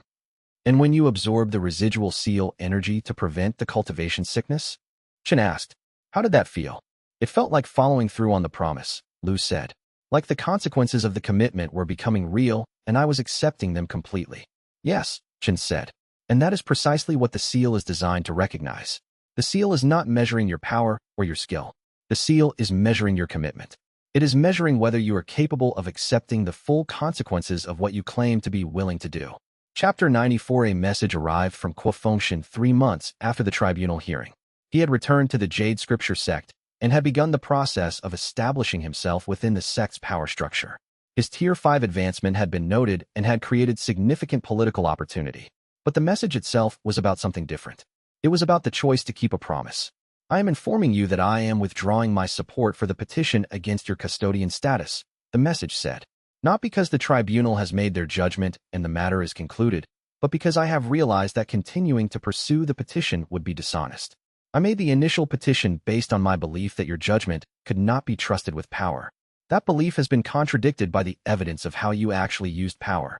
To continue the petition would be to continue lying about what I believe to be true. I cannot do that. I am withdrawing publicly and completely. The withdrawal of Kuo Fengshan's support effectively ended the Jade Scripture sect's petition campaign. Without Kuo's internal influence and testimony, the petition became functionally meaningless. The sect did not formally withdraw it, but it ceased to pursue the matter with political pressure or formal advocacy. What was interesting was not the withdrawal itself, but what it meant about how Kuo Fengshan had integrated his understanding of justification and choice. He had chosen to support the petition because it seemed like the right move at the time, and he had chosen to withdraw it when he realized that continuing to support it was dishonest. He had not tried to find a compromise position or a way to save face. He had simply made the choice that aligned with what he had come to believe. Chapter 95. The daily training sessions with Maestro Chen continued even after the formal evaluation had concluded. It was no longer training in the sense of being evaluated by an external standard. It was instead a collaborative investigation into what the seal actually was and how its nature could be understood more completely. Chen spent hours observing Lu's cultivation and asking questions about the experience from the inside. What did the seal feel like when it was quiet? What changed when it was being actively drawn upon? How did the civilian resonances respond when Lu's own cultivation expanded? What happened when he tried to push the seal's boundaries? What happened when he deliberately held back from using its full power? The questions created a framework for Lu to understand his own experience more clearly. And through that framework, patterns began to emerge. The seal responded differently to different kinds of usage. It was not equally flexible in all directions. It was stronger in certain applications and weaker in others. The civilian resonances did not simply sit passively in his dantian. They actively participated in the seal's functioning, resonating and amplifying in response to specific techniques, dampening in response to others. It is as if, Chunhui said, the seal is using the civilian resonances as a tuning mechanism, as if the resonances were designed to calibrate the seal's output and refine the direction of its power, as if they are not weights on your cultivation but tools for shaping what the seal actually does. Then the question is what it is designed to do, Lu said. Once you know what the tool is shaped for, you can understand why those particular tools are required. A sword blade is shaped for cutting. A cup is shaped for holding. What is the seal shaped for? That, Chunhui said, is perhaps the most important question you can ask. And the answer to that question will determine how you advance from here. Because the seal will not allow you to progress toward tiers that do not match what it was fundamentally designed to achieve. It will resist growth that contradicts its underlying purpose. It will only facilitate growth that moves toward its designed intention. Chapter 96. In his meditation space, during what would become the defining dialogue of this entire phase, the war god's consciousness revealed something that had been held in reserve until Lu demonstrated sufficient understanding to comprehend it. The Realm Breaker Seal, Gu Tianzhan said, was not designed to break a realm. That is a misunderstanding that has persisted since I created it. It was designed to open a realm, to create a doorway between the world as it is currently understood and the world as it could be. The power of the technique is not destructive, it is transformative. It does not break things by force. It breaks the boundaries that keep things separate and transforms them into something that spans those boundaries. And the civilian resonances? Lu asked, understanding now that the answer was going to recontextualize everything. The civilian resonances are the key to that transformation, the will said. They are the bridging mechanism. They allow the seal to connect to something beyond just your personal power. They allow it to draw on a source of energy and intention that is not rooted in a single individual's cultivation, but in a collective agreement, a shared commitment, a unified purpose. The seal is not your personal technique, Lu Shenfeng. The seal is a collective technique. It is designed to be carried by one person, but powered by many people in resonance with that one person. The revelation shifted everything. The civilian resonances were not something that had been accidentally transferred to him. They were not a burden that would eventually need to be removed. They were the entire reason the seal existed. They were the power source. They were the mechanism through which the seal functioned. The 412 people who are carried in your civilian resonances, Gu Tianzhan said, are not dependent on you for their cultivation progression. You are dependent on them for the true function of the seal. Without their resonance, without their commitment, without their connection to you, the seal is just a weapon.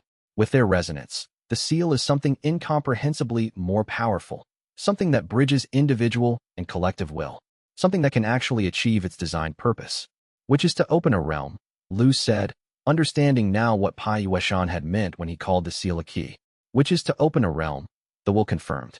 The realm that currently lies beyond the reach of individual cultivation.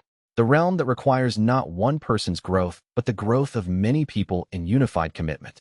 The realm that I was never able to open because I never understood this truth. I was trying to create a weapon to break through boundaries by force. I did not understand that the boundaries need to be opened from both sides, that the opening requires agreement from those on both sides of the boundary, that the true power is not the force of breaking, but the commitment of joining. The meditation space held this understanding in silence, and Lu comprehended finally what it had meant when the tribunal had expressed concern about his vulnerability to protecting civilians. They had understood at some level that his commitment to the civilians was not incidental to his power. They had understood that the civilians were fundamental to what made him dangerous and what made him necessary. They had just not understood why that was the case. And there was something else happening in this meditation, something that felt like a shift in the war god's consciousness itself. The presence that was communicating with him seemed less like a separate entity that inhabited the seal and more like an aspect of the seal itself, a consciousness that was integrated with the technique rather than merely contained by it. I am changing, Gu Tianzhan said, and there was something like wonder in the tone. I am becoming something different as you understand what I was designed to be. When you understand the seal's true purpose, the consciousness that was guarding that purpose is transformed by your understanding. I am no longer a separate entity watching over your growth. I am becoming part of the system that enables the growth itself. What does that mean for you? Lu asked. For your existence? It means, the will said, that I am beginning to dissolve, not into destruction or annihilation, but into integration. The boundaries between my consciousness and yours are becoming less distinct. The consciousness that was the war god Gu Tianzhan is becoming the consciousness of the seal itself, which includes your consciousness and the consciousness of the 412 people whose resonances you carry, and eventually will include the consciousness of whoever comes next, whoever comes after you to carry the seal forward. Are you afraid? Lu asked. No, the will said. Not anymore. I was afraid when I understood that this was what was happening, when I realized that my individual existence was going to be transformed into something larger than myself. But fear is what you feel when you do not want something to happen. I chose this. I sealed the technique into the first person with full knowledge that this was what would eventually occur, that my consciousness would gradually dissolve into the consciousness of the seal itself, that the person who carried the seal would eventually understand what it was designed to do and would become the primary consciousness governing the seal's function. And I am ready. I am ready to let go of what I am and to become what the seal is designed to become. The meditation space began to brighten, and Lu understood that this dialogue would be the last one that felt like speaking with a separate consciousness. Future dialogues would be different, more like speaking with different aspects of himself, or speaking with a unified consciousness of which he was only one part. Chapter 97. When Lu emerged from this meditation and finally spoke to Yen Ruoshi about what the war god had revealed, her response was immediate and clear. Then the tribunal was wrong about how to evaluate your commitment to civilian welfare, she said. They were treating it as a vulnerability that needed to be managed through training and technique. But if the civilian resonances are the power source for the seal, then your commitment to those civilians is not a weakness. It is the entire point of the technique. It is, Lu said. But the tribunal could not have known that.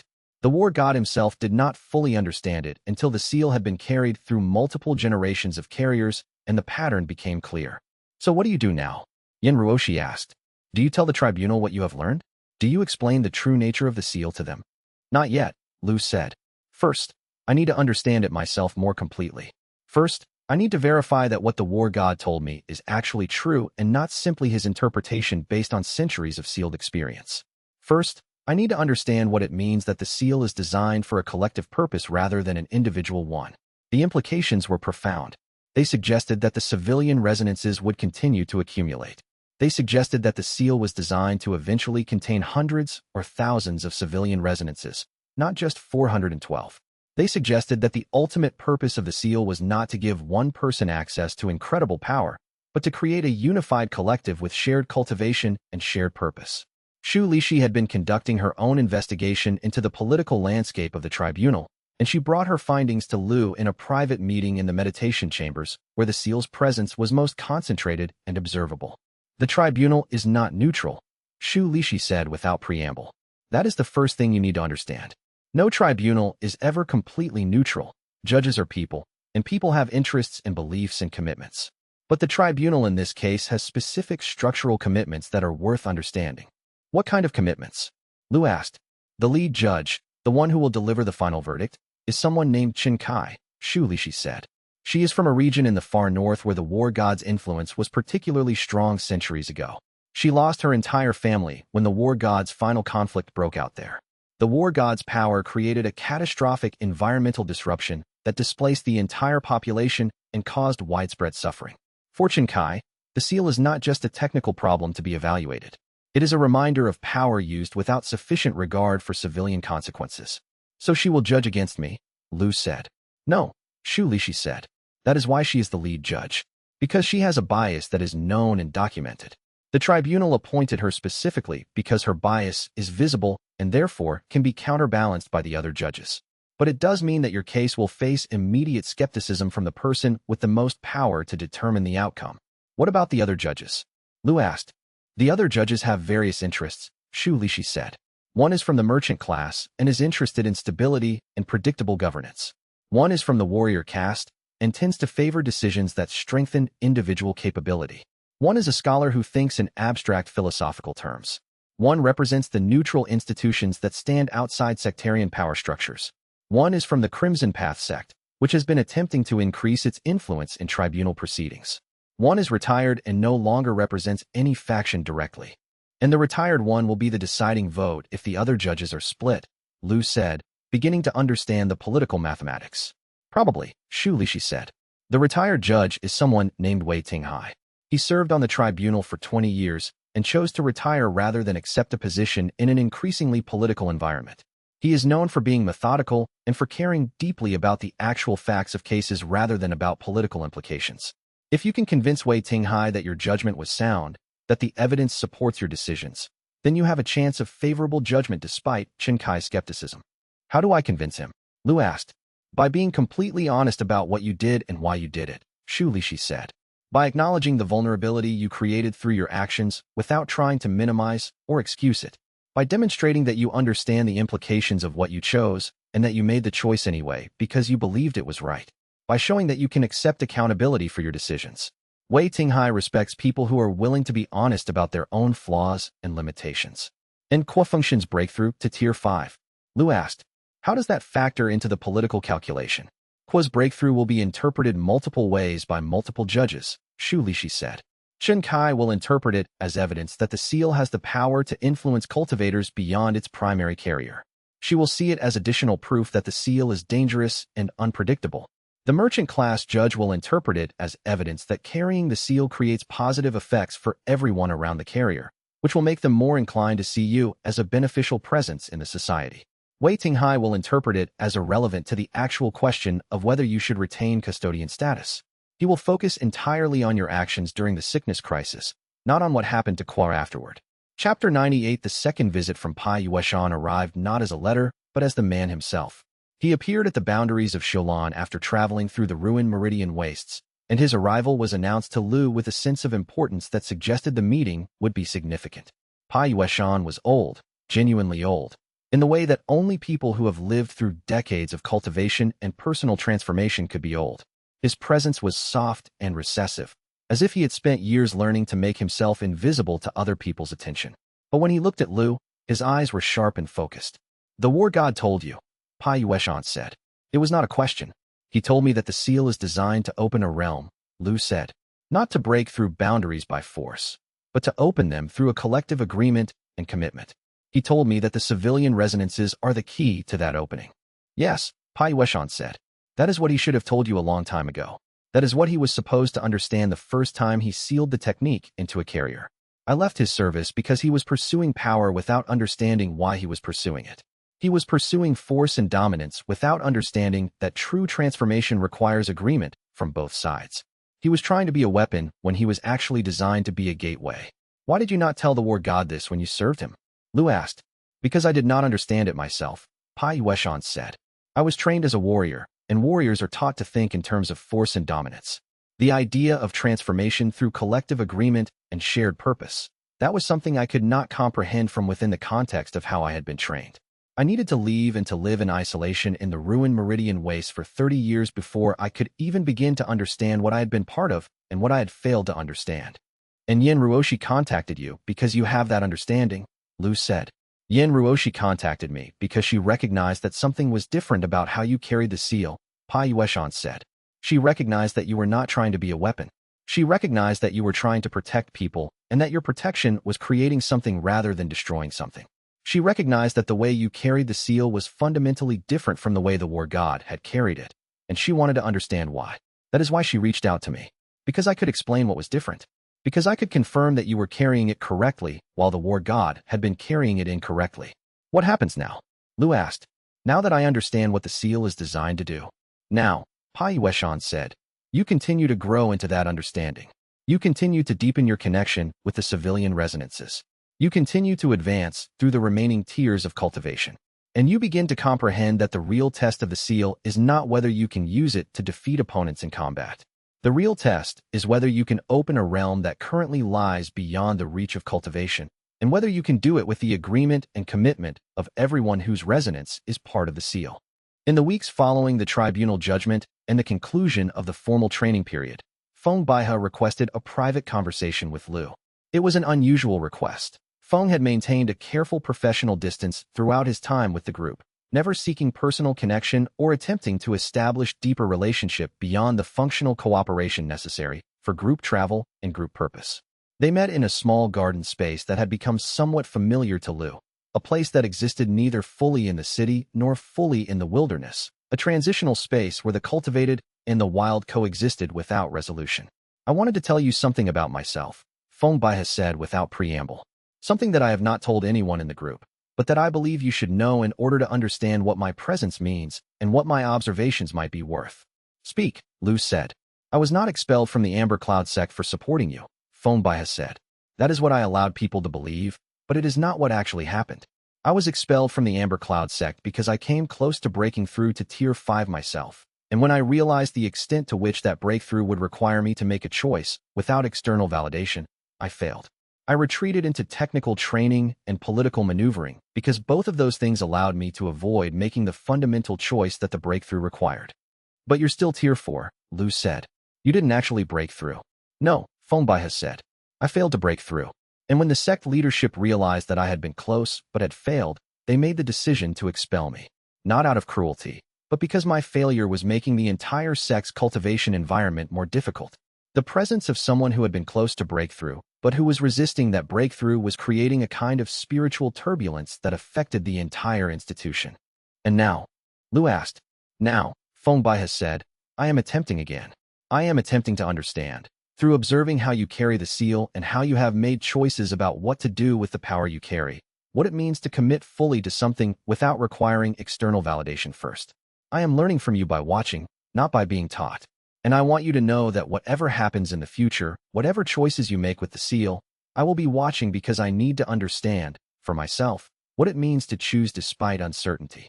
"You will break through," Lu said. It was not a prediction. It was an acknowledgement of something already becoming true. "Perhaps," Feng Baihe said, "but the breakthrough is not what matters. What matters is whether I can commit fully to something and then follow through on that commitment. And you have already demonstrated that it is possible to do that. That is what I am learning from you." Feng bowed slightly, and when he straightened, There was a kind of peace in his expression that had not been there before, not the peace of resolution, but the peace of clarity about what needed to be done and acceptance of the cost that would come with doing it. Chapter 99, the revelation about the true nature of the seal, changed how Lu approached his daily practice. He no longer thought of the civilian resonances as weights or burdens or even as power sources in the purely energetic sense. He thought of them as people. 412 individual people, each with their own cultivation path, their own understanding, their own journey toward higher tiers and greater capability. What had happened to them when he had accepted their resonances? They had been given access to his connection with the seal. They had been given the ability to advance their cultivation in ways that would not have been available to them otherwise. They had been integrated into a collective system that was designed to eventually achieve something that no individual cultivator could ever achieve alone. He asked Wei Shulan to compile a detailed record of the 412 civilian resonances, their names, their cultivation levels at the time they joined his resonance, their progress since joining. Wei Shulan created an extensive document that detailed each person's journey and their current status. Some of them have advanced by multiple tiers since joining your resonance, Wei Shulan said. Some of them are advancing faster than they would have in normal circumstances. Some of them are struggling because the pace of advancement is faster than they can integrate. There is substantial variation in how the resonance affects different people.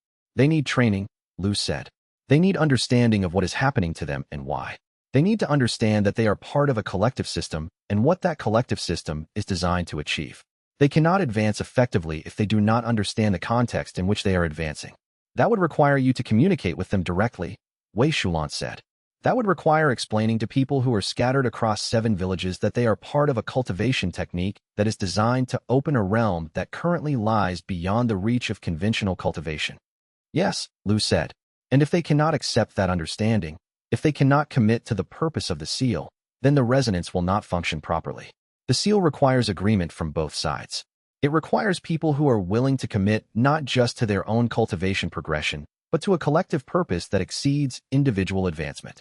Chapter 100. On the final day of the 5th arc, Lu stood once again at the edge of Shulan's outer territories and looked across the landscape that had been transformed by his choices. The cultivation sickness was gone. The villages had healed. The people who had been at risk of spiritual death were now advancing through new tiers of cultivation. And behind all of it, the true purpose of the seal was beginning to reveal itself. The tribunal hearing had tested whether his judgment could be trusted. The training with Maestro Chun had given him tools and understanding. The revelation from the war god's consciousness had shown him what he truly carried.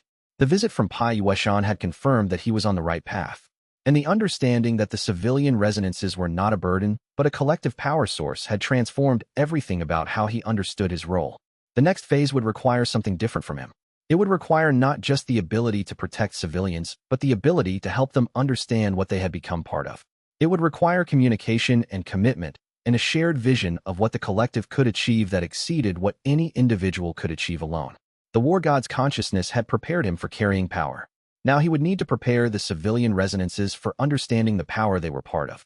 In the meditation that evening, Lu entered a state of contemplation that was deeper and more sustained than the typical dialogue with the war god's consciousness. This was not a conversation seeking answers. This was a state of understanding that required no dialogue, only presence and recognition of what was happening within the seal itself. The 412 civilian resonances pulsed in rhythmic harmony with his own cultivation. Each individual resonance was distinct and recognizable, like separate voices in a choir that maintained their individual character while also contributing to the unified sound.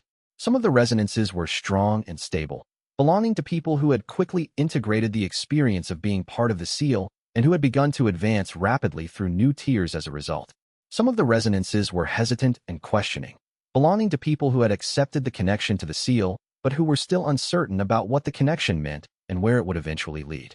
But all of them, every single one of the 412, were genuinely connected to him. The connection was not an illusion or a construction or something that could be undone. The connection was real and would persist for as long as he carried the seal, and as long as those people chose to maintain their commitment to the resonance.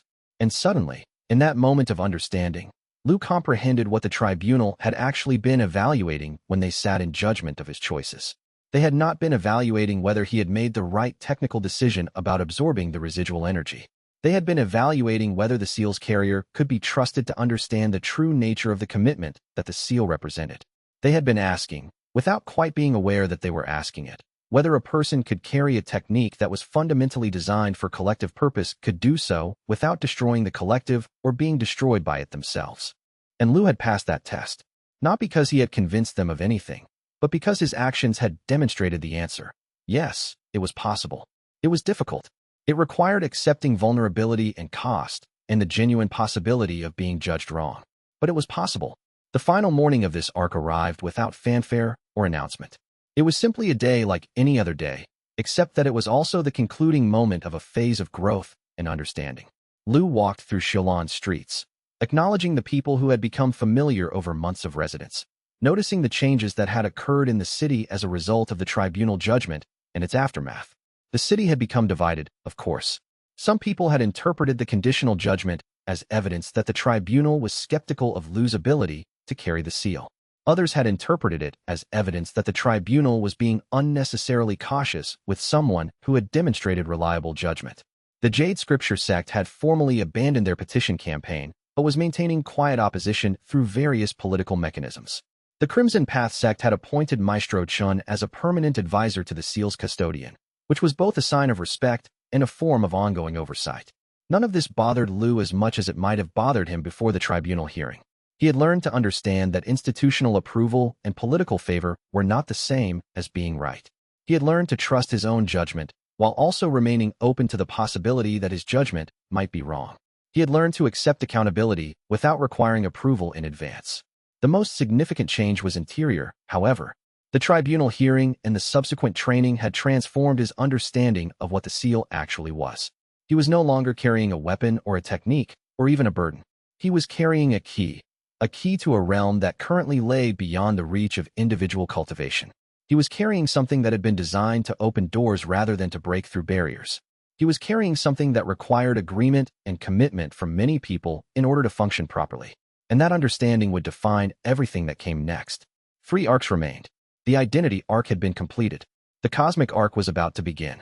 And after that would come the physical arc, the final test of whether the seal could actually achieve its designed purpose, whether a realm could be opened, whether transformation through collective agreement could become real. The sun set over Xilan, and Lu turned toward the city and whatever came next. The journey was far from over. The most important parts were still ahead.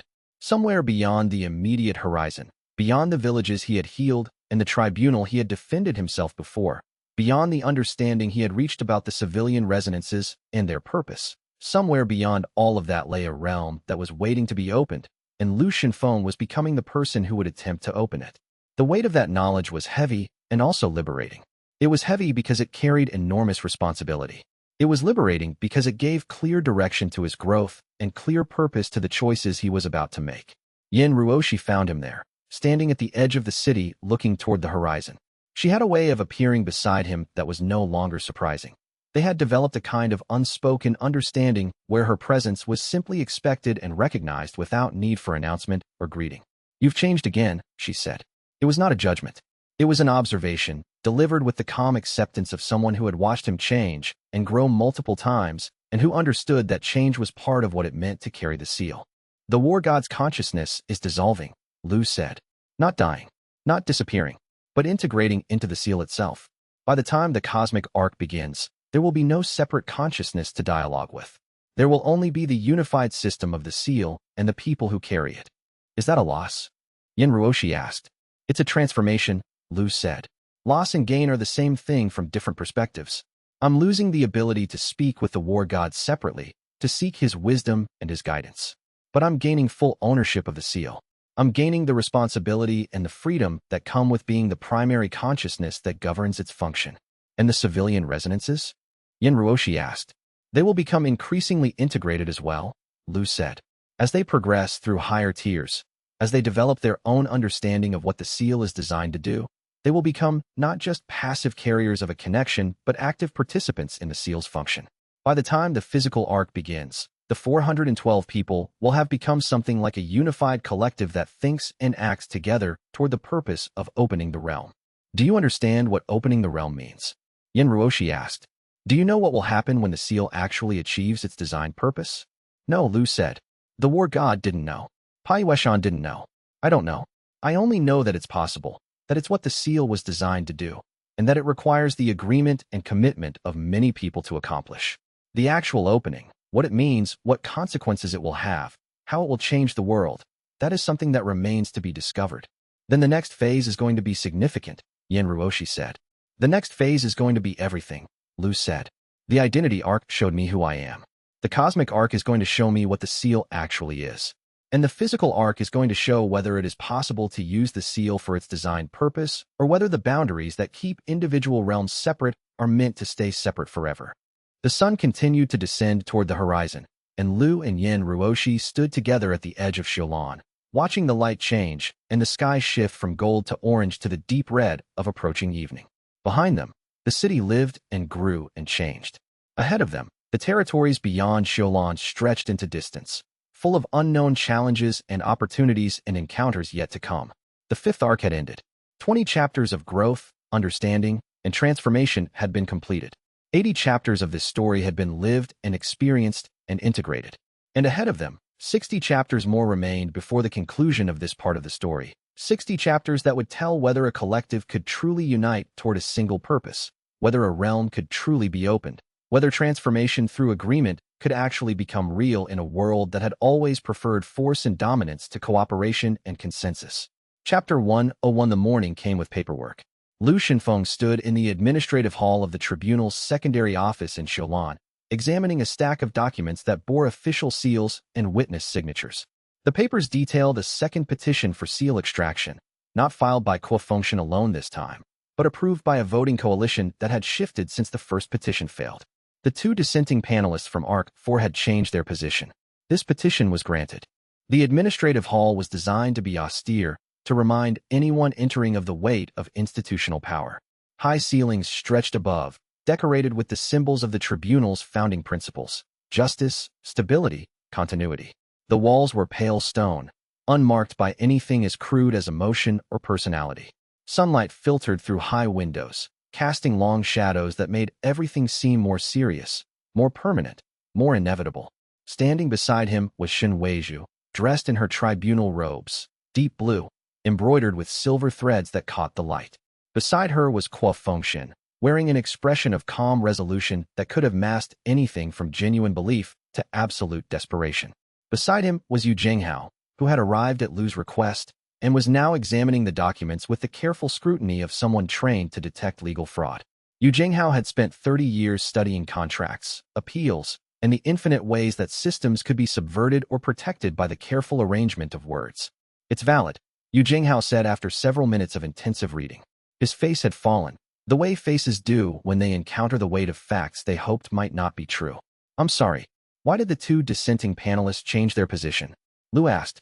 His voice was level, the voice of someone asking a practical question rather than making an accusation. The will was quiet in his consciousness, but present, observing, analyzing, remembering how to assess the patterns of institutional betrayal. "They filed new evidence," Shen Weizhu said. She looked uncomfortable in a way that suggested she had argued hard and lost badly. Evidence that was not available during the first hearing. They argued that the seal's continued integration represented an increasing danger to public safety. They argued that extraction while the seal was still partially separable from your consciousness was the more cautious path. "What evidence?" Yu Jinghao asked. His voice had taken on the tone of someone already looking for the angles, the ways the system could be challenged. "The void disturbance reports from the southern territories," Shen Weizhu said. "The increasing frequency of boundary fluctuations." The argument was made that an integrated seal in an untested custodian might not be able to respond to a major incursion. There have been 17 documented instances of boundary weakness in the last 3 months. 3 of them advanced to fragment incursions before containment teams could respond. And the argument that integration itself makes extraction impossible didn't come up? Yu Jinghao asked. "It came up," Shen Weizhu said. "I argued it. So did 3 other panelists. But the majority felt that the risk of waiting outweighed the technical difficulties of extraction. The calculus is sound from an institutional perspective. If a major incursion occurs and the seal's integration prevents a proper response, the damage could be catastrophic. Better to act now, when extraction is still possible." Lu looked at Shen Weizhu directly. "You argued against this petition." "I did," she said. "I lost." She paused, and in that pause there was the weight of internal struggle. "I want you to understand that I did not want this outcome. And I am going to ask you, one more time, not to fight the proceeding. Not because it will succeed, but because fighting it will require every major power to confirm their decision to stop you. You cannot win that fight. What happens if I fight it anyway? Lu asked. You make the tribunal commit itself publicly, Shenweizhu said. Her voice had grown quieter, more intense. You make Shen forced to choose between backing down and proving that he can extract the seal from a resisting custodian. You make both sides invest so much in the outcome that neither can afford to lose. The seal benefits from none of that, and you risk a confrontation that the institutional machinery of the tribunal is specifically designed to win. Shen had been silent throughout the conversation. Now he stepped forward slightly. His movements were careful, deliberate, the movements of someone who understood that every gesture could be interpreted as aggression or submission. The extraction procedure is scheduled for tomorrow morning, he said. I have arranged for the process to be as non-invasive as possible. The separation will be clean. The seal's power will be relocated to a secure containment facility. Where? Lu asked. That information is restricted to the tribunal and the approved custodian, Shen said. His voice carried the weight of authority, but also the weight of someone saying something he regretted having to say. So you? Lu said, looking at Shenweizhu. Yes, she said. I will be the new custodian if the extraction succeeds. I have already reviewed the preliminary containment protocols. They are sound. The seal will be secure. And if it doesn't? Lu asked. Then the tribunal will have to convene an emergency session and make a new determination, Shenweizhu said. But the assumption, based on Qua's assessment, is that it will succeed. He has extracted 7 seals in his career. Only 3 of them resulted in complications. None of those complications were fatal. Lu looked at the documents again. Everything was in order. Everything was legal. Everything was the result of systems operating exactly as designed, systems that had been built to handle exactly this kind of situation, where the primary goal was not to achieve what was right, but to achieve what was defensible, what was procedurally sound, what could be explained to history as the result of careful deliberation by careful people. I need to review this more carefully, Lu said. Yu Jinghao, can you stay? I need a second perspective on the procedural elements. And I need someone who will tell me the truth about whether there are any grounds for challenging this. Already planning to, Yu Jinghao said. Shenweizhu and Shen exchanged a glance. It was the look of people who had expected a confrontation and had gotten something more subtle instead, not rage or defiance, but the careful assessment of someone calculating the next move in a game that had already been largely decided by institutional forces beyond his control. I will be in the city for 3 days, Shenweizhu said. If you have questions about the procedural framework or your rights in this process, you can reach me. I want you to understand that I am here to help you navigate this in whatever way I can, within the constraints of my position.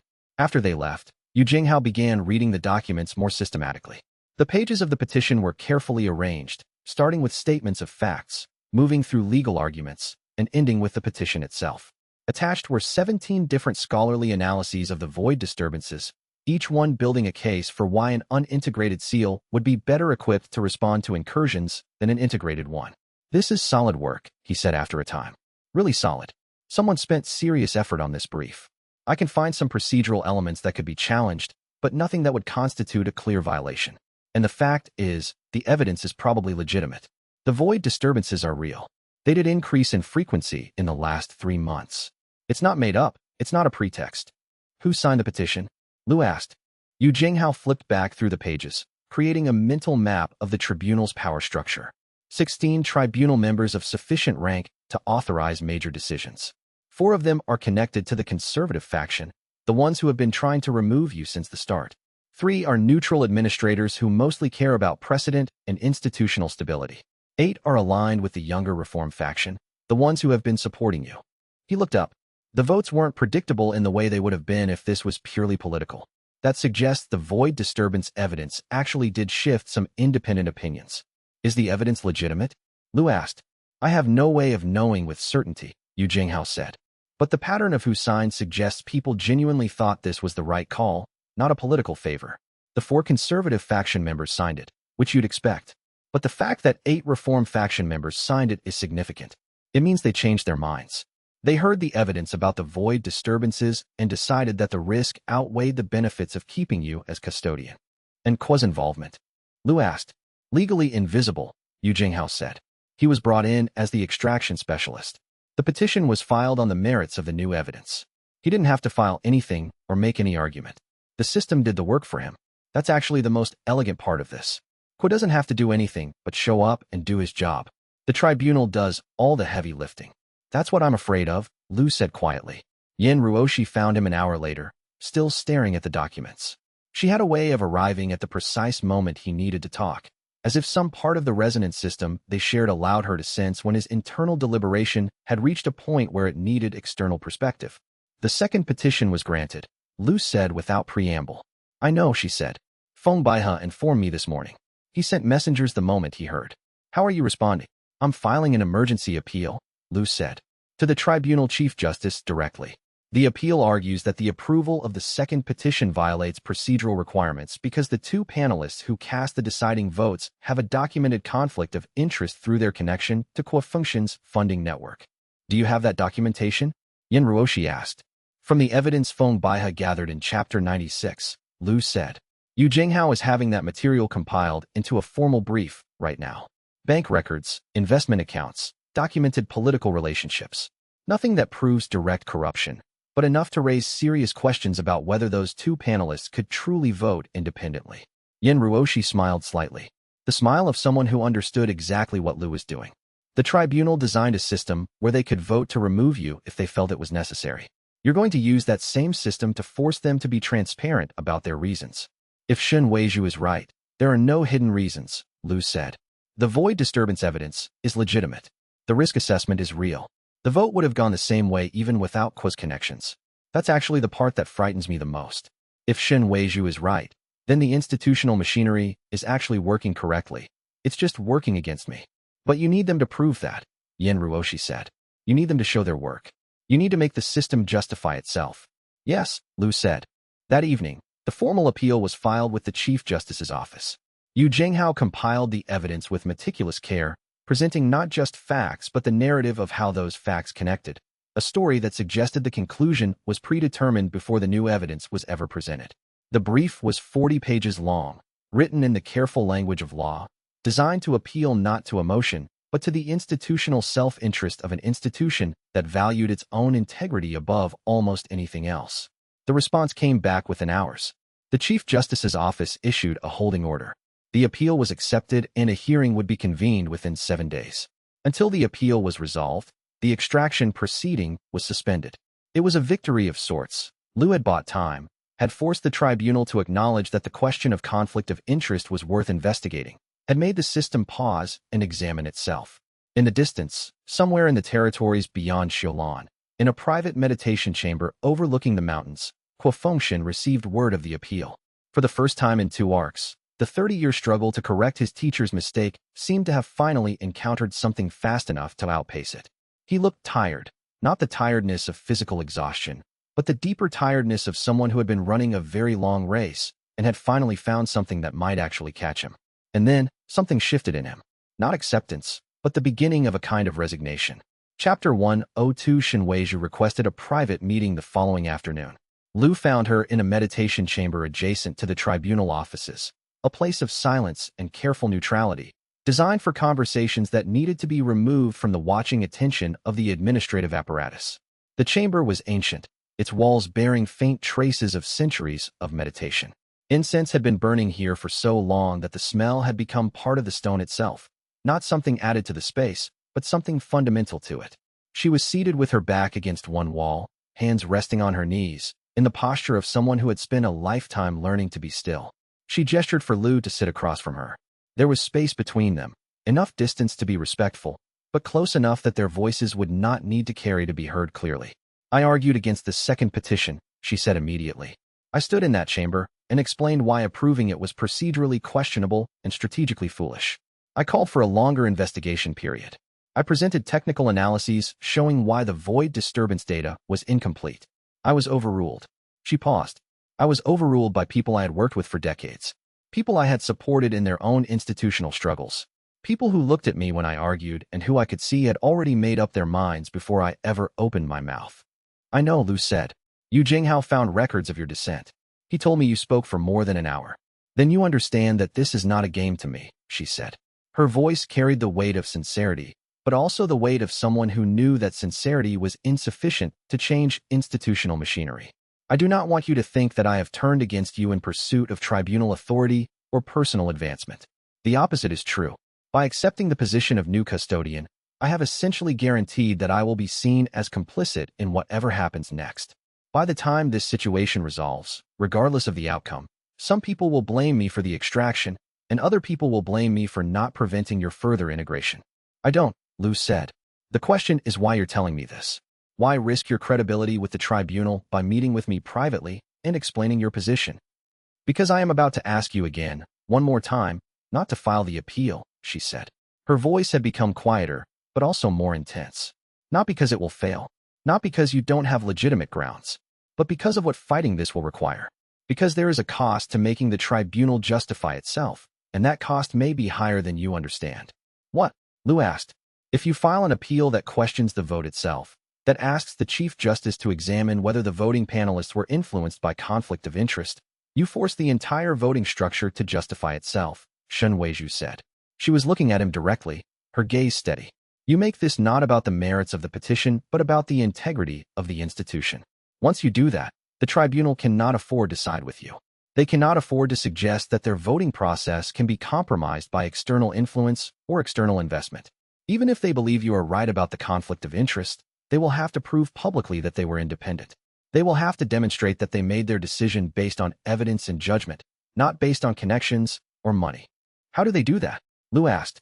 By rejecting your appeal and confirming the petition, she said. By demonstrating that the institution's integrity is above question. By making the hard choice that protects the larger system. By showing that they can police themselves if necessary, but that they will not allow an external challenge to force them into that position. And if that's not what actually happens? Lu asked. If the Chief Justice sides with you? If they agree that the conflict of interest is substantial enough to warrant recusal? Then you make yourself an existential threat to an institution that has been stable for 1,000 years, she said. And every major power connected to that institution will have to be willing to acknowledge that threat and stop you. The moment you prove that the tribunal can be wrong, the moment you prove that institutional processes can be subverted or compromised, you force a confrontation between yourself and all the powers that depend on institutional stability. You cannot ask for a fight you cannot win. You keep saying I cannot win that fight, Lu said. His voice remained level, but there was something in his tone that suggested he was not asking for reassurance. But you haven't explained why. You haven't told me the actual mechanism by which I would lose. You're giving me warnings, but not reasoning. Shen Weizhu was quiet for a long time. When she finally spoke, her voice had dropped so low that Lu had to strain to hear it. Because you are one person, she said finally. And if you are willing to fight every major power in the territories in order to remain a custodian, then the major powers will have no choice but to decide whether you should remain free. Once you frame the issue that way, you are not fighting for the right to hold the seal. You are not fighting for the right to carry a technique or command a resource. You are fighting for the right to remain alive and uncaptured by forces that have decided you have become a threat to institutional stability.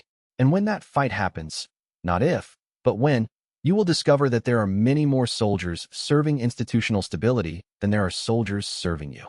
Is that a threat? Lu asked. It is a warning, she said. It is the truth about what happens when someone becomes more important than any institution that tries to contain them. It is the reason the tribunal exists. The tribunal was founded 1,000 years ago by agreement between the major powers of the territories, specifically to make sure that no single person becomes so essential that they cannot be removed without breaking the entire power structure. If someone threatens that arrangement, if someone actually threatens the primary mechanism by which power is constrained and distributed, then every major power will see that someone is a threat to themselves, and they will act together. And you're telling me this because you don't want me to file the appeal, Lu said. I'm telling you this because you have already filed the appeal, Shen Weizhu said. Because I know you well enough by now to understand that you will file it regardless of what I say. Because I am going to watch you file it, and I am going to watch the tribunal reject it, and I am going to watch you stay in this city afterward, and I want you to understand that I did not want it to happen that way. I want you to understand what I think is coming. Then why are you the new custodian? Lu asked. Why accept that position if you don't think the extraction is the right move? Why position yourself as the person who will take control of the seal if you believe that my path is the correct one? Because I am going to argue that even if the extraction is approved, the seal should not be held by the tribunal, Shen Weizhu said. I am going to argue that you should remain the custodian and that the extraction should not take place.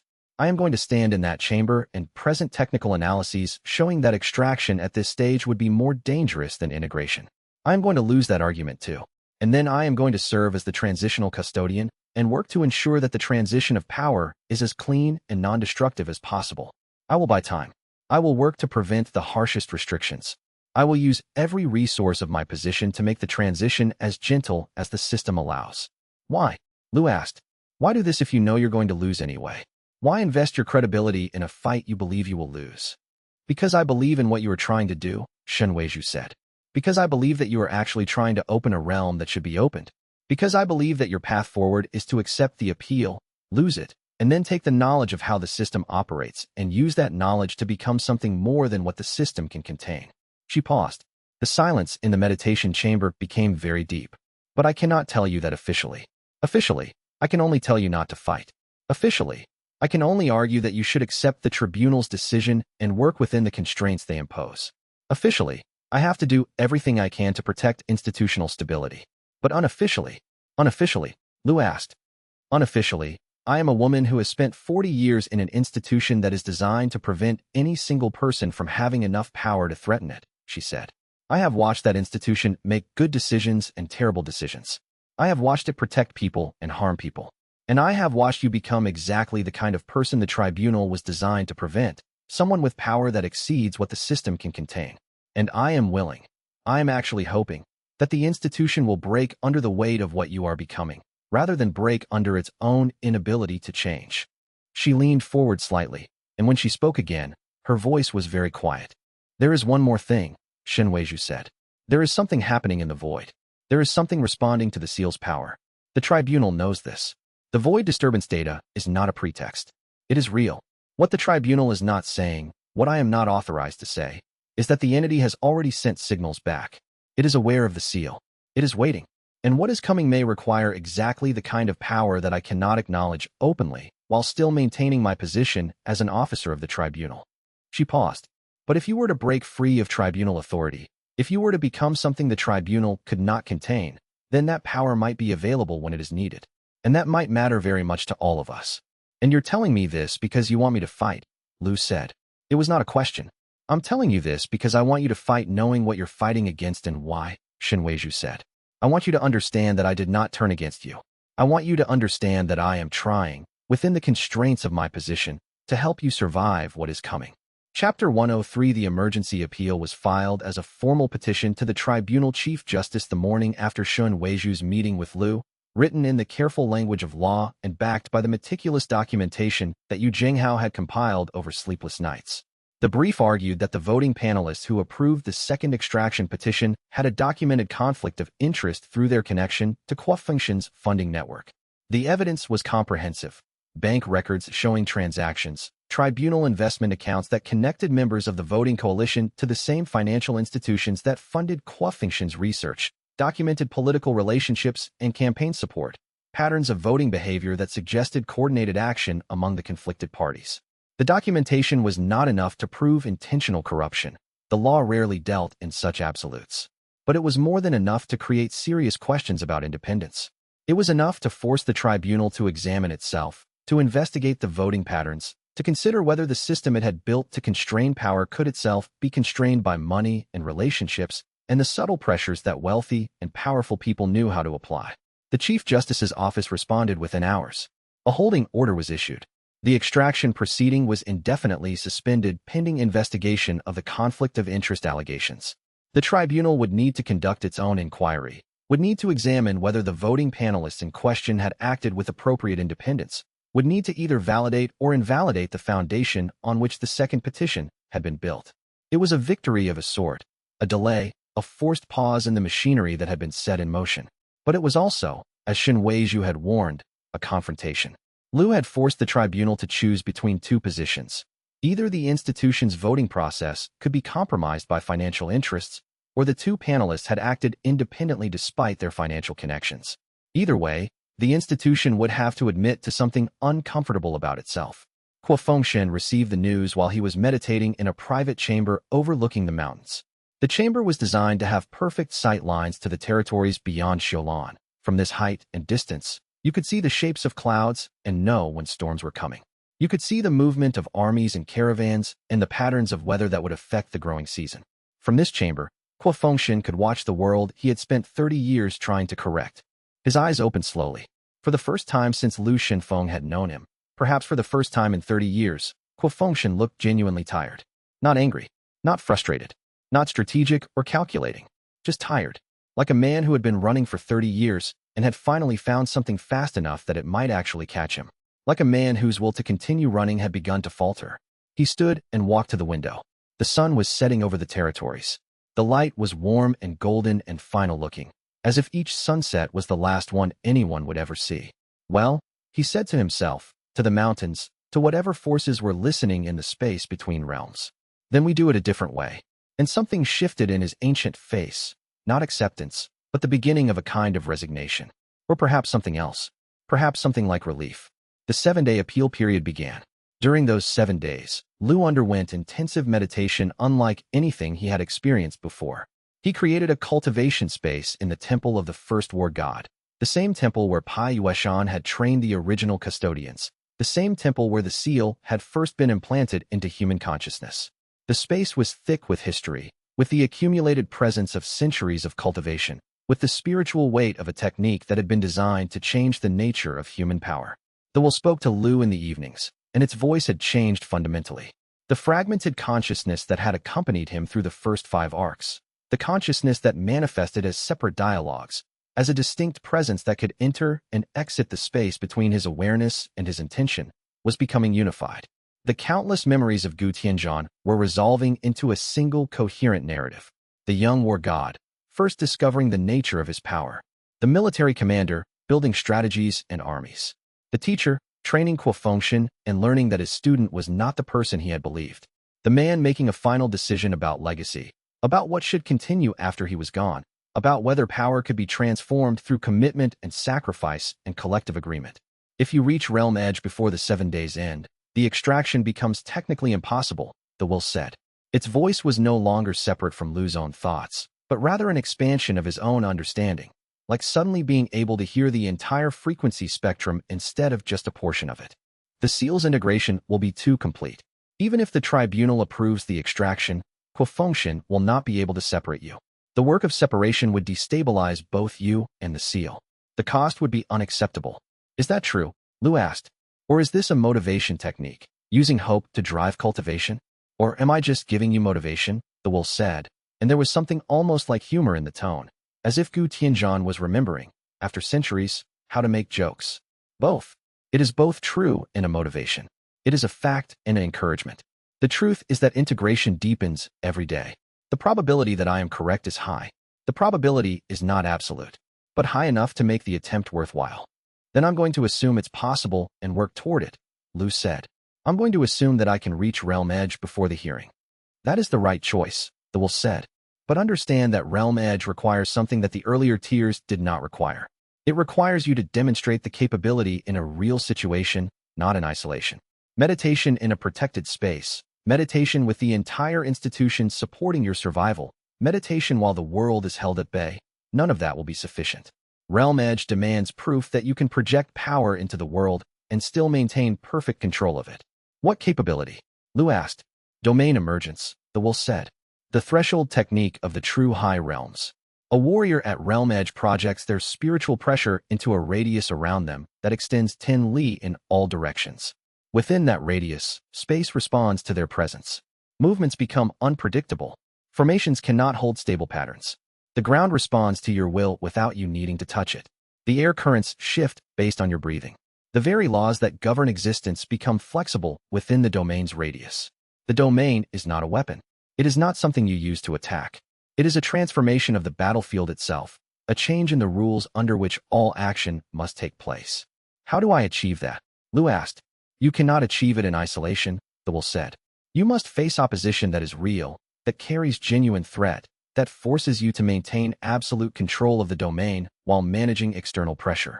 Domain emergence emerges when control becomes necessary, when the cost of losing control is unacceptable.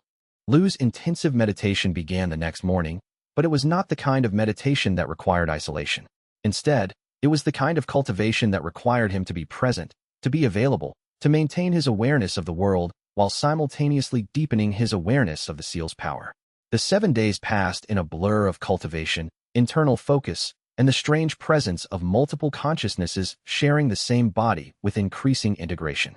The will spoke to him constantly, not as a separate voice, but as an integrated part of his own awareness, like suddenly having access to a portion of his own mind that had always been locked away, that had been waiting for him to develop the capacity to understand it. Yin Ruoshi brought him food. Simple meals, cultivators' food, dishes designed to support meditation and cultivation rather than to distract from it. She would sit with him while he ate, not speaking, simply present, offering the companionship of someone who had learned to exist comfortably in silence.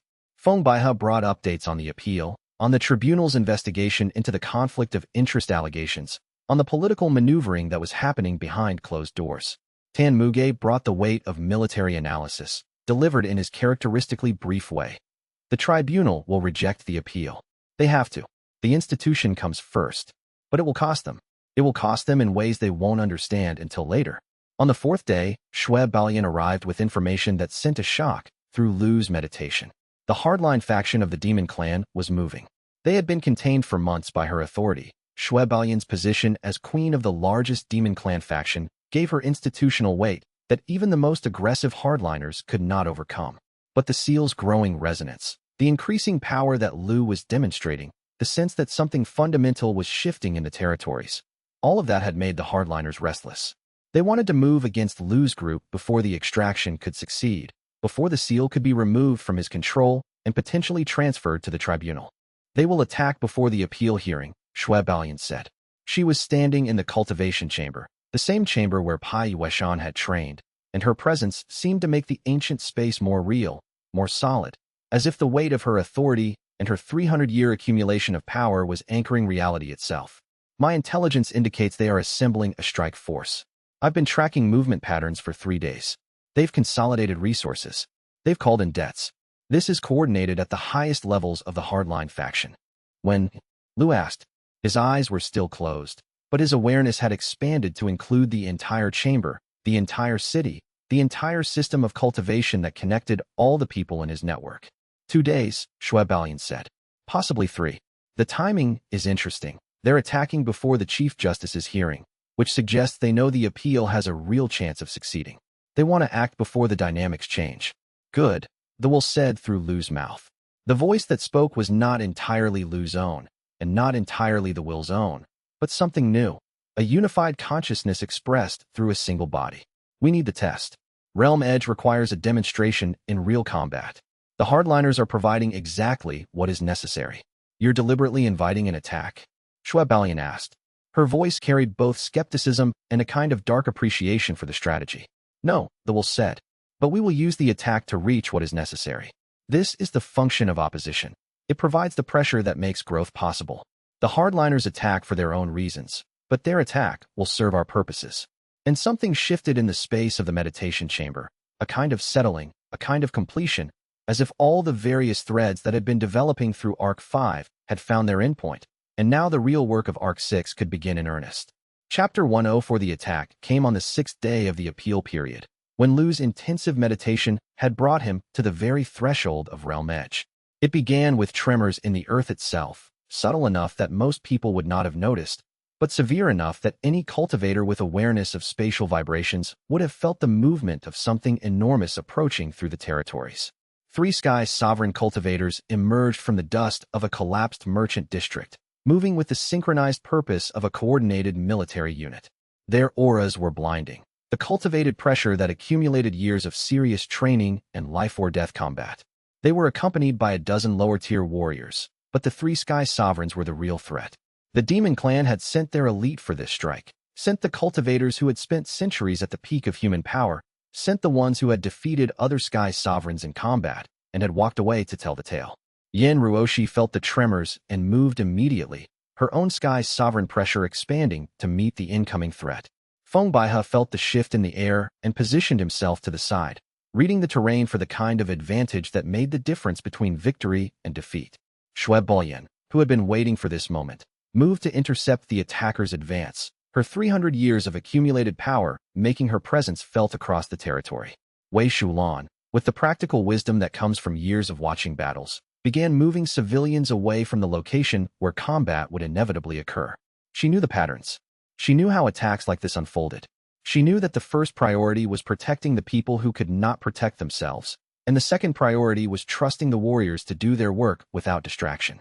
Lu stood in the center of a collapsing administrative building, facing the three sky sovereigns alone. The building was not chosen at random. It was the structure Feng had been using as a temporary headquarters during the extraction proceeding. The building's architect had not anticipated that it would be used for combat, and the structural integrity was weak. The fighters within it would have limited space to maneuver. The ceilings were low enough to prevent full-body cultivations from reaching their maximum efficiency. The walls were close enough together to force compromise in movement patterns. It was a location that had been prepared, Lu realized, in the moment he recognized the three attackers. Someone had known the hardliners would come. Someone had prepared this space for this specific fight. Realm Breaker's seal. The first Sky Sovereign said, recognizing him. The cultivator's voice was heavy with contempt, with the weight of someone who had spent centuries believing that individuals should bow before institutional power or be destroyed. The tribunal's pet. The mortal who holds a technique that should be wielded only by those with the strength to match its power. Last warning before we move, Lu said. His voice was quiet, but it carried weight. The weight of someone who had learned, through a dozen encounters and failures and victories, how to speak in a way that forced people to listen. Turn back now, and I will not stop you. Fight, and I will use whatever power is necessary to prevent you from taking what is not yours. We are taking nothing that belongs to you, the second Sky Sovereign said. We are reclaiming something that was stolen from the demon clan by the war god centuries ago. The seal was built as a weapon against our people. We are simply using it as the war god intended, as a demonstration of dominance. Then you understand it incorrectly, Lu said. The seal was not built to demonstrate dominance. It was built to open a realm, and I will not allow it to be used for anything else. The three cultivators attacked together, a coordinated strike designed to overwhelm through simultaneous pressure. It was a tactic that should have worked against almost any opponent. It was a tactic that had probably worked many times before, in centuries past, in the earlier ages when Sky Sovereigns had fought Sky Sovereigns and the outcomes had been decided by who could demonstrate more concentrated power more efficiently. But something shifted in the moment they attacked. The space around Lu began to warp. It was not a visual distortion. It was not the kind of spatial manipulation that could be blocked or defended against through conventional countermeasures. It was something more fundamental, the ground beneath the attacker's feet responding to Lu's presence, the air currents changing based on where he was standing, the very geometry of the room becoming unstable in a way that had nothing to do with the building's structural weakness or the engineer's calculations.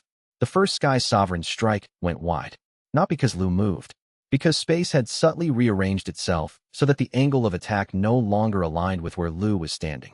The cultivator's technique, which should have connected with perfect precision, found only empty air, and then found that the empty air itself was hostile, that the space between them had become hostile, that the very medium through which his attack was supposed to flow had become unstable and refusing.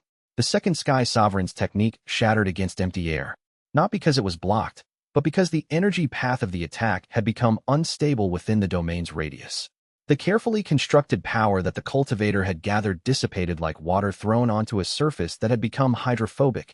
It scattered, it broke apart, it fled the space of the domain like animals fleeing fire. The third Sky Sovereign attempted to disengage, to remove himself from the area of effect. He found that every movement he made within the domain's radius became less predictable. The distance he traveled with each step shifted from his intention. His sense of direction became uncertain.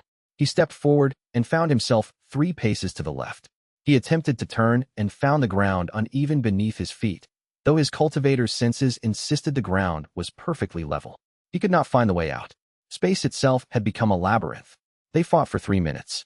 It felt like 30. During those 3 minutes, the 3 Sky Sovereigns tried every technique they knew.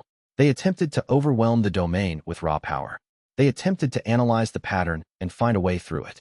They attempted to coordinate attacks in such a way that one of them would inevitably connect. None of it worked. The domain responded to each attempt by becoming more hostile, more unstable, more fundamentally opposed to their existence within its radius. At the end, all 3 Sky Sovereigns had withdrawn, limping back toward the entrance of the building. Their auras were dimmed. Their movements were uncertain. They did not attempt a second strike. The 3 cultivators who had formed the core of the Demon Clan strike force had learned something important. The Realm Breaker seal had advanced beyond the point where coordinated attacks could touch him. The Realm Breaker had moved into a tier of power that made their centuries of experience seem like the struggles of children. The attack collapsed. The outer circle of warriors, seeing their elite fighters retreating in disarray, broke formation and fled. Schweb Balian allowed them to go. There would be time later for pursuit, for ensuring that the hardline faction understood the cost of their aggression. For now, it was enough that they had broken. It was enough that the message had been sent. The seal had advanced beyond what they could threaten. In the silence that followed, Lu stood in the center of the damaged building. The walls had been cracked by the pressure of the domain. The ceiling had partially collapsed. The floor had developed fissures like the aftermath of an earthquake. And yet, in the center of all that destruction, Lu stood without a mark, his breathing steady, his awareness complete. For the first time, Lu felt the domain hum around him. Not as a possibility, not as a technique he was attempting to manifest, but as a controlled effect, as real as gravity, as fundamental as the distinction between self and not self. It was still there, a field of spatial distortion extending 10 li in all directions, making every movement within its radius unpredictable. It would remain until he consciously released it. And even then, he understood, he would be able to call it back into existence. The will spoke, and its voice carried something new. Something like satisfaction, like the completion of a long task, like the moment when a teacher watches a student finally understand something essential. You have earned this. Use it carefully. A domain changes the battlefield for everyone, including allies. A domain is not a weapon. It is a transformation of the terrain itself, a change in the fundamental rules under which all action must take place. When you manifest a domain, you are saying to the world, the rules have changed. What was possible is no longer possible. What was impossible may now be inevitable. Will that be enough? Lu asked. His voice was still steady, but underneath there was the weight of the knowledge of what was coming, what the void entity represented, what the final arc would require. Against what's coming. Against the entity the war god was preparing for. I do not know, the will said with perfect honesty. But you are not ready for Realm Edge yet. Not even close. But you are ready for the next step. And that may be enough to survive until you become truly ready. Chapter 105 The Realm Edge Breakthrough came in the evening, after the attack had ended and the civilians had been moved to safety. Lu was standing in the meditation chamber of the temple of the first war god, exhausted and still covered in dust from the collapsed building. His hands were steady, though his breath came in controlled patterns, the breathing of someone who had recently expended enormous amounts of energy and was carefully managing the recovery. He was not alone. Yin Ruoshi was there, having pursued the fleeing attackers to the edge of the territory and then returned. Feng Baihe was there, assessing the structure of the meditation chamber and confirming that it had sustained no critical damage. Wei Shulan was there, checking Lu's injuries with the professional attention of someone trained in understanding how bodies responded to combat. No serious injuries, Wei Shulan reported. Your cultivation automatically protected you from the worst of the physical pressure. But you're exhausted. Realm Edge Breakthrough always requires a period of integration before the next tier.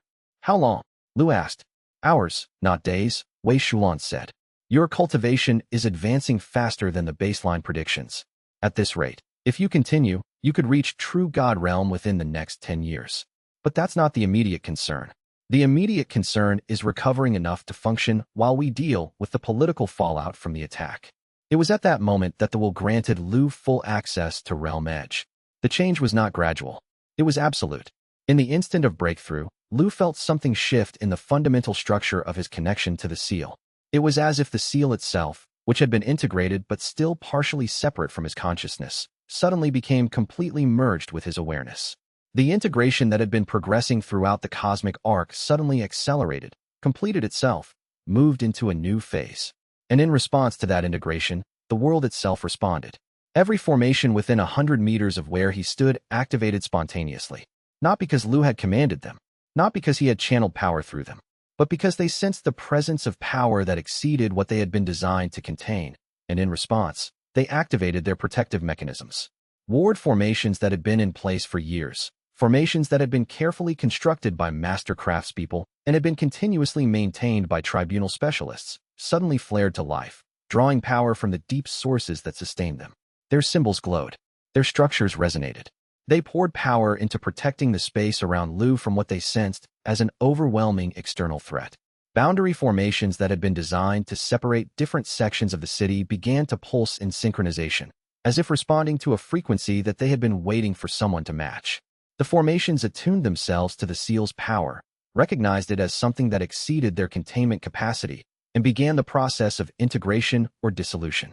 And then, under the weight of the seal's integrated power, under the absolute presence of Realm Edge accessing the fundamental structures of how power flowed through the city, every one of the formations overloaded and dissolved. Within 100 meters of Lu's position, the entire formation infrastructure of the city became momentarily unstable. Alarms were raised in the administrative districts. Cultivators moved to assess the damage, to understand what had happened, to determine whether the city itself was under attack. Messengers were sent to the tribunal. Guard units mobilized. But critically, no one was hurt. The formations, in overloading, simply dissipated their accumulated power into the environment rather than detonating violently. The symbols that had been carved into the city's structures for protection faded and became inert. The intricate networks of power that had sustained the city's defenses became dark and silent. But the buildings stood. The people were safe. The overload had been complete, but not destructive. From outside the chamber, Xianxia sensed what had happened in the instant it occurred. He was standing in a position that gave him perfect sight of the temple of the first war god, waiting for something, though he himself might not have been entirely sure what he was waiting for. When the formations overloaded, when the pressure spiked outward and then resolved, when the unmistakable signature of Realm Edge activated for the first time in centuries, Xianxia went completely still. He stood motionless for a full minute, his expression unreadable. His ancient face showed nothing, no anger, no frustration, no visible reaction. But something had shifted in his eyes.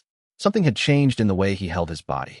He stood like a man who had just received confirmation of something he had known intellectually, but had not fully accepted emotionally until the moment of proof. Then he turned and walked away, his movements careful and deliberate. When he had gone far enough that no one would see him, he sat on a stone bench and simply stared at the mountains. And in that staring, there was something like the beginning of acceptance, or perhaps something like grief, or perhaps something like both at once. Shenweizhu felt the formation cascade from her office in the tribunal administrative building. She immediately stood, moved to the window, and confirmed what her spiritual senses were telling her. Then she sat back at her desk and drafted a formal assessment for the Chief Justice's office.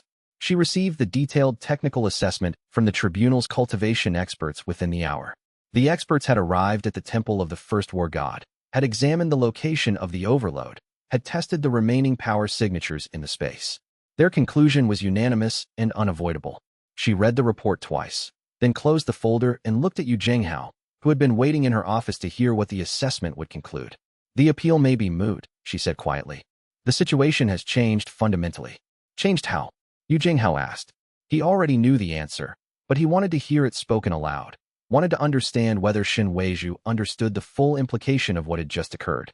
The standard extraction procedure requires a seal that is still partially separable from the host's consciousness, Shenweizhu said carefully, choosing her words with the precision of someone making a statement that would be recorded and might later be used as evidence. A seal at Realm Edge is beyond that threshold. The integration is too complete. The separation would require techniques that are more dangerous than allowing Lu Shenfeng to remain custodian. So he's safe now? Yu Zhenghao asked. The extraction becomes impossible. Technically, yes, Shenweizhu said. Practically, we're about to hear the Chief Justice's ruling on the appeal, and I'm not entirely sure what he's going to decide. Technically impossible is not the same as legally impossible. The tribunal could still attempt the extraction, knowing that it would likely fail or cause harm. They could still try to establish precedent that challenges Realm Edge integration. But they won't, Yu Zhenghao said. It was not a question. No, Shenweizhu said. They won't. Because the Chief Justice is aware that attempting an impossible extraction would damage the tribunal's reputation for competence. But I want Lu to understand that he's not safe because the extraction has become impossible. He's safe because the system has calculated that the attempt is no longer strategically viable. And in that calculation, Shenweizhu thought, but did not say, lay the seed of something much larger. If the tribunal could be forced to calculate that pursuing a particular course of action was no longer viable, then the tribunal could be forced to change course entirely.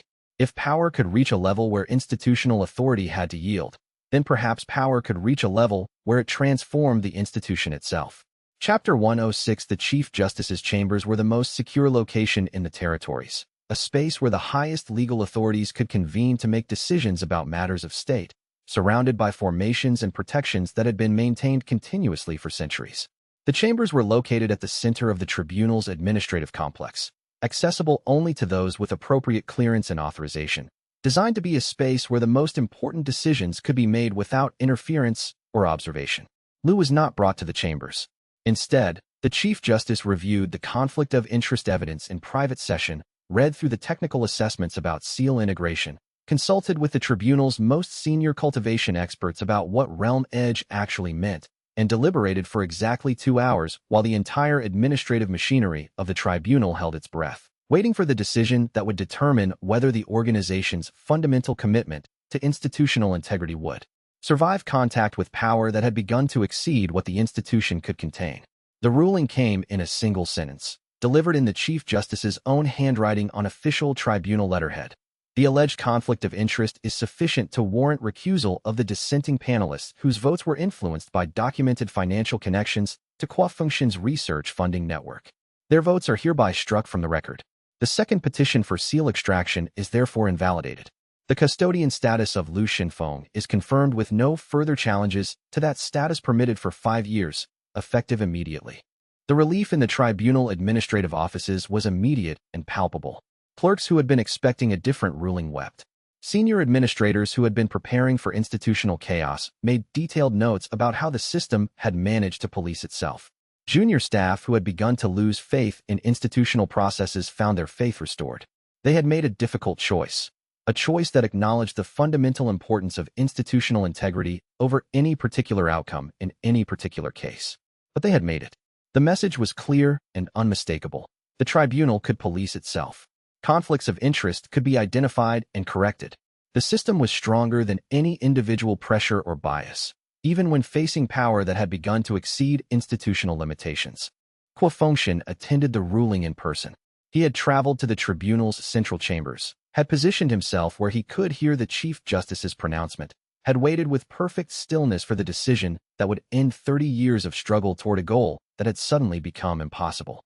He neither protested nor left immediately afterward. Instead, he waited in the chamber until all the other observers had departed, until the clerks had finished recording the official decision, until the space had emptied to near silence. Only then did he approach Lu, who was reviewing the official documentation of the ruling, trying to understand what it meant that he had won through institutional mechanisms rather than through force, what it meant that the system had been forced to acknowledge its own conflictedness and had chosen institutional integrity over political convenience. I have spent 30 years trying to correct my teacher's mistake, Xianxia said. His voice was quiet but clear, the voice of someone making a statement that he had prepared carefully and would not make again. 30 years of studying the methods of extraction. 30 years of building a network of allies and funding sources. 30 years of waiting for the moment when the seal would be sufficiently integrated to extract, but not so integrated that extraction would be impossible. I have spent 30 years calculating and planning and working toward a very specific outcome. You have made that outcome impossible. I should feel something about that. Do you? Lu asked. He was not asking as a victor asking a defeated enemy how defeat felt. He was asking as someone genuinely curious about what transformation might look like from the inside. Not yet, Xianxia said. He was looking at Lu directly, and in his ancient eyes there was something like the beginning of acceptance. Or perhaps like someone watching the landscape of his life shift into a new formation and not yet being able to determine what the new landscape would look like. I should feel anger. I should feel frustration. I should feel the weight of 30 years of wasted effort. But instead, I feel something more like relief. As if I have been holding tension for very long and have finally been given permission to release it. He paused. That frightens me more than anger would have. He turned and walked from the chamber, his footsteps echoing against the stone. When he had gone far enough that he would not be observed, he sat on one of the benches in the tribunal's main courtyard and simply sat there, an old man with 30 years of purpose suddenly removed, trying to understand what came next. That evening, Lu stood at the edge of Xiaolan and looked out toward the territories beyond. The sun was setting in patterns of orange and gold, painting the sky with colors that suggested transformation rather than ending. 5 years of security stretched ahead of him. 5 years where the tribunal's own decision would protect him from any further official extraction attempts. 5 years where the institution had been forced to choose protecting its integrity over pursuing its political preferences. 5 years to prepare for whatever was coming from the void. 5 years to continue integrating the seal. 5 years to gather the resources and understanding that would be necessary for the final Archean Ruoshi found him there, standing at the edge of the city looking toward the horizon, as had become their custom whenever something significant had shifted in the larger situation. Institutional victory, she said. It was not a question. Yes, Lu said. The tribunal chose to police itself rather than be seen as susceptible to external influence. They chose to acknowledge that the voting process had been compromised and then struck the compromised votes. From a pure political perspective, it's perfect. They get to demonstrate integrity while still maintaining their institutional authority. But, Yin Ruoshi asked. But I didn't win because I was right, Lu said. I won because the institutional machinery was sophisticated enough to recognize when it was being threatened, and I won because the tribunal values its own integrity more than it values preventing my advancement. That's a very different kind of victory than the kind that comes from being undeniably correct. Does the distinction matter? Yin Ruoshi asked. Yes, the will said through Lu's mouth. The voice that spoke was no longer separate from Lu's thoughts, but the unified consciousness of the seal and the memories of Gu Tianzhan fully merged with Lu's awareness, available at all times without need for mediation. It matters because institutional victories are fragile. They depend on the institution maintaining its values and continuing to make the same calculations. If the situation changes, if the cost of opposing you becomes higher, if institutional integrity becomes less valuable than institutional survival, the decision can be reversed. A real victory, a victory that comes from becoming something so powerful that opposition becomes impossible, that is much more durable. The cosmic arc is beginning, the will said, its voice now truly indistinguishable from Lu's own thoughts. The entity from the void has already sent initial signals. The formation cascade that occurred during the realm edge breakthrough triggered resonances that carried across the boundary layer. The entity is aware that something in this realm has reached sufficient power to warrant its attention, and I am not sure either of us is ready for what comes next. But we have 5 years to prepare. We have 5 years to gather resources and understanding and allies. And we have 5 years to complete the integration, to reach true God realm, to become something that neither the tribunal nor the void entity nor any other force in the territories can afford to dismiss. And in that statement, made in the gathering darkness of the evening, as the sun descended toward the mountains and the stars began to emerge in the deepening sky, lay the knowledge that the cosmic arc, the arc where power would truly be tested, where the seal's integration would be complete, where the entity from the void would finally make its intentions known, had truly begun. Chapter 107. 2 days after the appeal ruling, Kuo Fengshen requested a private meeting with Lu through formal channels, sending a written note through a neutral messenger. The note contained only a time and a location, a meditation chamber at the temple of the first war god, the location that seemed to have become the center of all significant conversations in this arc. There was no indication of what Kuo Fengshen wished to discuss, no explanation for why he was reaching out directly rather than communicating through intermediaries. They sat in the same meditation chamber where Shen Weizhu had warned him about the consequences of fighting. The chamber had grown more familiar over the course of the arc. It had become a space where difficult truths were spoken, where power struggled with limitation, where the machinery of institutions ground against the weight of individual will. Kuo Fengshen seemed smaller in the candlelit space, older, like a man who had been traveling a very long road and had finally stopped moving. His hands rested on his knees in the standard meditation posture, but there was nothing meditative about his bearing. He looked like someone preparing for a confrontation, or perhaps preparing to finally set down a weight that he had been carrying for an impossibly long time. I want to ask you something, Kuo Fengshen said. His voice was steady but carried less certainty than it had in previous conversations.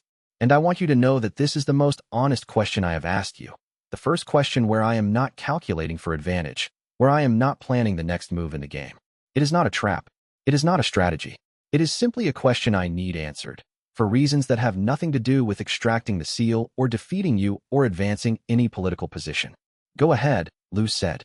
Do you believe Gu Tianzhan was right to reject me? Kuo Fengshen asked. The question hung in the space between them, heavy with decades of meaning. Kuo Fengshen had spent 30 years trying to prove that the war god's rejection had been a mistake, 30 years attempting to develop a technique that would accomplish what the war god had apparently believed was impossible. The question now was whether Lu thought the war god's judgment had been correct, whether 30 years of effort had been misspent, whether the path Kuo Fengshen had chosen in response to rejection had been the correct one or a terrible mistake. Lu did not answer immediately.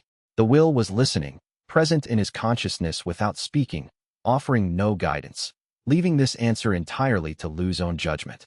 The question deserved time, deserved serious consideration, deserved the respect of someone who was being asked to evaluate the choices of a man who had spent centuries in pursuit of a single goal. I think he saw someone who had mastered the form of right action but hadn't been tested by a cost yet, Lu said finally. His voice carried the weight of careful thought. I think Gu Tianzhan looked at you and saw someone who knew how to make the right decisions when the right decision was advantageous to you, when making the right choice would advance your position or maintain your reputation. But he hadn't seen you face a situation where the right thing and the advantageous thing were in direct opposition. He was waiting for you to lose something, not everything, just something significant, and then to see what you did next. He was testing whether you would hold your principles when holding them cost you something personally. Fengxian closed his eyes. The ancient cultivator sat in silence for a long moment, with centuries of memory and decision playing out behind closed eyelids. And he asked, did I hold my principles when the cost became real? You're still trying to extract the seal, Lu said. You came before the tribunal and made arguments for extraction. You funded research into extraction methods. You positioned yourself as the extraction specialist even after it became clear that extraction might be impossible. You just got stopped by law instead of power. You got stopped by the tribunal deciding that your funding connections created conflicts of interest. So I don't know yet whether you would have held your principles if the cost had continued to rise. The test isn't finished. Fengxian opened his eyes. That's a fair answer, he said. His voice had changed. It sounded older now, emptier, like someone who had just understood something that had been hidden from him for a very long time.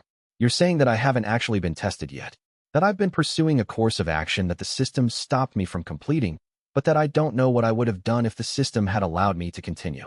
Yes, Lu said. Fengxian was quiet for a very long time. The meditation chamber was silent except for the sound of their breathing and the subtle movement of air currents that the formations maintained. When I know what to do with it, Fengxian said finally, when I understand what this moment means and what it requires of me, I will probably do it. But for now, I need to stop. I need to stop trying to extract the seal.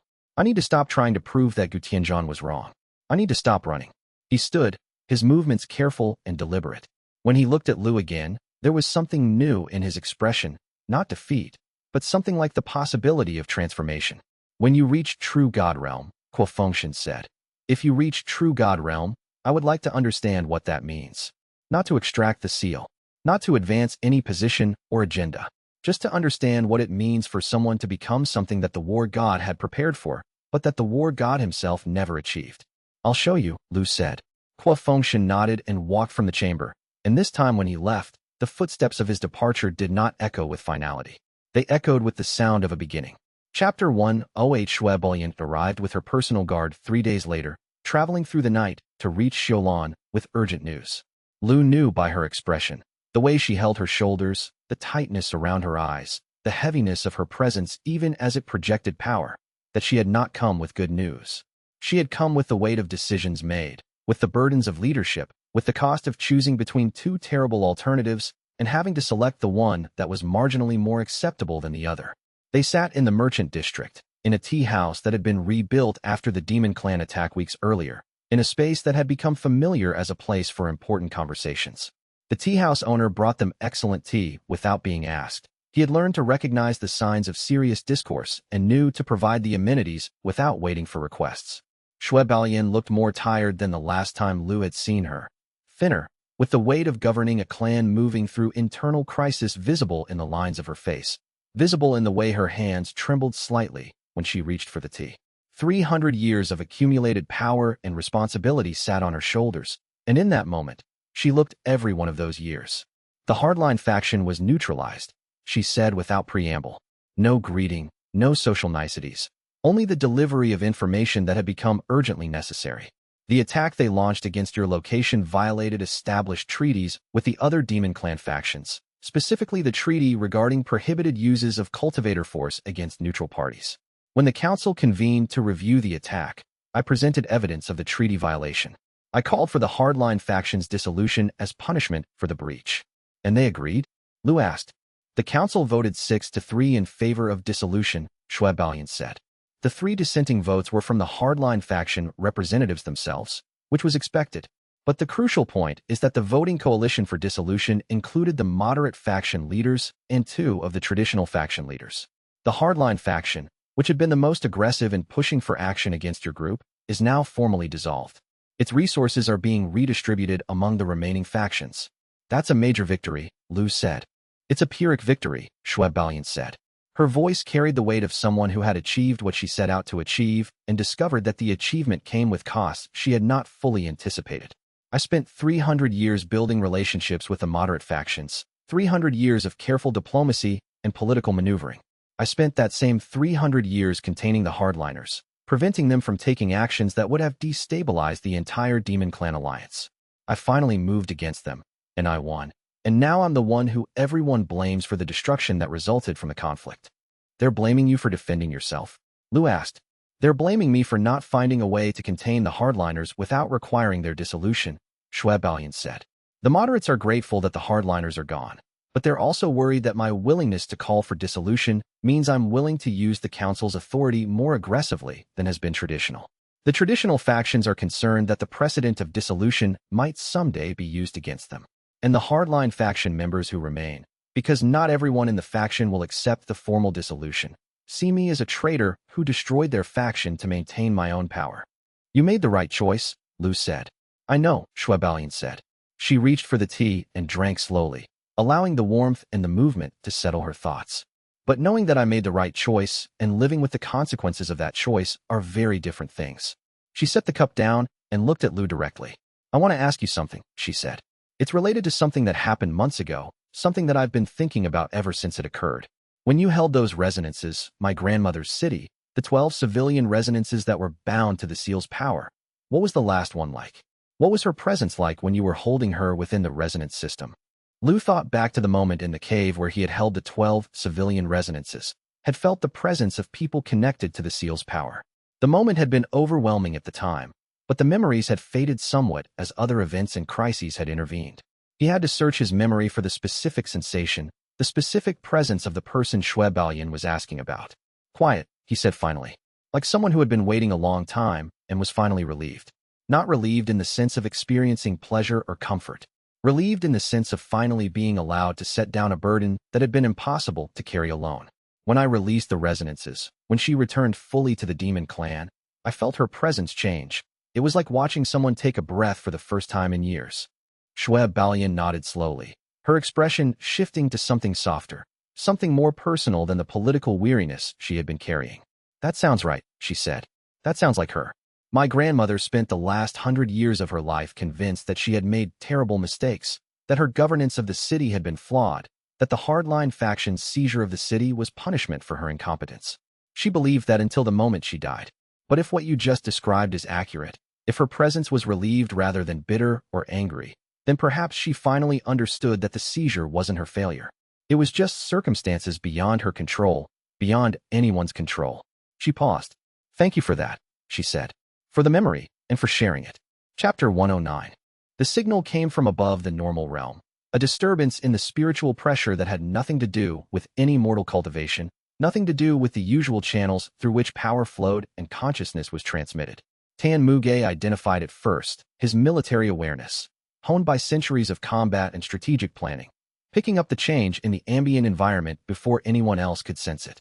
He was in the city guard headquarters, attending to routine administrative matters, when something shifted in the texture of reality itself. The pressure from above changed. The boundary layer that separated the mortal realm from the void became suddenly, acutely visible to his spiritual senses. He immediately sent for Lu, using a messenger who understood the urgency and who carried the message with the priority it deserved.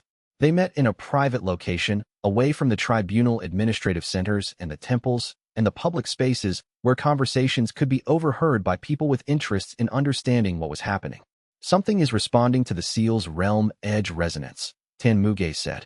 His face was grave, and he looked, for the first time in the entire cosmic arc, genuinely afraid. Not fearful in the way that a warrior fears an opponent of unknown strength, but afraid in a deeper, more existential sense. The way someone fears something that represents a fundamental change in the nature of reality itself. Something enormous. Something from outside our realm entirely. Something that I have spent my entire military career hoping I would never have to acknowledge the existence of. What kind of something? Lu asked. The kind of something that the war god was building the realm breaker to address, Tan Muge said. His voice was steady but carried the weight of military realism. Not Shueballian's predecessor or any mortal power. Not any cultivator, no matter how powerful. Something from the void, the space between realms.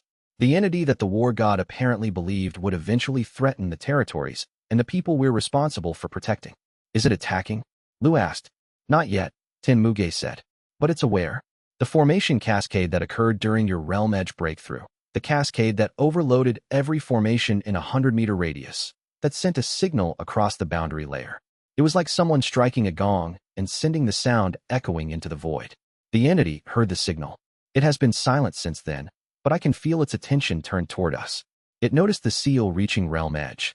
It sent a signal back, confirming that something in our realm has reached sufficient resonance to be worth responding to. The weight of that statement, the knowledge that something vast and incomprehensible had noticed them, that something from beyond the boundaries of the mortal realm had begun to pay attention to the territories and to the power that Lu was becoming, settled into the space between them like a physical presence. He was right, Tin Muge said quietly.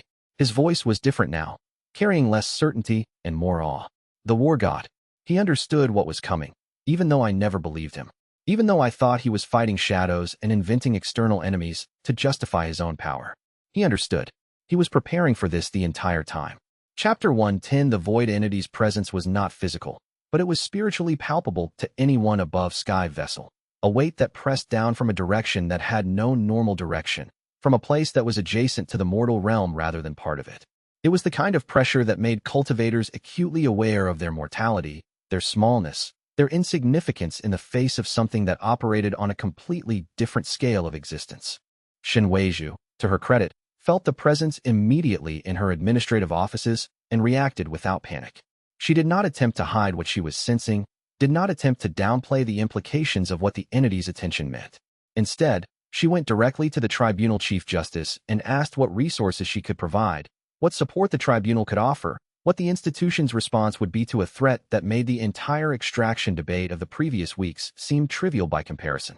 This was a problem that transcended political maneuvering, that rendered institutional conflicts insignificant, that demanded the focused response of every major power in the territories. The institutional machinery of the tribunal shifted its entire focus toward resource allocation and strategic planning. Clerks worked through the night compiling information. Specialists were called in from across the territories. The tribunal's military resources were mobilized.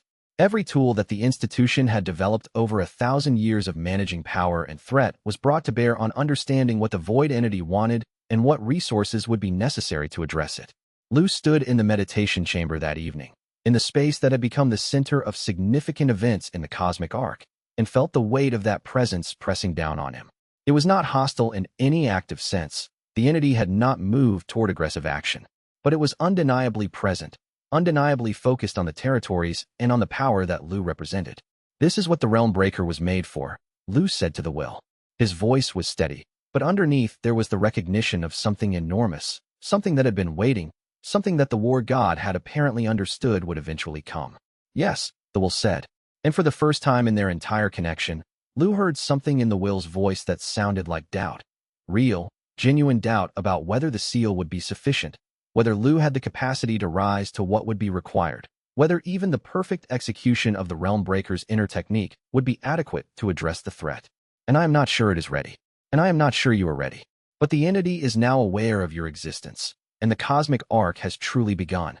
Chapter 111. The group assembled in the temple of the first war god took stock of what they actually had to work with against an unknown entity from beyond the mortal realm. Lu was at realm edge with 6 tiers of seal access, power that had already been demonstrated to exceed the capacity of 3 Sky Sovereign cultivators in coordinated attack. Yin Ruoshi at Sky Sovereign, with centuries of combat experience and a cultivation technique that had proven effective against every opponent she had faced. Feng Baihe at True Hollow, still advancing, still pushing toward the higher tiers, bringing both cultivation power and the ability to manipulate space through true flame techniques. Tan Muge at Sky Vessel, still, his advancement had stalled years ago, and he had never found a way to push past that threshold, but his military assessment and strategic thinking were worth more than many cultivators 2 tiers higher. Wei Shulan with no combat cultivation, but medical knowledge that was worth 10 warriors, the ability to treat injuries that would have been fatal to anyone else, the understanding of how bodies responded to trauma and how to push recovery past normal limitations. Xue Baoyan at Sky Sovereign, exhausted from governing her clan through internal crisis, but still carrying the weight of 300 years of accumulated power and the authority of the demon clan behind her. Shen Weizhu at a full tier above Lu, the tribunal's greatest warrior, the one who had defended the institution for 40 years against every threat that had emerged. Against a void entity of unknown power, unknown size, unknown capabilities. Against something that was not from their realm and did not follow the rules that mortal cultivation had established, that could not be fought using the techniques that had been refined over thousands of years of warfare between human cultivators. The silence in the council chamber had been growing deeper for hours as the full weight of the situation became clear.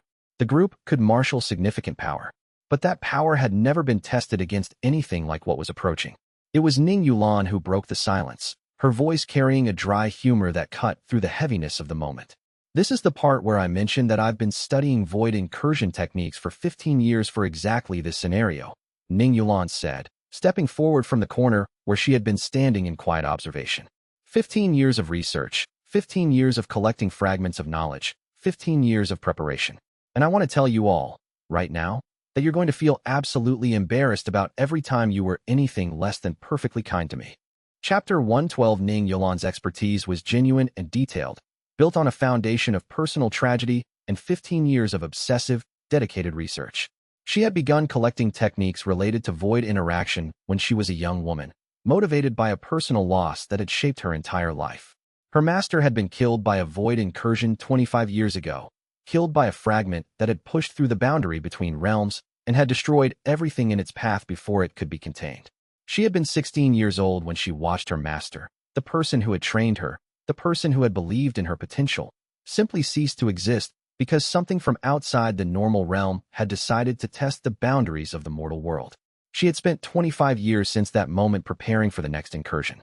She had studied every scrap of knowledge that had survived from the previous incursion. She had interviewed every cultivator who had been involved in the response. She had developed her own understanding of how void entities worked, what they were, how they perceived the mortal realm. And she had been waiting for someone to finally take her research seriously, to finally acknowledge that she had been right to spend all those years preparing. I have countermethods, she said, spreading her research across the great table in the temple's council chamber. Scrolls of detailed notes, diagrams of void fragment behavior, written analyses of resistance techniques, collections of all the knowledge that the last incursion had generated before most of it had been forgotten or dismissed as irrelevant. Techniques for destabilizing void fragments, for understanding how they interact with our realm, for protecting areas of the boundary from incursion. They're not perfect, but they're based on direct observation of the last incursion, and they work. Yin Ruoshi, listening to Ning Yulan explain her lifelong preparation, said quietly to Lu, I misjudged her. I dismissed her and her research as the obsessions of someone too traumatized to move past a personal tragedy. I was wrong. She knew you would, Lu said. She knew that everyone would judge her based on what happened to her master. She let you judge her anyway, and she kept researching. She kept preparing, because she understood what was coming, even if no one else believed her. Chapter 113. The void entity tested the boundary layer that separated the mortal realm from the void itself. It was not a full incursion. The entity's presence was too large to fully enter the mortal realm through any single point of contact. But it could push pieces of itself through fragments that existed in a state between the void and the mortal world, sustained by the entity's own power from beyond the boundary, maintained by the will of something that was testing to see what response the mortal realm would offer to its probing. The first test fragment was small by void entity standards, no larger than a mountain, no more powerful than what a single sky sovereign cultivator might be able to handle. It pushed through near Lu's position in the territories beyond Xiaolan, drawn by the resonance of the Realm Breaker's seal, attracted to the power signature that had become suddenly, dramatically visible across the boundary layer. The fight that followed was brutal and educational in equal measure.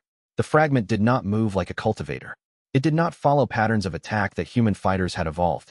It did not attack with techniques or energy manipulation in any way that the group recognized. Instead, it seemed to absorb everything that was thrown at it.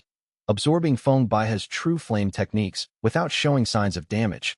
Absorbing Shui Baoyan's pressurized strikes as if they were no more harmful than rain. Absorbing the entire arsenal of methods that the combined group brought against it with casual indifference. Ning Yulan's countermethods worked. Barely. Marginally. With less effectiveness than had been demonstrated in the theoretical models, but enough to be viable. She positioned herself between the fragment and Lu's location, deploying a technique that seemed to destabilize the fragment's point of connection to the mortal realm, disrupting the flow of power that sustained its existence in this reality. The technique was complex, drawing on knowledge from a dozen different traditions, combining what she had learned from her master with what she had researched in the 15 years since his death. The technique worked, but the effort cost her more than she would have preferred. Blood ran from her nose. Her hands shook as she maintained the technique, pushing against a resistance that grew stronger with each passing moment. The fragment was forced to withdraw, pulled back into the void by its own entity, retreating when the cost of maintaining presence in the mortal realm exceeded what was useful for the testing phase. In the aftermath, as the group assessed the damage and their own exhaustion, Ning Yulan stood breathing heavily, her arms at her sides, her spiritual pressure depleted from the extended technique use. Yin Ruoshi walked to her and simply put a hand on her shoulder, not a greeting, not a celebration, but the gesture of someone acknowledging that they had been wrong and were willing to admit it. "We were wrong about you," Yin Ruoshi said. Her voice carried both regret and respect. "I know," Ning Yulan said. She did not pull away from the touch. "But I would have done the preparation anyway, regardless of whether anyone believed in me or supported my research. Because I made a promise to my master, and I kept it." Chapter 114 Will dialogue with urgency came in the evenings, after the fragment incursion had been repelled, after Ning Yulan had recovered from the exhaustion of maintaining her counter-technique. Gu Tianzhan explained what the Realm Breaker was designed to do, and there was something in the explanation that felt final, like the will was preparing to say something very important before time ran out, before the entity made the decision that the mortal realm needed to be challenged more seriously than it had been challenged before.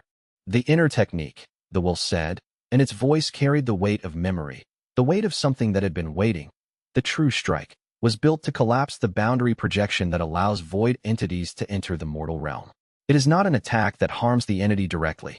The entity is too vast to harm directly. It would be like trying to wound an ocean by throwing a stone into it. It is an attack on the foothold, on the point of contact, on the mechanism by which the entity maintains presence in this realm." "What do you mean exactly?"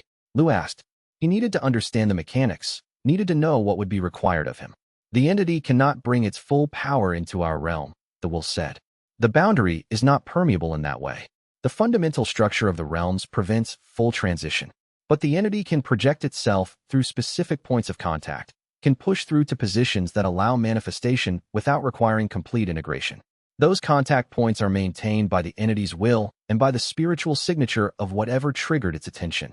In this case, the Realm Breaker's seal. The Realm Breaker's inner technique is designed to sever the contact point, to collapse the projection and force the entity to withdraw into the void, cutting off its access to this realm. "How is that accomplished?" Lu asked. "By striking at a specific geometric position, the center of the projection point, the location where the entity's power is most concentrated," the will said. "If you can hit that position precisely enough, the entity loses its foothold and is forced to withdraw.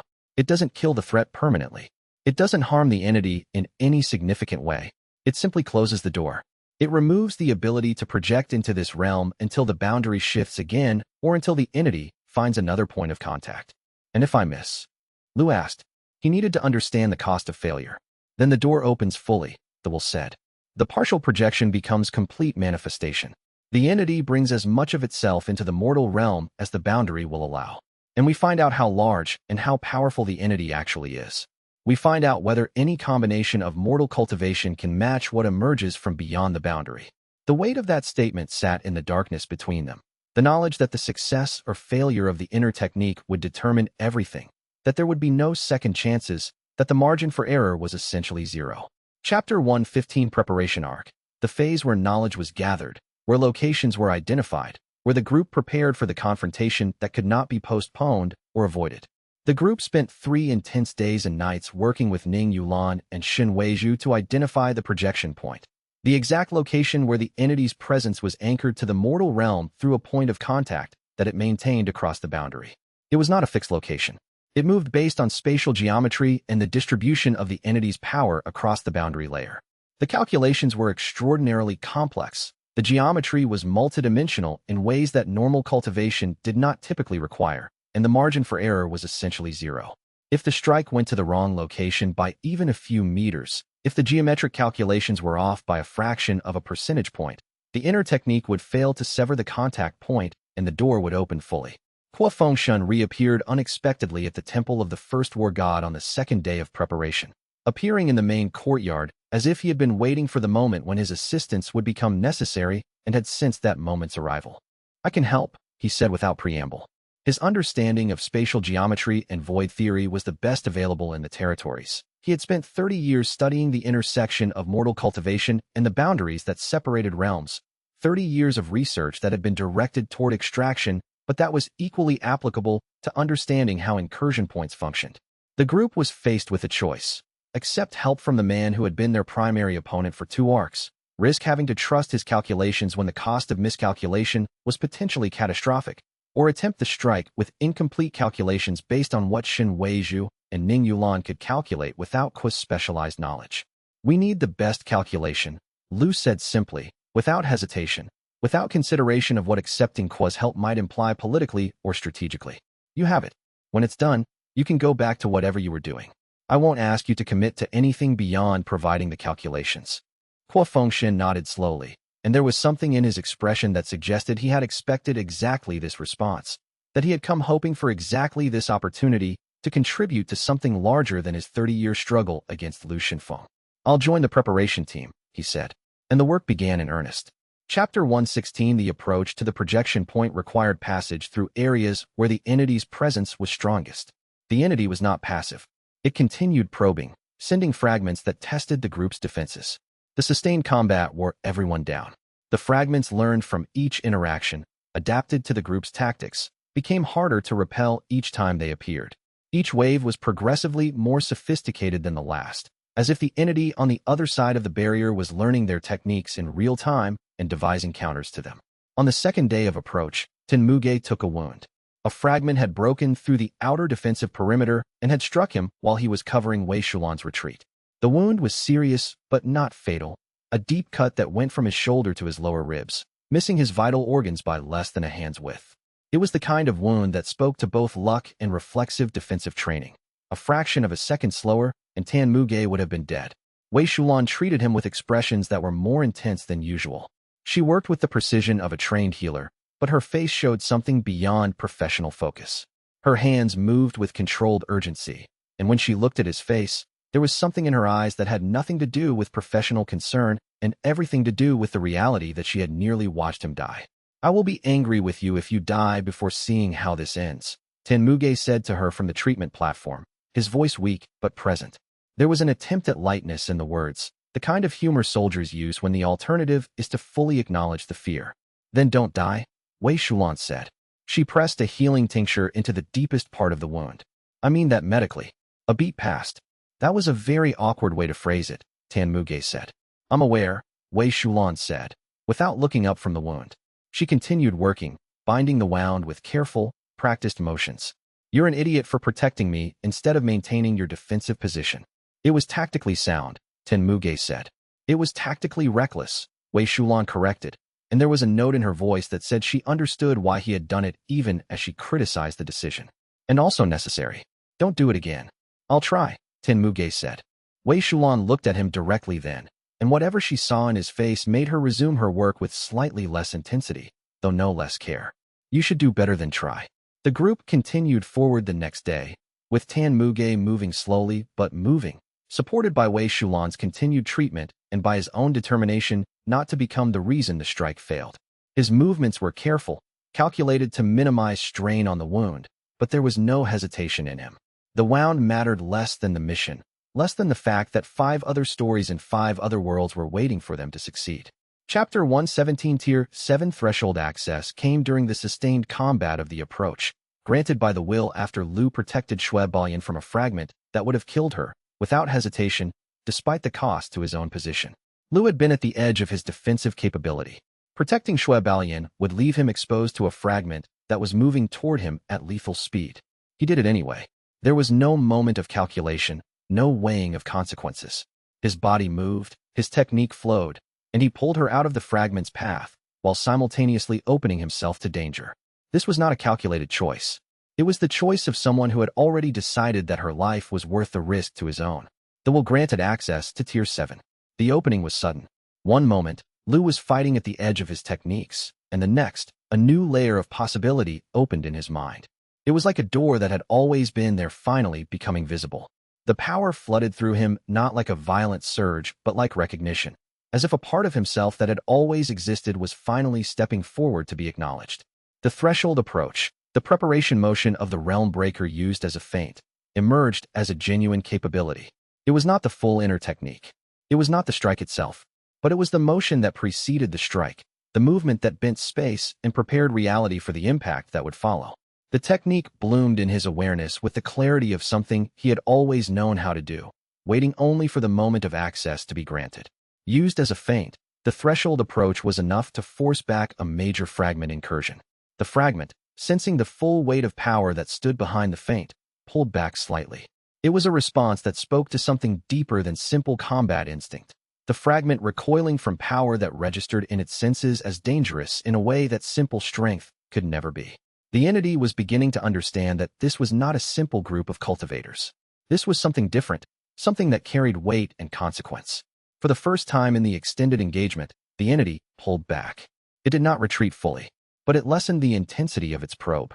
It acknowledged, through its fragment probes, that this group had capabilities it had not anticipated. The space that had been crushing down on them with relentless pressure eased just slightly. It was a small thing, but to the exhausted group fighting through contested territory, that small thing was everything. It meant they could breathe. It meant they could continue forward without the sensation of drowning. Chapter 1:18 Final Preparation. Function's calculations were complete. The projection point had been identified with as much precision as the available mathematics allowed. The geometric center of the entity's entrance into the mortal realm had been located. The strike position had been calculated. Function delivered his results to Lu in a private moment, and then, quietly, made a request. If I am wrong about the technique being right for anyone, I would like to know, Function said. However this ends. If the strike fails because of my calculations, I want to know that. I want to know what I did wrong. I'll tell you, Lu said. Then I can live with that, Function said. He left that evening, returning to his private meditation chambers. He had done what he came to do. He had offered his knowledge. He had given the group their best chance at success. The rest was not his responsibility. Shen Weizhu addressed the assembled group before the strike attempt. They were gathered in the temple of the first war god, standing in the place where Pai Yueshan had trained, where the seal had first been implanted, where the history of the realm breaker had taken root in the mortal world. Whatever we think of each other, Shen Weizhu said, we are all here. That is, perhaps, something the war god would have approved of. He would have found something wrong with the formation, Ten Muge said quietly. He always did. A sound that might have been laughter moved through the group.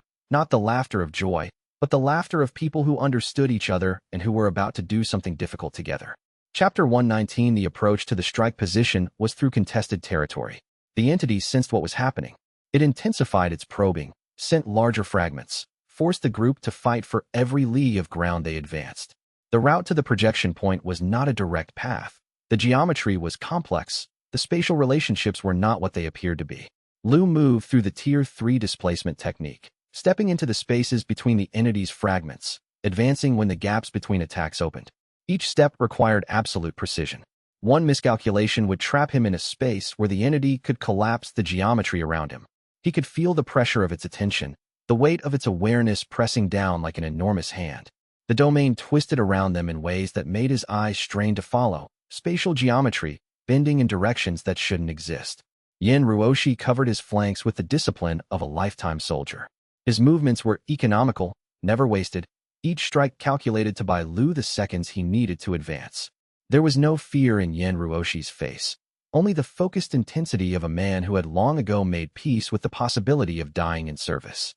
Feng Baihe created thermal zones that disrupted the fragment's coherence, her hands moving in patterns that drew heat from the mortal realm itself.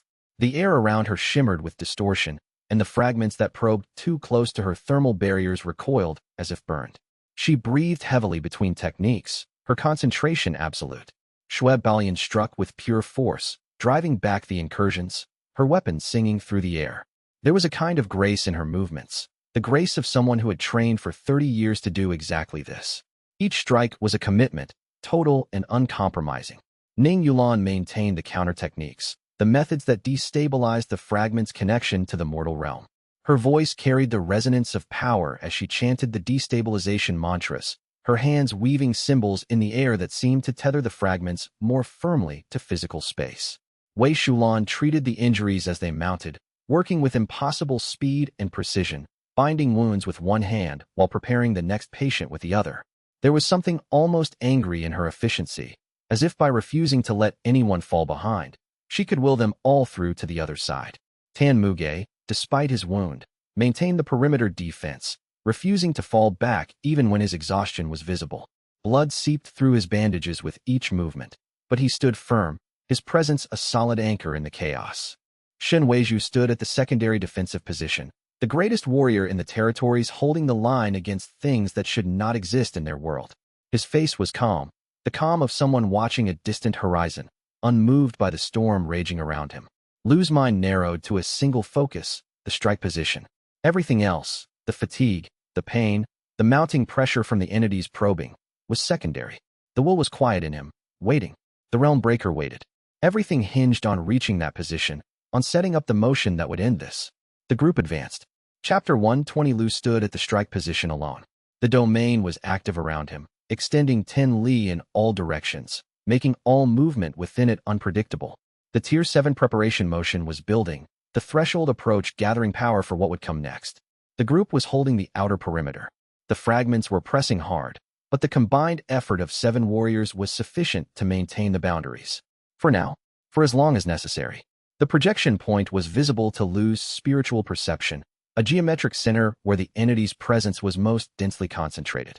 It was a point in space that did not exist normally, that only became real when the entity's power was strong enough to anchor itself to the mortal realm. His body moved into the threshold approach. The distortion of space around him became visible for Li in every direction, a warping of reality, a bending of the laws that normally governed existence. The preparation motion was almost complete.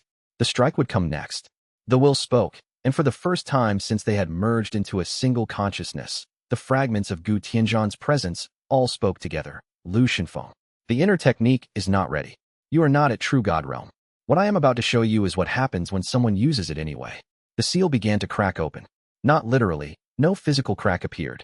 But in the spiritual dimension, in the space where power and intent existed, something fundamental began to split. The unified consciousness that had been Lu and the will and the integrated memory of Gu Tianzhan started to separate. Not into conflict, into preparation. The inner technique, the true strike that the realm breaker had been designed to create, began to assemble. And everything after that existed in the space between moments, in the instant when possibility became reality, in the threshold between one world and another. Chapter 121. The seal cracking was not a sound. It was a moment where the entire architecture of sealed consciousness began to separate from itself, where the unified integration that had held steady for months started to fracture along carefully measured lines. Lu Shenfeng felt it first in his dantian. A rupture not physical but spiritual, a break in the architecture of containment that had been maintained since the war god's death 3 centuries ago. The inner technique, sealed away in its dormant state, began to crack open like an egg that had been incubating for 300 years of waiting. The pressure that had been contained, compressed, held back by the sealing mechanism released in waves that threatened to overwhelm every system in his body simultaneously. The overflow of understanding was unbearable, not painful in the conventional sense. His cultivation training had prepared him for pain, had taught him to accept and process physical suffering in ways that would have driven lesser cultivators into shock, but overwhelming in a way that transcended physical pain. It was overwhelming in the way that drowning felt overwhelming, in the way that standing at the edge of an infinite ocean and trying to comprehend its vastness felt overwhelming. Gu Tianzhan's entire accumulated battle understanding, 3 centuries of warfare distilled into a delivery system meant to be wielded by a god, flooded into his consciousness like water through breached gates, like a torrent that had no mercy and no pause. He dropped to one knee. The motion was involuntary, a response to forces that had exceeded the capacity of his physical form to remain upright. The sensation of being stretched too thin was overwhelming. Every neuron in his brain was trying to process information from 300 years of military experience simultaneously, was attempting to hold the entirety of a god's lifetime in a consciousness that had only been alive for 2 decades. He could feel individual battles, could sense the weight of commanders' decisions, could perceive the tactical understanding that came from fighting opponents at every power level, from lesser cultivators to other gods. The depth was incomprehensible. The breadth was enormous. The sheer volume of accumulated knowledge pressed down on him with weight that no mortal consciousness was built to bear. The pressure in his skull felt like it was building toward an explosion that would split his head open and scatter his consciousness across the meditation space. His hands trembled visibly. His vision blurred at the edges. His meridians screamed in protest against the invasion of power that was far too large for the channels that had been built to contain normal cultivator energy. In the chaos of the moment, in the overwhelming flood of sensation that was threatening to destroy him, Lu began to understand what the war god had been carrying all those centuries.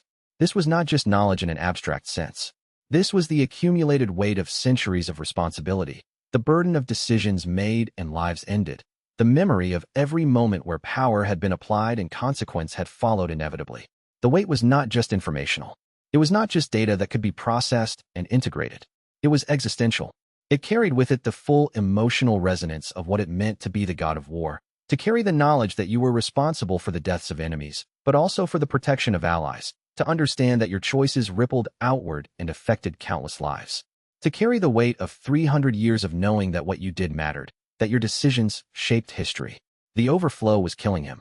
The pressure was building. The consciousness was failing. The sensation was of being stretched too thin, of every neuron in his brain trying to process information from 300 years of military experience simultaneously. He could feel individual battles, could sense the weight of commanders' decisions, could perceive the tactical understanding that came from fighting opponents at every power level, from lesser cultivators to other gods. The depth was incomprehensible.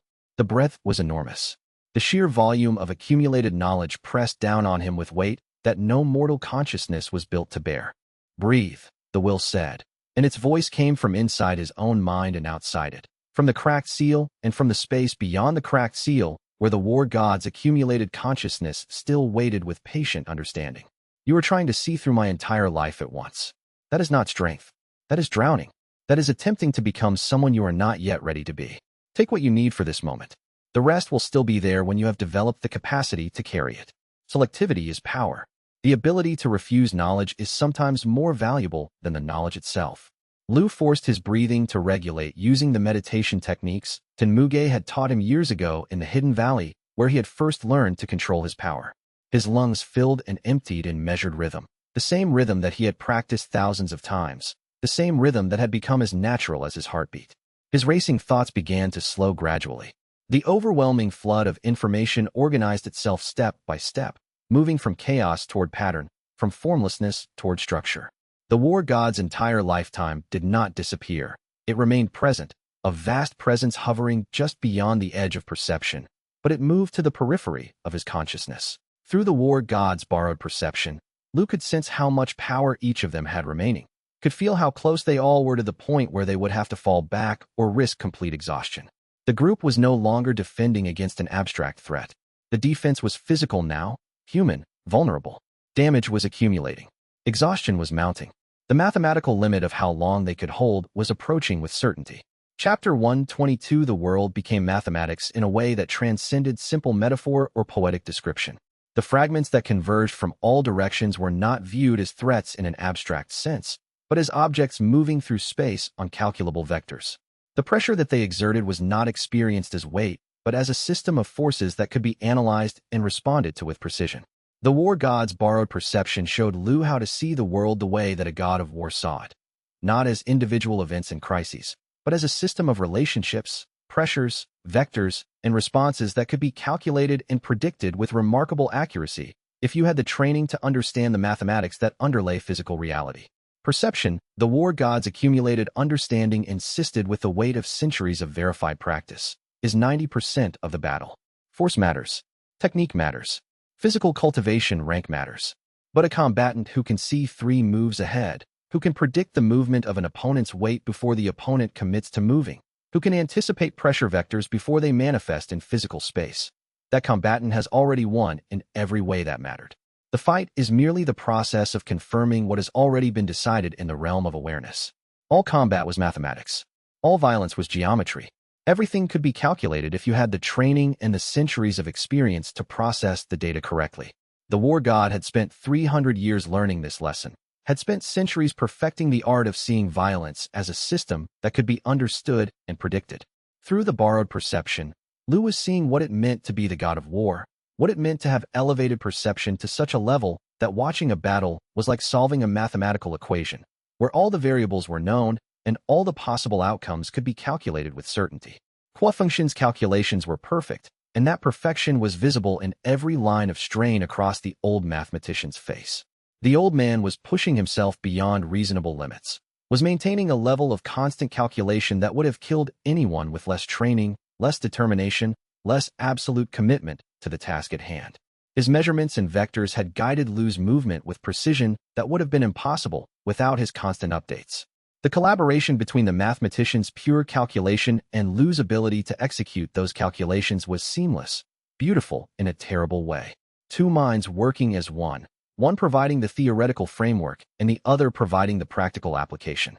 The projection point existed at precisely the location he had identified, sustained by geometric relationships that only someone of his specialized knowledge could have comprehended. The point was not visible to normal perception, but through the war god's borrowed sight, it stood out like a beacon burning against darkness. Lu could see not just where the point was, but what it meant. The intersection where the entity's consciousness met the boundary between realms, the place where the void's power was most concentrated and therefore most vulnerable. Striking that point correctly would not destroy the entity. Destruction was not possible. The entity was too vast, too alien, too fundamentally different from mortal existence. What striking the point would do was collapse the intersection, force the entity to withdraw because the doorway it had forced open would cease to exist. The entity would be expelled, not killed. But expelled was sufficient. Expelled was victory. The precision required was absolute. There was no margin for error. Missing by even a few meters would mean the strike would go wide, would fail to reach the vulnerable point, would waste whatever power Lu managed to commit to the attack. And if the strike failed, the entity would understand that the mortal realm had no way to expel it. The entity would move from testing to conquest, would force the projection fully open, would bring as much of itself into this realm as the boundary would permit. Lu moved north-northwest, pushing through the advancing wall of fragments. The war god's understanding showed him how to navigate through the chaos without meeting the fragments directly, not by dodging, which was slow and inefficient, but by reading the gaps in the pattern and inserting himself into the spaces before they could collapse. He moved with precision that he had never possessed before, using knowledge that did not belong to him, borrowed from a consciousness that was ancient beyond measure. Adjust 3 degrees toward true north. Qua Function's voice came through the spiritual link, constant and precise, tracking Lu in real time. The vulnerable zone is shifting. The entity is compensating for your approach. It's adapting faster than I predicted. 30 seconds remaining before the calculations become invalid. 30 seconds. The collaboration was beautiful in a terrible way. The old mathematician's pure calculation meeting Lu's ability to act. No wasted motion. No excess force. Pure efficiency, the exact opposite of the wild, desperate fighting that had characterized the earlier phases of this battle. This was the mathematics of victory, the cold geometry of warfare that separated living combatants from dead ones. Chapter 123 Phone Baiha took a serious hit that made him stagger backward, and the implications of that hit rippled through the entire defensive formation like a shockwave of consequence. A fragment that had broken through the outer perimeter connected with his upper chest, a direct impact that was heavy with the entity's power, dense with the weight of something that did not belong in the mortal realm. The force of the strike was substantial enough to have killed most true hollow cultivators outright. Phone Baiha was more durable than most. His cultivation of the Jade Lotus technique had given him a resilience that bordered on inhuman. But even he had limits to what his body could withstand without serious consequence. The force of the strike threw him backward 10 meters through air that suddenly felt thick with hostile pressure. He hit the ground hard enough to knock the wind from his lungs. When he looked down at his chest, he could see the wound that had been opened by the impact. A deep laceration that tracked from his shoulder through his lower ribs in a diagonal line. The wound was bleeding heavily, dark fluid pouring out in a way that suggested the impact had been severe enough to cause internal damage as well as external. If the fragment had moved half a meter to the left, it would have killed him outright. As it was, the wound was severe enough that he could no longer maintain his position in the primary defense line. The realization came with a kind of bitter acceptance. He had known the risks, had known that fighting something from the void would mean accepting the possibility of injury that no normal cultivation healing could address quickly. Wei Shulan caught him as he fell, moving with the reflexive urgency of a healer confronting an emergency injury that demanded immediate attention. She assessed the damage with medical precision honed by decades of practice. Deep wound, significant blood loss, high risk of internal damage if the impact had been severe enough to rupture organs or major blood vessels. The situation was serious, but not immediately fatal. Feng Baihe could survive this if treated properly and quickly, but treating him meant abandoning his secondary medical position, meant leaving a critical part of the defensive formation undefended. The calculus of battle reasserted itself. Someone had to treat the wound. Someone had to move. Someone had to make a choice about which part of the defensive line could be sacrificed. Yin Ruoshi shifted immediately to cover the gap that Feng Baihe had left, pulling herself to the secondary position with movements that were still efficient despite the exhaustion that was beginning to accumulate in her body. The shift exposed her own flank to direct attack. She was forced to choose between protecting Feng Baihe's abandoned position or protecting her own vitals, and she chose protection of the group over protection of herself. The mathematics of defensive combat reasserted itself with brutal clarity. Every position that was defended was one less position that could be covered elsewhere. Every decision to protect one area was a decision to leave another area vulnerable. With a limited number of defenders, 7 warriors, even high-ranking ones, and an essentially unlimited number of fragments pouring through the boundary, the geometry of the battle was slowly but inexorably shifting in the entity's favor. The equation was becoming unsolvable. Without intervention, the perimeter would fail within minutes. Unless Lu reached the projection point and executed the strike, everyone would die. Ning Yulan shifted her counter technique to the secondary position, attempting to hold the perimeter with a technique that had been designed for single-point deployment rather than area coverage. Her nose began bleeding immediately from the strain of extending the technique beyond its design parameters, the blood flowing down her face in a stream that suggested serious strain on her systems. The counter techniques worked through precise, complex methods that destabilized the fragment's connection to the mortal realm, that disrupted the coherence that allowed the fragments to maintain their semi-physical form. But they burned through the user's power at an exponential rate when forced to cover a larger area, when forced to protect multiple attack vectors simultaneously instead of focusing on a single point. Shui Baolian moved to the primary defensive position, her power surging outward in concentric waves that pushed fragments back, but did not destroy them. The Demon Clan leader was burning through reserves that had been accumulated across 300 years of cultivation, spending power at a rate that could not be sustained indefinitely. Through the war god's borrowed perception, Lu saw all of this happening simultaneously.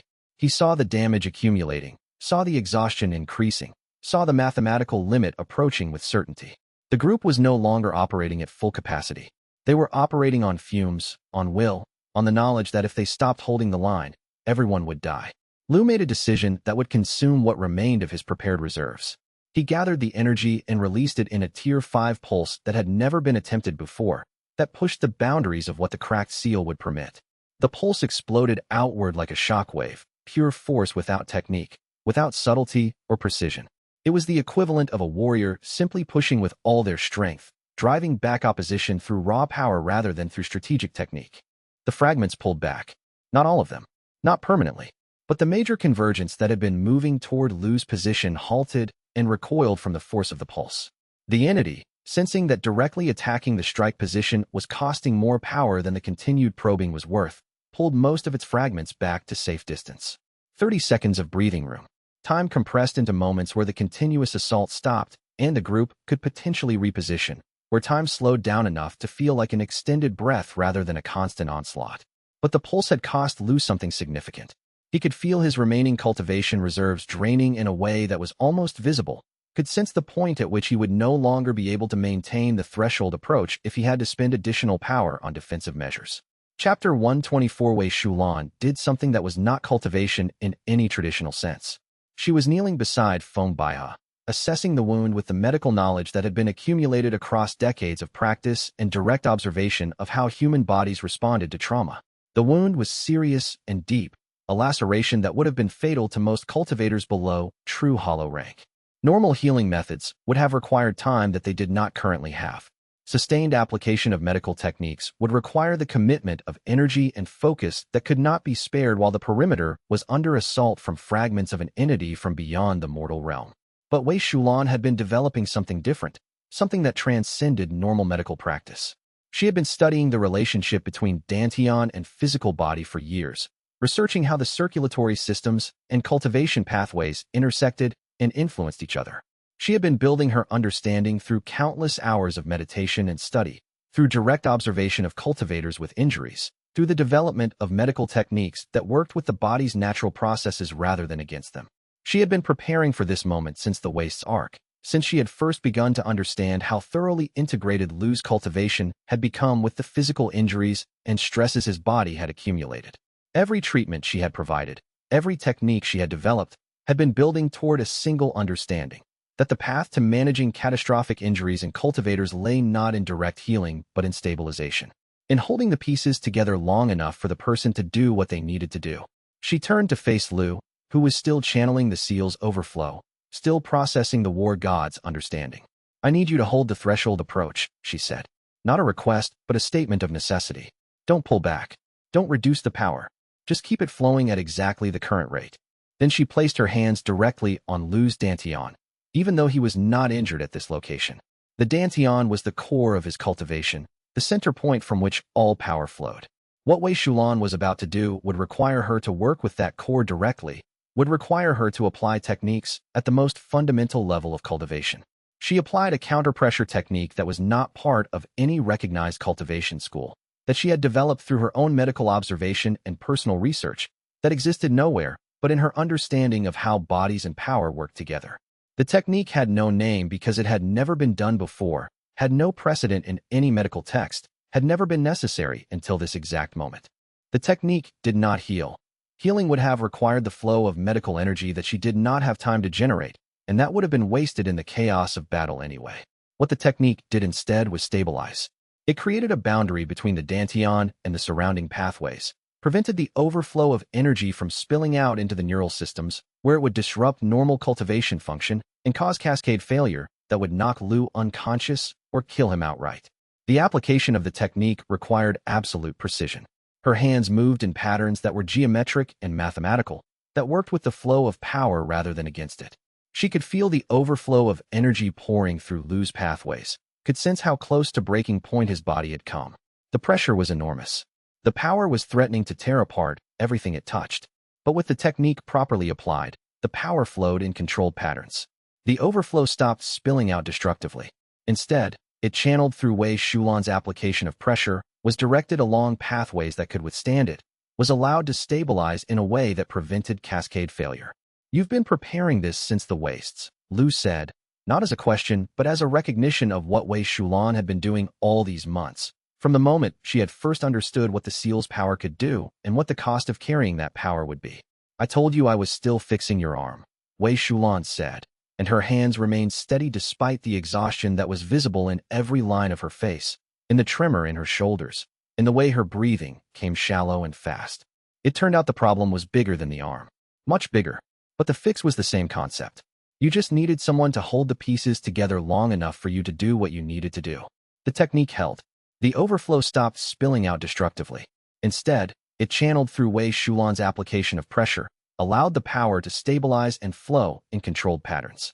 The extended capacity meant Lu's available reserves increased by roughly 50%, more than enough to reach the projection point and execute the strike that could save everyone or kill them all. Tan Muge continued holding the perimeter despite his own wound, his position unwavering despite the exhaustion that was approaching the limits of even his centuries of endurance. Kuo Fengshen remained in the calculation position, his voice steady and precise as he tracked Lu's movement and adjusted the guidance vector in real time. Chapter 125. The projection point was less than 500 meters away, but the distance felt infinite in a way that had nothing to do with physical space. Lu moved through the domain, stepping into the spaces between the converging fragments, advancing when the gaps between attacks opened up like doors that would close again in moments. The threshold approach was at full extension now, the preparation motion reaching its endpoint, the vast machinery of the war god's technique building towards something that would either save everyone or destroy them all. The strike would come next. It would have to come in the next handful of moments, or the entire sequence would lose coherence and fail. The power was building to a peak. The war god's accumulated understanding was crystallizing into application. But the window of opportunity was closing. He could feel it through the borrowed perception, could sense the moment when the configuration would shift and the vulnerable point would become unreachable. The entity focused all of its attention on him. The fragments that had been attacking the outer perimeter suddenly shifted direction with a swiftness that suggested unified command. They stopped targeting Yen Ruoshi and Feng Baihe and Xue Boyan, and Wei Shulan with her hands pressed to Lu's dantian. All of them converged on Lu's position in a final overwhelming assault designed to stop him before he could reach the projection point. It was the entity's acknowledgement of defeat, its last resort tactic, the understanding that the mortal realm had developed the capacity to hurt it, the decision to commit everything available to preventing that hurt from occurring. The convergence was absolute. Fragments came from every direction simultaneously, formed a pattern of attack that should have been impossible to survive. The probability of Lu reaching the projection point fell with each passing second as the pressure intensified. Tan Muge, from the perimeter position, was still doing calculations despite the wound that had reopened from the strain he placed on his body during the extended defense. The old cultivator's body was screaming at him to stop, was sending signals of pain and exhaustion that should have forced him to fall back and admit defeat. His exhaustion was overwhelming. He could feel his power reserves approaching empty, could sense the point at which he would no longer be able to maintain the secondary containment field that was protecting the outer perimeter. The effort of holding that field in place, while simultaneously maintaining his own position and providing support to the other defenders, was pushing him past every reasonable limit of physical and spiritual endurance. But he was still working. He was still holding his position in the outer defense. He was still providing the geometric angles and spatial coordinates that Xianxia had calculated weeks before in quiet meditation, back before the battle had begun, back when the outcome was still uncertain. The old general was operating on pure will now, on the understanding that if he stopped moving and thinking and calculating, everyone would die. The group would fall. The void entity would open fully into the mortal realm. The territories would be consumed by something from beyond normal existence. His lifetime of military service, centuries of decisions made and battles fought and strategies developed, would end in catastrophic failure. So he did not stop. He could not stop. The will to continue exceeded the body's capacity for exhaustion. The commitment exceeded the pain. The necessity exceeded the limitation.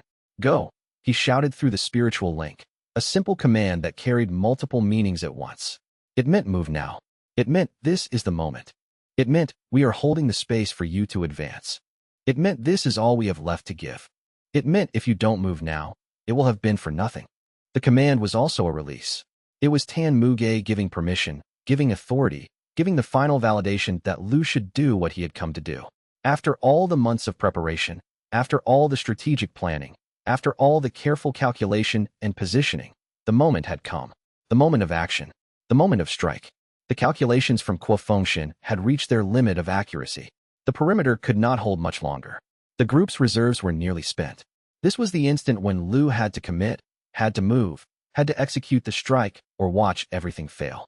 Xianxia, from the secondary observation position, was adjusting his guidance vector in real time with the precision of someone who had spent 30 years studying spatial geometry. His calculations were updating constantly, tracking Lu's position against the shifting configuration of the battlefield, verifying that the coordinates remained accurate, that the strike position was exactly where the mathematics said it should be within acceptable tolerances. His hands moved through the air in precise notations that existed only in his mind, and in the subtle shifts of power they represented. His eyes tracked Lu's position with laser focus, never wavering, never allowing emotion or fatigue to interfere with the pure mathematics of what needed to be done. His mind processed the chaos of the battle and converted it into numbers and variables and patterns that could be solved with certainty. Still working, still helping, still holding his position because the task required it, and because he had spent 30 years learning to set aside everything except the pursuit of understanding. Everything else was secondary. The mathematics came first. Chapter 126, The Strike, came from a place of perfect clarity that transcended any moment of doubt or hesitation. Lu did not use the inner technique itself. That supreme strike was designed for true God rank, was designed for a consciousness fully integrated with the Realm Breaker's accumulated power, was designed for someone who had crossed the final threshold and become something more than mortal. Using it now, without full integration, without the accumulated understanding that true God rank would provide, would have destroyed him completely. It would have burned out his consciousness, would have left him a husk capable only of breathing, a body animated by nothing but the basic impulses of existence. Instead, he used the threshold approach, the preparation motion, the setup phase that preceded the strike, the threshold approach that was itself worth fighting for. He amplified it with the cracked seal's overflow, focused it through the precision vector that Xianxia had calculated with mathematical perfection, directed it at the projection point's exact vulnerable location with accuracy that no mortal warrior could have achieved alone, that no individual could have reached without collaboration and support. The strike moved through space in a way that violated normal physics. It violated the cultivation techniques that had been refined over thousands of years of warfare between human cultivators. It violated the understanding that cultivators had about how power should be applied, about how force should be delivered, about the natural order of things. The motion bent space itself. It compressed air into something that was more than physical, that had weight and presence. It disrupted the boundary between the mortal realm and the void, created a temporary window where the two could interact directly. Every law that governed normal existence seemed to break and reform around the strike as it advanced through the contested space. The very fabric of reality seemed to warp in response to the power being applied. The ground beneath the battle cracked. The air became visible as it was compressed beyond normal tolerance. Light bent around the strike as it advanced, creating momentary distortions that made it hard to look at directly. This was what the Realm Breaker's preparation motion looked like when fully amplified. This was what happened when the war god's understanding of power was combined with modern cultivation technique and delivered by someone with the determination to succeed. It was the Realm Breaker's shadow. It was the technique that did not use the god's final strike, but used the preparation for that strike, the setup that preceded it, the motion that bent space to make the impossible possible. A shadow of a god is still enormous. It is still power beyond mortal reckoning. It is still something that can reshape reality and remake the boundaries between worlds. The strike moved through space in a way that violated normal physics, violated the cultivation techniques that had been refined over thousands of years of warfare, violated the understanding that cultivators had about how power should be applied. The motion bent space, compressed air, disrupted the boundary between the mortal realm and the void. Every law that governed normal existence seemed to break and reform around the strike as it advanced. It struck the projection point with perfect precision. The moment of impact stretched. Time seemed to slow. The strike reached the geometric center where the entity's consciousness intersected with the mortal realm, where the physical and the mystical were supposed to maintain a careful boundary. And then the strike went deeper. It didn't just touch the projection point. It severed it. It cut through the connection like a blade through silk, destroying not the entity itself, but the bridge through which the entity was manifesting. The point shattered. Not metaphorically. Not in the sense of spiritual damage that could be described in flowery language. The geometric intersection where the entity's power was anchored to the mortal realm simply ceased to exist. The delicate alignment of forces that maintained the entity's presence in this realm broke apart, like a structure that had been built on an inherently unstable foundation. The destruction was absolute and irreversible. Not metaphorically, not in the sense of spiritual damage. The geometric intersection where the entity's power was anchored to the mortal realm simply collapsed. The delicate alignment of forces that maintained the entity's presence in this realm broke apart, like a structure that had been built on an inherently unstable foundation. The shatter was absolute, complete, irreversible. The entity shrieked, not with sound, but with a pressure wave that pushed outward from the shattered projection point. A release of power that had nowhere to go because the channeling mechanism that had sustained it had been destroyed. The pressure wave was the entity's response, the equivalent of a scream of rage and frustration at having its carefully prepared invasion cut short. The fragments began to dissolve. Not immediately, not all at once, as if the power being that sustained them had suddenly switched off. But the coherence that had been sustaining them, the direct connection to the entity's consciousness that had allowed them to maintain semi-physical form, began to fail. The fragments that had been attacking the group with relentless pressure slowly became inert, lost their semi-physical coherence that had made them so dangerous, drifted apart into dispersing vapor that was no longer a threat. The entity was being forced to withdraw. The projection was failing. The doorway was closing. The pressure that had been pressing down from the non-direction of the void simply lifted. Chapter 1:27 Silence. Absolute silence. Not the absence of sound, but something more profound than mere auditory emptiness. The kind of silence that came after hours of constant noise and assault, after sustained pressure of a battle that had compressed days of combat into a handful of hours. The kind of silence that suggested the world had been reset, that some fundamental configuration of reality had been altered and was now stabilizing into a new configuration. The silence felt wrong, unnatural, like the world had been broken and was now in the process of reconstituting itself. There was a quality of held breath to it, of a moment suspended between what had been and what would come next. Even the air felt different, cleaner somehow, less thick with pressure, less heavy with the weight of something from beyond normal existence pressing down from a direction that had no normal direction. The projection point was gone. The entity's foothold in the mortal realm had been severed. The convergence of power that had been anchoring the void creature's presence had been shattered. The entity's response had been immediate and overwhelming. A shriek that was not sound but pure force, pure pressure, pure manifestation of something vast and ancient, realizing that its carefully constructed doorway had just been slammed shut in its face. That response had lasted only moments before the entity had withdrawn, had pulled back from the boundary, had ceased its probing and testing. The pressure that had been building, that had been threatening to tear open the boundary layer between realms, suddenly eased and then disappeared entirely. And in the wake of that disappearance had come silence. The group was scattered and exhausted across the battlefield. Some of them had fallen to their knees, their bodies shutting down the moment the immediate threat ended, the adrenaline that had sustained them through the battle finally being exhausted. Some of them were still holding their combat positions, their hands gripping weapons that were no longer needed, unable to immediately believe that the threat had truly ended, that the attack that had seemed endless had finally stopped. Some of them were crying, though whether from relief at having survived or from the emotional exhaustion of having fought too hard for too long was unclear. The tears might have been gratitude. They might have been the release of accumulated fear and strain. They might have been simply the body's way of processing what had happened and what could have happened if the strike had failed. Lu released the threshold approach, allowed the motion to complete and dissolve back into the normal flow of power. The enormous pressure of the war god's borrowed perception began to ease back into the normal architecture of his consciousness, receding like a tide going out. The domain that had been extending 10 li in all directions began to contract, pulling back to normal size with the precision of someone closing a door, returning to its baseline state. The enormous weight of Gu Tianzhan's understanding receded, moving back into the sealed space where it had been held in containment before. The 300 years of accumulated combat knowledge retreated from the forefront of his awareness, from the place where it had been accessible and usable, back into the depths of the seal where it waited in potential. The seal, having been cracked open and partially drawn upon for the final strike, sealed itself again. Not completely.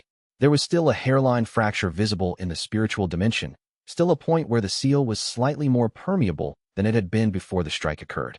The crack would remain, a permanent reminder that the seal had been accessed, that the final technique had been partially unleashed. But the major crack closed. The forced separation of the will from Lu's consciousness ended. The integrated memories of Gu Tianzhan withdrew back into their sealed space, carrying with them the accumulated knowledge that had been borrowed temporarily. The boundary between the sealed consciousness and the outer world solidified again, though not as completely as it had been before. The will spoke, but its voice was quiet now, lacking the strength and authority it had carried before the strike. The voice sounded tired, as if it had expended something that could not easily be recovered, as if the effort of unleashing the final technique had cost more than expected. You did not destroy the entity, the will said, and the statement carried weight and significance. Destroying it would have been impossible. It is too vast, too fundamentally alien, too different from mortal existence. What you did instead was expelled it. You forced it to withdraw from the projection point, forced it to retreat back beyond the boundary.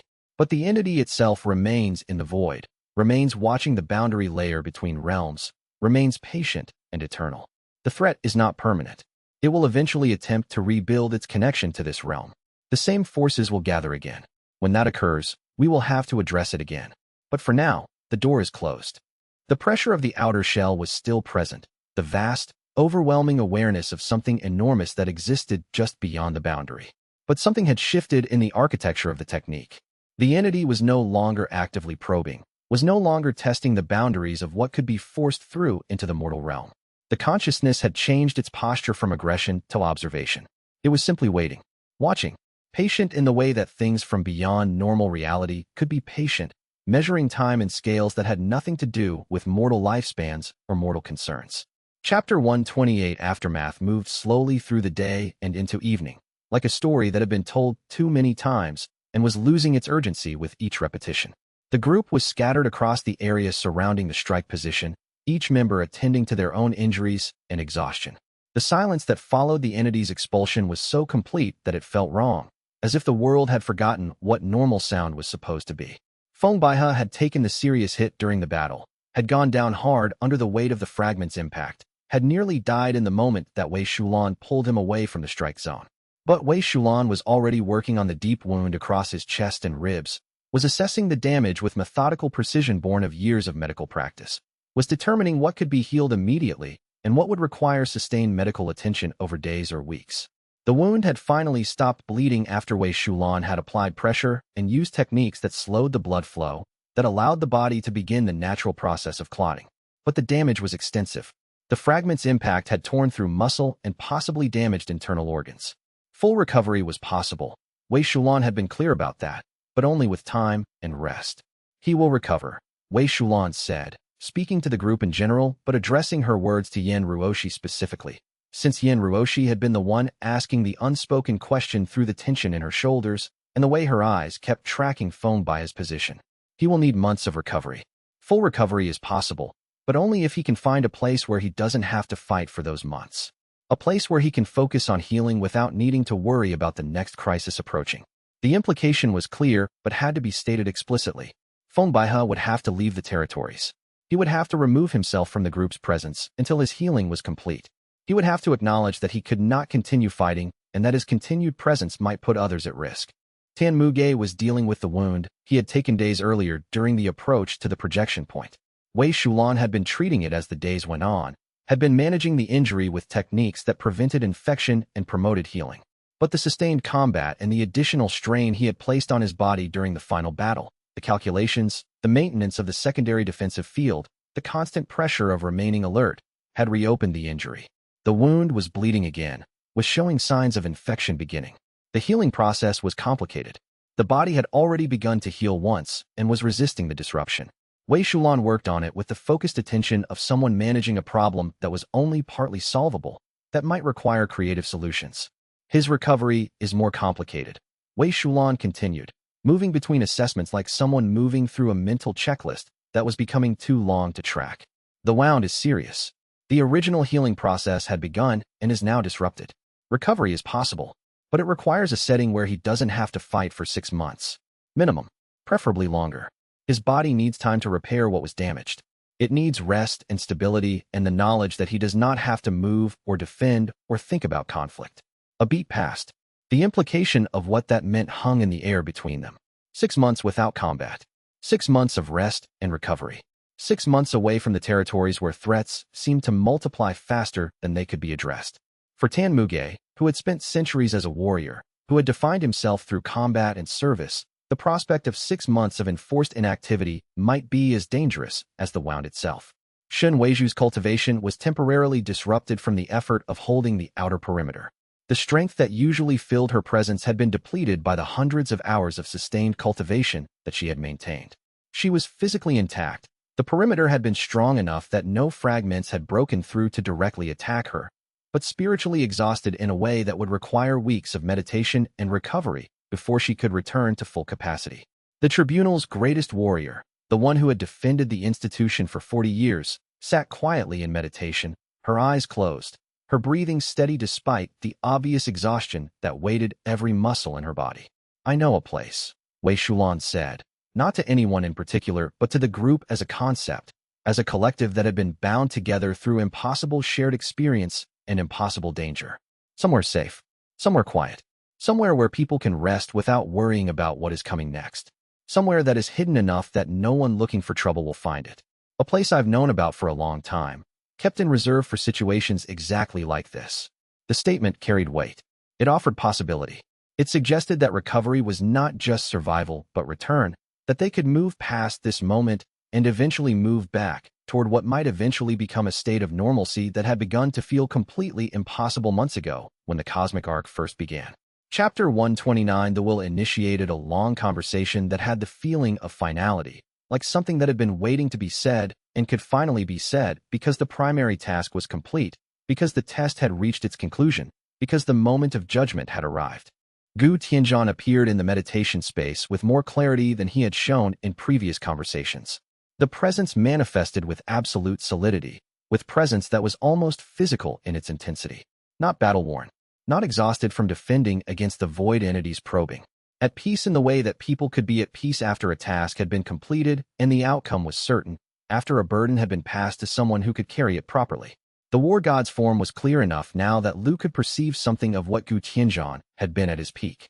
Not just the power, though that was evident in the way the meditation space responded to his presence, but the intention, the focused will of someone who had spent centuries understanding how to apply power with maximum effect and minimum excess. You did not use the realm breaker, the war god said. The voice carried the weight of observation, the careful assessment of someone evaluating another person's choices and finding them adequate, finding them worthy. You used a piece of it. You refused to exceed your capabilities. You worked within them perfectly. You understood exactly where your limits were, and you respected those limits, even though exceeding them might have been easier. That is the choice of a warrior, not a god. I had good calculations, Lu said. It was the kind of understatement that had become characteristic of him, the reduction of something complex and difficult into a simple statement of fact. It was also the kind of statement that showed exactly how much he had learned from Tan Muge, the understanding that what mattered was not who received credit, but whether the work was done correctly. Kuo Fengshen gave you those, the war god said with the tone of someone making an important observation. You accepted them without hesitation, without letting pride prevent you from using his knowledge. You set aside the need to be the person who calculated the answer and focused instead on being the person who executed it correctly. That is something I needed to see. That is something that determines whether you can be trusted with what I am about to show you. The will paused, and there was something in the pause that suggested contemplation of immense weight, final assessment of whether the decision had been correct, the making of a determination about something that had been pending for a long time, since the moment the war god had died and chosen where to place his sealed power. The meditation space felt compressed somehow, as if the war god was gathering something, preparing to say something that could not be taken back.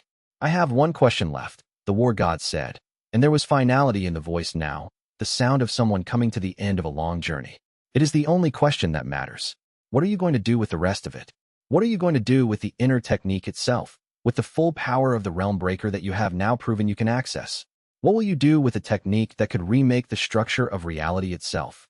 Chapter 130. Lu considered the question carefully, understanding that how he answered it would determine something fundamental about what the seal would become, about what the war god's accumulated power would be used for in the future, about whether the investment of a god's final consciousness had been made wisely.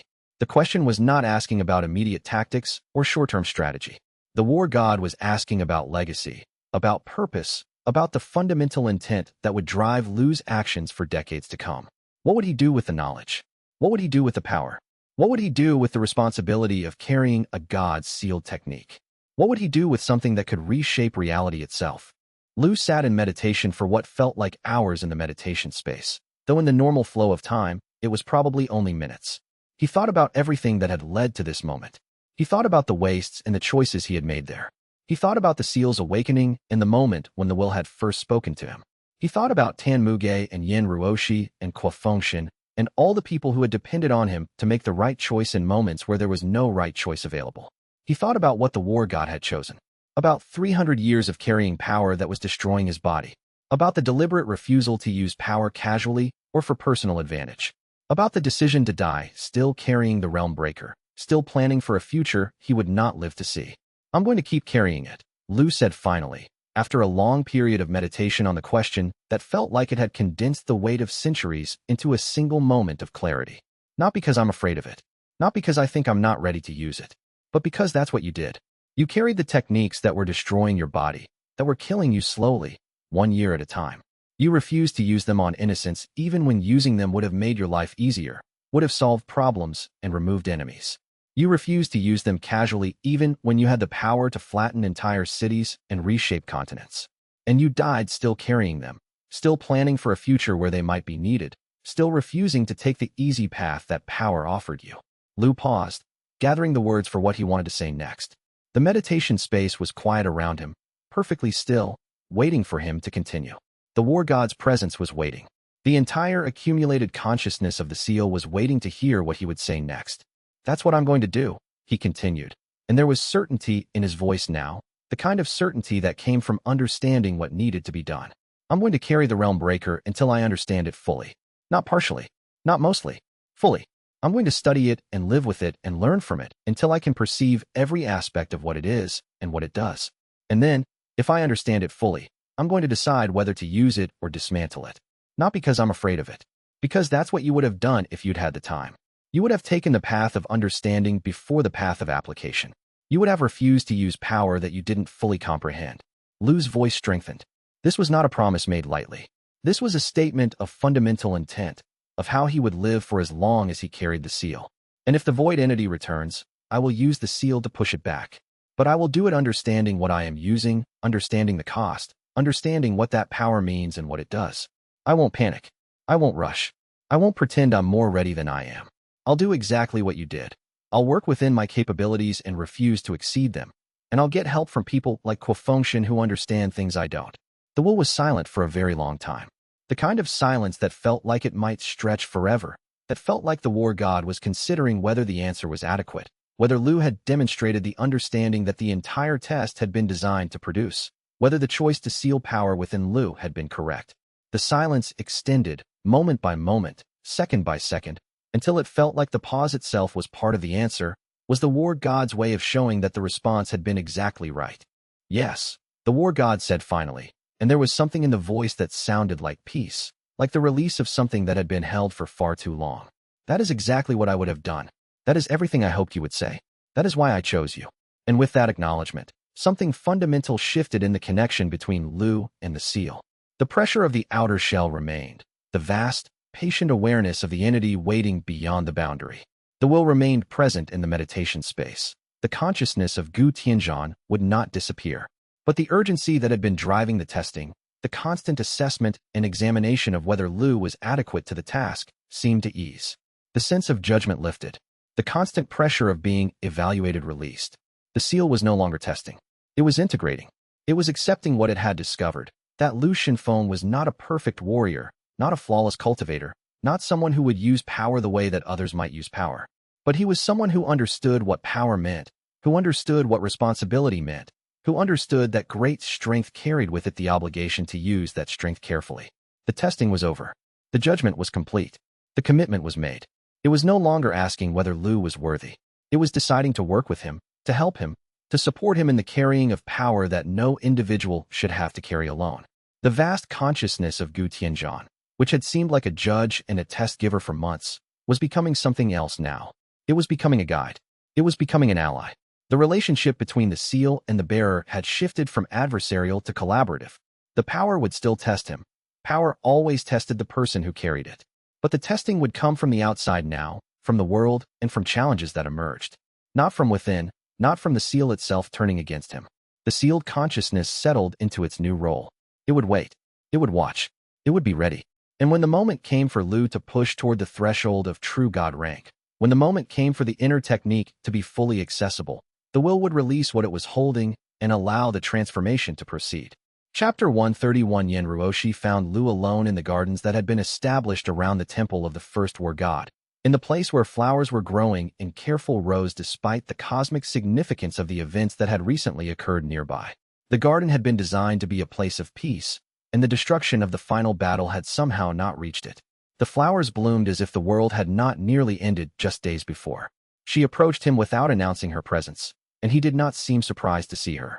They had learned, months ago, to recognize each other's presence without need for introduction. She asked him the question that she had first asked in Chapter 68, the question that had been pending for months while the cosmic arc unfolded, while the realm-opening process advanced, while the final confrontation with the void entity approached with mathematical certainty. It was the question that had been waiting, the question that defined what everything was building toward. "What do you want when this is over?" she asked.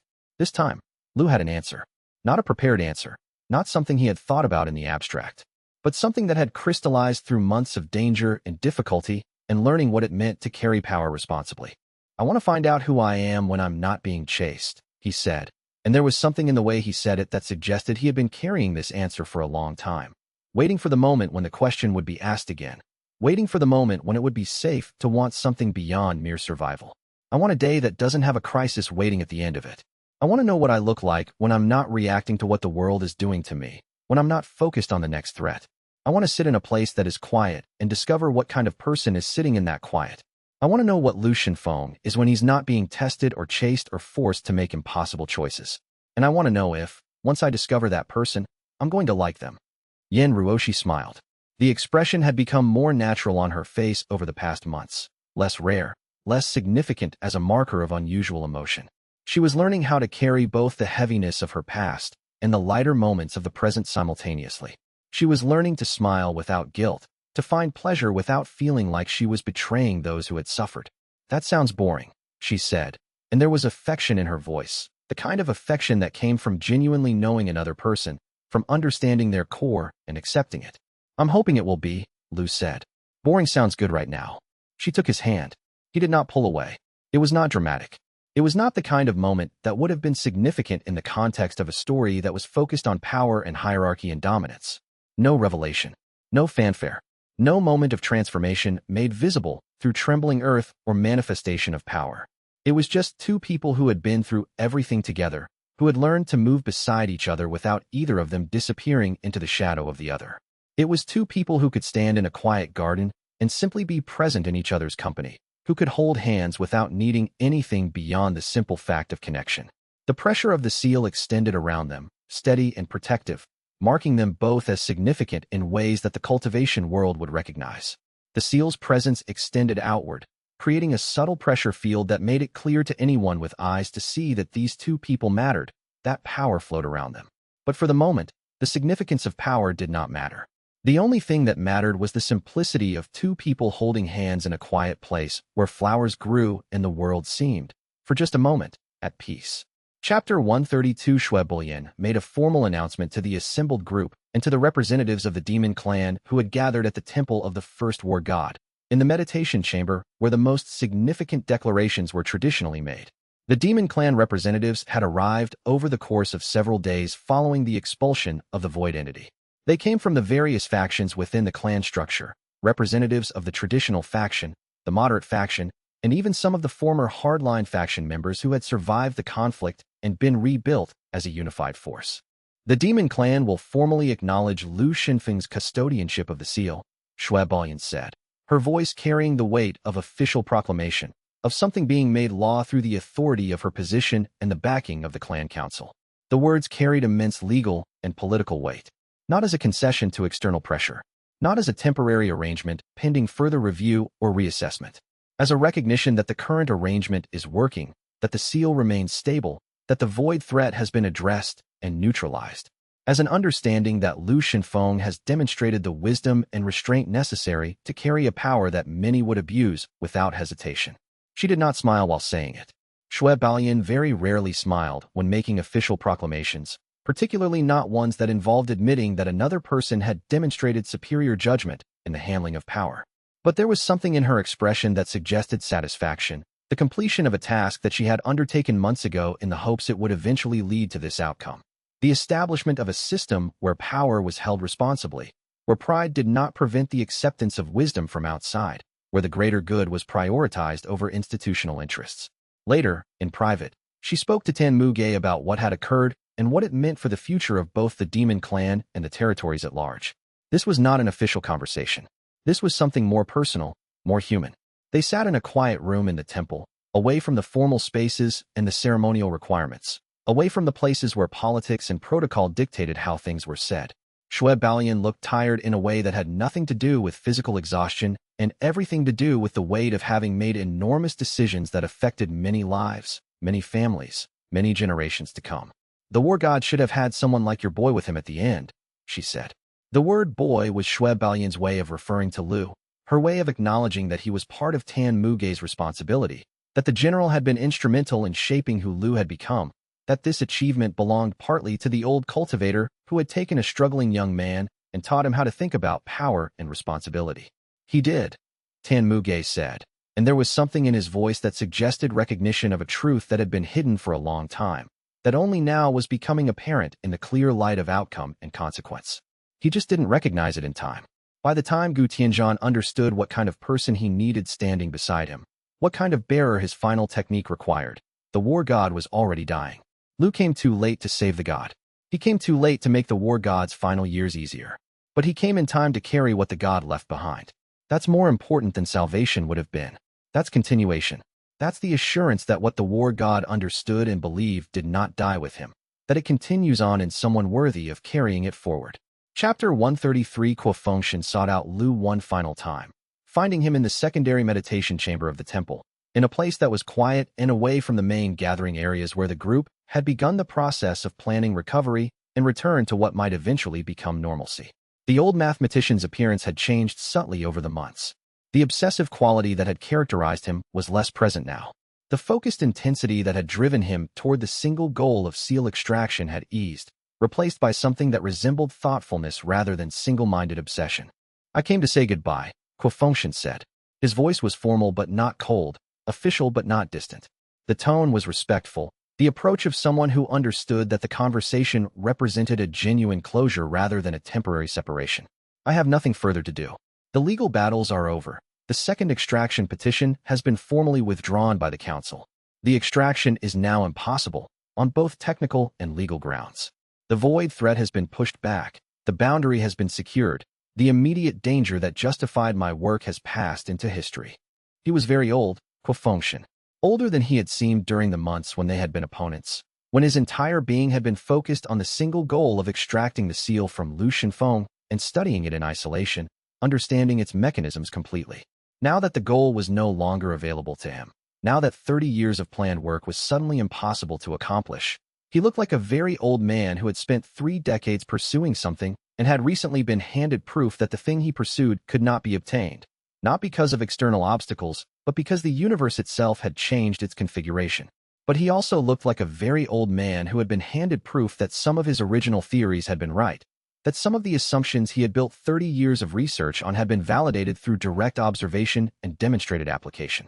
That knowledge seemed to have changed something fundamental in him, seemed to have shifted him from someone chasing an impossible goal to someone who could begin to imagine a different kind of future, one not defined by what could not be accomplished, but by what could be understood.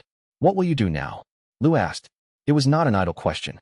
It was a genuine inquiry about the old mathematician's future, an acknowledgement that Quofunction was standing at a threshold moment where everything before had led to this point, and everything afterward would depend on the choice he made next. "I don't know," Quofunction said, and there was something in his tone that suggested he was being truthful, that this was not a prepared answer but a genuine acknowledgement of his own uncertainty. The confession seemed to cost him something, seemed to require him to admit to a condition that he had spent 30 years avoiding. "I have prepared answers for everything except this. I prepared for success. I had detailed plans for what I would do if the extraction was granted and I could study the seal fully. I prepared for failure. I had contingency strategies if the extraction was denied. I prepared for legal victory and legal defeat. I prepared for your death and for your continued survival. I prepared answers for all possible outcomes except for the outcome where the thing I prepared for is impossible, but some of my assumptions about it were correct, and I have no use for that correctness." He paused, and there was something almost vulnerable in his expression. "The mathematical models I built over 30 years show that the seal structure is even more elegant than I theorized. The field tests have validated my understanding of how void projection works. Everything I built my life on has been proven essentially correct. But correctness without the ability to apply it, without the opportunity to study the complete system, feels like a different kind of failure than simple refutation." "Then this is the first honest start," Lu said, and the words seemed to carry weight that had nothing to do with their literal meaning. They seemed to carry the suggestion that not knowing what came next was not a failure, but perhaps the beginning of something that required genuine thought rather than prepared answers, something that required him to think beyond the structures he had built. Quofunction nodded slowly, and there was something in his expression that suggested he found comfort in that statement, in the idea that his inability to know what came next was not a curse, but a possibility, perhaps the first genuine possibility he had encountered in 30 years. He left that evening, walking away from the temple and the group and the place where he had spent months learning things he had not expected to learn, about himself, about the limits of knowledge, about what it meant to spend a lifetime pursuing something and discover that the pursuit itself was the only meaningful part. His presence departed, but the effect of his presence, the perfect geometric calculations that had allowed the strike to reach the projection point with absolute precision, the collaboration born from necessity that had proven that genuine cooperation could emerge even between former enemies, remained woven into the fabric of what had been accomplished. Chapter 134. Ning Yulan departed 3 days after the final confrontation with the void entity, after the projection point had been shattered and the entity had been forced to withdraw. Her collection of void incursion techniques had been thoroughly field-tested against a real void entity fragment. Her research had been validated through direct application. Her 15 years of obsessive study had been proven correct in every particular that mattered. The techniques she had developed, the methods she had researched, the knowledge she had accumulated over 15 years of preparation, all of it had worked exactly as she had designed it to work. She had made an initial promise to the group that she would remain until the crisis was addressed. The crisis had been addressed. The entity had been expelled. The threat had been pushed back. The void incursion had been contained. The projection had been shattered. The promise had been fulfilled, and promises were something Ning Yulan took with utmost seriousness. They were the only currency that meant anything to her. The period of validation was complete. The moment of testing had passed. The moment of contribution had ended. Now came the moment of letting go. Before she left a sealed document on the meditation table where Lu typically spent his mornings in conversation with the will. The document was carefully prepared, carefully organized, carefully compiled to be useful and accessible to anyone who read it. The document contained her full technical notes on the seal, compiled over the months of travel together, detailed observations of how the sealed consciousness worked, how the realm breaker operated, what patterns of power flow she had observed while working in proximity to the seal's manifestation. It was a comprehensive technical documentation of something that could not have been documented without direct access to the seal itself, without months of observation and careful study, without the kind of systematic approach that only someone like Ning Yulan could have brought to bear. It was something extraordinarily valuable. It was the kind of knowledge that scholars would pay fortunes to obtain. It was something that could have been used to attempt another extraction or to study the seal's mechanisms more fully. It was the kind of knowledge that a scholar like Ning Yulan could have used to establish herself as the primary expert on void theory, to demand authority from institutions, to secure her position in the cultivation world for decades to come. But that was not what she was doing with it. That was not the choice she had made. The note attached to the document said simply, "I said I would own a piece of what I studied. I changed my mind. Consider this returned." She did not explain what she meant by that. She did not elaborate on the decision or justify it, or make it seem like some kind of spiritual transformation. But the implication was clear to anyone who read the note and understood her story. Ning Yulan had spent 15 years building knowledge about void theory that she could have used to advance her own position in the world, to demand authority and respect, to establish herself as essential and irreplaceable. She had trained herself to be an expert in something that few people understood, something that gave her value because so few others possessed that knowledge. And now she was giving it away. Not donating it to an institution, not publishing it with her name attached, not using it to build a career or a reputation. She was returning it to the group that had traveled with her, making it a shared resource rather than private intellectual property. She was choosing the path that required her to be forgotten while ensuring that the knowledge she had accumulated would benefit people she might never meet, that her decades of work would continue to help others long after she was gone. It was a choice that very few people would make. It was a choice that suggested something in Ning Yulan's understanding of what mattered had been fundamentally altered through the journey with the group, through the confrontation with the void entity, through the realization that knowledge served best when it was shared rather than guarded. Chapter 135. Feng Baihe and Yan Ruoshi had a conversation during his recovery that they had both been avoiding for months, that they had postponed through the entire cosmic arc and the final battle with the void entity. They did not meet in a dramatic moment designed for reconciliation. They did not arrange a formal confrontation with careful positioning and emotional preparation. Instead, Feng Baihe simply appeared in the recovery room where Wei Shulan was treating his wound, was changing bandages, and applying healing techniques to accelerate the healing process. Yan Ruoshi happened to be there assessing his progress, checking on his condition, making sure that the healing was proceeding as expected. The moment happened naturally, without planning. Feng Baihe knows he made a mistake, Feng Baihe said, speaking about himself in the third person as he always did when he was nervous or uncertain, when the emotions running through him were too strong to express in normal language. The mistake was that he let his pride dictate his choices. He treated the trust that was given to him as something that he could use as leverage in pursuit of his own goals, as a resource to be spent rather than a responsibility to be maintained. He broke a commitment because the commitment became inconvenient. He prioritized what he wanted in the moment over the promise he had made. That's true, Yan Ruoshi said. Nothing else. Just acknowledgement of the statement, stated with the kind of clarity that came from understanding exactly what had happened and refusing to minimize it through softened language. Feng Baihe knows that Yan Ruoshi held that mistake too long. Feng Baihe continued, his voice steady despite the pain that was visible in every line of his face, in the way his breathing came shallow when he moved too quickly. She let it grow into something larger than the original offense. She made Feng Baihe carry the weight of her anger for longer than was strictly fair. She allowed the breach to deepen when there might have been opportunities for early reconciliation. Also true, Yan Ruoshi said. She was not going to deny her own part in the fracture, was not going to minimize what she had done and how long she had held on to resentment. Feng Baihe and Yan Ruoshi contributed equally to the fracture. Feng Baihe continued, the formal language of the third person giving him the distance he needed to speak about something difficult. Feng Baihe broke trust. Yin Ruoshi refused to move past the breaking. Both of them made the relationship worse over time, escalating the conflict through choices made out of hurt and anger and pride. Both of them had moments where they could have chosen differently and chose not to. But Feng Baihe would like to try to be worthy of the trust he broke. Not because Feng Baihe deserves the chance, he doesn't, but because he thinks it's possible to rebuild what was broken, and he would like to attempt it. He would like to be someone that Yin Ruoshi can trust again. Yin Ruoshi looked at him for a long moment, studying his face, assessing his sincerity. She did not smile. She did not embrace him or make any grand gesture of forgiveness that would dissolve the hurt that had accumulated. She simply assessed him, looked at him with the kind of clarity that came from having seen someone's worst moments and deciding whether they were capable of better, whether they had learned something from the fracture or were simply trying to move past it without growth. Good, she said. That was all. One word. Complete. But it was enough.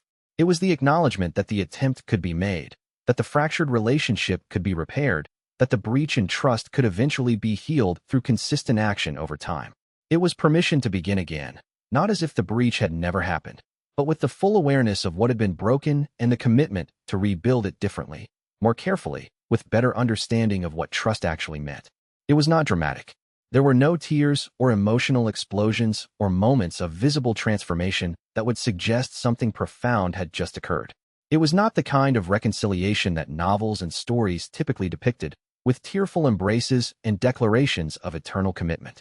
It was just two people who had both made mistakes, who had both learned something about themselves and about what they wanted from each other, beginning the process of rebuilding what had been broken, not erasing what happened, not pretending the break had never occurred, but moving forward with it integrated into their understanding of each other, with the knowledge that they had both been wrong and both had the capacity to be better. Feng Baihe would spend the next months healing. He would return to the temple when he was ready, when his wound had closed and his cultivation had stabilized and his strength had returned. But he would return changed. He would return understanding that the trust he had broken was a more valuable thing than any power or position or advantage he had thought he could gain through breaking it. Yin Ruoshi would continue her work. She would advance through the ranks of cultivation. She would continue to serve as Lu's primary intermediary with the territories and with the tribunal. But she would do it with the knowledge that Feng Baihe had made his choice to try to be worthy, and that trying was sometimes enough, sometimes was the beginning of transformation. Chapter 136. Lu paid the Celestial Tribunal his first mandatory reporting visit under the new terms of custodianship. Visiting the administrative chambers, where so many confrontations had taken place, where so many decisions had been made that had threatened to destroy everything. The atmosphere in the administrative chambers had shifted entirely from the previous meetings. Where before there had been suspicion and wariness, where the tribunal had been preparing arguments against him and gathering evidence for political proceedings that would have culminated in forced extraction or execution, there was now something approaching warmth. The shift was subtle, barely visible in the postures of the functionaries who worked the administrative desks, barely detectable in the tone of the greetings that Lu received as he entered, but it was unmistakably present. The institutional hostility had been replaced by institutional caution that bordered on acceptance. Lu understood what had happened. The void entity had been expelled. The threat had been neutralized. The crisis that had seemed to be a theoretical disaster months ago had become real and had been handled with competence and care. The tribunal had learned something important. Lu Shenfeng was not a threat. Lu Shenfeng was an asset. Lu Shenfeng was someone who could be trusted to carry power responsibly and to use that power for the protection of others rather than for personal advancement. Yu Jinghao greeted him at the entrance to the council chambers. The gesture was unusual for such a formal government, the kind of personal attention that suggested recognition of changing status. The acceptance implicit in such a greeting was a significant statement about how the tribunal's view of Lu had changed from potential threat to valued resource. The report was clean, seal stable. No incidents since the final confrontation. Void threat neutralized. Boundary layer secure. All markers of a well-managed situation. All the data points that the tribunal had been worried about for months were now pointing toward positive outcomes. The tribunal is satisfied with your management of the seal, Yu Jinghao said formally. The institution is prepared to move forward with confidence that the risk factors we identified months ago have been adequately addressed. At the end of the meeting, Yu Jinghao handed Lu a sealed document from the tribunal chief justice. Inside was a formal commendation, official recognition of Lu's service to the territories, acknowledgement of the confrontation he had successfully completed, validation of the techniques he had developed and deployed. But there was also a quiet note, not officially signed, not officially recorded in the administrative documents. The note said, "The tribunal is aware that our process nearly sanctioned an injustice. The record reflects our conclusion that the sanction would have been a profound mistake. We have amended the historical record to reflect this assessment. It is the only apology the tribunal will ever deliver." It was not an apology in the traditional sense. The tribunal was an institution, and institutions did not apologize. They adapted, they adjusted, they modified their positions, but they did not grovel or admit fundamental error in emotional terms. But this document was as close to an apology as the institution was capable of producing, a recognition that something had been wrong, a commitment to not repeating the error, a formal alteration of the historical record to prevent the appearance that such a thing could have been justified. The note was unsigned. It came from the office of the Chief Justice, but bore no official seal. This was a private communication, a quiet acknowledgement that even the most powerful institutions could make mistakes when they failed to understand what they were actually dealing with. Lu understood what the note meant. It meant that the next person who came to the tribunal with claims about power and threat, about something new and unprecedented, would be listened to more carefully. It meant that the institution had learned, through nearly losing everything, that dismissal and denial could be as dangerous as acceptance without thought. It was a small thing, a quiet thing, but it was real. The system that had nearly destroyed him had acknowledged the error and changed itself. That was something. Chapter 137. True God. Threshold approached like dawn approaching a horizon. Inevitable, approaching with mathematical certainty, unable to be stopped or significantly delayed by any action or choice that Lu could make. Lu did not attempt to delay it, but he also did not accelerate it through forced meditation or the deliberate application of power. He simply continued his meditation practice with the consistency of someone who understood that growth required time and that some transformations could not be rushed without losing their essence. He continued his training, continued the systematic integration of the seal's power and the war god's accumulated techniques. The daily work continued without dramatic announcement. The study continued without fanfare. But the urgency that had characterized his advancement through the lower tiers lifted slightly, replaced by the knowledge that the threshold would come when he was ready, not because some external force was demanding it, or because enemies were pressing down on him. The advance would happen at the right time, in the right way, with the right preparation. He could feel the ceiling thinning. The barrier between realm edge and true God rank, which had always felt like an absolute wall, a boundary that could not be crossed without fundamental transformation and disruption of everything that came before, began to feel permeable. The sensation was like touching a membrane that was still solid but no longer completely opaque. The will's energy, accumulated through 6 tiers of approval, was pressing against the boundary from the inside, pushing against the gates that separated one rank from the next. The pressure was gentle now, not demanding or threatening. Insistent in the way that water was insistent when it slowly wore away at stone, the way that time was insistent when it moved forward regardless of personal desire or effort to hold it back. In meditation, Lu spoke with Gu Tianzhan, and the war god appeared at his fullest and clearest yet. The manifestation was so clear that Lu could perceive not just the presence, but something of the intention behind it, something of the purpose that animated the consciousness that had been sealed within the realm breaker. Not battle-worn, not exhausted from defending against the void entities probing or from maintaining the seal's architecture over centuries. At peace, at rest, complete in the way that people could be complete after they had finished the work they had set out to accomplish, after they had done what they were meant to do. When you crossed this threshold, the war god said, and there was something almost tender in the voice now, something that suggested the consciousness was preparing for its own dissolution, was saying goodbye. The inner technique will be accessible in its full form. You will be able to perceive it completely, to understand it in ways that were impossible before. You will understand what I learned in 300 years of warfare, what I discovered about the nature of power and its application. The war god paused, and the pause carried weight. I want you to understand something before you do this. I do not know what happens to me when that occurs. This fragment of consciousness that has been testing you, that has been standing within your meditation space and speaking with you and guiding you through the advancement of the seal, it may dissolve. The awareness that I have maintained, the continuous presence that you have felt since the seal was implanted in your body, it may cease to exist. When the inner technique becomes fully accessible, the piece of consciousness that has been acting as a gatekeeper may no longer be necessary. What do you want me to do if it does?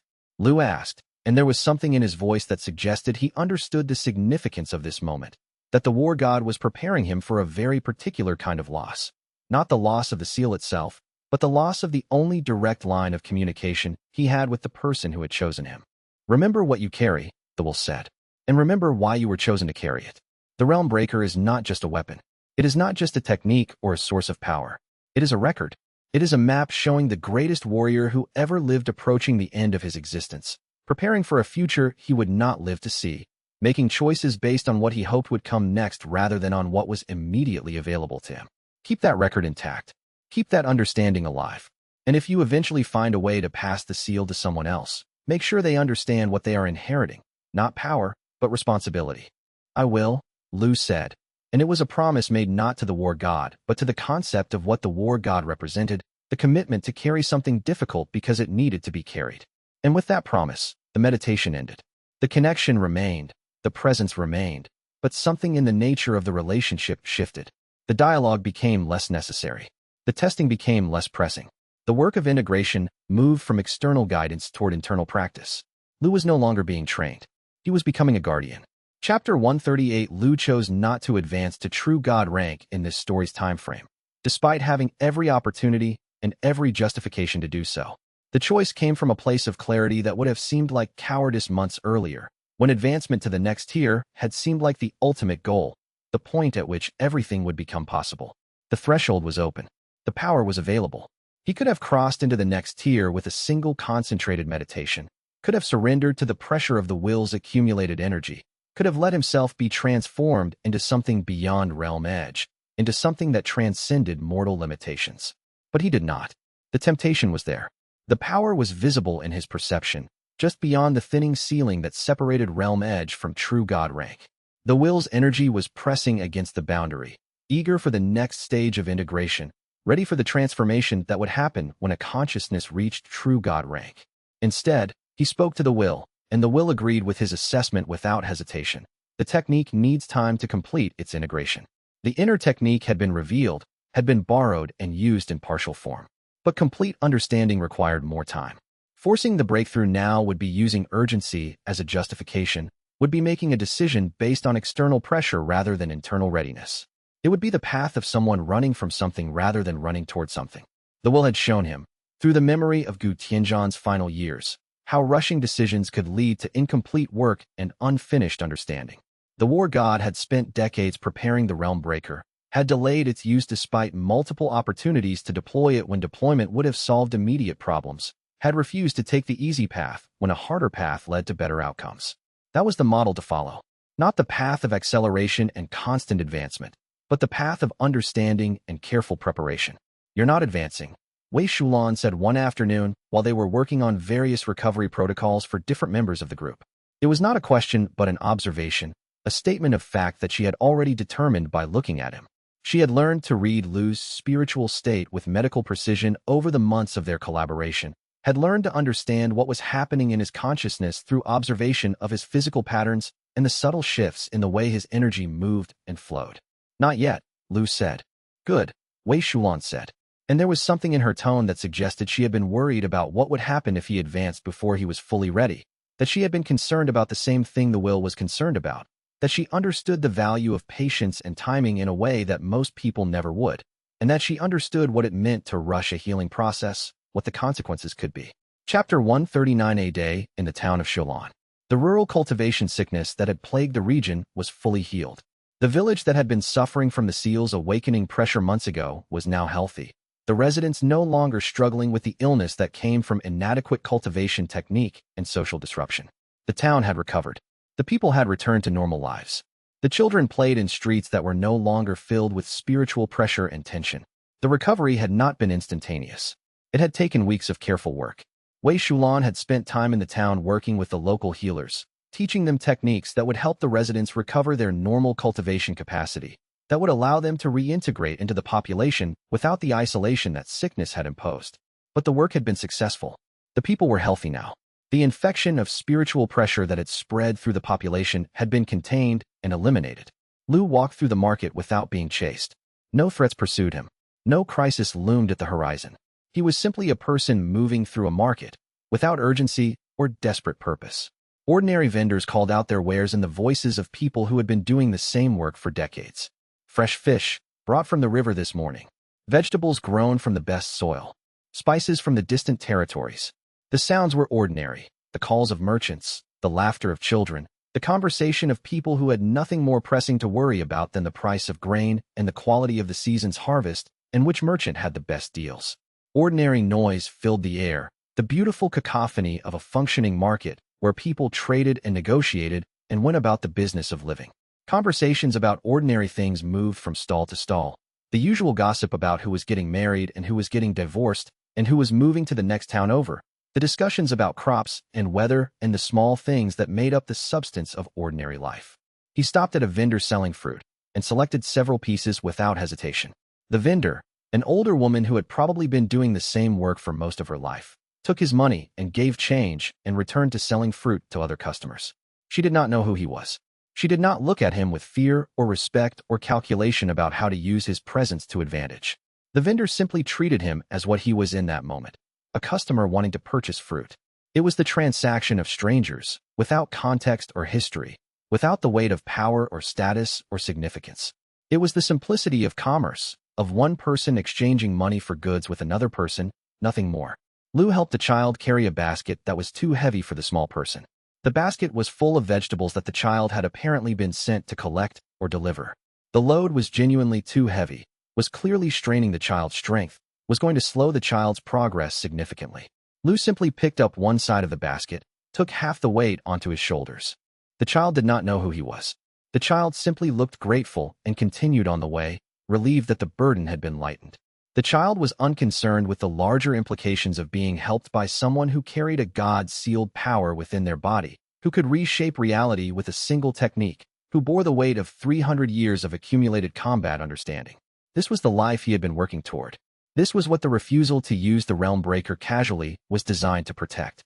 This was what it meant to carry a godly technique with responsibility, to guard it so carefully that ordinary people could live ordinary lives without being touched by its existence, without needing to know that they were protected by something vast and powerful.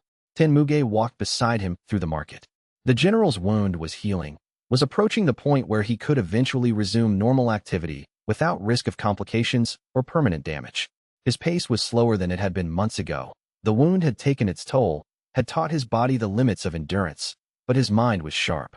His eyes tracked the patterns of the market.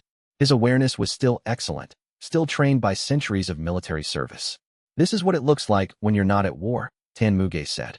His voice carried something that might have been satisfaction, the quiet pleasure of someone who had known war for so long that the absence of it felt slightly unreal, felt like a dream that could not be trusted to last. This is the thing you were protecting. This is what the war god was trying to preserve when he built the realm breaker. Not power, not dominance. This, ordinary life. People buying fruit in a market without fear. It's very loud, Lu said, and there was amusement in his voice, the beginning of understanding that what he had once found overwhelming might actually be something approaching normal. Yes, Tenmuge said. A pause that stretched long enough to feel meaningful, long enough for both of them to simply be present in the moment without needing to speak or act. You'll get used to it. Chapter 140. Lu returned to the site where the war god died, to the place where 300 years of preparation had ended and where a new era had begun. Not to honor it in any ceremonial sense, with elaborate rituals or official acknowledgments. Not to place offerings or build a memorial or perform the elaborate ceremonies that the cultivation world typically used to commemorate significant deaths, but to understand it, to stand where Gu Tianzhan had taken his final breath, to feel what the air carried in that place, to acknowledge what had been sacrificed in this location and what it had meant for the world. The location itself was unremarkable, a stretch of open ground, slightly elevated, with a view of the territories beyond. The kind of place that a warrior might choose to make a final stand, high ground that provided visibility and some protection. But there was nothing obviously significant about it now, nothing that would indicate to a casual observer that something momentous had occurred here. The seal pulsed faintly when Lu stood where the war god had fallen. The pulse was not painful. It was not an attack or a warning or any kind of negative sensation. It was simply the recognition of location, the seal's awareness of a place that was meaningful in its own history, the echo of power that had been released here at the moment of death, when Gu Tianzhan had sealed himself and his greatest technique away, had chosen to die rather than pass on in natural succession. Lu could feel the will stirring, could sense the consciousness of Gu Tianzhan becoming more present in the meditation space. The presence was warm now, not distant or judgmental. It was the presence of someone who had completed their task and was allowing themselves to rest. But the will did not speak. No words came from the sealed consciousness. There was no need for words. The testing was complete. The judgment was finished. The realm breaker had found its bearer, and the bearer had proven himself adequate to the task in ways that the war god had perhaps not fully anticipated.